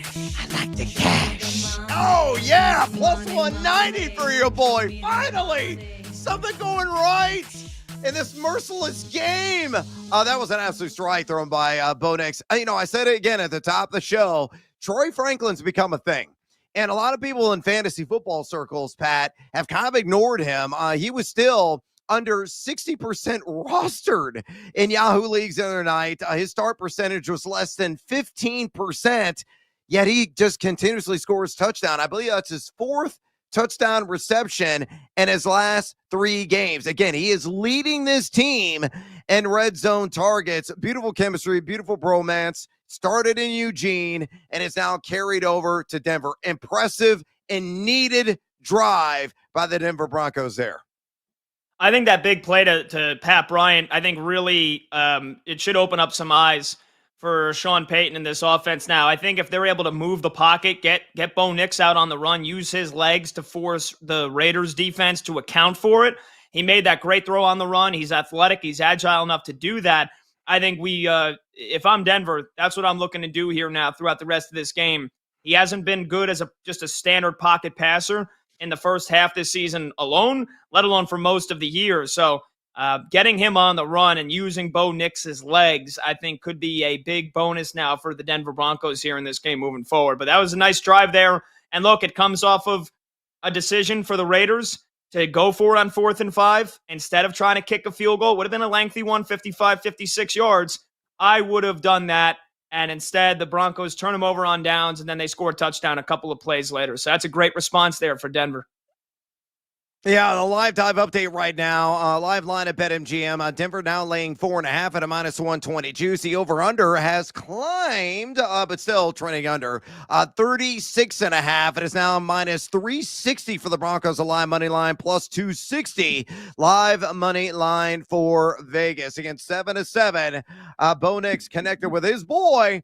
They certainly had a bubbling and hot chemistry in the red zone here of late, and that being Troy Franklin, who's got 3 grabs now for 22 yards and a touchdown again. We're really open that drive up, as Pat mentioned. My guy, Pat Bryant, a 43-yard gashing reception over the middle of the field and getting some appreciable yak as well. All right, we got to talk some college football right now. We had some big news that broke from ESPN's Josh Pate. He dropped earlier today Lincoln Riley amid the LSU Penn State coaching searches.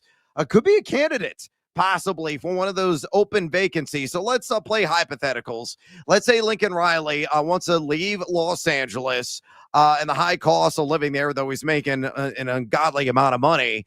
Where would he entertain most in your estimation? Do you think he would entertain LSU, Penn State, Florida, maybe somewhere else in the Power 4 jobs that could soon open up? What are your thoughts on Lincoln Riley, or does he stand pat and remain in Los Angeles there with the University of Spoiled Children? Yeah, let me just say this off the top. I think he's going to stay at USC. I think, like you said, he's got a nice cushy job right now. They've moved into the Big Ten, which has proven to be a struggle for him. But look, you can get a nice 5-star quarterback out to USC any single year, and that's what Lincoln Riley has built his head coaching career off of. It. That's developing Heisman caliber quarterbacks that then go on to the NFL. And Caleb Williams was the latest. So I don't think Lincoln Riley's leaving. That's not to say that Josh Pate doesn't have some information or maybe heard some stuff. I would be stunned if Lincoln Riley left because I don't think any of these jobs really suit him. There's no shot he's going to Penn State. Florida, maybe. Like Florida, I could possibly see. But it just feels like for me, out on the West Coast, best coast, with the option to get a lot of high caliber talent and all the NIL money and the resources that USC has. Because think about who are they competing with? They're not competing with UCLA. They're not competing with Stanford. Nope. Or I should say those teams aren't competing with them. And so Oregon and Washington, it's a ways away from USC. He's nice in a little gold mine pocket in Pasadena. I do not see him leaving USC anytime soon. No, I don't see it either. I mean, a lot of vitamin D there, and it's a high cost of living, but they're, backing up the truck, and he's making gobs and gobs of cash. Live high on the hog. Live your best life, man. Enjoy the sunshine. Enjoy the beautiful Mediterranean climate, and be done with it. And LSU, I mean, I want nothing to do with that job because you got the governor of Louisiana involved. I mean, are you kidding me? Like, Brian Kelly gets fired, and it's at the governor's mansion. Like, stay out of it, governor. Focus on politics, focus on your constituency, and some more meaningful and more actionably needed events that demand your attention than LSU football. I know it's a top priority in that market. I understand it. It's the SEC, and that may be sacrilegious what I'm saying, but I wouldn't want to be involved if the governor is going to have a say in whether, Coach A or Coach B is going to be the next hire. So just putting that out there. All right, let's get to some games this weekend. How about Indiana? They're laying 14.5 against the aforementioned Indy Lions of Penn State. Penn State is plus 500 on the money line. The over-under at 48.5. I mean, Fernando Mendoza has been amazing. He's a front runner for the Heisman for all the right reasons. Everybody keeps, consistently doubting this Indiana team, whether it's in the betting market, whether it's on the national scene. Yet they keep going out and blowing out everyone. I still can't get it off my brain. It's permanently stained on the cerebral cortex, Pat, of the 63-10 drubbing my Illini absorbed earlier this season. I watch every second of the game because I'm a sicko and I like pain, apparently, a masochist in some way. So what do you make of Indiana? Are they going to blow out Penn State again, or do you think they're ripe finally for an upset? No, I mean, it's Indiana or it's nothing for me.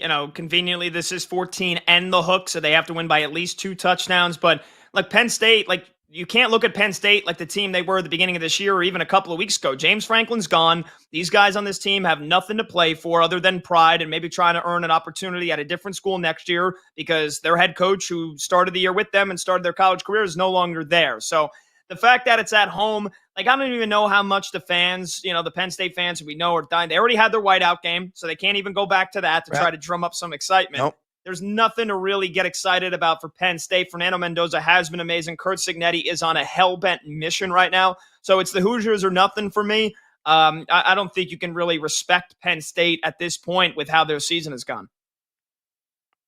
Yeah, I totally agree. Maybe Allen Robinson has got to find a year of eligibility, return to Happy Valley, friend of the show, Allen Robinson, and start catching balls left to right and rinse and repeat because they need all the help they can get. Yeah, I will lay with Indiana.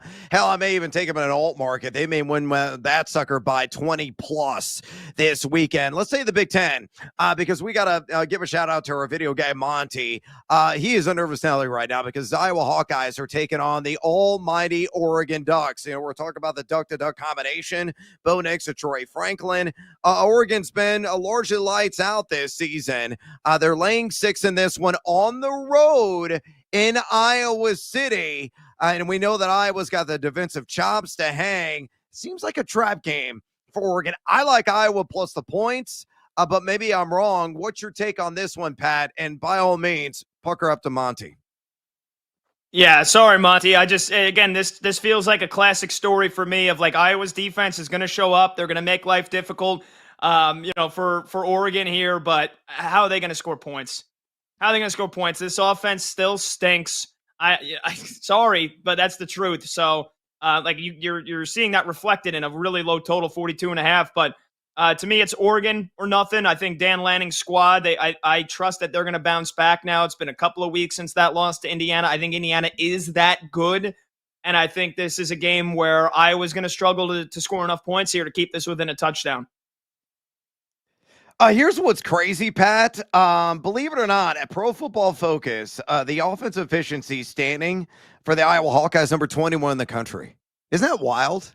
Like, that to me is, off the charts, bat bleeping crazy. I would never have guessed that. By the way, too, Iowa is 6-1 ATS. Is a trend thy friend? It is for me, but are you taken aback by the fact that Iowa is a top 25 offensive efficiency team, according to PFF? Are you questioning PFF's measurements? Yes, I am. PFF sucks. No offense to anybody that works for them or PFF, again, they graded Geno Smith higher than Patrick Mahomes in that game last week, 2 weeks ago, when the Chiefs crushed the Raiders. And Geno Smith had all 65 passing yards, and yet he got rated higher than Mahomes. That tells you everything you need to know about PFF grades. I do like some of their data, though. I will say that. It does help me make an argument. They're at thegameofjuice.com and The Athletic and all the pieces I'm putting together, or right here on BetMGM tonight. Just throwing that out there. But I like the Hawkeyes. You like the Ducks. Let's go to the other marquee matchup. BYU at Texas Tech. Tech laying a hefty total here of 10.5 points. The over-under of 52.5 in this one. Is it going to be guns up, or do you think BYU's going to come in and spoil the party in Lubbock? I'm feeling it could be lunacy in Lubbock in store. I think this one's going to be a dandy. Yeah, just really quickly, because now Brandon and Monty are in the chat telling me that I'm wrong and that I stink. Look, the two games that mattered this year for Iowa, Iowa State and Indiana, how many points did they score? They didn't even put up a combined 30 points in those two games. So that's what I expect on Saturday against Oregon. BYU just continues to get disrespected. Kalani Sitake's a hell of a coach. I would be taking BYU to cover this one and keep it close. I know Texas Tech threw $1 billion at this team this year. They've been a really good squad, but I like the Cougs. I think the Cougs keep this one close. I'm rooting for them to stay undefeated. That could be a ton of fun. All right, we got to take a little siesta here on BetMGM tonight. We come back, we'll review our cards. Stick around. BetMGM tonight. We're bringing the Wagertainment wherever you are. Stream the BetMGM network live on Odyssey, iHeartRadio, or TuneIn. Open the app and listen now.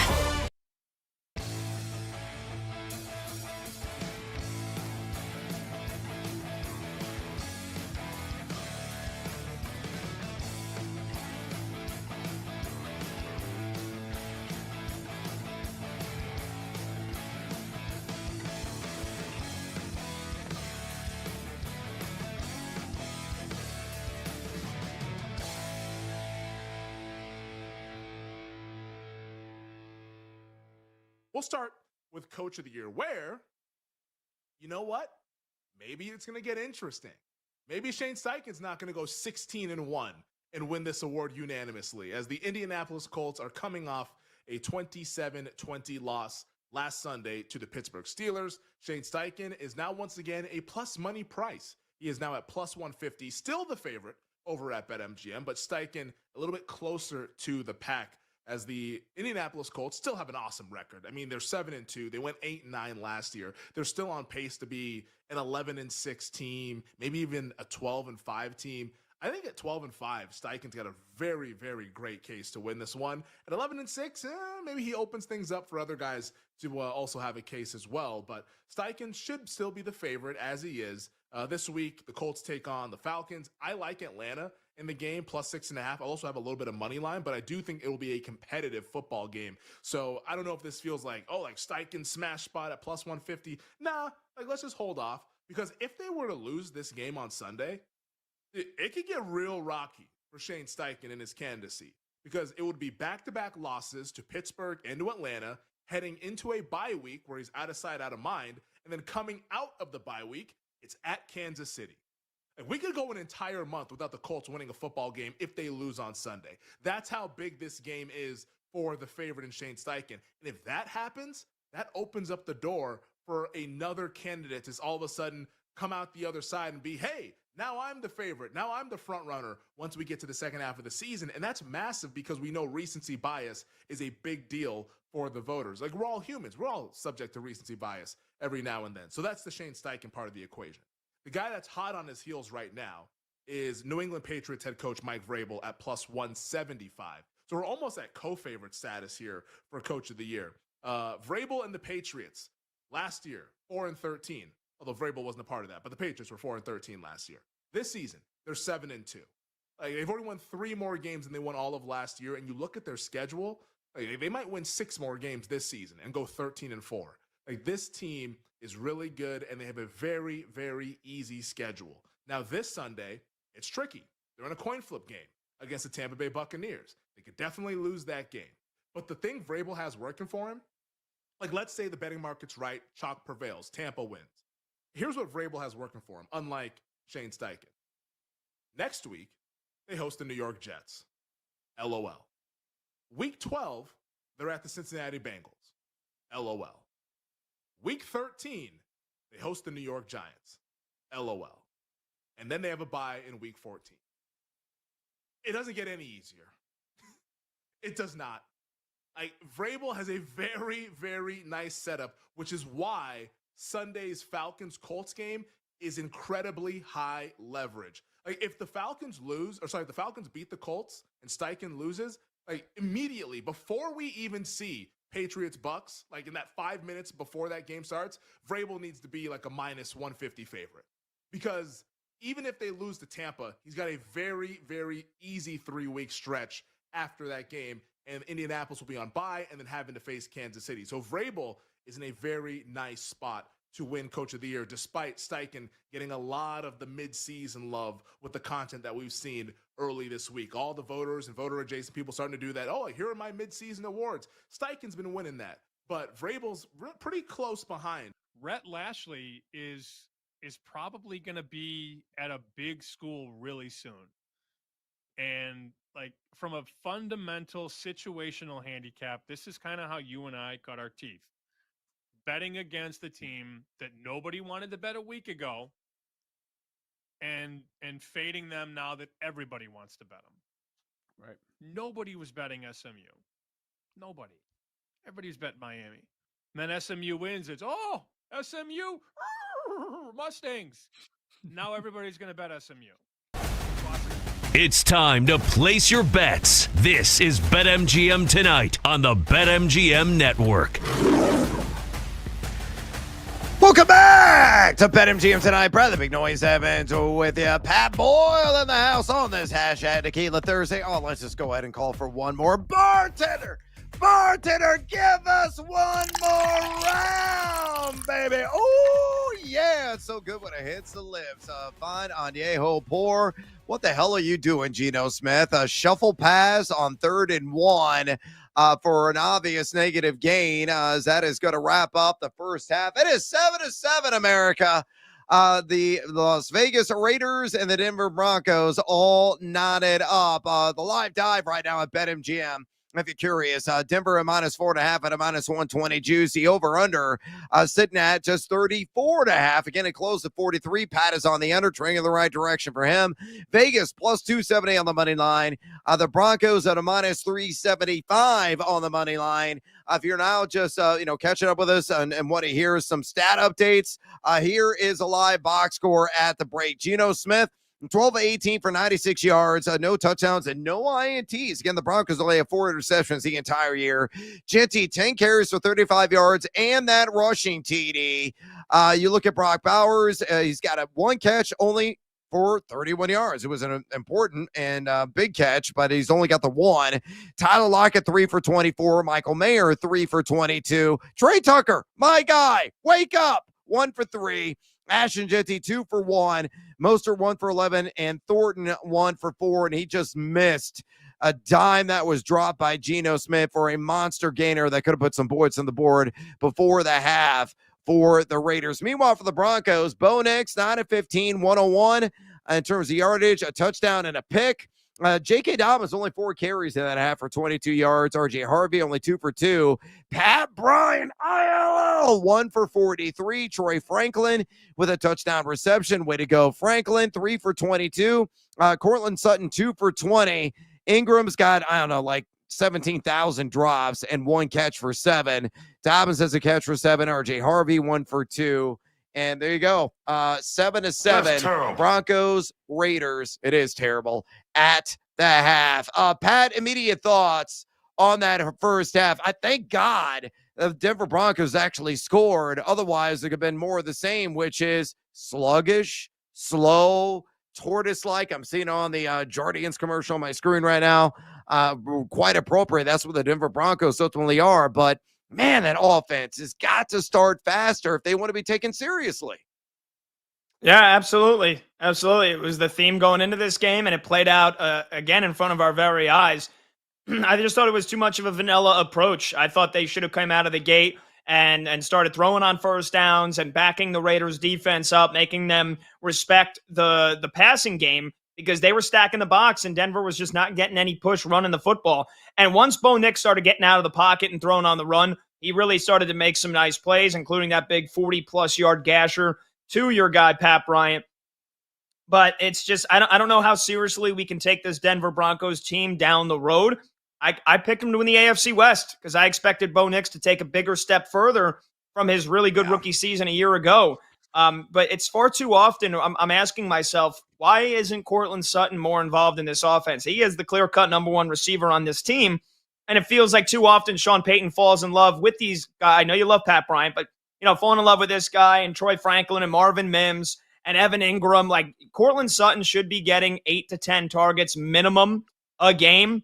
And I know the Raiders, if they try to bracket cover him or double team him, like, at a certain point, that shouldn't matter. You should be able to scheme for that and find ways to get him open, whether he can play in the slot.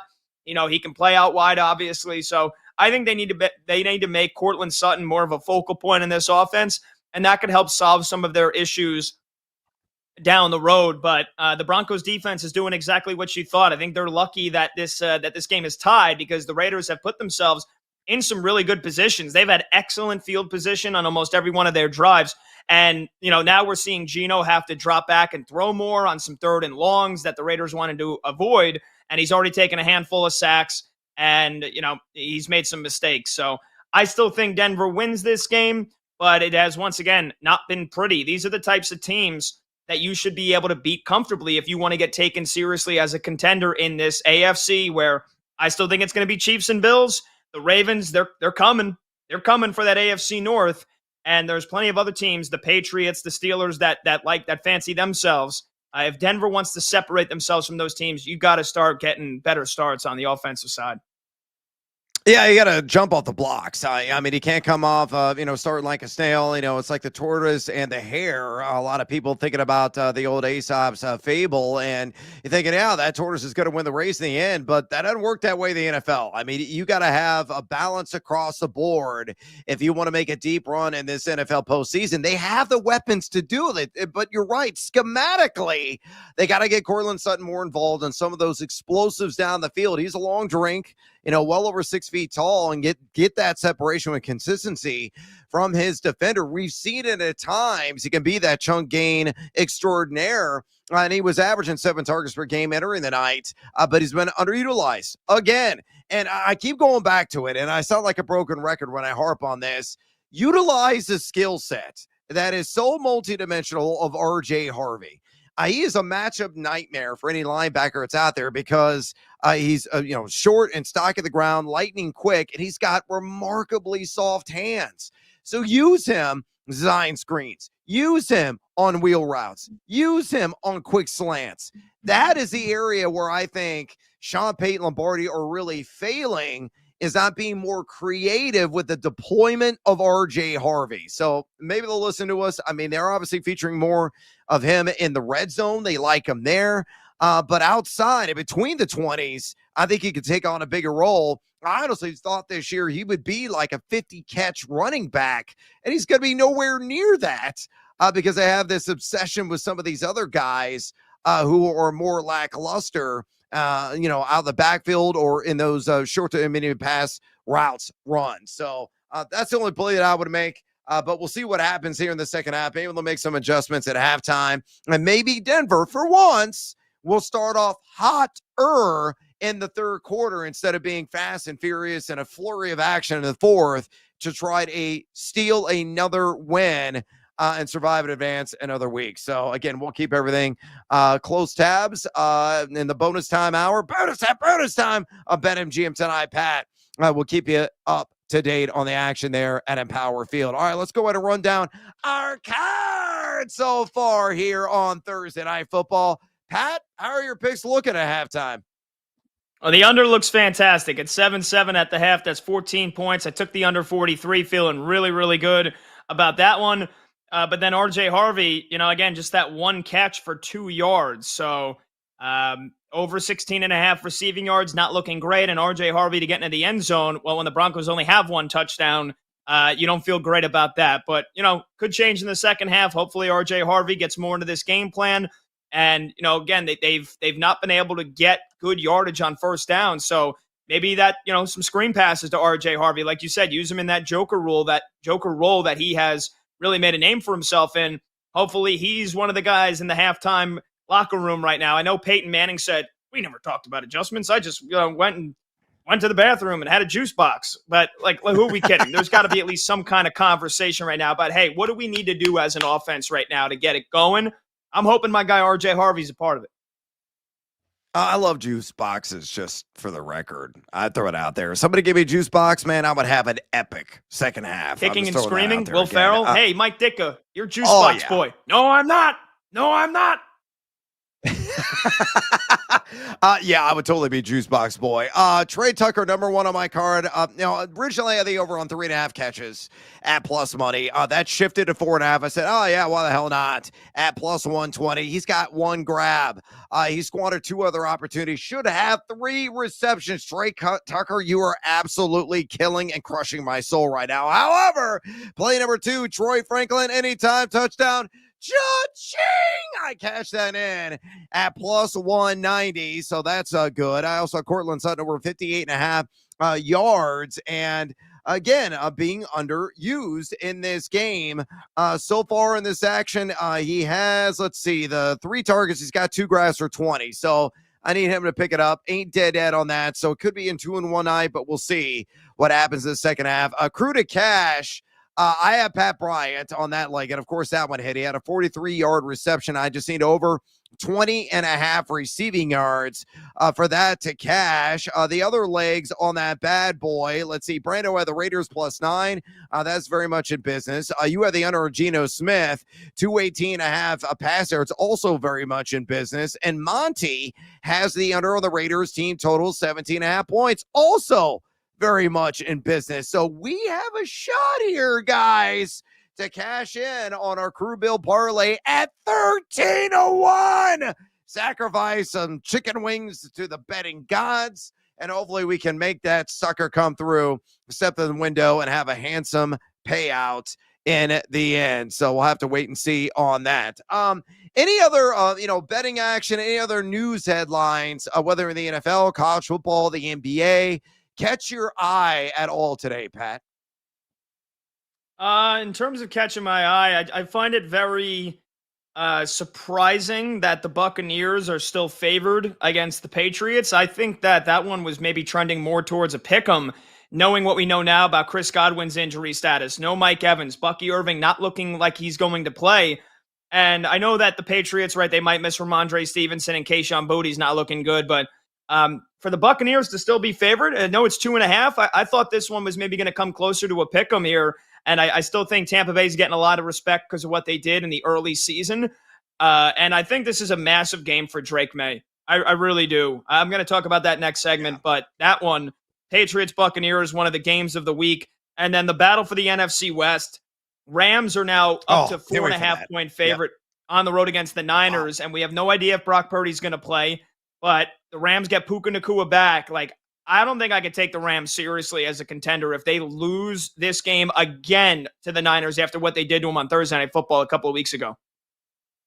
And it could be to Mac Jones because I think it's trending in that direction. And given the unknowns as you just laid out there with Brock Purdy, Ricky Pierce also not practicing, so they're still thin at the wide receiver unit. So Christian McCaffrey, I took the over yet again on 51.5 receiving yards. He had a monster game as a receiver in game numero uno against the Rammies in that Golden State battle. All right, I got to exit stage left. Stick around for an additional hour of BetMGM tonight with the outstanding Pat Boyle. Until tomorrow, adios, amigos. Set some dang balls, Trey Tucker. On the move? Take the BetMGM network with you. Catch live Wagertainment anytime on Odyssey, iHeartRadio, or TuneIn.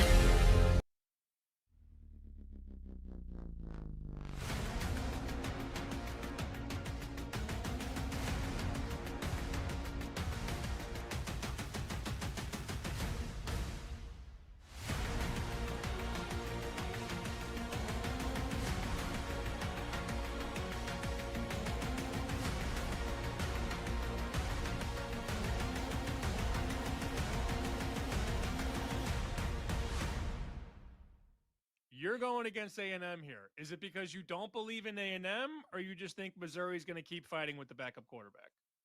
Here's the reality. I haven't believed in A&M for the last 2 decades. They're like the second Texas team with more money than God that never lives up to the hype. Hey, congrats to Mike Elko and Colin Klein. They're undefeated on the season. Eventually, the cream rises to the top, and I think Eli Drinkowitz and the Missouri Tigers, who have been an awesome home underdog, coming off their bye week with a top 5 team in total D, might just be the buzzsaw that this Aggies offense needs. Yes, backup quarterback, but I was doing some reading earlier, and of course I closed out the webpage. Blonde moment on my part. But one of the quotes with Eli Drinkowitz, to paraphrase, was saying is look, we know we have a backup true freshman quarterback, but we know his limitations and we know his strengths. And guess what? He's got more upside than Bo. And I like when a head coach says that about a backup quarterback and says, hey, this guy's got some fight in him and we're going to take what he's good at and exploit the other team's defense. And I think that's exactly what the Tigers are going to do here. Not only catching points at home, but just really being disrespected at this point in time. Is Bo really 3 points better than the backup? I don't think so.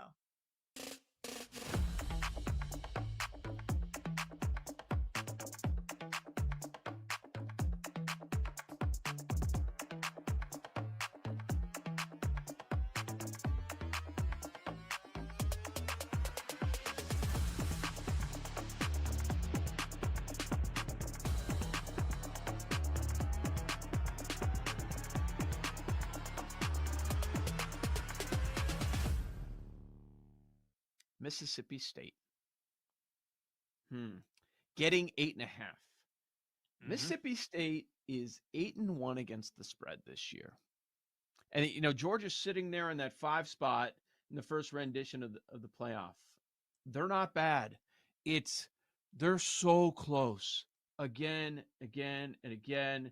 It happened against Texas. They lose in overtime. Happened against Tennessee. They lose in overtime. The Florida game, they lose by 2 points. But these are point spreads around the same range, 7.5, 8.5, 9.5. And they're right there to win. So now you've got Georgia going on the road at Mississippi State. I don't know that they finally break through, but I think this is another one-score game. This is not the Georgia team that we're used to. I think Mississippi State covers. Let's go 9-1 ATS. I'm taking them as a dog.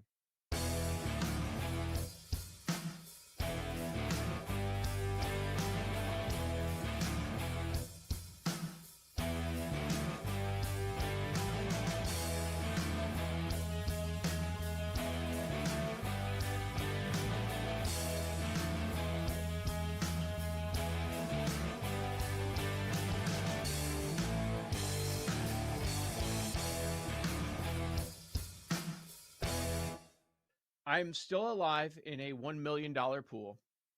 There are 106 left. Started with a little over 1,000, and we're down to 106. So 10% of the pool is left. I used Denver. I used Detroit. I used Indy.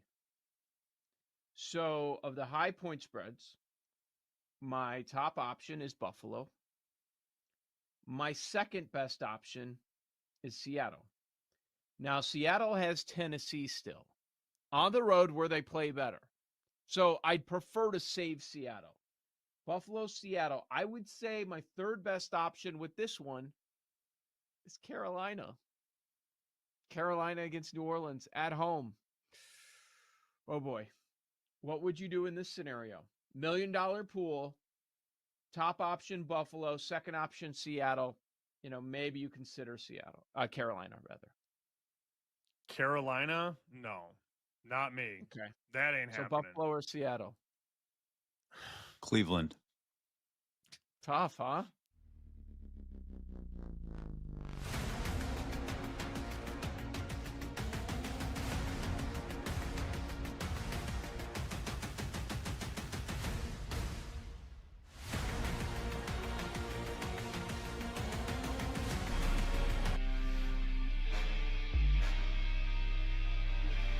It's time to place your bets. This is BetMGM Tonight on the BetMGM Network. Hey, final hour of BetMGM Tonight here. I am Pat Boyle in for Ryan Horvat. The last couple of days, we have just bid adieu to Brad Evans. He'll be back tomorrow night for a Friday night 4-hour extravaganza. And let's get ready for some big-time football this weekend. Really quickly before we do that, keeping you guys updated on the Thursday night game in Denver right now. 7-7, a sloppy first half for the Broncos, and it has continued to be sloppy. They go 3 and out on their opening drive of the half. The Raiders didn't do anything either. The Broncos got the ball to start this third quarter, so they go 3 and out immediately after a penalty on the kick return backed them up inside their own 10. They don't do anything. So a quick 3 and out. Raiders going to get the ball back, assumingly with some good field position here. And the struggles continue for this Broncos offense. They have just not done anything on the early downs. They have continued to put themselves in third and longs, and this Raiders defense has come to play. So we're a minute inside the third quarter, and the Broncos are punting it away to Vegas. And so we'll see what Geno Smith and Ashton Genty and company can do here, trying to pull off what would be a huge, huge upset to start Week 10 in the NFL. So we'll keep you posted on that game. You can hit me up on Twitter at PatBoyle44, by the way. And as we look forward to Sunday, I want to talk about two of the biggest games of the week. We've actually got a great Sunday slate of games in that in the 1 o'clock Eastern window, you've got a game where two teams are both above 500, and that is Drake May and the upstart Patriots on the road in Tampa to play the Buccaneers. In the 4 o'clock Eastern window, you've got the battle in the NFC West, a rematch from a Thursday night thriller a couple of weeks ago, where it's going to be the Niners hosting the Rams. Both of those teams amid that log jam in the NFC West, where they've all got 6 wins, the Niners, Rams, and Sam Darnold and the Red Hot Seahawks. And then primetime Sunday night, two teams above 500, Aaron Rodgers and the Steelers going to LA to take on Justin Herbert and the Chargers. And then Monday night, we got a hell of a game with the Eagles coming off the bye to play Jordan Love and the Packers at Lambeau. So I want to focus on a couple of these games here and my take on how both of these, how I think they're going to play out and the storylines and what's at stake. First, let's start in Tampa Bay. You got the Buccaneers coming off the bye week at 6-2, and you got the Patriots still atop the AFC East with Drake May playing like a top 10 quarterback this year. 7-2 are New England, and they're undefeated on the road. They have been road warriors. Remember, they had a stretch earlier this year where they won 3 straight games in consecutive weeks on the road. So getting Gerard Mayo out, I know he was put in a tough situation last year, but Robert Kraft made the bold decision to go one and done with him. They bring in Mike Vrabel, former Patriot, and it's worked out. I mean, there was a huge level of respectability brought back to Foxborough. Drake May has taken a massive step forward with Josh McDaniels also coming back to New England. It's like getting the band back together, right? The Tom Brady era Patriots. You got Vrabel the coach, McDaniels the OC, and Drake May has done a tremendous job this year. That being said, I'm not that I'm not a believer. I don't want to be a hater here. Not that I'm not a believer in Drake May, because he's been, again, one of the best quarterbacks in all of football this season. But I still need to see more from Drake May this weekend. I need to see him go out and beat a really good team. The Patriots have had one of the easiest schedules in all of football this year, and that is part because the AFC East isn't very good. The Jets and the Dolphins both stink. They have played a lot of inferior opponents, and that's what happens when you only win 4 games last year like the Patriots did. You're going to get a weaker schedule set up for you. And so they're coming off a really gritty win against the Falcons on Sunday. Drake May didn't play all that well. It was one of his worst games of the year. Now, he was really bad the first week against the Raiders, a game that the Patriots lost. Now they're riding a 6-game winning streak, but he did get strip sacked on a play against Atlanta, and then he overthrew Hunter Henry by about 5 yards that resulted in an interception to Jesse Bates. 2 costly turnovers that opened the door for Atlanta to come back, and if they didn't miss an extra point, who knows? Maybe they would have won that game. Now you get the Buccaneers coming off a bye. And Todd Bowles in this defense, this blitz-heavy defense, they're going to throw a lot of exotic looks at Drake May. And I'm really excited to see how he does against this Tampa Bay defense that's had 2 weeks to prepare for him.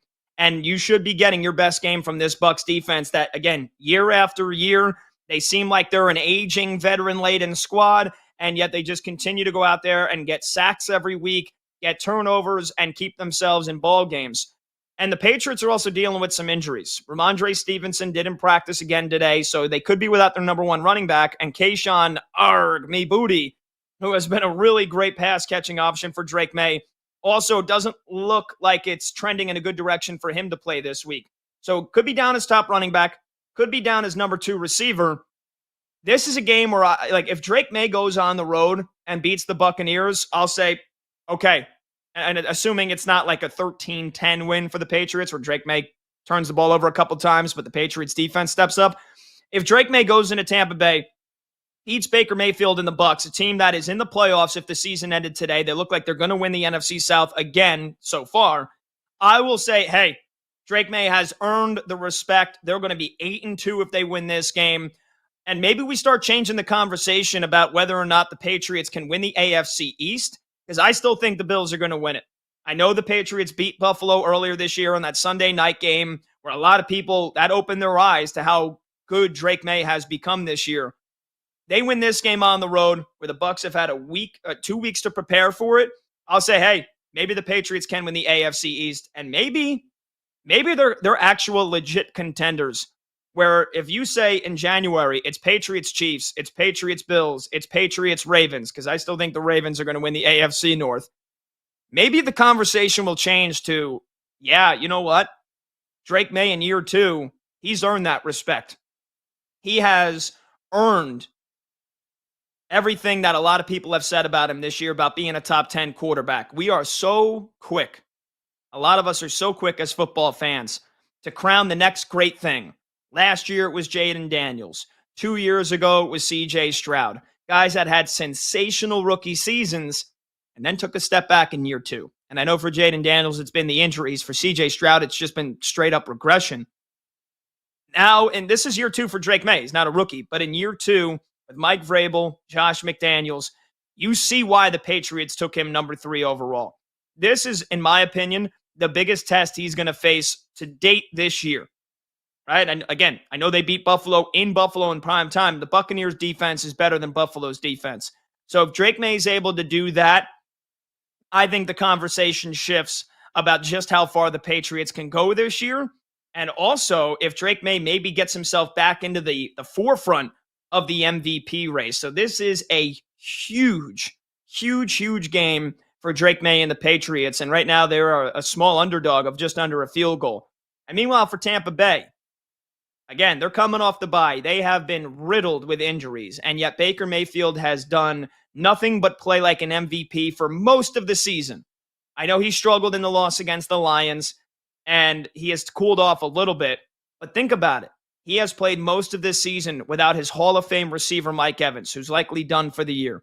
Chris Godwin hasn't been able to stay healthy. The injury news that came out just over 2 hours ago, he might not play again until mid-December. Bucky Irving, their number 1 running back, he's been banged up. He is looking like he might miss this game again. So now Baker's without his top 2 receivers potentially for Sunday. He's potentially without his top running back.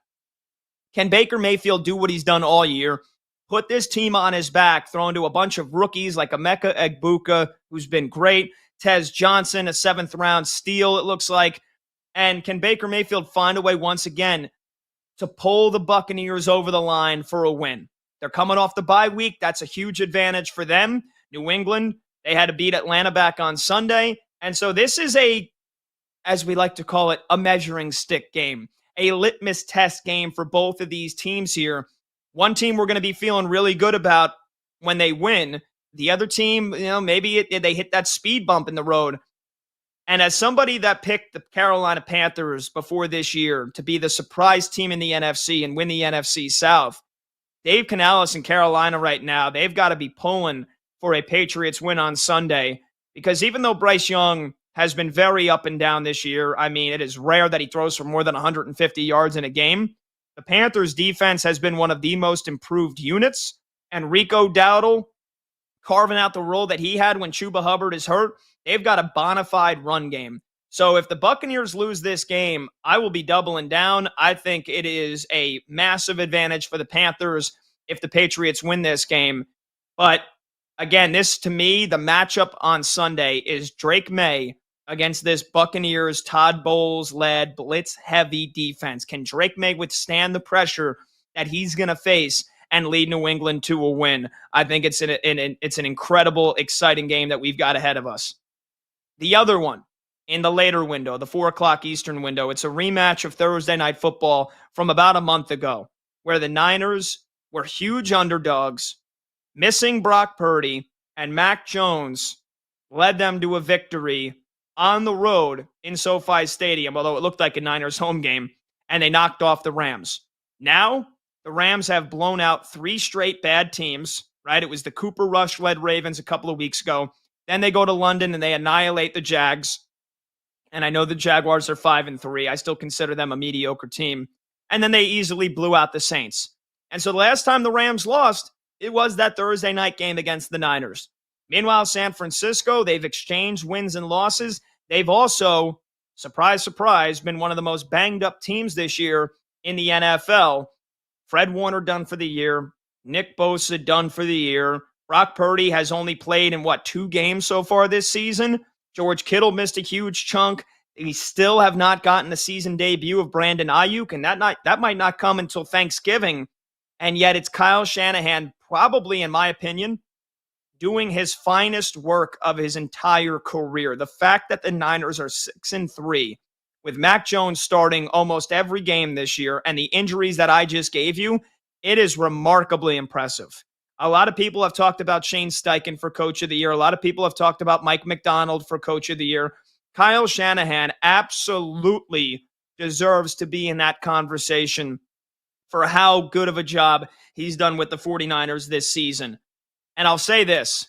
I don't want to hear anybody else tell me the Rams are a Super Bowl contender in the NFC if they lose this game again. They're 4.5-point favorites. They've got revenge on their mind. And the Niners, once again, we have no idea who's going to play quarterback. Brock Purdy has put in a couple of limited practices once again.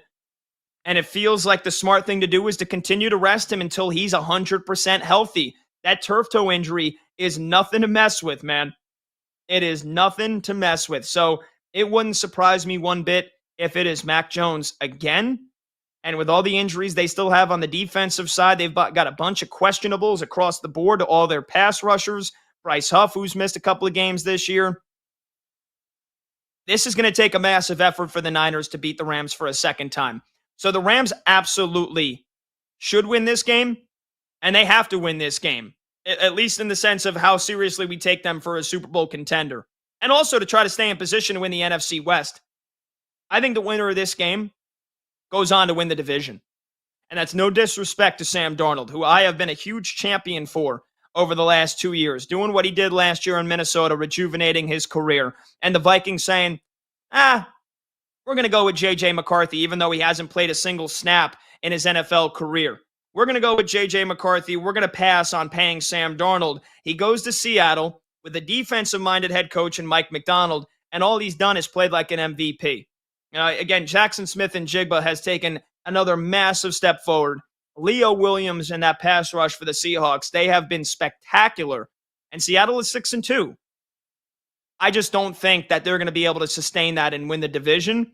I think the winner of this Rams-Niners game goes on to win the NFC West. So I think this is another massive, crucial game with playoff implications littered throughout it coming up on Sunday in Santa Clara. And for the Rams, I mentioned all the injury issues the Niners are dealing with right now. Puka Nacua expected to be back and play. Devontae Adams is having a really good year. Matthew Stafford leads the NFL in passing touchdowns, and he's right near the top in passing yards. It's been another renaissance season for Matthew Stafford. They can't afford to get tripped up here on the road against the Niners.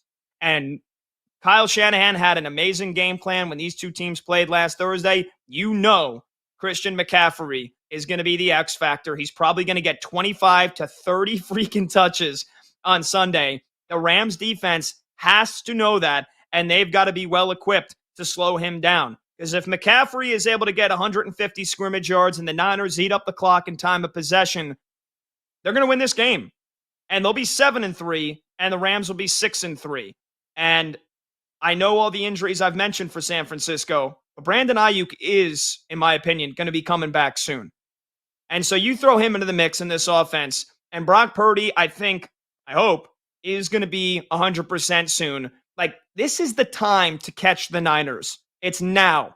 They already messed up that opportunity the Rams did a couple of weeks ago. They cannot afford to lose this game again on Sunday. And if they do, again, I know a lot of folks that say, well, yeah, there's Philly. They're the defending champs. There is Green Bay. They look good. I don't want to hear it about the Rams being a Super Bowl team if they can't win this game again on Sunday. All right, we'll take a short break. When we come back, I'll get our guy Brandon Combs in the mix. He has taken a lot of issue with things I've said so far these last two nights, and so I'm sure we got two Irishmen that'll argue about some things when we come back here. This is BetMGM Tonight on the BetMGM Network. On the move? Take the BetMGM Network with you. Catch live Wagertainment anytime on Odyssey, iHeartRadio, or TuneIn.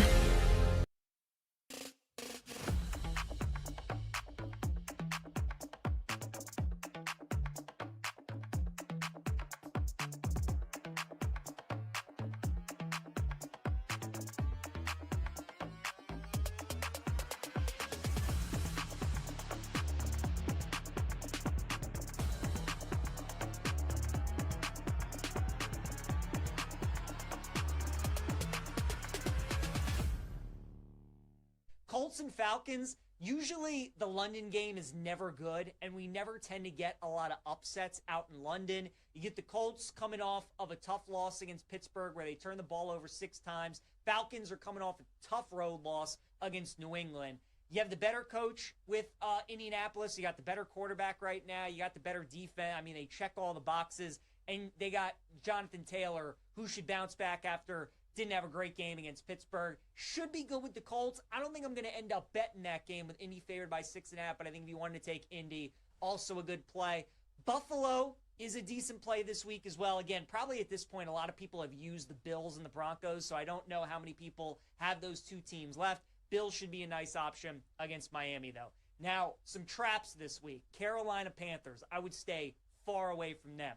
People that are left in their survivor pools, I think a bunch of them will try and use Carolina this week because, again, how many more times this season are you going to use Carolina? Probably not many. People are looking at this spot against the 1-8 Saints. But it's a divisional matchup. Carolina was a 14-point dog last week, coming off a big win. Now they're a 5.5-point favorite this week. And we saw it a couple weeks ago with Atlanta and Cincinnati. When in survivor pools, a lot of people were taking the Falcons against the Dolphins. They were taking the Bengals against the Jets because they were 6.5-point favorites in that game. When else are you going to use those teams? And both of them lost outright. I don't like taking these type of teams in survivor when they're favored by this many points. And I get the Saints are one of the worst teams in football. They're probably going to only win like 3 games this season, but this could be one of those games, and they're going to battle hard, and it's a divisional game, and I just got a funny feeling about this one. We've talked about it. Road dog, 5.5 points tends to be a nice number to bet in the NFL. So the Panthers, I think, are a trap. I would stay away from Carolina this week. Jacksonville and Houston, that game's a coin flip. Jags are now the favorite. It's official that C.J. Stroud is out of the game. I'm going to stay away from that one. It's a pick'em type game. It feels like a game the Texans absolutely need to win if they want any shot at making the playoff. Best unit in the game is definitely their defense. It's tough to beat a team 2 times. Jacksonville has already beaten Houston this season. They're coming off an overtime game. So I just think you tease Houston at plus 7.5. I like the Jacksonville teaser yesterday at plus 7.5. Now that Houston is the dog, I think you tease up Houston. It's going to be a 1-score game. I think that's how you bet it, but stay away from Survivor. The Bears also worry me this week against the Giants. I think there are going to be some people out there that want to use Chicago in their Survivor pools as well. The Bears have a very difficult schedule remaining. Aren't going to be a lot more opportunities to use Chicago in your Survivor pools, and people are going to look at this week as maybe the week where you do take Chicago. I would be very cautious of that. Giants offense has been much better since Jackson Dart has taken over. And Chicago, they've been fortunate to win a lot of these games, and against a lot of these bad teams, they've been forcing turnovers. If they're not able to do that against the Giants, they could be in a little bit of a trouble. So I think the Bears and I think the Panthers are some traps that I would stay away from this week.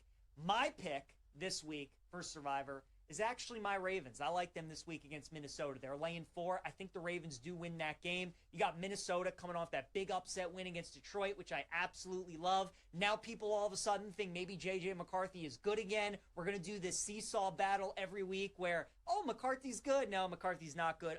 Maybe McCarthy's good, and maybe he's not good. Lamar's only lost to the NFC 3 times. And even though the Ravens defense does have its weaknesses and there's still some question marks about that running game, Minnesota's not a great running team, and Baltimore usually plays well against quarterbacks like J.J. McCarthy. So I think that the Ravens are going to be able to win this game. It's a must-win game for both teams, but I think Baltimore takes care of business. So I wanted to save them for when they have the Jets in a couple weeks at home, but the board's just too hard this week. So I think the Ravens a good look against Minnesota.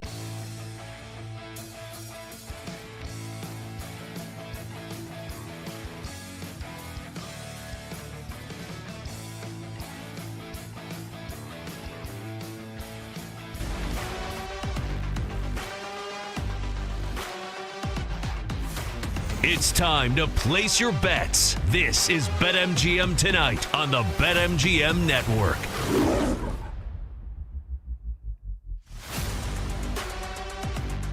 Welcome back to the show. It is Pat Boyle with you here on BetMGM Tonight. Boy, this Thursday night football game continues to be a doozy.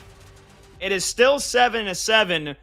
The Broncos, after teams exchanged a 3-and-out to start the second half, the Broncos drove it down the field, and then on a 3rd and 1, they try either a wide receiver screen or a trick play where Cortland Sutton looked like he was going to wind up to throw the ball.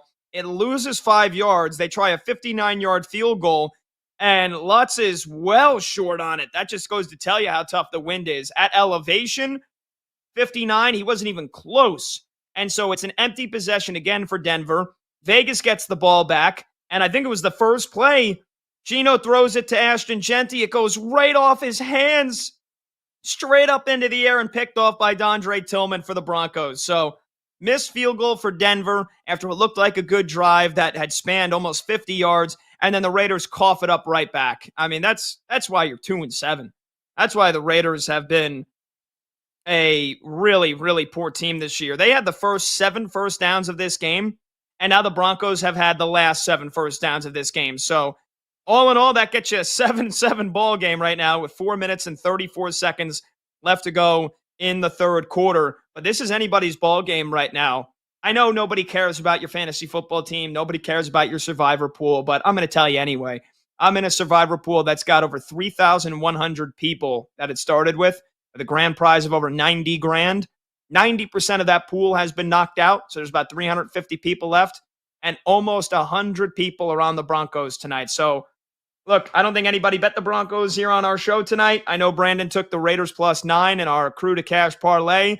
I am fully rooting for the silver and black now to win this ball game and hopefully dish out another massive percentage of the survivor pool I'm in. But speaking of Brandon Combs, I've loved this opportunity. It's been a blast to be with you guys here these last 2 nights on the show. And Brandon and I have worked together in the offseason on the BetMGM network when the schedule flips. I did a Sunday morning show now for the last 2 years with our buddy Sean Marash. Brandon was our producer this year. And so me and Brandon, we like to give it to each other. We like to rib each other. He's normally wrong about his takes, especially his homer takes about the Bears and the Bulls and the Cubs and whatever else he talks about. And I'm normally right. And so you can probably expect to know how this one is going to go. Brandon has listed a segment of all the things that he has taken issue with what I have said, all of my takes. So why don't we get Brandon in the mix here? And why don't we do, it is holiday season, right? It's never too early to put up your Christmas lights or your holiday lights. And so why don't we have Brandon do an airing of grievances, Seinfeld style here. Tell me, Brandon, what are you so mad about that I have talked about here these last 2 days? You just added another one to the list. It is absolutely a such thing as too early for your holiday lights to be put up. 110%. If you put up Christmas lights before Thanksgiving, you're a jerk. Why do you like being that guy? If people want to get into the holiday spirit, who are you to tell them? You're like the calendar king here, the calendar czar. You're telling people when and when they can't put up their lights. You're the guy that goes into Walmart the day after Halloween and is like, "Oh my God, they're playing Christmas music! Yay! Good for you, guy." No Christmas lights until after Thanksgiving. Anyway. Oh man. All right. By the way, really wait, hold on before you get into it. So the Broncos get that interception and they go -6 yards and they punt the ball away again, despite starting the drive at the 35-yard line. I mean, my goodness, they are trying to give this game to the Raiders. Can the Vegas Raiders take it from them? A tie's a loss in Survivor, right? This might end 7-7. Yeah, just saying. I mean, it's been brutal. I did say this is going to be a sloppy, ugly Thursday night game. And so, who knows? Yeah. Remember the Raiders back on Sunday against the Jags. It was 9-6 after the third quarter, and then they exploded for another 40, 50 points. So that is possible. It's true. You ready to, what are you so mad yell about? At each other? Look, what are you it's so not mad that about? I'm mad. All right, I just got you have Boyle's beef. I have beef with Boyle. It's just what it is. So the first things first, we're gonna go after a team that we root for together. And you, sir, Benedict Arnold, Pat Benedict Arnold Boyle. Notre Dame shouldn't be in the college football playoff rankings when the first rankings come out because people don't like it. Are you kidding me? What a soft take. Because other people, the people don't like it. All the haters, you get all the haterade and you're giving them fuel to the fire. Let them hate. Notre Dame lost by 1 point to the number 3 ranked team in the country. They lost at Miami week 1 in Miami to a team that a lot of people thought up until 2 weeks ago was the best team in the country. and they lost that game by 3 points. They have 2 losses by a total combined point of 4 points. Out of your mind that they don't belong in the college football playoff ranking at 10 over some of these other soft teams like Virginia. Stop it. It's Notre Dame. Notre Dame belongs in the college football playoff ranking the same way a 3-loss Alabama team would be in there. Give me a break. No. So your key words there, up until 2 weeks ago. And then since then, Miami's had 2 bad losses, including to SMU, where Carson Beck can't stop throwing interceptions. He stinks. And Notre Dame made him look like a first-round caliber draft pick. He's terrible. Yeah, it doesn't matter. Notre Dame always loses these early games to start the season. Enough is enough. They lost to Northern Illinois last year in week 2, and I was getting ready to fire Marcus Freeman, and then they went on a magical miracle run all the way to the national championship game. And of course they couldn't win it. Of course they couldn't beat Ohio State, because of course not. And they lose to Miami in Miami, as if there was a sea of Hurricanes fans. There was more Notre Dame fans in that building than anything else. They made Carson Beck look like an all-pro, all-American quarterback. And then, yeah, Texas A&M is undefeated. They're a hell of a team. Marcel Reed is great. It was week 2 at home. You gave up 41 points. And so they have one decent win on their schedule is against USC, who also isn't a very good team, really probably doesn't even deserve to be ranked. And they have blown out a bunch of mediocre squads. Vanderbilt's got much better wins than them. They've lost to Alabama, and they lost to Texas, who now looks really good all of a sudden again. Louisville's got 1 loss. They beat Miami. I want Notre Dame to be in there on merit and when they earn it and they deserve it. And if they run the table here the rest of the year, Brandon, then they will, right? Because they'll be 10-2, 2 losses in the beginning of the season by a combined 4 points, like you said. But they haven't done anything special this year. They haven't done anything special. But that wasn't your argument. Your argument was you shouldn't put them in there because people don't like it, because you pour fuel on the fire for the haterade, were your exact words. Yeah, because they don't deserve to be in there right now. If they win another 4 games in a row, if they blow out Pitt, I know Pitt's ranked, but if they blow them out, Pat Narduzzi, like they should, then yes, then you can put them in. And especially because there's probably going to be other teams around them that will lose another game. But right now, with the record they have at 6-2, 1 decent win at home against USC, where they even struggled to put that team away, they shouldn't be in the top 12 right now. And so that just lends credence to the argument of, it's Notre Dame just because it's Notre Dame. Might as well throw them in there. They're going to get the most eyeballs and they got the most fans. I hate when people say that, and it feels like it's true after what the College Football Playoff Committee did.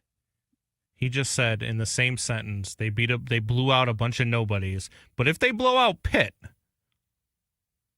then they deserve to be. Oh, look, I mean, you can only play who's in front of your schedule. You can only play who's in front of your schedule. And at this point in the season, Notre Dame's played 3 ranked teams. They've lost to 2 of them. And you've got the SEC, which is an absolute gauntlet right now, beating up on each other. And I don't think Vanderbilt should be penalized because they lost to Alabama, who's got 1 loss, and they're number 4. And they lost to a Texas team that is on the rise, that looked bad in the beginning of the season. They were the preseason number 1 team in the country.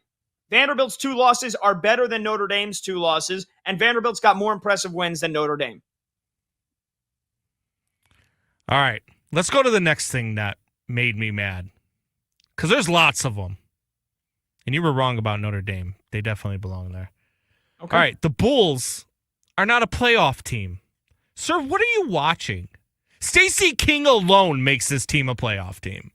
Stacey King calling playoff games would be absolutely tremendous.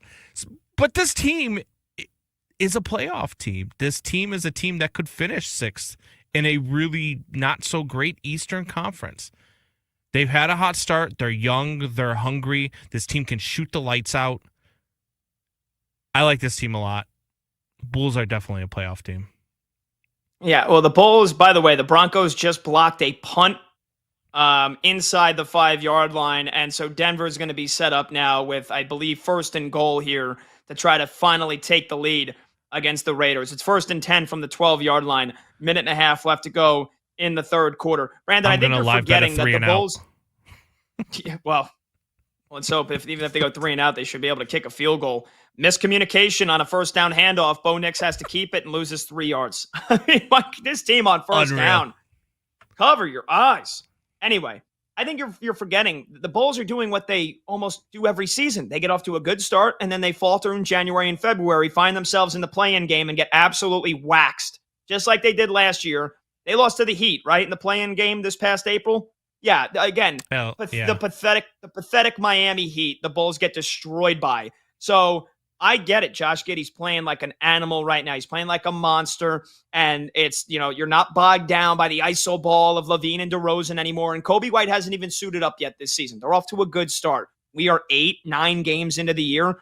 Why don't you pump the brakes? Because I guarantee you the Bulls are probably going to have a stretch where they go 3-7, and they'll be right back into that 7 through 10 spot like they always are. They are not a good enough team defensively, and they've gotten off to a great offensive start. That only carries you so far. And look, they should be a playoff team this year because you don't have Tatum for the Celtics. There is no Halliburton for the Pacers. And the Magic are off to a slow start. The Hawks are fraudulent, and Trae Young is hurt right now. They should be off to a good start. So kudos, congrats. You're above 500 in the first 10 games of the year. Let's cool down, though. I think another team we need to pump the brakes on, and another player we need to pump the brakes on is Bo Nix. Because, my God. Yeah, the 3 and out, like you said. They're gonna luckily, they did start in the red zone. So they're going to miss the field goal. 3 and out. Turnover on downs. They can't miss this field goal. Here, the next thing we're going to argue about is your take on Sauce Gardner. Sauce Gardner is overrated. Are you out? If you watch this guy playing, don't talk to me about the interceptions. He hasn't intercepted a pass in 3 years. The guy, since coming in the league, he is number 1 in passes defended. He is number 1 in passes defended in single man coverage. He is number 1 in forced incompletions. He is a guy that is absolutely positively a shut-down corner. He doesn't have a ton of interceptions because they don't throw his way a ton. And when they do throw his way, you're not catching the ball. 38% completion percentage against him in man coverage. 38%. And he's overrated? Why? Because he doesn't have an interception? Brandon, you should know better than most. When you ask me, have I watched? You know I'm New York City area. You know I've unfortunately had to watch more Jets games than most people should ever care to. He cannot tackle. Teams run at him all the time because he cannot tackle. He's soft. He gets called. He grabs more than any quarter probably in the league that has built a good reputation for himself. He gets called for holding, called for pass interference. And then he's got the nerve to say earlier this year, yeah, I think I get called for a lot of pass interference because there's a vendetta against the Jets. Like literally, like bag over the head, conspiracy theory, depressed Jets fan saying, oh, the refs just hate us because why would the refs hate you? You've been terrible. You would think the NFL, there's more parity than ever, Brandon, right? You think the NFL want parity. They want the Jets to be good. Why are they calling Sauce Gardner for so many pass interference and holding calls? He is overrated. He's overrated, and he has stopped giving max effort. If you watch these games the last couple of weeks here, it's a guy that quit on the team, and they shipped him off, and they got 2 first-rounders back. That's a steal. The Colts are dumb for giving 2 first-rounders for Sauce Gardner. I actually thought it was a great trade for both sides. I think the Colts improved at cornerback, and I think that the Jets got 2 late first-round picks that they'll be able to use to their advantage. All right. I was going to do the Brady's dog getting cloned. Do the Brady, please. It's weird, man. It's weird. Be a regular human being and just get another dog. Cloning your dog is weird. This is why your wife slept with the jiu-jitsu instructor. Cloning your dog is weird. You're a weirdo. Nobody wants to be around you. You're terrible on the mic. Don't clone your dog. Get a new one.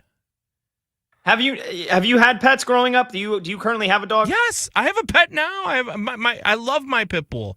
I would and when she goes, it's gonna break my heart. Because every night when I come home and the garage door goes down, she comes running out and greets me. But I'm not cloning her. Well, imagine if you could have that pit bull for life and you didn't have to, say goodbye to her after 10 years or 12 years. I think there's a special bond we have with our pets. And as somebody that has had dogs his whole life, I would love to clone my dog. I would love to clone my chocolate lab when she goes and then have her again for another 10 years because I've had some of the best moments of my life in terms of companionship with your loved one, with your furry friend, with your pet. I think Tom Brady is doing something that a lot of people have probably wished they could do over the course of their lives and then just didn't. So you can call it weird all you want because you don't like Tom Brady. That's whatever. When we come back, we'll preview Texans and Jaguars. A must-win game for Houston with their season on the line. I'm Pat Boyle. This is BetMGM Tonight on the BetMGM Network. BetMGM Tonight will be right back on the BetMGM Network. Make it legendary.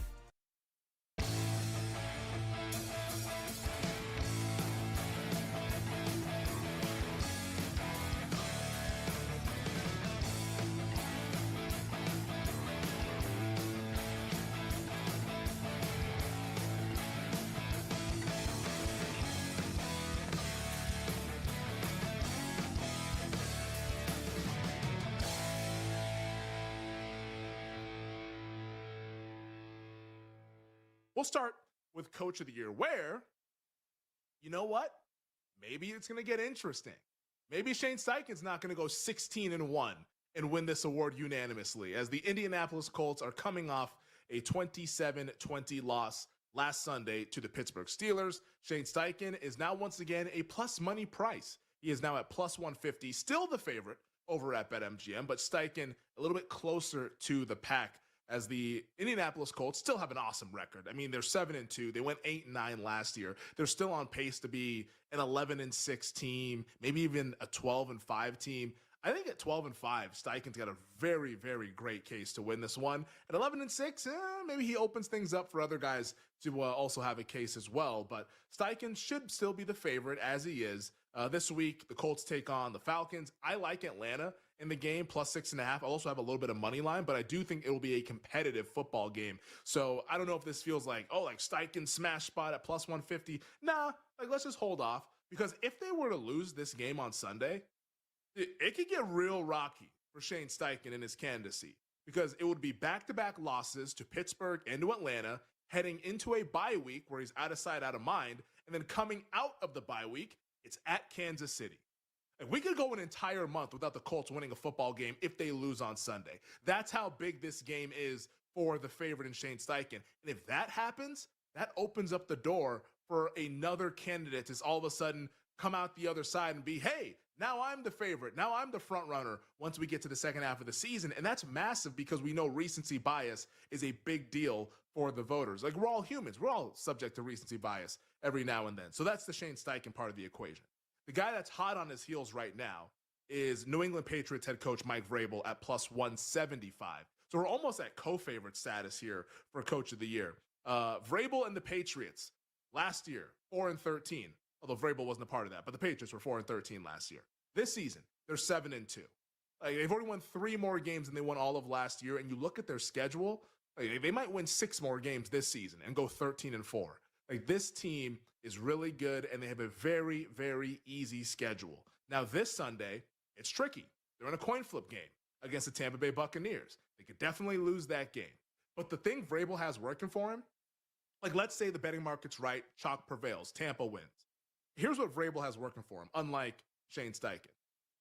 Next week, they host the New York Jets. LOL. Week 12, they're at the Cincinnati Bengals. LOL. Week 13, they host the New York Giants. LOL. And then they have a bye in week 14. It doesn't get any easier. It does not. Vrabel has a very, very nice setup, which is why Sunday's Falcons-Colts game is incredibly high leverage. If the Falcons if the Falcons beat the Colts and Steichen loses, immediately, before we even see Patriots-Bucks, in that 5 minutes before that game starts, Vrabel needs to be a minus 150 favorite. Because even if they lose to Tampa, he's got a very, very easy 3-week stretch after that game, and Indianapolis will be on bye and then having to face Kansas City. So Vrabel is in a very nice spot to win Coach of the Year, despite Steichen getting a lot of the mid-season love with the content that we've seen early this week. All the voters and voter-adjacent people starting to do that. Oh, here are my mid-season awards. Steichen's been winning that, but Vrabel's pretty close behind. Rhett Lashley is probably going to be at a big school really soon. And from a fundamental situational handicap, this is kind of how you and I cut our teeth. Betting against the team that nobody wanted to bet a week ago and fading them now that everybody wants to bet them. Right. Nobody was betting SMU. Nobody. Everybody's betting Miami. And then SMU wins. It's, SMU, Mustangs. Now everybody's going to bet SMU because Boston College blows. And these are the spots that we started chicken dinner for. These Boston College spots. So I don't know that they're going to cover, but man.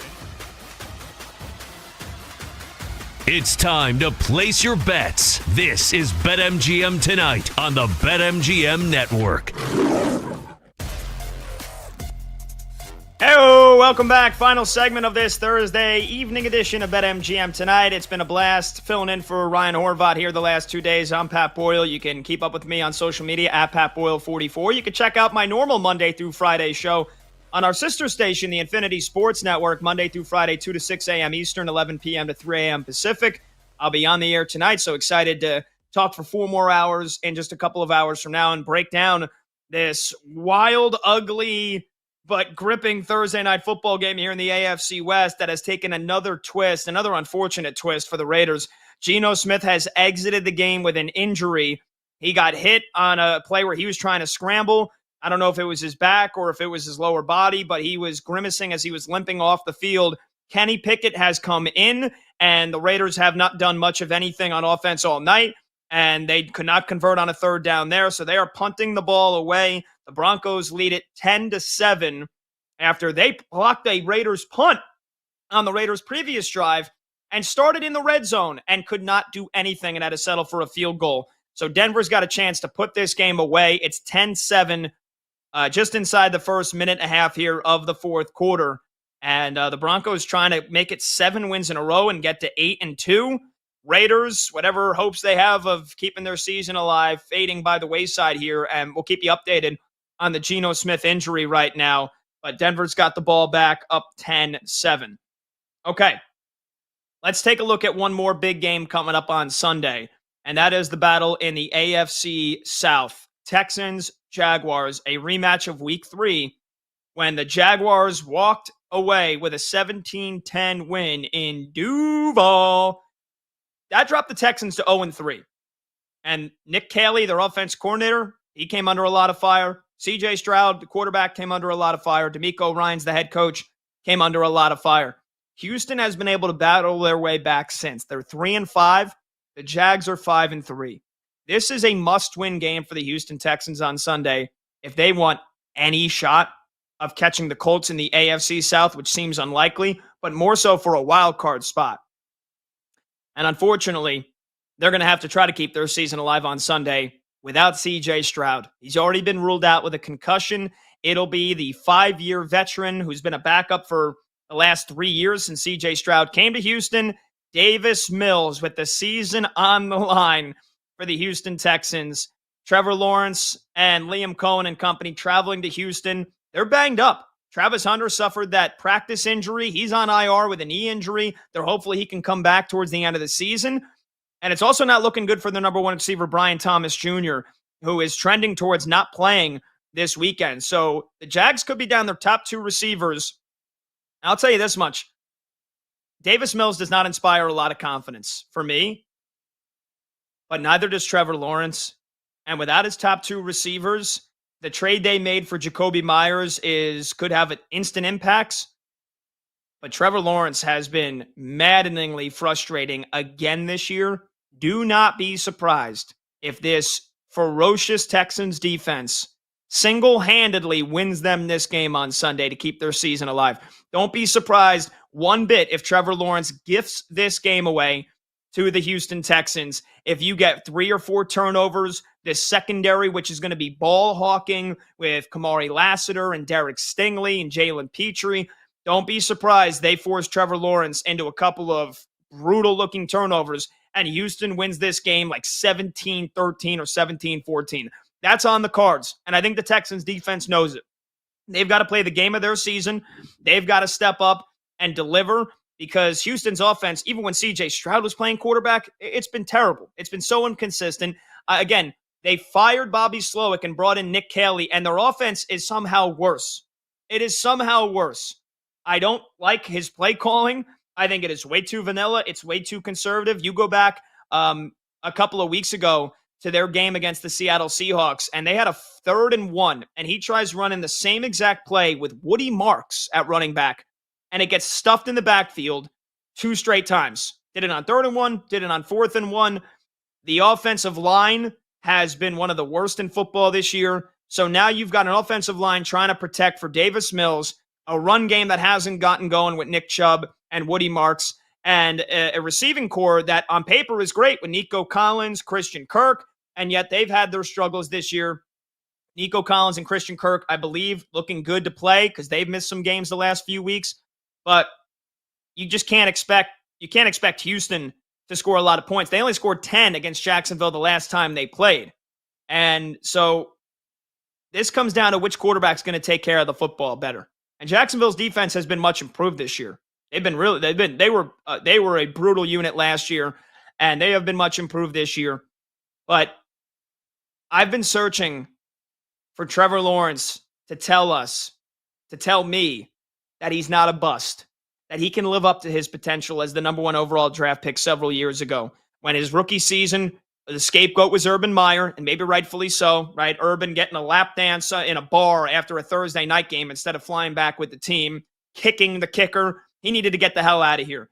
Then Dougie P comes in, and that's when Trevor Lawrence ascended in year 2.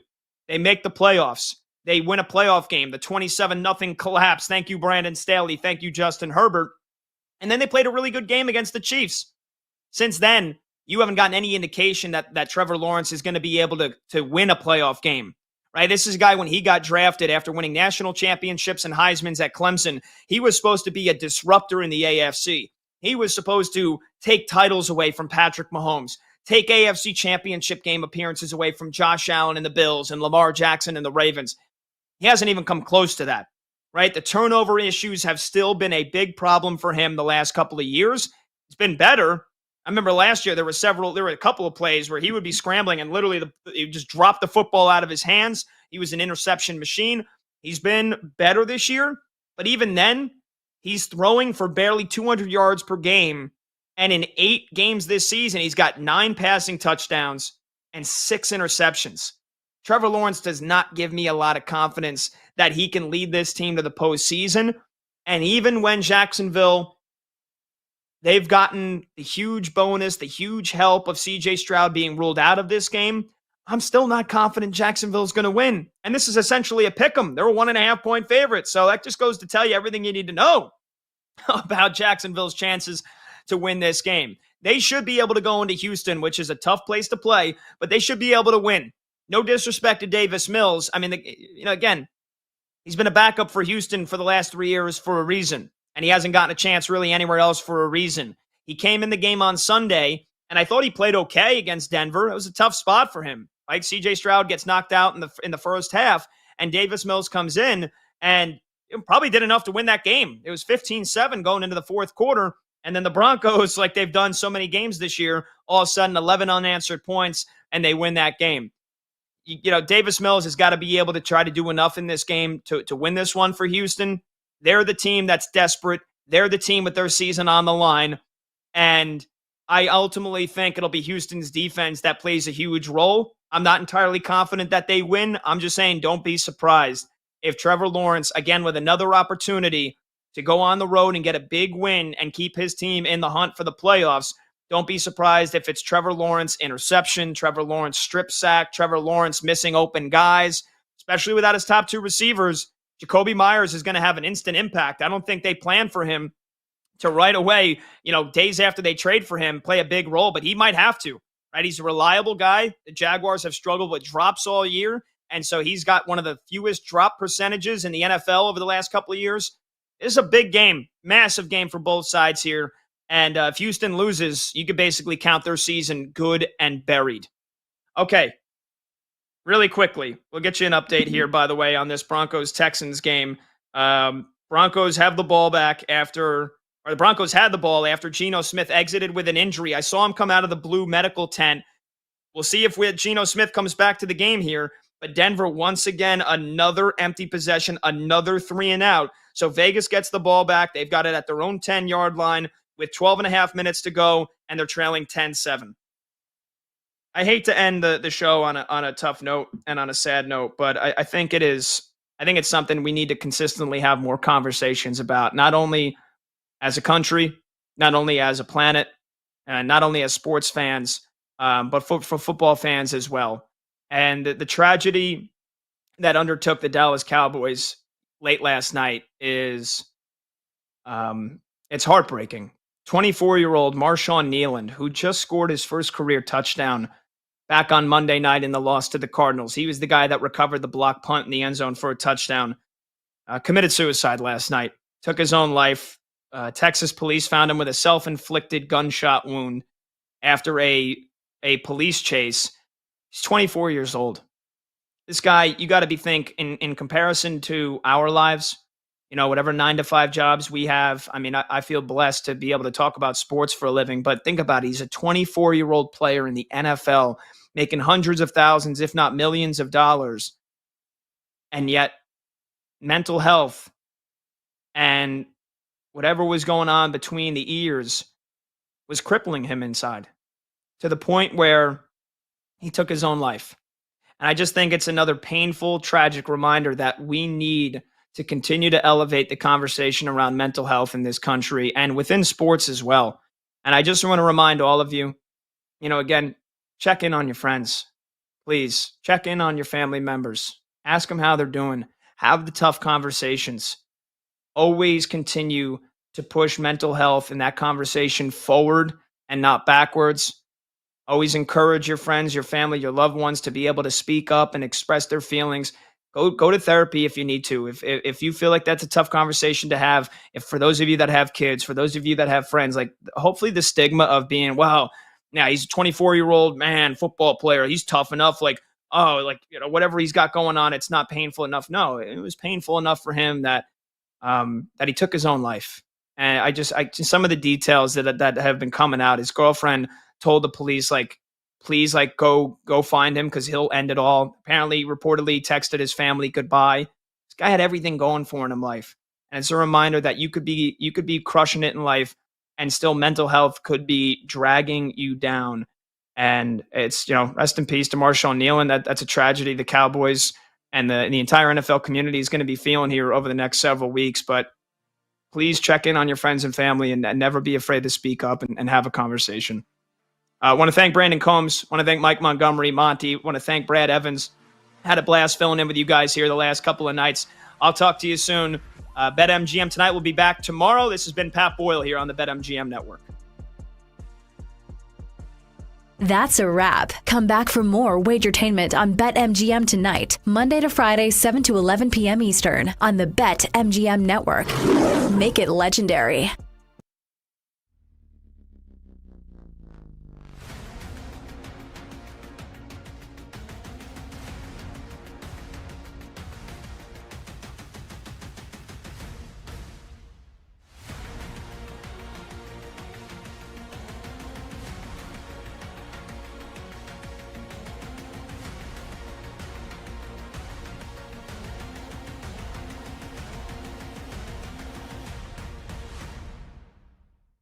You're going against A&M here. Is it because you don't believe in A&M, or you just think Missouri's going to keep fighting with the backup quarterback?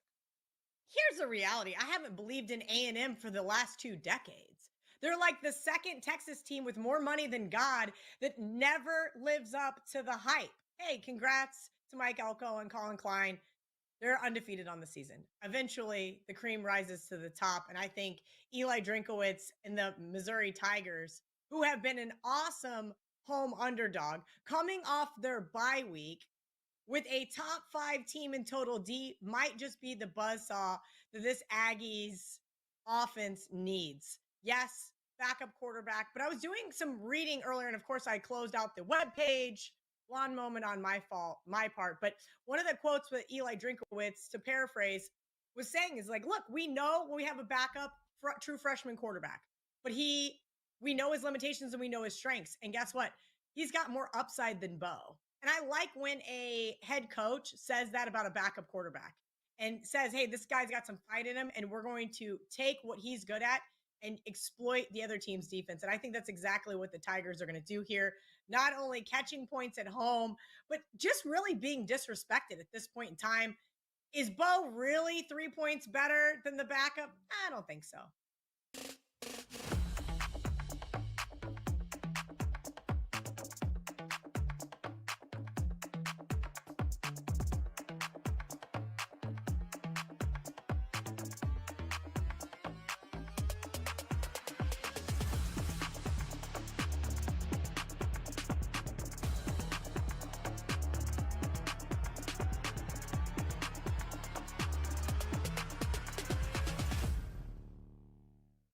Mississippi State. Getting 8.5. Mississippi State is 8-1 against the spread this year. And, Georgia's sitting there in that 5 spot in the first rendition of the playoff. They're not bad. They're so close again, and again. It happened against Texas. They lose in overtime. Happened against Tennessee. They lose in overtime. The Florida game, they lose by 2 points. But these are point spreads around the same range, 7.5, 8.5, 9.5.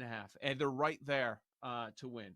So now you've got Georgia going on the road at Mississippi State. I don't know that they finally break through, but I think this is another one-score game. This is not the Georgia team that we're used to. I think Mississippi State covers. Let's go 9-1 ATS. I'm taking them as a dog.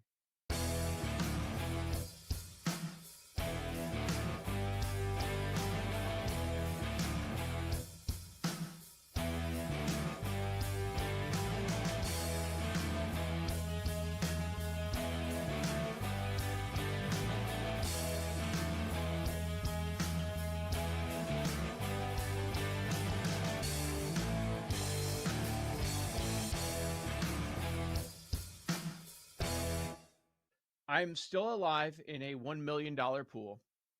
There are 106 left. Started with a little over 1,000, and we're down to 106. So 10% of the pool is left. I used Denver. I used Detroit. I used Indy. So of the high point spreads, my top option is Buffalo. My second best option is Seattle. Now, Seattle has Tennessee still on the road where they play better. So I'd prefer to save Seattle. Buffalo, Seattle. I would say my third best option with this one is Carolina. Carolina against New Orleans at home. Oh boy. What would you do in this scenario? $1 million pool.